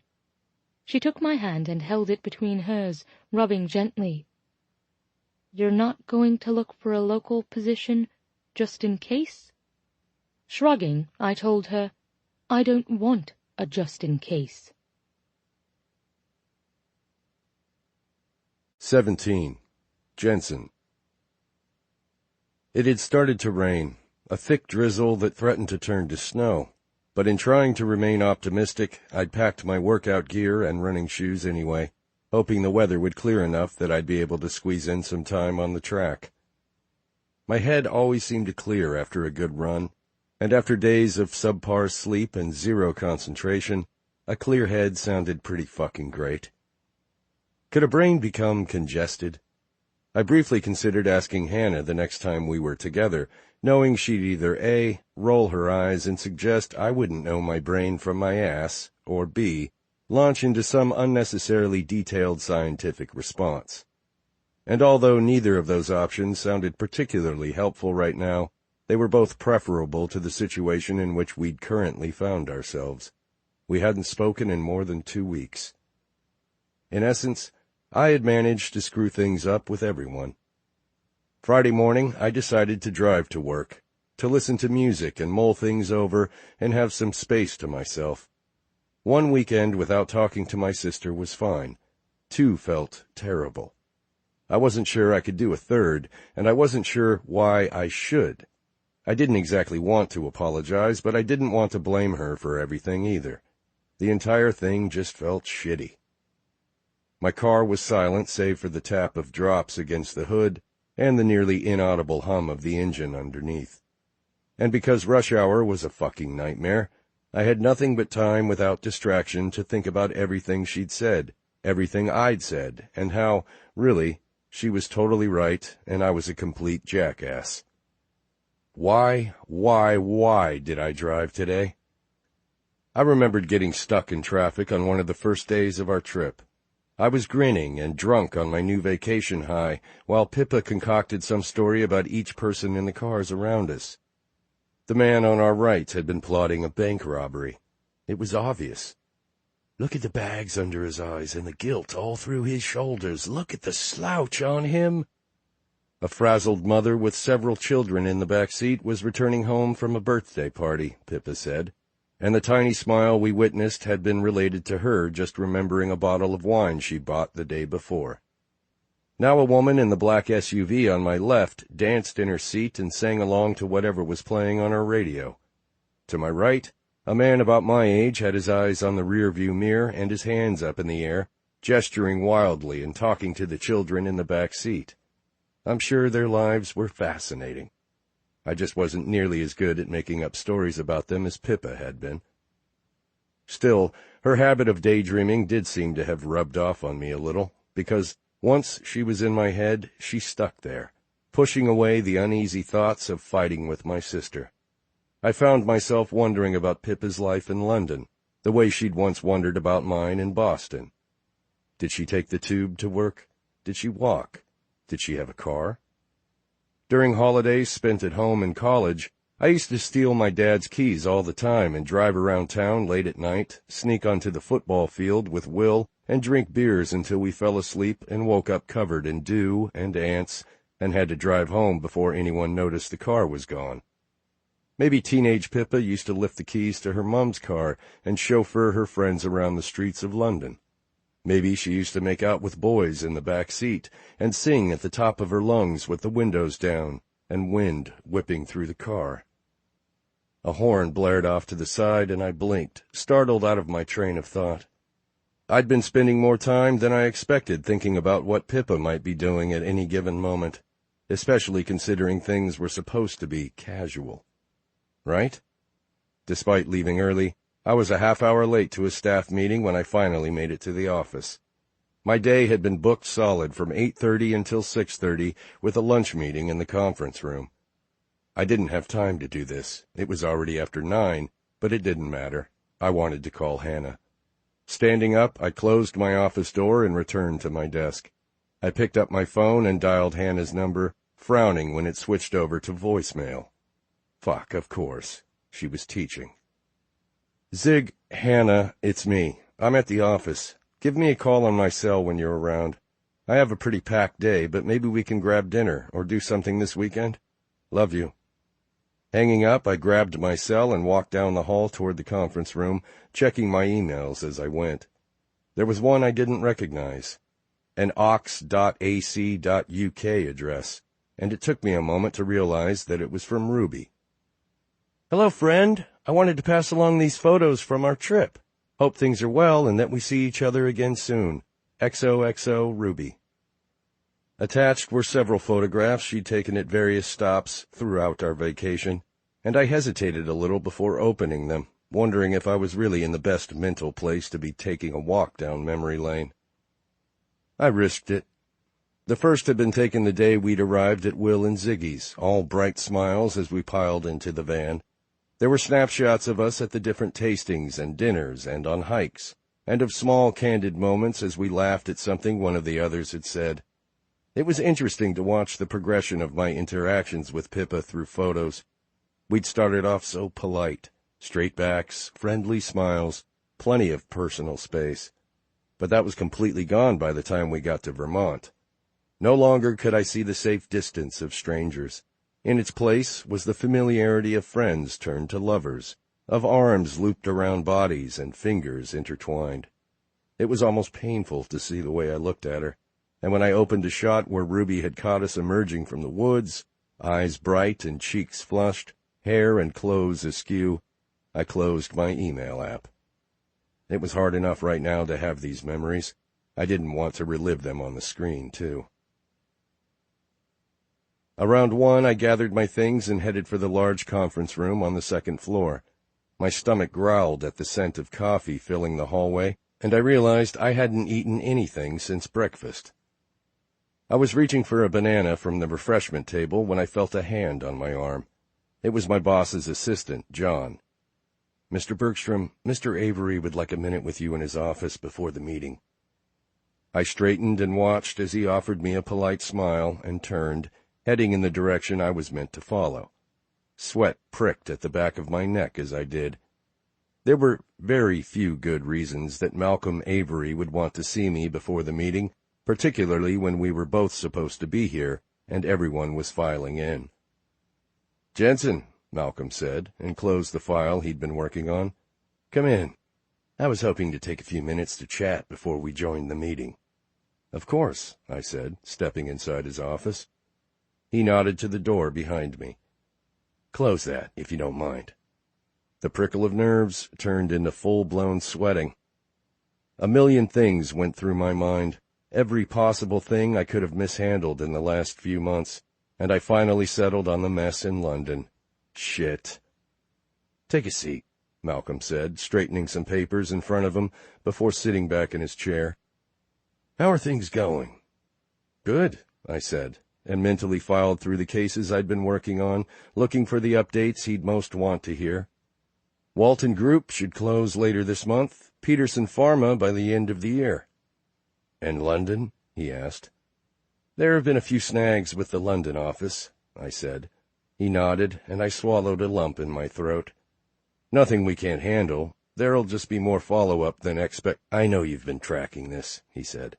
"I know the situation." Malcolm folded his hands on the desk in front of him and considered me for a moment. "Jensen, you know how things work around here. It isn't enough these days to simply practice good law. Almost anyone with a law degree can do that. What we need are associates and partners who make good money for the firm, who instill confidence and bring in business, who keep it. You know, when I was first starting out, I used to do a rough estimate of my profitability each month." My eyes widened, and he smiled.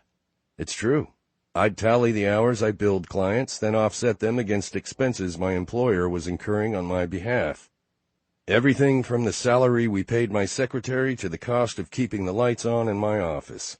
We didn't have computers back then, so I kept track of all of it in a little notebook I kept tucked away in my suit coat pocket. I bought a client lunch, I added it. I needed a box of paper clips, I added it. I kept track of all those numbers because that way I knew when I was profitable and I knew when I wasn't. When I sat down with my boss, I had it all there in black and white, the things I was responsible for, the things I had impacted. One day he looked at me and said, "Anyone who is this anal retentive needs to be on my side of the table." Shortly after that, I made partner. I nodded, not entirely sure where this was going. "Sounds like a great system." "I see the same drive, the same dedication in you," he said. "Hours aren't the only reason someone makes partner, though I've been assured you have more than your fair share, am I right?" I nodded again. "I believe so." "It takes someone who can handle the important cases with professionalism and efficiency. It takes someone who drives the process, who manages interactions at every level with dexterity, who puts the best face forward for the firm and brings in new clients because they've heard such good things. Sure, there might be a snag here and there, such as with the London office, but it's the people who recognize those snags and work to rectify them who stay in business. You build relationships and manage the largest group in mergers and still have the respect of your team." He paused, leaning forward. "I bet if I asked, you have a little notebook of sorts of your own, don't you?" I did. I had a spreadsheet with every client I'd ever had, what I worked on and what we actually billed from the day I was hired as an associate. "I do," I said. He laughed and slapped a hand against the desktop. "I knew it. And that's why I'm going to recommend you as partner at this meeting we were supposed to join." He glanced up at the clock. 5 minutes ago. Congratulations, Jensen." I slumped back into my couch and looked up at the ceiling. If my life was comprised of to-do lists, which, let's be real, it sort of was, then the item listed at number 1 would have a bright red check next to it. After the meeting, I had an official offer of partner. I'd finally done it. So what the hell was the problem?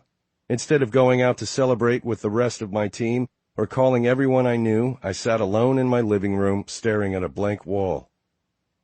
I straightened my legs and placed them on the coffee table, taking another sip of my beer.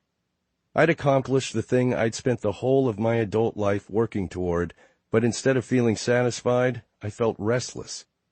The whole thing was anticlimactic. I had essentially worked my way up the ladder to more work, more responsibility, more on my plate. The second hand on my watch ticked in the silence. I wanted to talk about this with someone because no doubt anyone in my life would be thrilled for me and would burst this numb bubble. I could call Hannah again.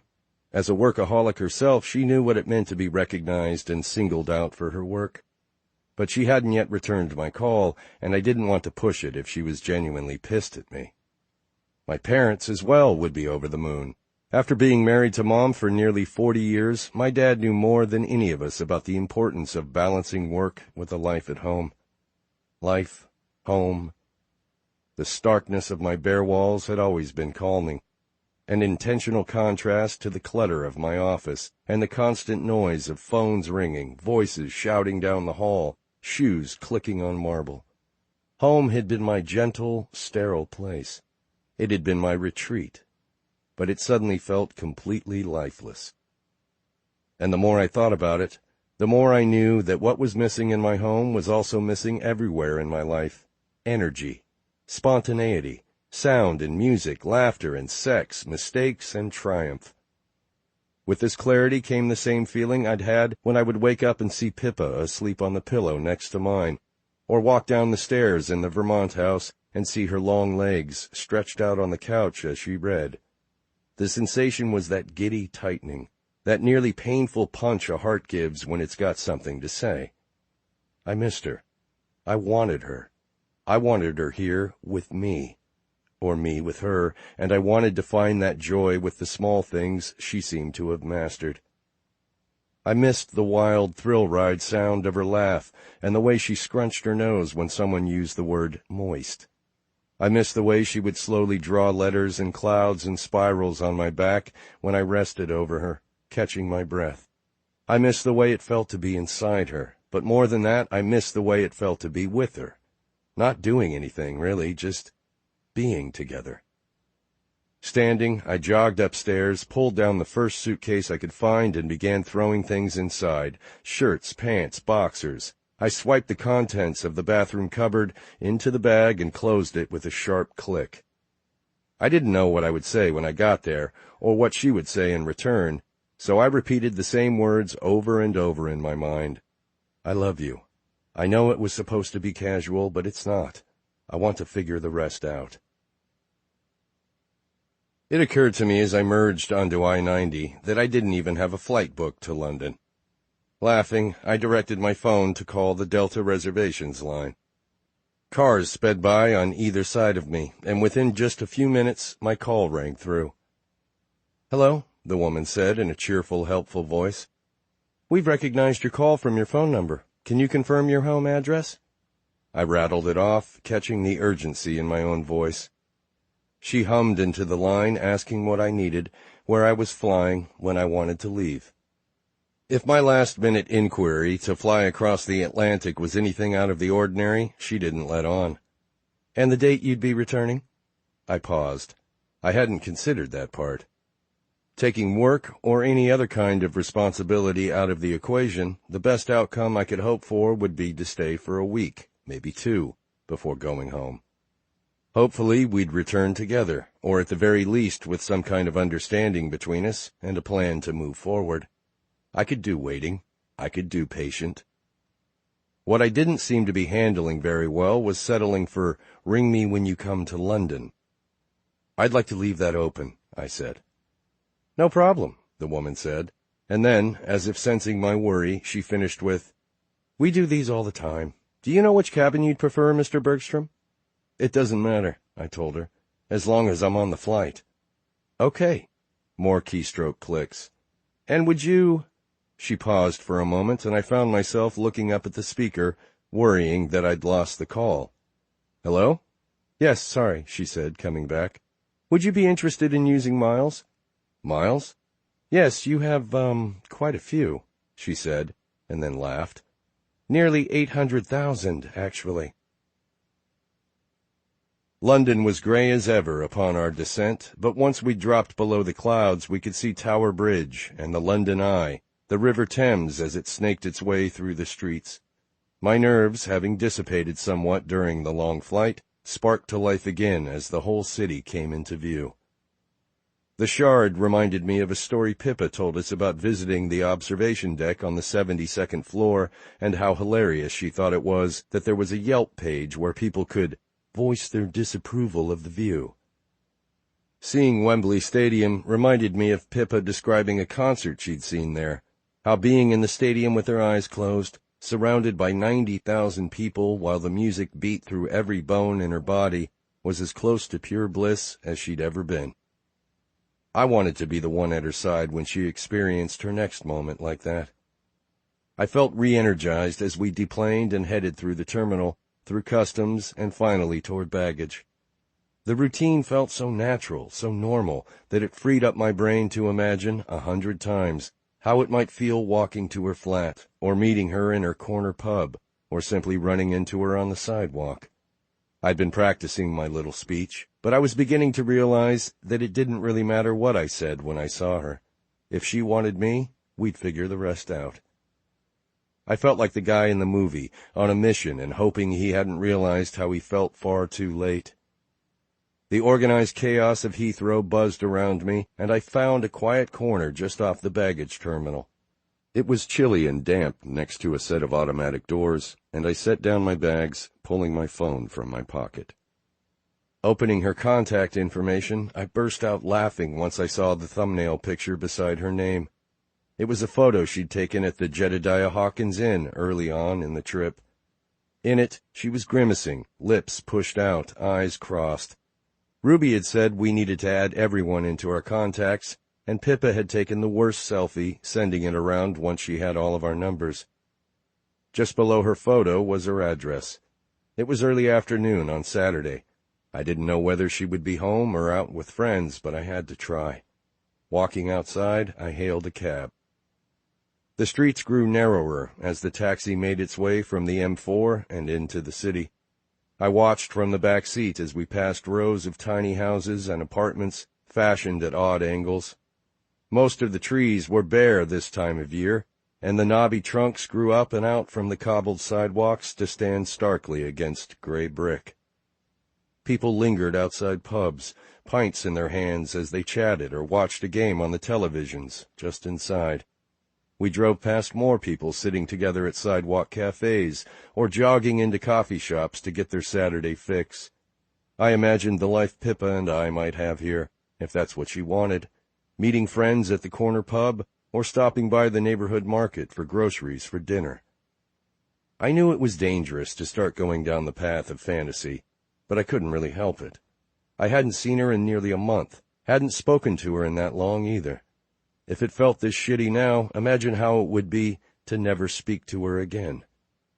As a wave of nausea hit me, the taxi stopped in front of a narrow brick building. I paid the driver, retrieved my bag, and climbed out. Staring up to the windows on the 3rd floor, it occurred to me that if all went well, I could sleep with her in my arms tonight. I checked the address again and verified the flat number before I began climbing the stairs. She might not be here. And it would be fine. I'd wait at the cafe on the corner, or take the tube to Hyde Park and walk around for a few hours. I knocked on the door to her flat, and my heart vaulted up into my throat at the sound of heavy footsteps. I thought I'd been prepared for anything. I was wrong. The man at Pippa's door looked at me with wide blue eyes. Dark curly hair hung in braids over his shoulders, and a ribbon of smoke spiraled from the cigarette in his hand. I opened my mouth, stunned. "Mark?" I asked. He blew out a long curl of thick smoke before picking a bit of tobacco off his lip. "Who? Are you Mark?" I said again, quieter this time. Or, is she here? I think this is her flat. I looked down to the paper in my hand to double-check. Nah, mate, he said. Don't know Pippa or Mark. Just moved in myself. Bird that lived here moved out a week ago. I nodded numbly and thanked him, turning back down the hall. Pippa moved? I took the stairs slowly, one at a time. I don't know why I was surprised that I didn't know this. It's not like we'd been in touch. But it had only been a few weeks since she'd left. She must have moved out immediately. Reaching for my phone, I found her contact picture again and pressed it. My stomach was in knots as it rang once, and then once again, finally connecting to a series of knocks and muffled sounds, as if someone had dropped the phone on the other end. The steady thump of music pulsed through the line and into my ear. "Cheers!" someone shouted into the receiver, and I narrowed my eyes, trying to identify her voice in a sea of many others. "Pippa? Oi! I can't really hear you. Speak up, yeah? Pippa, this is Jensen. Are you home? I just got—" "Jensen! Long time, mate. And home? Nah, not till later. How are you?" "Well, the reason I'm calling—" "Listen, I'll try and ring you tomorrow. I can't hear a thing." I paused, staring blindly at the road ahead of me as the line went dead. Sure, of course. As if things couldn't get worse, I quickly realized that I'd been so hopeful I'd see Pippa and that things would work out that it hadn't occurred to me to book any sort of hotel in case that didn't happen. I found a taxi on the street outside her flat, and the driver waited while I booked a room using my phone.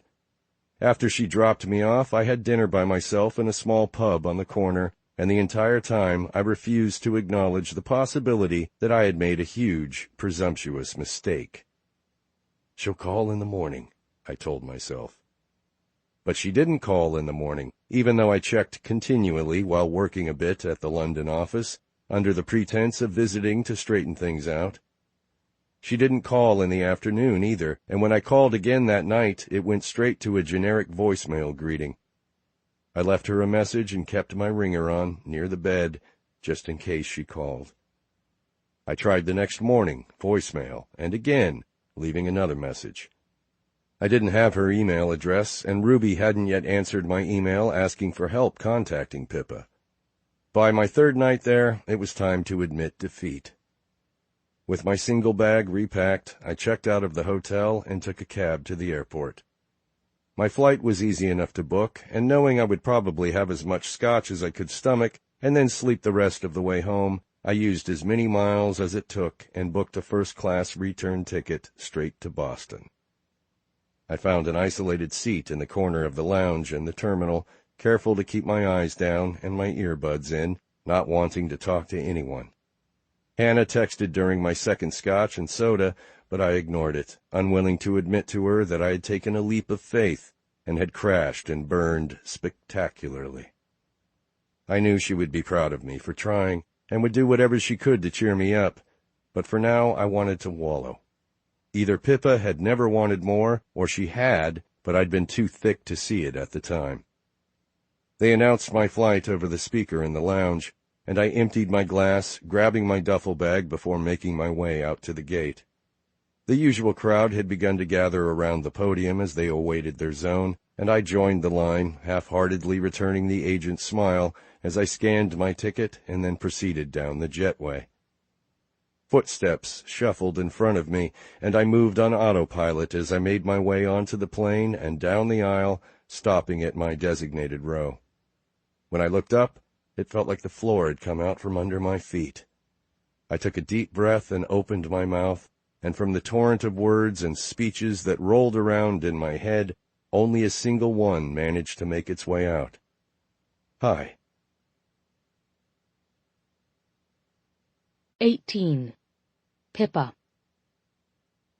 When I was 16, I was picking up some groceries from the corner market on my way home from school, grumbling about the mums and how much homework I have to do, and don't they realize how busy and important I am? How dare they ask me to do the grocery shopping? When I looked up from the carton of eggs in my hand, directly into the face of Justin Timberlake as he reached for God knows what. Apparently, Google told me later, he was in town for a show. To this day I have no idea what he was picking up at our tiny corner shop. In the moment, my brain did this stalling thing where everything just shut down. It's happened to my computer before. The monitor makes a faint popping noise just before everything goes black, and I have to boot it up all over again. Whenever it happens to my dinosaur desktop in my bedroom, I now call it Justin Timberlaking, because that's exactly how it felt in that moment. Pop. Black screen. Justin had smiled over at me and then ducked his head to meet my eyes, his expression growing more concerned. "Are you okay?" he'd asked. I shook my head, and he took the carton of eggs from my hand and put it in the basket hanging from my arm, smiling again. "Don't want you to drop your eggs." Now I will never stop laughing about that, by the way, because when Justin Timberlake told me not to drop my eggs, the tiny, still beating part of my brain started cracking up at the multitude of ovulation jokes. Not that I would have been brave enough to make any of them. So, it's my cross to bear, really, that during the biggest celebrity sighting I will likely ever have, I was completely mute, to the extent that the celebrity in question was genuinely unsure whether I would survive the encounter without dropping a dozen eggs. And this is exactly how I felt, looking up at Jensen Bergstrom standing in front of me on the plane. Pop. Black screen. In the time it took my system to reboot, Jensen had stepped out of the aisle, asked the man walking in behind him and looking at my row with intent if he wouldn't mind trading places with him, and then lowered himself into the seat beside me. Thank God this time I'd been sitting, and not holding any eggs. What? My question was cut off by a choking sensation in my throat. He let out another breathless, "Hi." When he swallowed, my eyes moved to his throat. He wore a dress shirt, open at the collar, no suit coat, no tie, and where my eyes were glued to his neck I could see his pulse, and I suddenly felt sun-baked, too warm. I looked back up at his face, and it was like filing through all of my favorite memories. I remembered the tiny scar beneath his left eye, the solitary freckle on his right cheekbone. I remembered the way his front incisor just very slightly overlapped the tooth beside it, making what would be a perfect smile just a tiny bit easier to digest. All of these minor imperfections had once made Jensen less of a god to me, but seeing them now made his my favorite face in the entire world. Our eyes met, and there it was, that unbelievable friction of chemistry. We had that, didn't we? But then I supposed, maybe too late, that every woman would have the friction of chemistry with a man like Jensen. I mean, fuck, how could she not? Look at him. And look I did. He wasn't wearing dress trousers either. Instead, he had on dark jeans that hugged his muscular thighs, dark green Adidas trainers, and my brain tripped on his casual attire for a second before it passed over, trying to work out the greater question of him being here. "Hi?" I answered, shaking my head before blurting nonsensically, "I didn't ring you back." My words sounded jagged like little bits of torn paper. "Oh, God, and you were here, in London?" "Yes," he said, frowning a little. "And no, you didn't call me back." "Why?" Instead of an answer, another question tumbled out of me. "Are you seriously flying home on the same flight taking me to Boston?" What are the odds? I wasn't sure how I felt about this. Well, that wasn't exactly true. I simply felt so many competing things about it and wasn't sure which one was winning the battle for dominance. First, elation. It was reflexive, like the jerk of my knee. He looked good and happy, and there was some frantic energy in his eyes that felt like a life-preserver thrown overboard, directly to me. No matter what else, I'd loved my time with him. I'd begun to love him. But also wariness, for obvious reasons, and anger, also for obvious reasons. and maybe just a tiny flicker of hope. "What are the odds, indeed?" he said quietly, and then smiled in a cascade that worked its way down his face, from his eyes to his cheeks, and finally his perfect lips. "You're coming to Boston?" I tried to translate the hopeful twitch of his brow, the way he searched my eyes. "I have 3 interviews," I said, nodding. Happiness seemed to drain from his face. "Oh. Well." I nodded, turning my face away and biting back the words, "Don't worry, I won't ring you unsolicited," which were making a tight loop in my throat. "And they got you a first-class ticket?" he murmured. "Wow."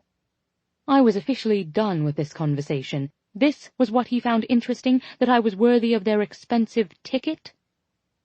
Turning my face to the window, I laughed to myself without humor.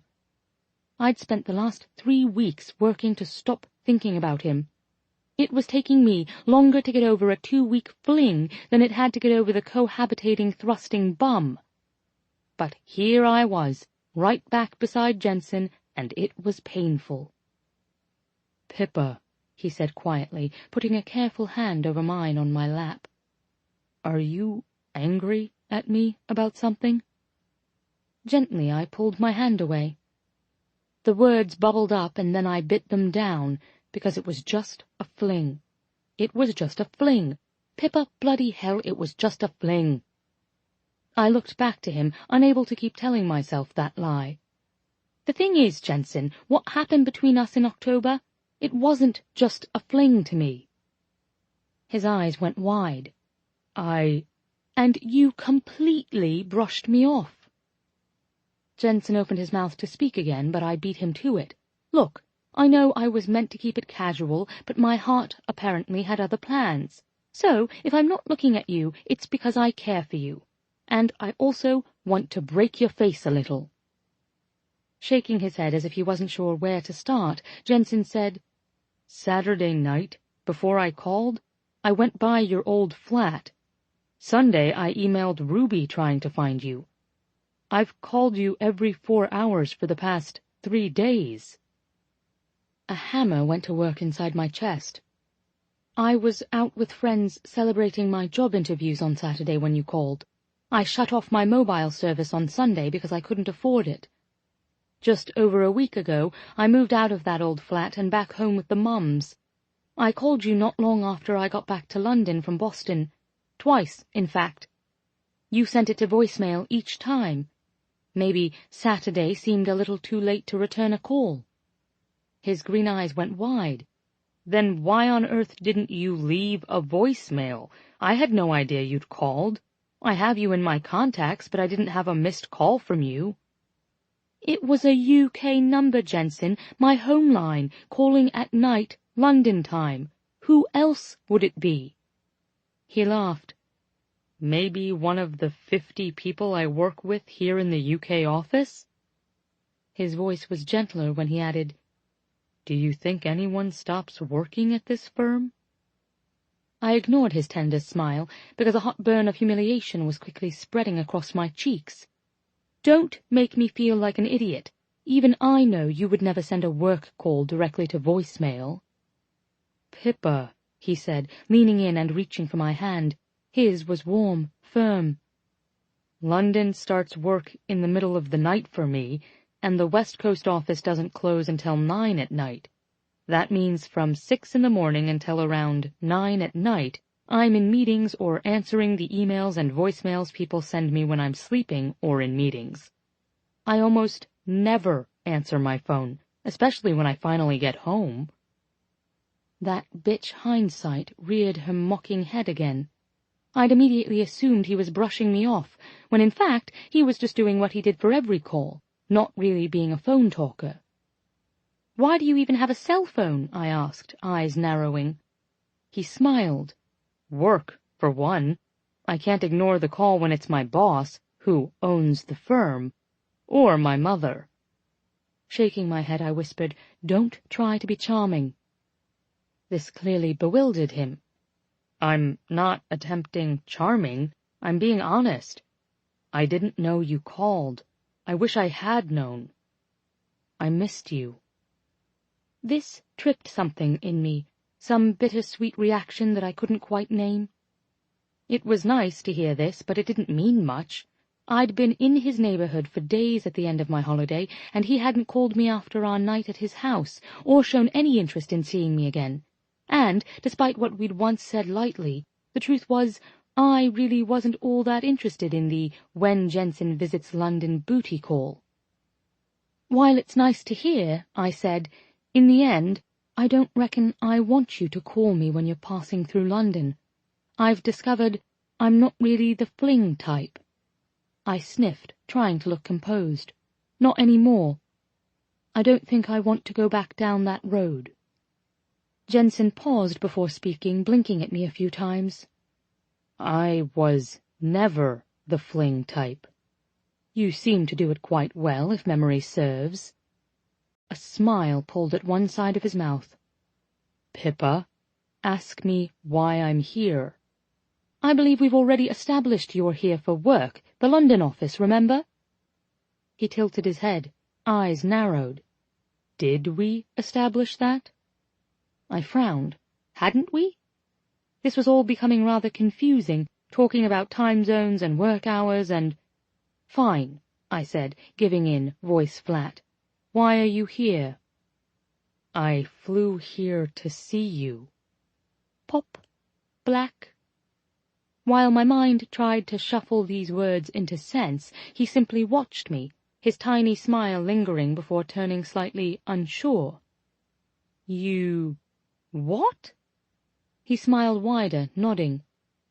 "I came here to see you. I realized I wanted more. I came to see if you might want more with me. I'm in love with you."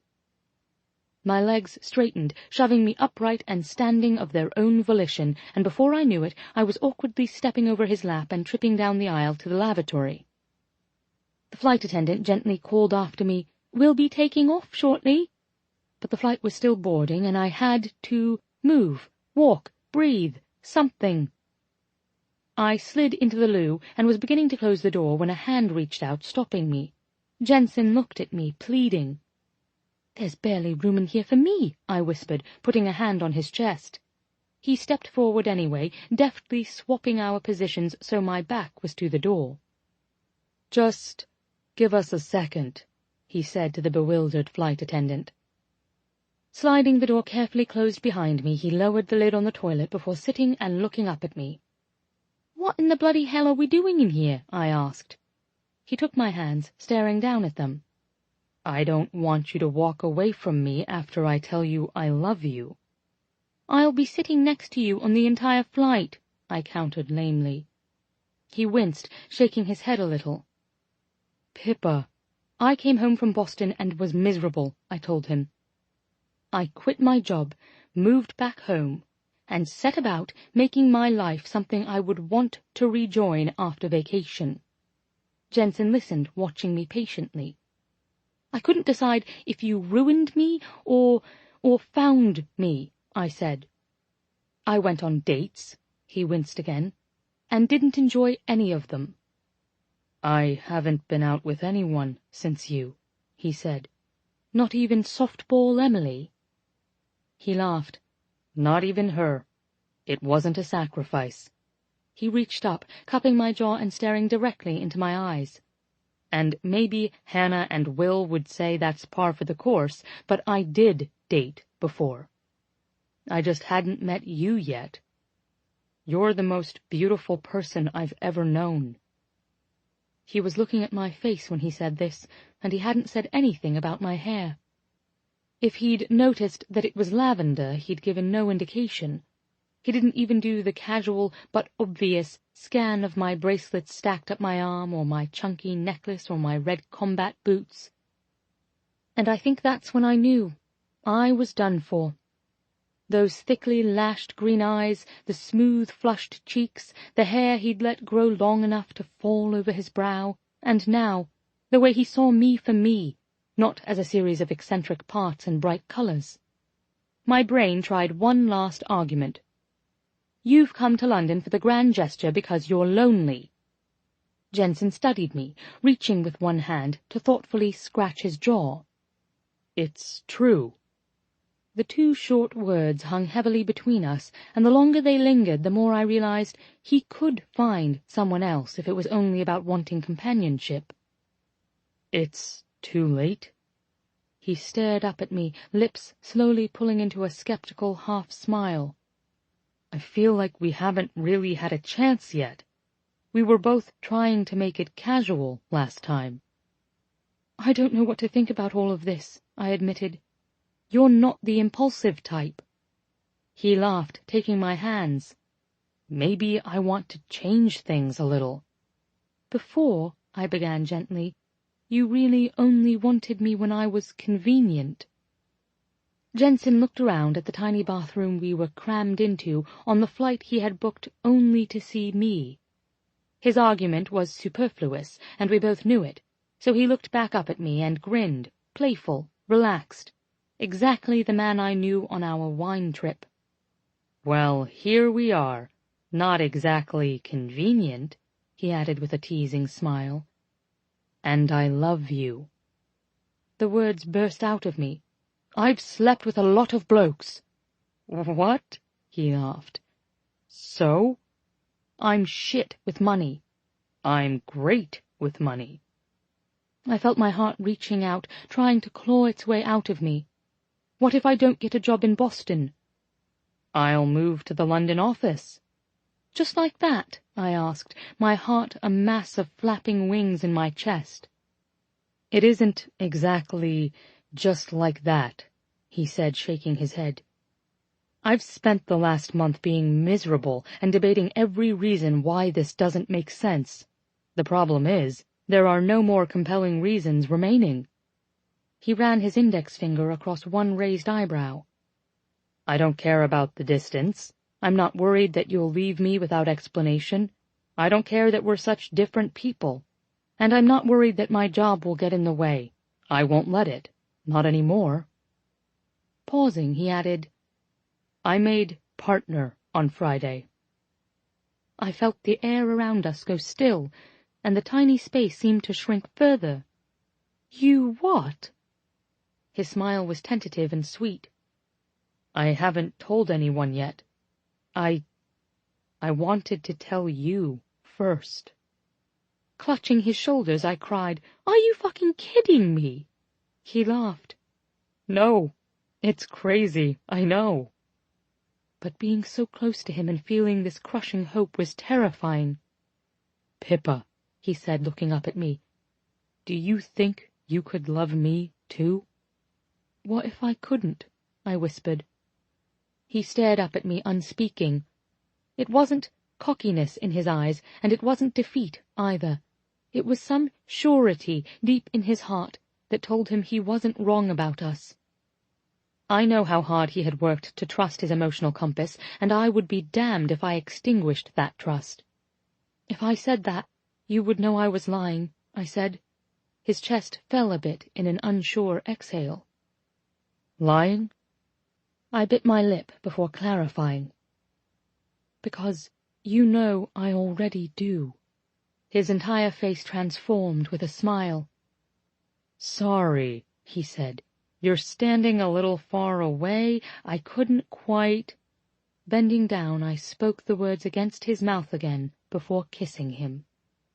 Strangest thing, the kiss felt familiar, as if we'd done it 1,000 times before. Which I suppose we had. I expected it to be some revelation, to somehow feel like a committed kiss. Saying the words out loud hadn't changed a thing. It had just acknowledged what was already there. Beautiful epilogue. Jensen. The plane touched down, and I woke Pippa with a gentle shake. She startled, jerking upright, inhaling sharply, and looking around her. I watched as it all came back to her in pieces. Getting on the plane, seeing me, our talk in the tiny airplane bathroom, the declarations, getting kicked out of the bathroom for takeoff, and then the mostly wordless cuddling in our seats. She'd fallen asleep about an hour into the flight, leaving me to think through all of it. I like to be prepared. If she didn't get a job in Boston, we could move to England. Or she could move here with me, find something else to do over time without any rush. But Pippa was pretty independent and spirited. I wasn't sure how she would respond to my suggestion that she let me earn the money and she could take care of making our lives interesting. Then again, part of me suspected that was Pippa's dream job, Adventure Incorporated. "Did I drool on you?" she asked, voice a little hoarse from sleep. "Only a little." She grinned. "I improve with every shared flight."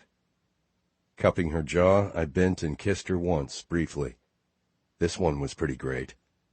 We moved off the plane, along with the winding hallways, to the baggage claim to retrieve her suitcase. "Tell me your schedule," I said, putting my duffel bag on top of her roller bag and leading her toward the parking garage. "What day is it?" she asked, rubbing her eyes. "Tuesday." "Yes." I glanced at my watch. Tuesday at 4:49 p.m. local time. "I've got an interview tomorrow at 10 and then 2 on Thursday, I think." She pulled her phone out of her purse and squinted at the screen. "Right, that's it." I looked questioningly at her phone, remembering she'd said she'd shut the service off. Understanding, she said through a yawn, "Mum's, new phone and lunch money before they sent me off." I couldn't wait to meet them. "Have they put you up at a hotel? The interviewers, not the mums." She nodded. "The Omni." We fell quiet as we walked to my car. On the one hand, I didn't want to rush things.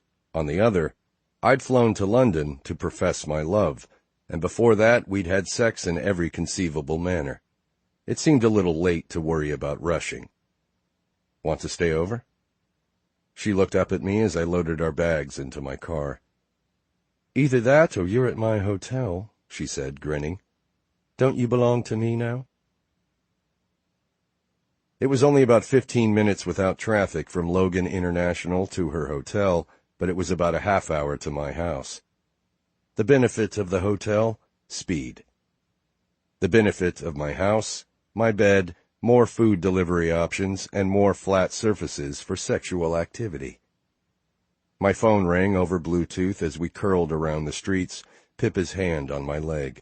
Glancing at my screen, I saw Hannah's face. Pippa grinned, excited, but I put my finger over my lips to indicate we should keep this a surprise for now. I also suspected if Hannah knew Pippa was with me, she'd talk us into coming over and... No. "Hey, Ziggs." "Look," she said, voice panicked and bursty. "I'm sorry I missed your call on Friday, but then you didn't answer and I'm feeling really guilty about something and—" "Honey, it's okay," I said, laughing. "I called you on my way out of town and have been a bit busy since then." "Oh, you're out of town?" she asked, confused. The only person who knew my calendar better than Hannah was my assistant. "I'm home now. I wanted to tell you—" "No, wait, let me get this out first," she said. "I didn't tell you something, and now I'm all twisty over it." My brows pulled down in confusion. "You didn't tell me something?" "Pippa will be here," Hannah said. "In Boston, if she's not here already. She has job interviews." She sucked in a gulp of air as she said the last word, and then there was nothing but silence, like she'd dropped a grenade and jumped back, hoping to be spared the explosion. Pippa's hand was clapped over her mouth. I'd wanted to surprise Hannah by bringing Pippa over myself, tomorrow maybe, but now I wasn't sure how to handle it. "Don't be mad," Hannah added with a little peep. "I wasn't sure how you'd react. I know you didn't want me butting in anymore." I smiled over at Pippa, who silently worried her lower lip between her teeth and said, "I'm not mad." "I just wanted you guys to work so badly," she said. "And I hope that I get to see her while she's in town because I already love her so much." "I'm sure you will. But," she continued, "I promise I won't if it's weird for you." "It's not weird for me," I admitted. "I love her too." Beside me, Pippa beamed. Hannah went very, very quiet before whispering, "What?" "Ziggs, I've got to get home. But is it okay if I come by for dinner in a couple hours? I have a surprise, too. Walking up the steps to my place felt a little surreal. Would we eventually live together? Would we live here? It wasn't so much that I was pondering each question as that I had a flurry of them spinning inside my head. When would we live near each other? When would we live together? Was this forever? What job would she get? Would she need a job? But everything went quiet and still when the door closed behind us. Pippa looked around the living room. I didn't pay much attention when I was here last time. I could see her pulse in her neck, beneath the smooth skin, over what was at once a delicate and strong throat. Now may not be the time either. She turned her face to me, smiling widely. No? No. I moved to her, and she reached out, using the hem of my shirt to pull me closer. So, we're going straight to the sex, then? Nodding, I said, straight to the sex. Bedroom? Or couch, I suggested. Or kitchen counter. She stretched, kissing me leisurely. Or shower. Shower sounded pretty good. I turned us, walking backward toward the stairs, before taking her hand and leading her to the master bath. Your hair looks great. I felt her giggle as a vibration from her throat against my mouth. I thought you'd never say anything about it. I assumed you hated it. I noticed it, I told her, but it didn't totally register until you were sleeping on me. I think I was just so excited to see you and so nervous that it didn't entirely compute. I like it. She tugged my shirt up and over my head, dropping it on the floor near the shower.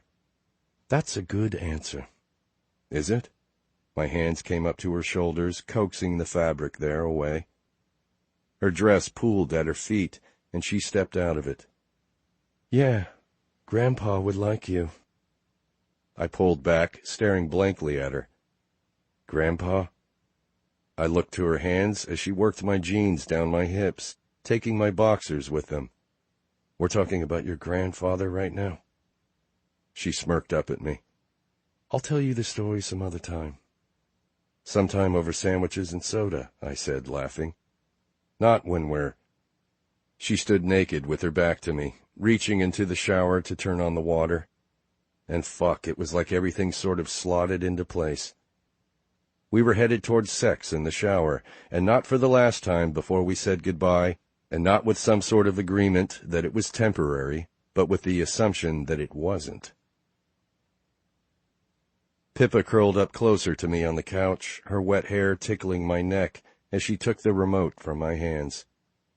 I'm not watching Game of Thrones. I pouted down at her. I'd recorded the entire previous season and was ready to binge. I thought you were just going to sleep on me. I'm not tired anymore. But I'm sure it's amazing, she said. It's just too bloody and rapey for me. I guess that also means you'll veto The Walking Dead, because I have that recorded too. She laughed, stealing my beer to take a sip before putting it back in my palm. Righto. Looking around, she hummed a little. You need more color in here. My ruse is up. I bent, kissing her temple as she chose Trainwreck on iTunes. I really just brought you back here so you'd redecorate. Anything you're particularly attached to? I followed where her eyes landed, on an old funky lamp in the corner. I shook my head, swallowing a sip of beer. Nope. Free rein. You can do whatever you want with me and my house. She stole my beer again, her eyes on the television and the opening credits. But not my beer. I reached for it with a grin. She pulled her arm back, moving the bottle out of reach and laughing. I'll probably come in here and turn everything upside down. Hope so. I'll complain when you work too much. You'd better. She tilted her face up to me. I hope I get a job here. I want this.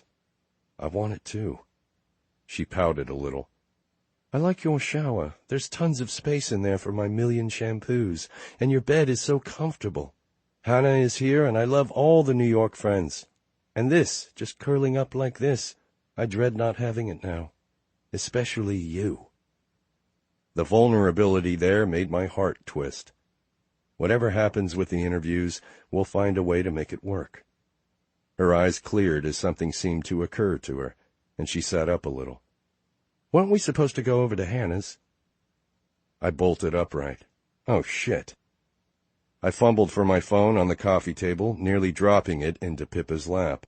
But as soon as I turned on the screen, I saw the single notification there, a text from my sister. "Can't do dinner tonight. We're headed to New York. Everyone is meeting there. Come join us ASAP." And after that was a baby emoji. What? And then it hit me. Oh. Pippa looked at me. "What is it?" "No dinner at Will and Hannah's tonight," I said. "But before I tell you, I just want to be sure that you're ready for me and everything that comes with my family and my friends." She scooted closer. "Yeah, crickets, I want all of it." I turned my phone so she could read. The same confusion and then dawning understanding came across her face. "Do you want to go?" I asked.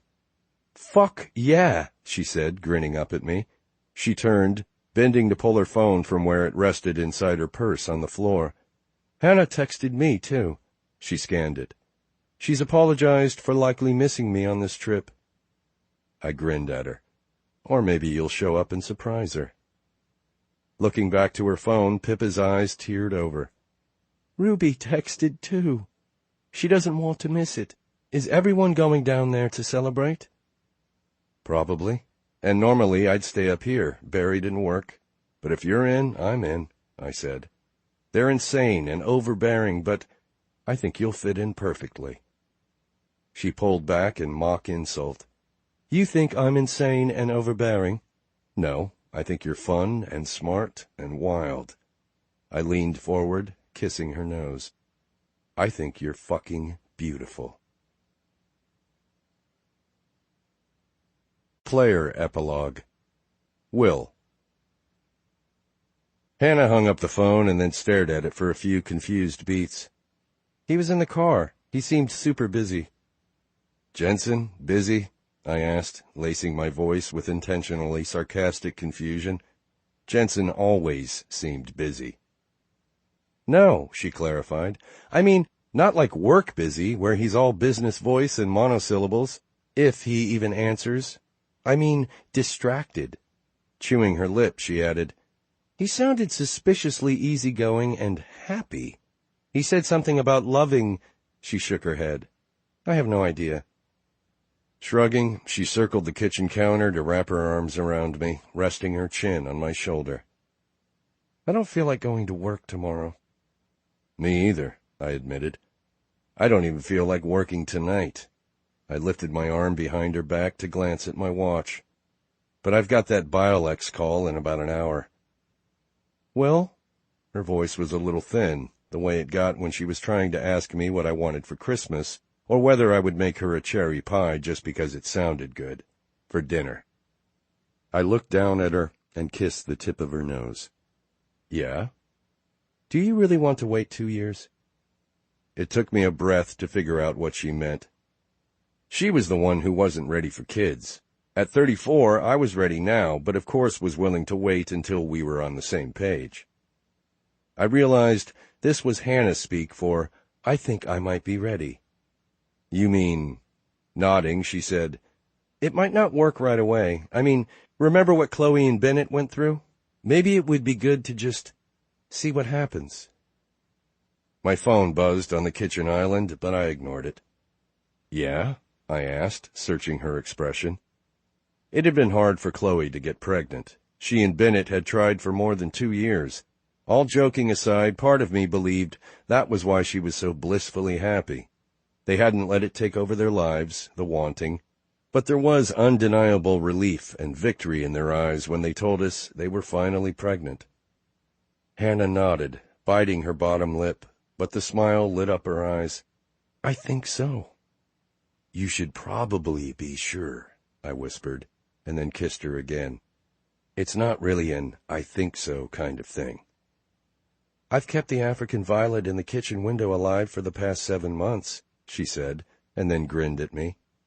"And I think I'm a pretty good dog mom to Penrose." "You're a great dog mom," I said, caution holding my excitement at bay. But you're also a workaholic. She stared up at me, and I realized what she was silently saying. It's 7:15 at night, and hello, I've been in my pajamas, not in the lab, for the past 2 hours.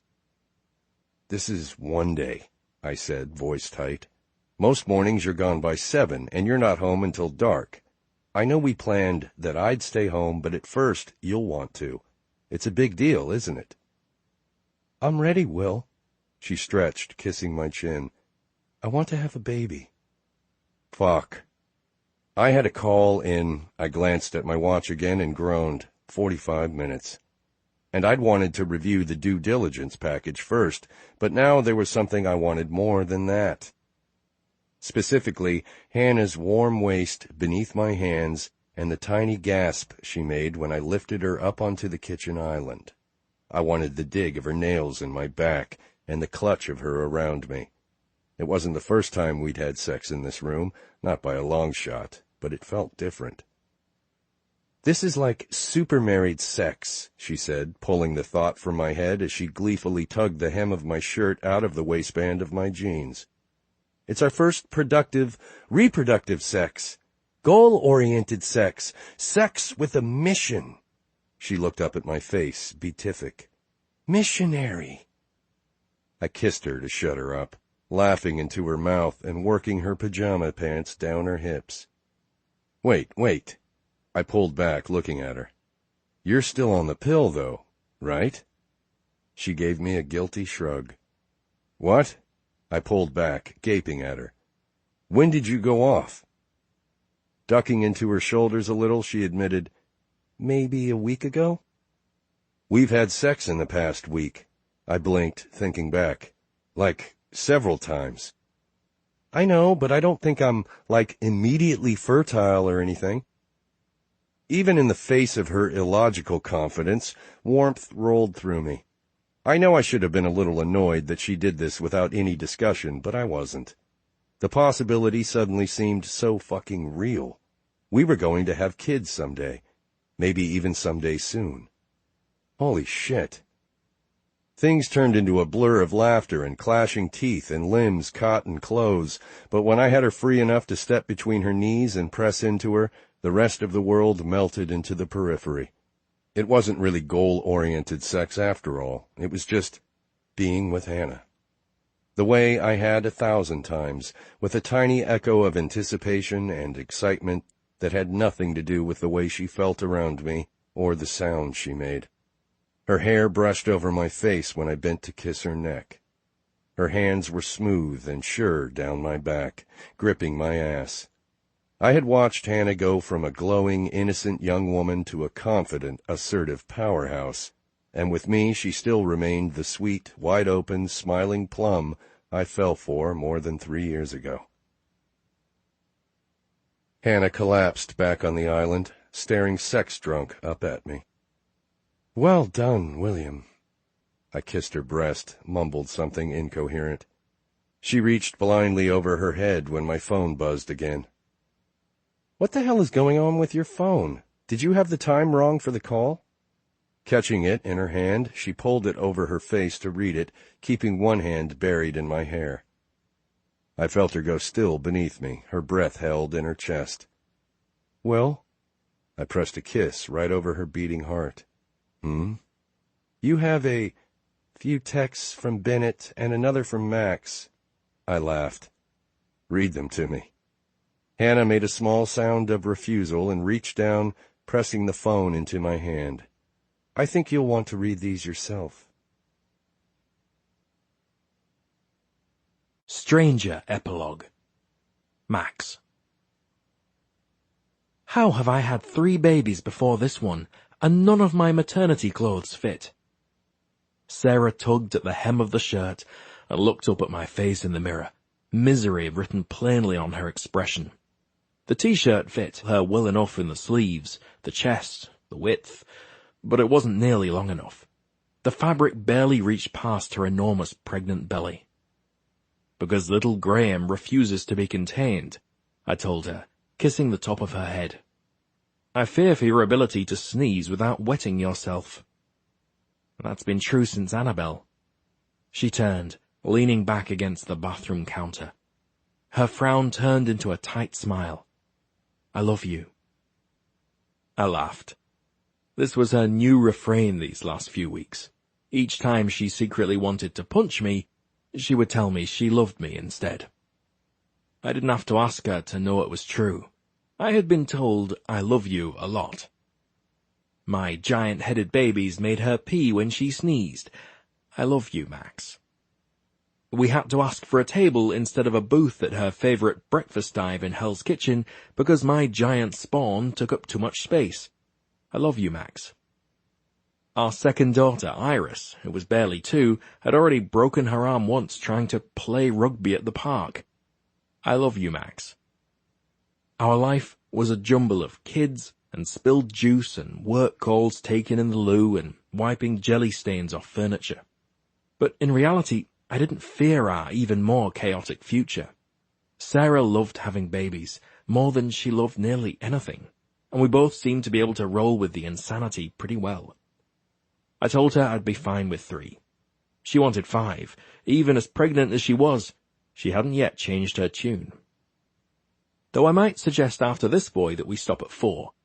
For the duration of this pregnancy, Sarah had been spirited. Ezra screeched something at Iris in the other room, and the outburst was followed by a loud crash. I moved to the door, but Sarah stopped me with her hand around my forearm. Don't, she said. It's just the Fisher-Price record player. That thing won't break. How on earth did you know what toy it was? She grinned up at me, giving me a flash of my easygoing petal. Trust me. She tugged at the hem of my shirt. Come here. Why aren't the kids in bed? I asked, looking back over my shoulder. You can figure that out after you come here. I moved closer, bending down to kiss her, letting her tell me how much of a kiss she really wanted. And apparently she wanted deep and lingering, her hands sliding up my stomach beneath my shirt and over my chest. You feel good. I cupped her breasts. You do too. She moaned happily. Oh God, you're better than my best bra. Can you just walk behind me, holding those up all day? You already assigned me to foot-rubbing duty. I kissed her once again, then hummed thoughtfully. Though I suppose one task is for sitting, the other is while mobile. Sarah stretched on her tiptoes, wrapping her arms around my neck. You're so good to me. I moved my hands down over her tight belly, feeling what was likely a foot pressing out beneath my palm. Because I love you. Her big brown eyes met mine. Did you ever imagine this? She asked. 4 years ago, that we'd get pregnant only months after we had sex in a bar, and now we're having our 4th baby, and I can still kiss you and feel this way. I suspect I'll feel this way forever. Do you miss it? She asked, and I knew without having to translate what she meant. Sure, but we've got our return date settled. After Annabelle, we'd taken a few months to return to our room at Johnny's club. But after Iris, the room no longer felt quite right. We tried it a couple of times, tried to get back to that place where it was liberating and erotic and ours. But for whatever reason, making love in the room with the giant glass wall felt different.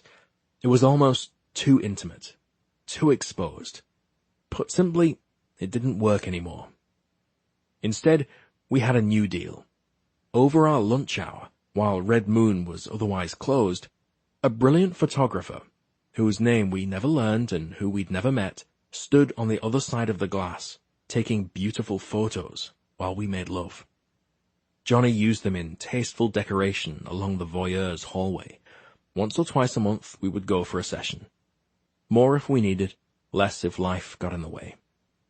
The regulars liked knowing we were still at it. Sarah liked being able to choose which images we used, and I had the reassurance that we would always find a way to make this need of hers work. We would have this private pleasure between us as long as we lived. You're happy? She asked, dipping her hands beneath my shirt to press her palms to my navel.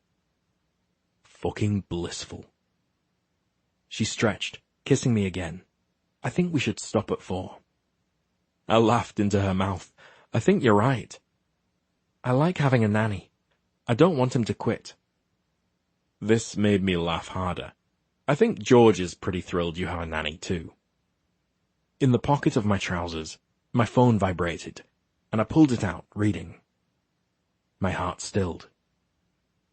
Should we get a house in Connecticut? She asked, musing as she kissed my collarbone. Manhattan isn't going to work much longer. I stared, unblinking at my screen.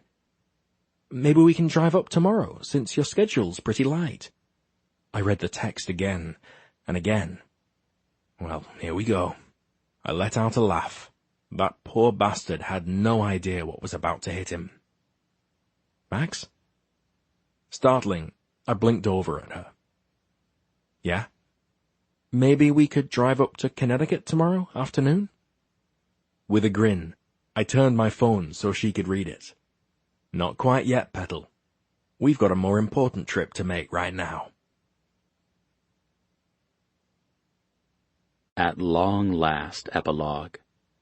George.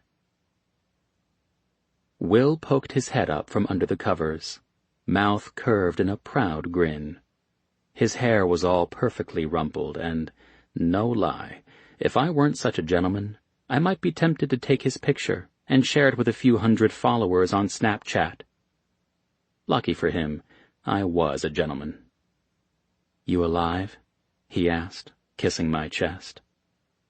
I let my arm slide away from where it had been tossed across my forehead. No. Good. He crawled up, kissing my chin. Mission accomplished. I rolled to face him, pulling him close. With no space between our bodies, I could feel the heavy thumping of his heart. Moments like this made me want to stand on the bed and burst into song. Maybe later. "Can I tell you something?" he asked, kissing me, shaking my shoulder a little so that I'd look at him. I opened my eyes. His expression was nervous, like it got when I walked out of the bedroom wearing something completely badass, and I could tell he wanted to loan me a pair of old jeans and one of his t-shirts instead. His brown eyes had flecks of yellow, and they danced as he flickered his gaze over my face, studying. "I got you something." Oh, a very different kind of nervous, then. He certainly had my attention. A present? Laughing, he rolled away, reaching for something in the drawer of his bedside table. The sheets fell away, and I slid a palm up his back. "Not only do you have the perfect name and the perfect back, you bake and you tolerate my love for boy bands, but you get me presents? How did I get so lucky?" Every day I thanked the universe for the subway train that ran late, so that 1. Will Perkins was late for his interview for the Manny position with Sarah and Max Stella. 2. He was still there when I came by begging a change of clothes, because I'd been drenched in filthy curbside water 2 blocks away and was closer to Sarah's place than mine. 3. They'd introduced us. 4. I laughed and flirted simply because his name was Will. 5. He stared at my shirt clinging to my chest, like he'd just found religion. I always knew it was destiny I'd end up with Will. I had just picked the wrong one the first time around. And I would have made endless fun of myself for ever believing in love at first sight. But fuck me with your spikiest Louboutins if it's not real. Just don't tell Chloe. She'd pull out a ruler to measure her dick to mine. Rolling back, Will put a small box in my hand, and the world tilted. I'd been expecting a fancy lollipop from one of his outings with Iris and Annabelle, or maybe a gift certificate to get my favorite shoes resold, because I'd been mourning their imminent death lately, and Will Perkins was thoughtful like that. But this gift fit in the palm of my hand. It had weight. It was black and soft, and it felt like a meaningful box. It felt like a box Will Perkins might hand his boyfriend George Mercer on their 1-year anniversary before saying something enormous and life-altering. "It's cufflinks, right?" I said. He grinned, his blonde hair falling over his forehead as he leaned back over me. "You don't wear cufflinks." "Because I can't figure them out, not because I'm not fancy enough," I insisted. Will laughed, kissing my nose. "You're definitely fancy enough. But you shouldn't ever have to worry about things like cufflinks, or taking out the trash, or fixing the garbage disposal." My eyes went wide with thrill. "You fix the garbage disposal?" "No more shoving carrot peelings down there, Peach. That's what did it." I reached up and grabbed a gentle fistful of his hair. Who knew talk of home repair would one day be my thing? "I love you." "I love you too." He stared at me, his brows pulling together. "Do you want me to open the box?" I looked down at it in my hand between us. On the top, in delicate gold script, was a single word: Cartier. "Earrings?" I whispered. He shook his head. "Your ears aren't pierced." "Fancy earbuds?" "From Cartier." Turning back to meet his face, I felt the tight sting of emotion across the surface of my eyes, the heaviness in my throat. God damn it. "Are you sure?" I asked. "I'm loud and disorganized, and I shove carrot peelings down the drain." He shook his head, running his finger across my bottom lip. "I can't ask if you don't open it, G." The box pried open with a tiny creak. Inside was a heavy titanium band. "George," he said quietly, and then kissed me once. I could feel him shaking. I could see my hand shaking too. "Yeah? Will you marry me?" I had to swallow 3 times before the word would come out with any sound. But my hoarse "yes" turned into his elated "yeah?" which turned into 100 small kisses, and one long one that lasted the entire time he moved over me, his puffs of breath warm on my neck. I could have stayed curled up like that forever. I would have traded my new Gucci messenger bag to stay in bed for at least another goddamn hour. But fucking Sarah the pregnant monster called 5 times while my boyfriend, fiancé, was banging me delirious, and the 5 missed calls meant she had something pressing to discuss. With Will's face resting drowsily on my chest, I put the phone to my ear, listening to her most recent voicemail. "Will." He pressed a kiss right over my beating heart. "We've got somewhere to be, babe." Bitch Epilogue. Chloe. Approximately 9 months ago.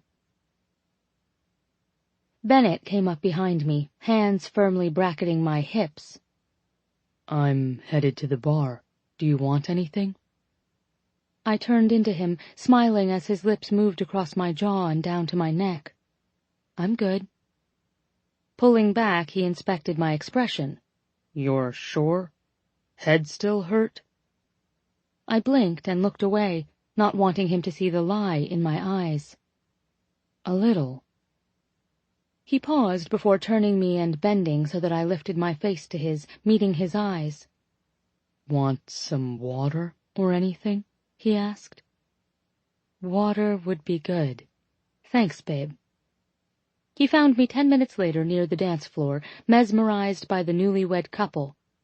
I didn't know them all that well. They were tangential business associates, but something about the thrill in their expressions, the way they seemed to be on the cusp of adventure, resonated in my blood like a quiet, persistent hum.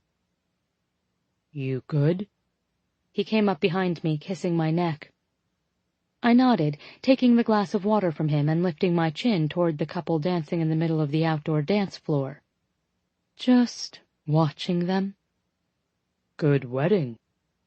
I leaned into his side, feeling my body calm at the warm, solid presence beside me. Bennett sipped his drink, wrapping one arm around my waist. "She looks amazing," I said, staring at the bride in her gorgeous pearl gown. "He clearly agrees," he said, lifting his chin. "He practically ate her face when they kissed." I turned to face him, recoiling mildly from the strong smell of scotch. "Put that down," I said. "Dance with me." Bennett pouted sweetly. "I just got this." "Would you rather wear it?" He slid his tumbler onto a nearby table before tangling his fingers in mine and guiding me to the dance floor. With his hands on my lower back, he pulled me into him, and, Lord help me, I could tell some instinct made him do it carefully, without his usual Bennett-Ryan command. "You're quiet tonight," he said, bending to kiss my bare shoulder. "You sure you're okay?" I nodded, leaning my cheek against his collarbone. "Just taking it all in. I'm so happy I think I could burst." "You're happy? We haven't fought once tonight. I would never have known." I laughed, tilting my face up to his.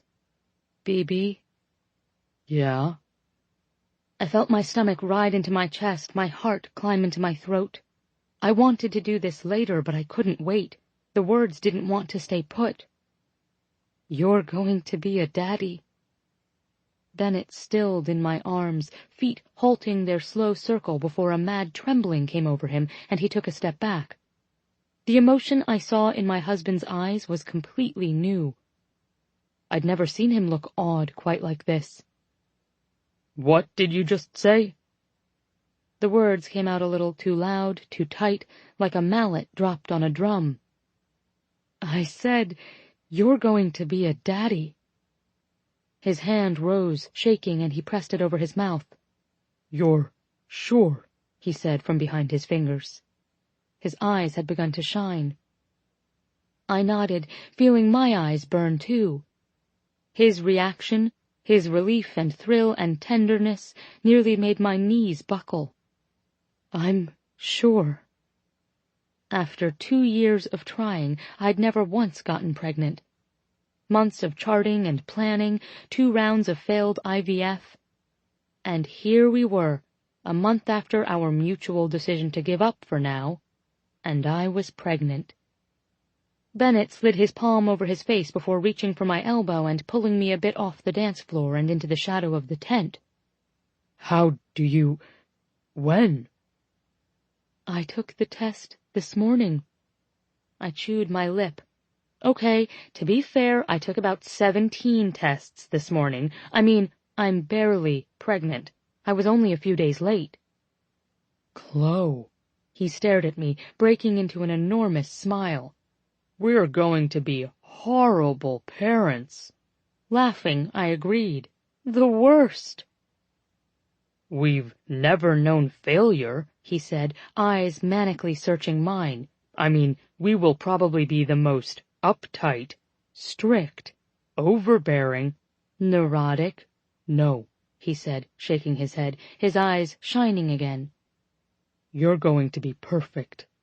You're going to blow my goddamn mind." His mouth covered mine, open and claiming, his tongue sliding across my lips, my teeth, and deeper. I took a handful of that thick, perfectly messy hair and held him as he pressed closer, grew nearly desperate. Holy hell!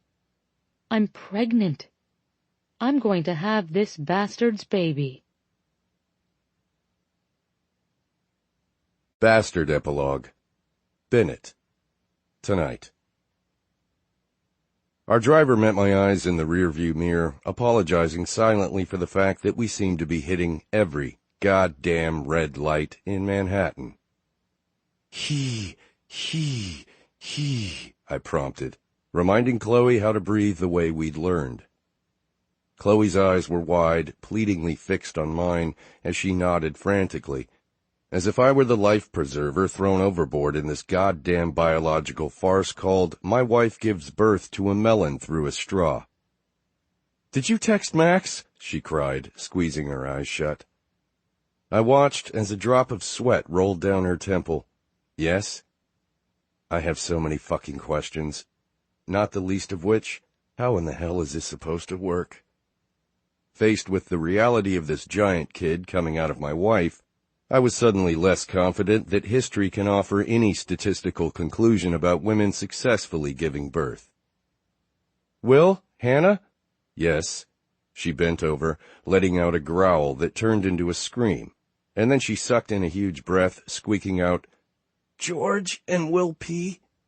"Sarah called George," I told her. "Breathe, Chloe. Worry about this, not them. I've seen her body up close, and I've seen that kid on the 4D ultrasound. I'm no expert in physics, but I just don't see this happening the way they tell us it's going to happen." "Are you sure you don't want an epidural as soon as we get there?" I asked, as the town car hit a pothole and Chloe cried out in pain. She shook her head quickly, continuing to breathe with cheeks puffing and her hand a vice around mine. "No, no, no, no."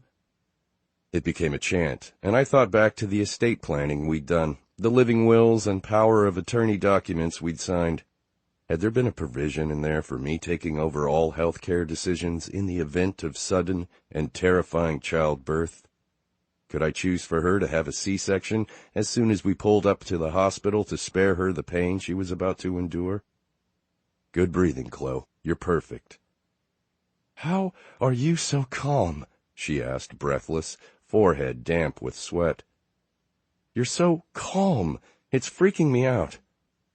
I smiled tightly. "Because you've got this. I do not have a fucking clue what the fuck I am supposed to do." "I love you," she gasped. She looks like she might be dying. "Love you too. Is this normal?" My hand itched to reach into my pocket, pull out my phone, and call Max. What does it mean that she's screaming every minute? Only a half hour ago her contractions were 10 minutes apart. Is it possible she might break my hand in her grip? She said she's hungry, but the doctor suggested I not give her anything to eat. And yet, I'm a little afraid of her. She's smiling, but she looks terrifying. Another contraction hit her, and her grip tightened again, painfully. I'd let her break every bone in my hand if that's what she needed, but it made it hard for me to count how long this one lasted. Gasping, Chloe whispered to me, or to herself, "It's okay. I'm okay. It's okay. I'm okay. It's okay. I'm okay." I watched her struggle through it, and then her face relaxed, and she slumped back against the seat, her hands clutching her stomach. Instinctually, I felt like she should be glaring at me, or picking a fight with me to distract herself, or something, anything, quintessentially bitch-like, but she still treated me so gently. I appreciated it, but I wasn't sure I liked it. I liked the rough edges. I'd fallen in love with that steel spine. I wondered, for the millionth time, whether something had been changed irrevocably in her, and if it had, how would I feel about that? Her breathing picked up as another contraction hit. "Almost there, Chloe, almost there." She clenched her jaw, managing a tight, "Thanks, sweetie." I took a deep breath, struggling to remain calm in the face of Chloe's ironclad desire to remain sweet and gentle and reasonable. We hit another pothole, and her fist hit the door at her side. I heard her inhale, and then I heard the words come tearing out of her throat. "Can you get us to the motherfucking hospital sometime today, Kyle? Fuck me!" This last word turned into a long, screeching wail, and up front my driver stifled a laugh, meeting my eyes again knowingly. It was like puncturing a balloon, the way all the tension seemed to leave me. "That's right, Chloe," I said, laughing. What the fuck, Kyle? He hit the gas, maneuvering around a car and taking 2 wheels up onto the sidewalk to get around a bike messenger who had stopped to fuck with his phone. Laying on his horn, Kyle leaned out the window yelling, "I've got a woman having a baby in here. Move, you assholes." Chloe rolled down her window, leaning out. "Get out of the fucking way, for fuck's sake!" Cars around us began to honk, and a few pulled aside to let us through and into the clear stretch ahead of us down Madison Avenue.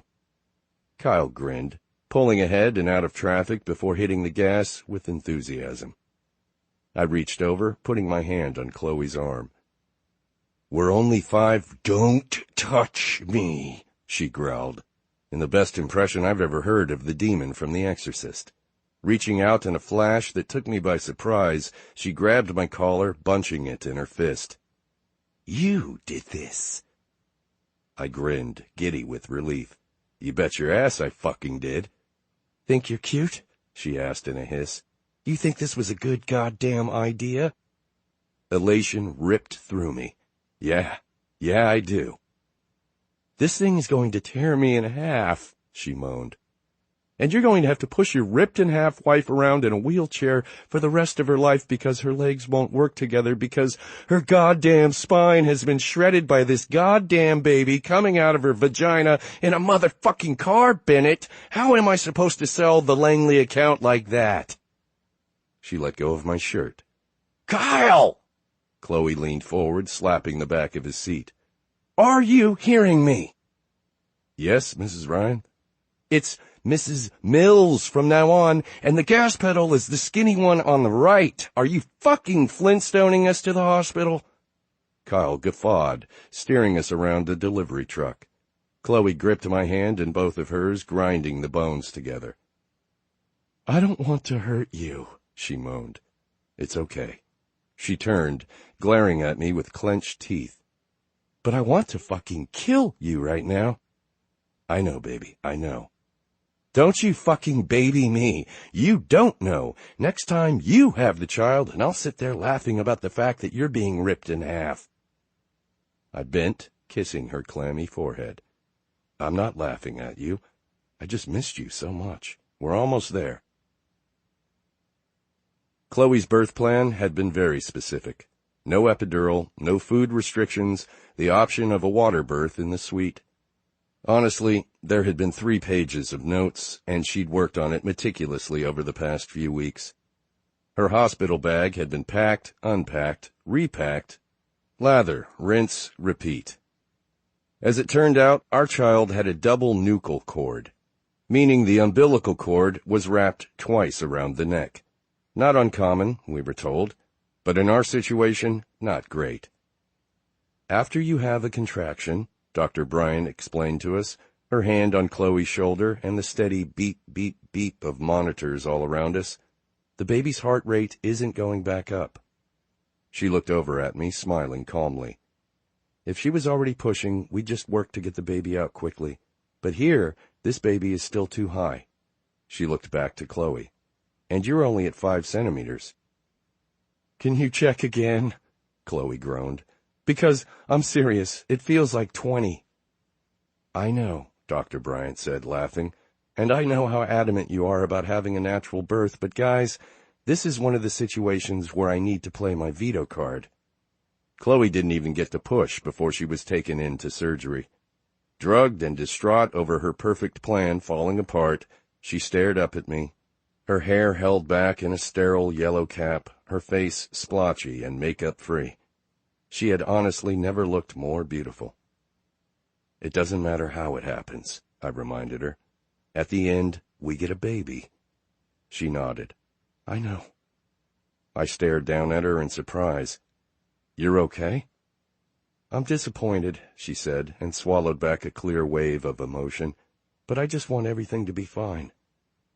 "Everything will be," Dr. Bryant said, hands sterile and gloved, smiling behind her mask. "Ready?" The nurse pulled the drape up, hiding Chloe's midsection from view. I stayed up near her head, wearing a surgical gown, cap, and gloves of my own. I knew Dr. Bryant was immediately getting to work. knew, at least in theory, what was happening on the other side of the yellow barrier. There was antiseptic and a scalpel and all manner of surgical tools. I knew they'd started, knew they were hurrying. But no pain registered on Chloe's face. She simply stared up at me. "I love you." Smiling, I told her, "I love you too." "Are you disappointed?" she asked. "Not even a little." "Is it weird?" she whispered. I chuckled, kissing her nose. "This whole moment?" She nodded, giving me a wobbly smile. "A little." "Here we go," Dr. Bryant said, and then murmured to the nurse, "Here, no. The retractor." Chloe's eyes brimmed, and she bit her lip in anticipation. "Congratulations, Chloe," Dr. Bryant said, and a sharp cry burst into the room. "Bennett, you have a daughter." And then there was a warm, crying bundle in my arms, and with shaking hands I placed her on Chloe's chest. She had a tiny nose, and a sweet kiss of a mouth, and wide, startled eyes. She was more beautiful than anything I knew. "Hey," Chloe whispered, staring down at her. Finally, her tears spilled over. "We've waited a long time for you." In an instant, my world crumbled and was rebuilt into a fortress around my two girls. "Oh, for fudge's sake," Chloe growled, laughing. "Isn't this supposed to be instinct?" I propped our daughter's head in my hand and tried to get the angle right. "I thought so, but it's like I'm the cow, you're the farmer, and she's the bucket," she said. The nurse walked in, checking Chloe's incision, checking her chart, helping us position the baby. "Have you agreed on a name?" "No," we said in unison. The nurse slid our chart back into the shelf on the wall. "You have an army of people here. Do you want me to let them in?" Chloe nodded, pulling her gown back into place. I could hear them coming down the hall. George's laugh, Will Sumner's deep voice, the curl of Max's accent, and all three of the Stella kids' squeals of excitement. And then they were there, bursting into the room, a tangle of bodies and gifts and words. 11 smiling faces, at least 8 pairs of crying eyes. Max made his way over immediately, a magnet to the tiny, sweet bundle, bending over the baby, asking, "May I?" Chloe handed her off, eyes shining. "Have you picked a name?" Sarah asked, looking down at the baby in her husband's arms. "Maisie," Chloe said, at the same time I said, "Lillian." "That sounds about right," George said, joining them in cooing over my daughter. I looked up at Annabelle and Iris, standing so quietly next to Will P., who had Ezra in his arms. I grinned over at Hannah and her Will, who were taking in the scene in the room with silent wonder. Wait, 11 faces. Will, Hannah, Max, Sarah, Annabelle, Iris, Ezra, Will, George. I lifted my chin to Jensen, who stood at the periphery with his arm around Pippa. "Congrats, guys," he said, grinning as he looked around. "Everyone brought baby blankets or flowers. We brought booze," Pippa finished with a salute, handing me a bottle of Patron. "Thanks," I said, laughing as I crossed the room to shake Jensen's hand and then bend, kissing Pippa's cheek. "I will make use of both. So this," I waved a finger between them. "It's a thing." He nodded. "It's definitely a thing." Hannah smacked his arm. "They didn't tell me it's a thing." "I was going to," her brother said, laughing, "and then you split to New York, so we followed you here." "I feel like I should apologize," Chloe said from across the room. The group stared at her, our collective brow furrow felt in the ringing, confused silence. "Oh, fudge off, glass holes," she growled. "I feel like I should, but I'm not going to." "Oh, thank God," Max said on an exhale. "The bitch is back," George crowed.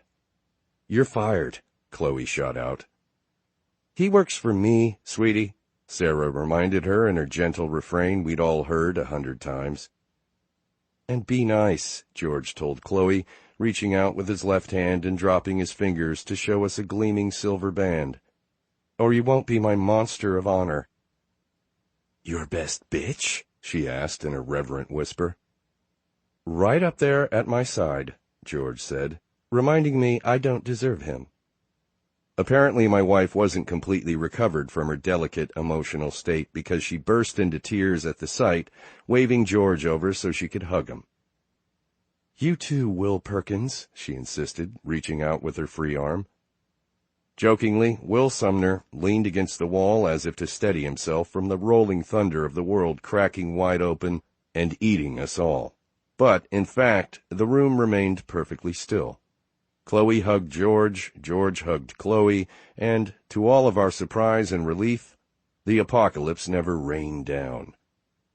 I gazed at my wife, propped up in bed, beaming from ear to ear and talking to the two men about their upcoming wedding and the adventure of our daughter's arrival. Sarah stared hungrily at the baby in Max's arms, and I wondered how desperate she was to be finished with what was clearly her most challenging pregnancy. Will and Hannah crouched on the floor, listening to Annabelle tell them an elaborate story about a butterfly who lived in the flowers they brought. Pippa's phone rang, and she and Jensen walked over to Max and Sarah, letting Ruby and Niall meet my baby over FaceTime. My parents burst into the room, Henry and family in tow, and even the large private suite became nearly too small to hold us all. They moved across the room in a sea of embraces to the new baby, taking turns holding her, smelling her, proclaiming her to be the most beautiful baby they'd ever seen. My brother's two children sat on the floor with Max and Sarah's kids, playing in the baskets of flowers. Normally I would have encouraged them to keep the petals from falling onto the floor and getting smashed into the linoleum, but, oddly, that obsessive tightness was gone. Tidy was a minor battle, one not worth my time. The battles worth fighting were the ones that protected my family, the enormous daily battle of working to make our world a better place for everyone. The battles worth fighting were the ones that rested on my shoulders as the father of a daughter, raising her to be confident and strong and safe. Make a fucking mess with those flowers, kids. Enough hogging her, I said, pushing through the crowd and taking my daughter into my arms. She was such an odd paradox of small and substantial, with tiny, tight fists and wide, searching eyes. I sat on the bed next to Chloe, leaning against the pillows and feeling her head come to rest on my shoulder. We stared, in love, at the little girl. Maisie, she whispered. Lillian. Chloe turned her face to me and shook her head, jaw set. Maisie. What could I do but kiss her? To get the best woman in the world, I whispered, I had to start with the basics. Love her as she is, not as you want her to be. Become the person she can't live without. Be her right-hand man. Learn what she needs, and she won't give you up, not for anything in the world. I had become the person she couldn't live without. I had become her right-hand man, and the father of her child. And it just so happened, every single day, I was the luckiest bastard alive. Beautiful is available in print from Gallery. Also from Simon & Schuster Audio by Christina Lauren, Beautiful Boss, read by Grace Grant and Sebastian York, and Beautiful Bastard, read by Grace Grant. Audible hopes you have enjoyed this program.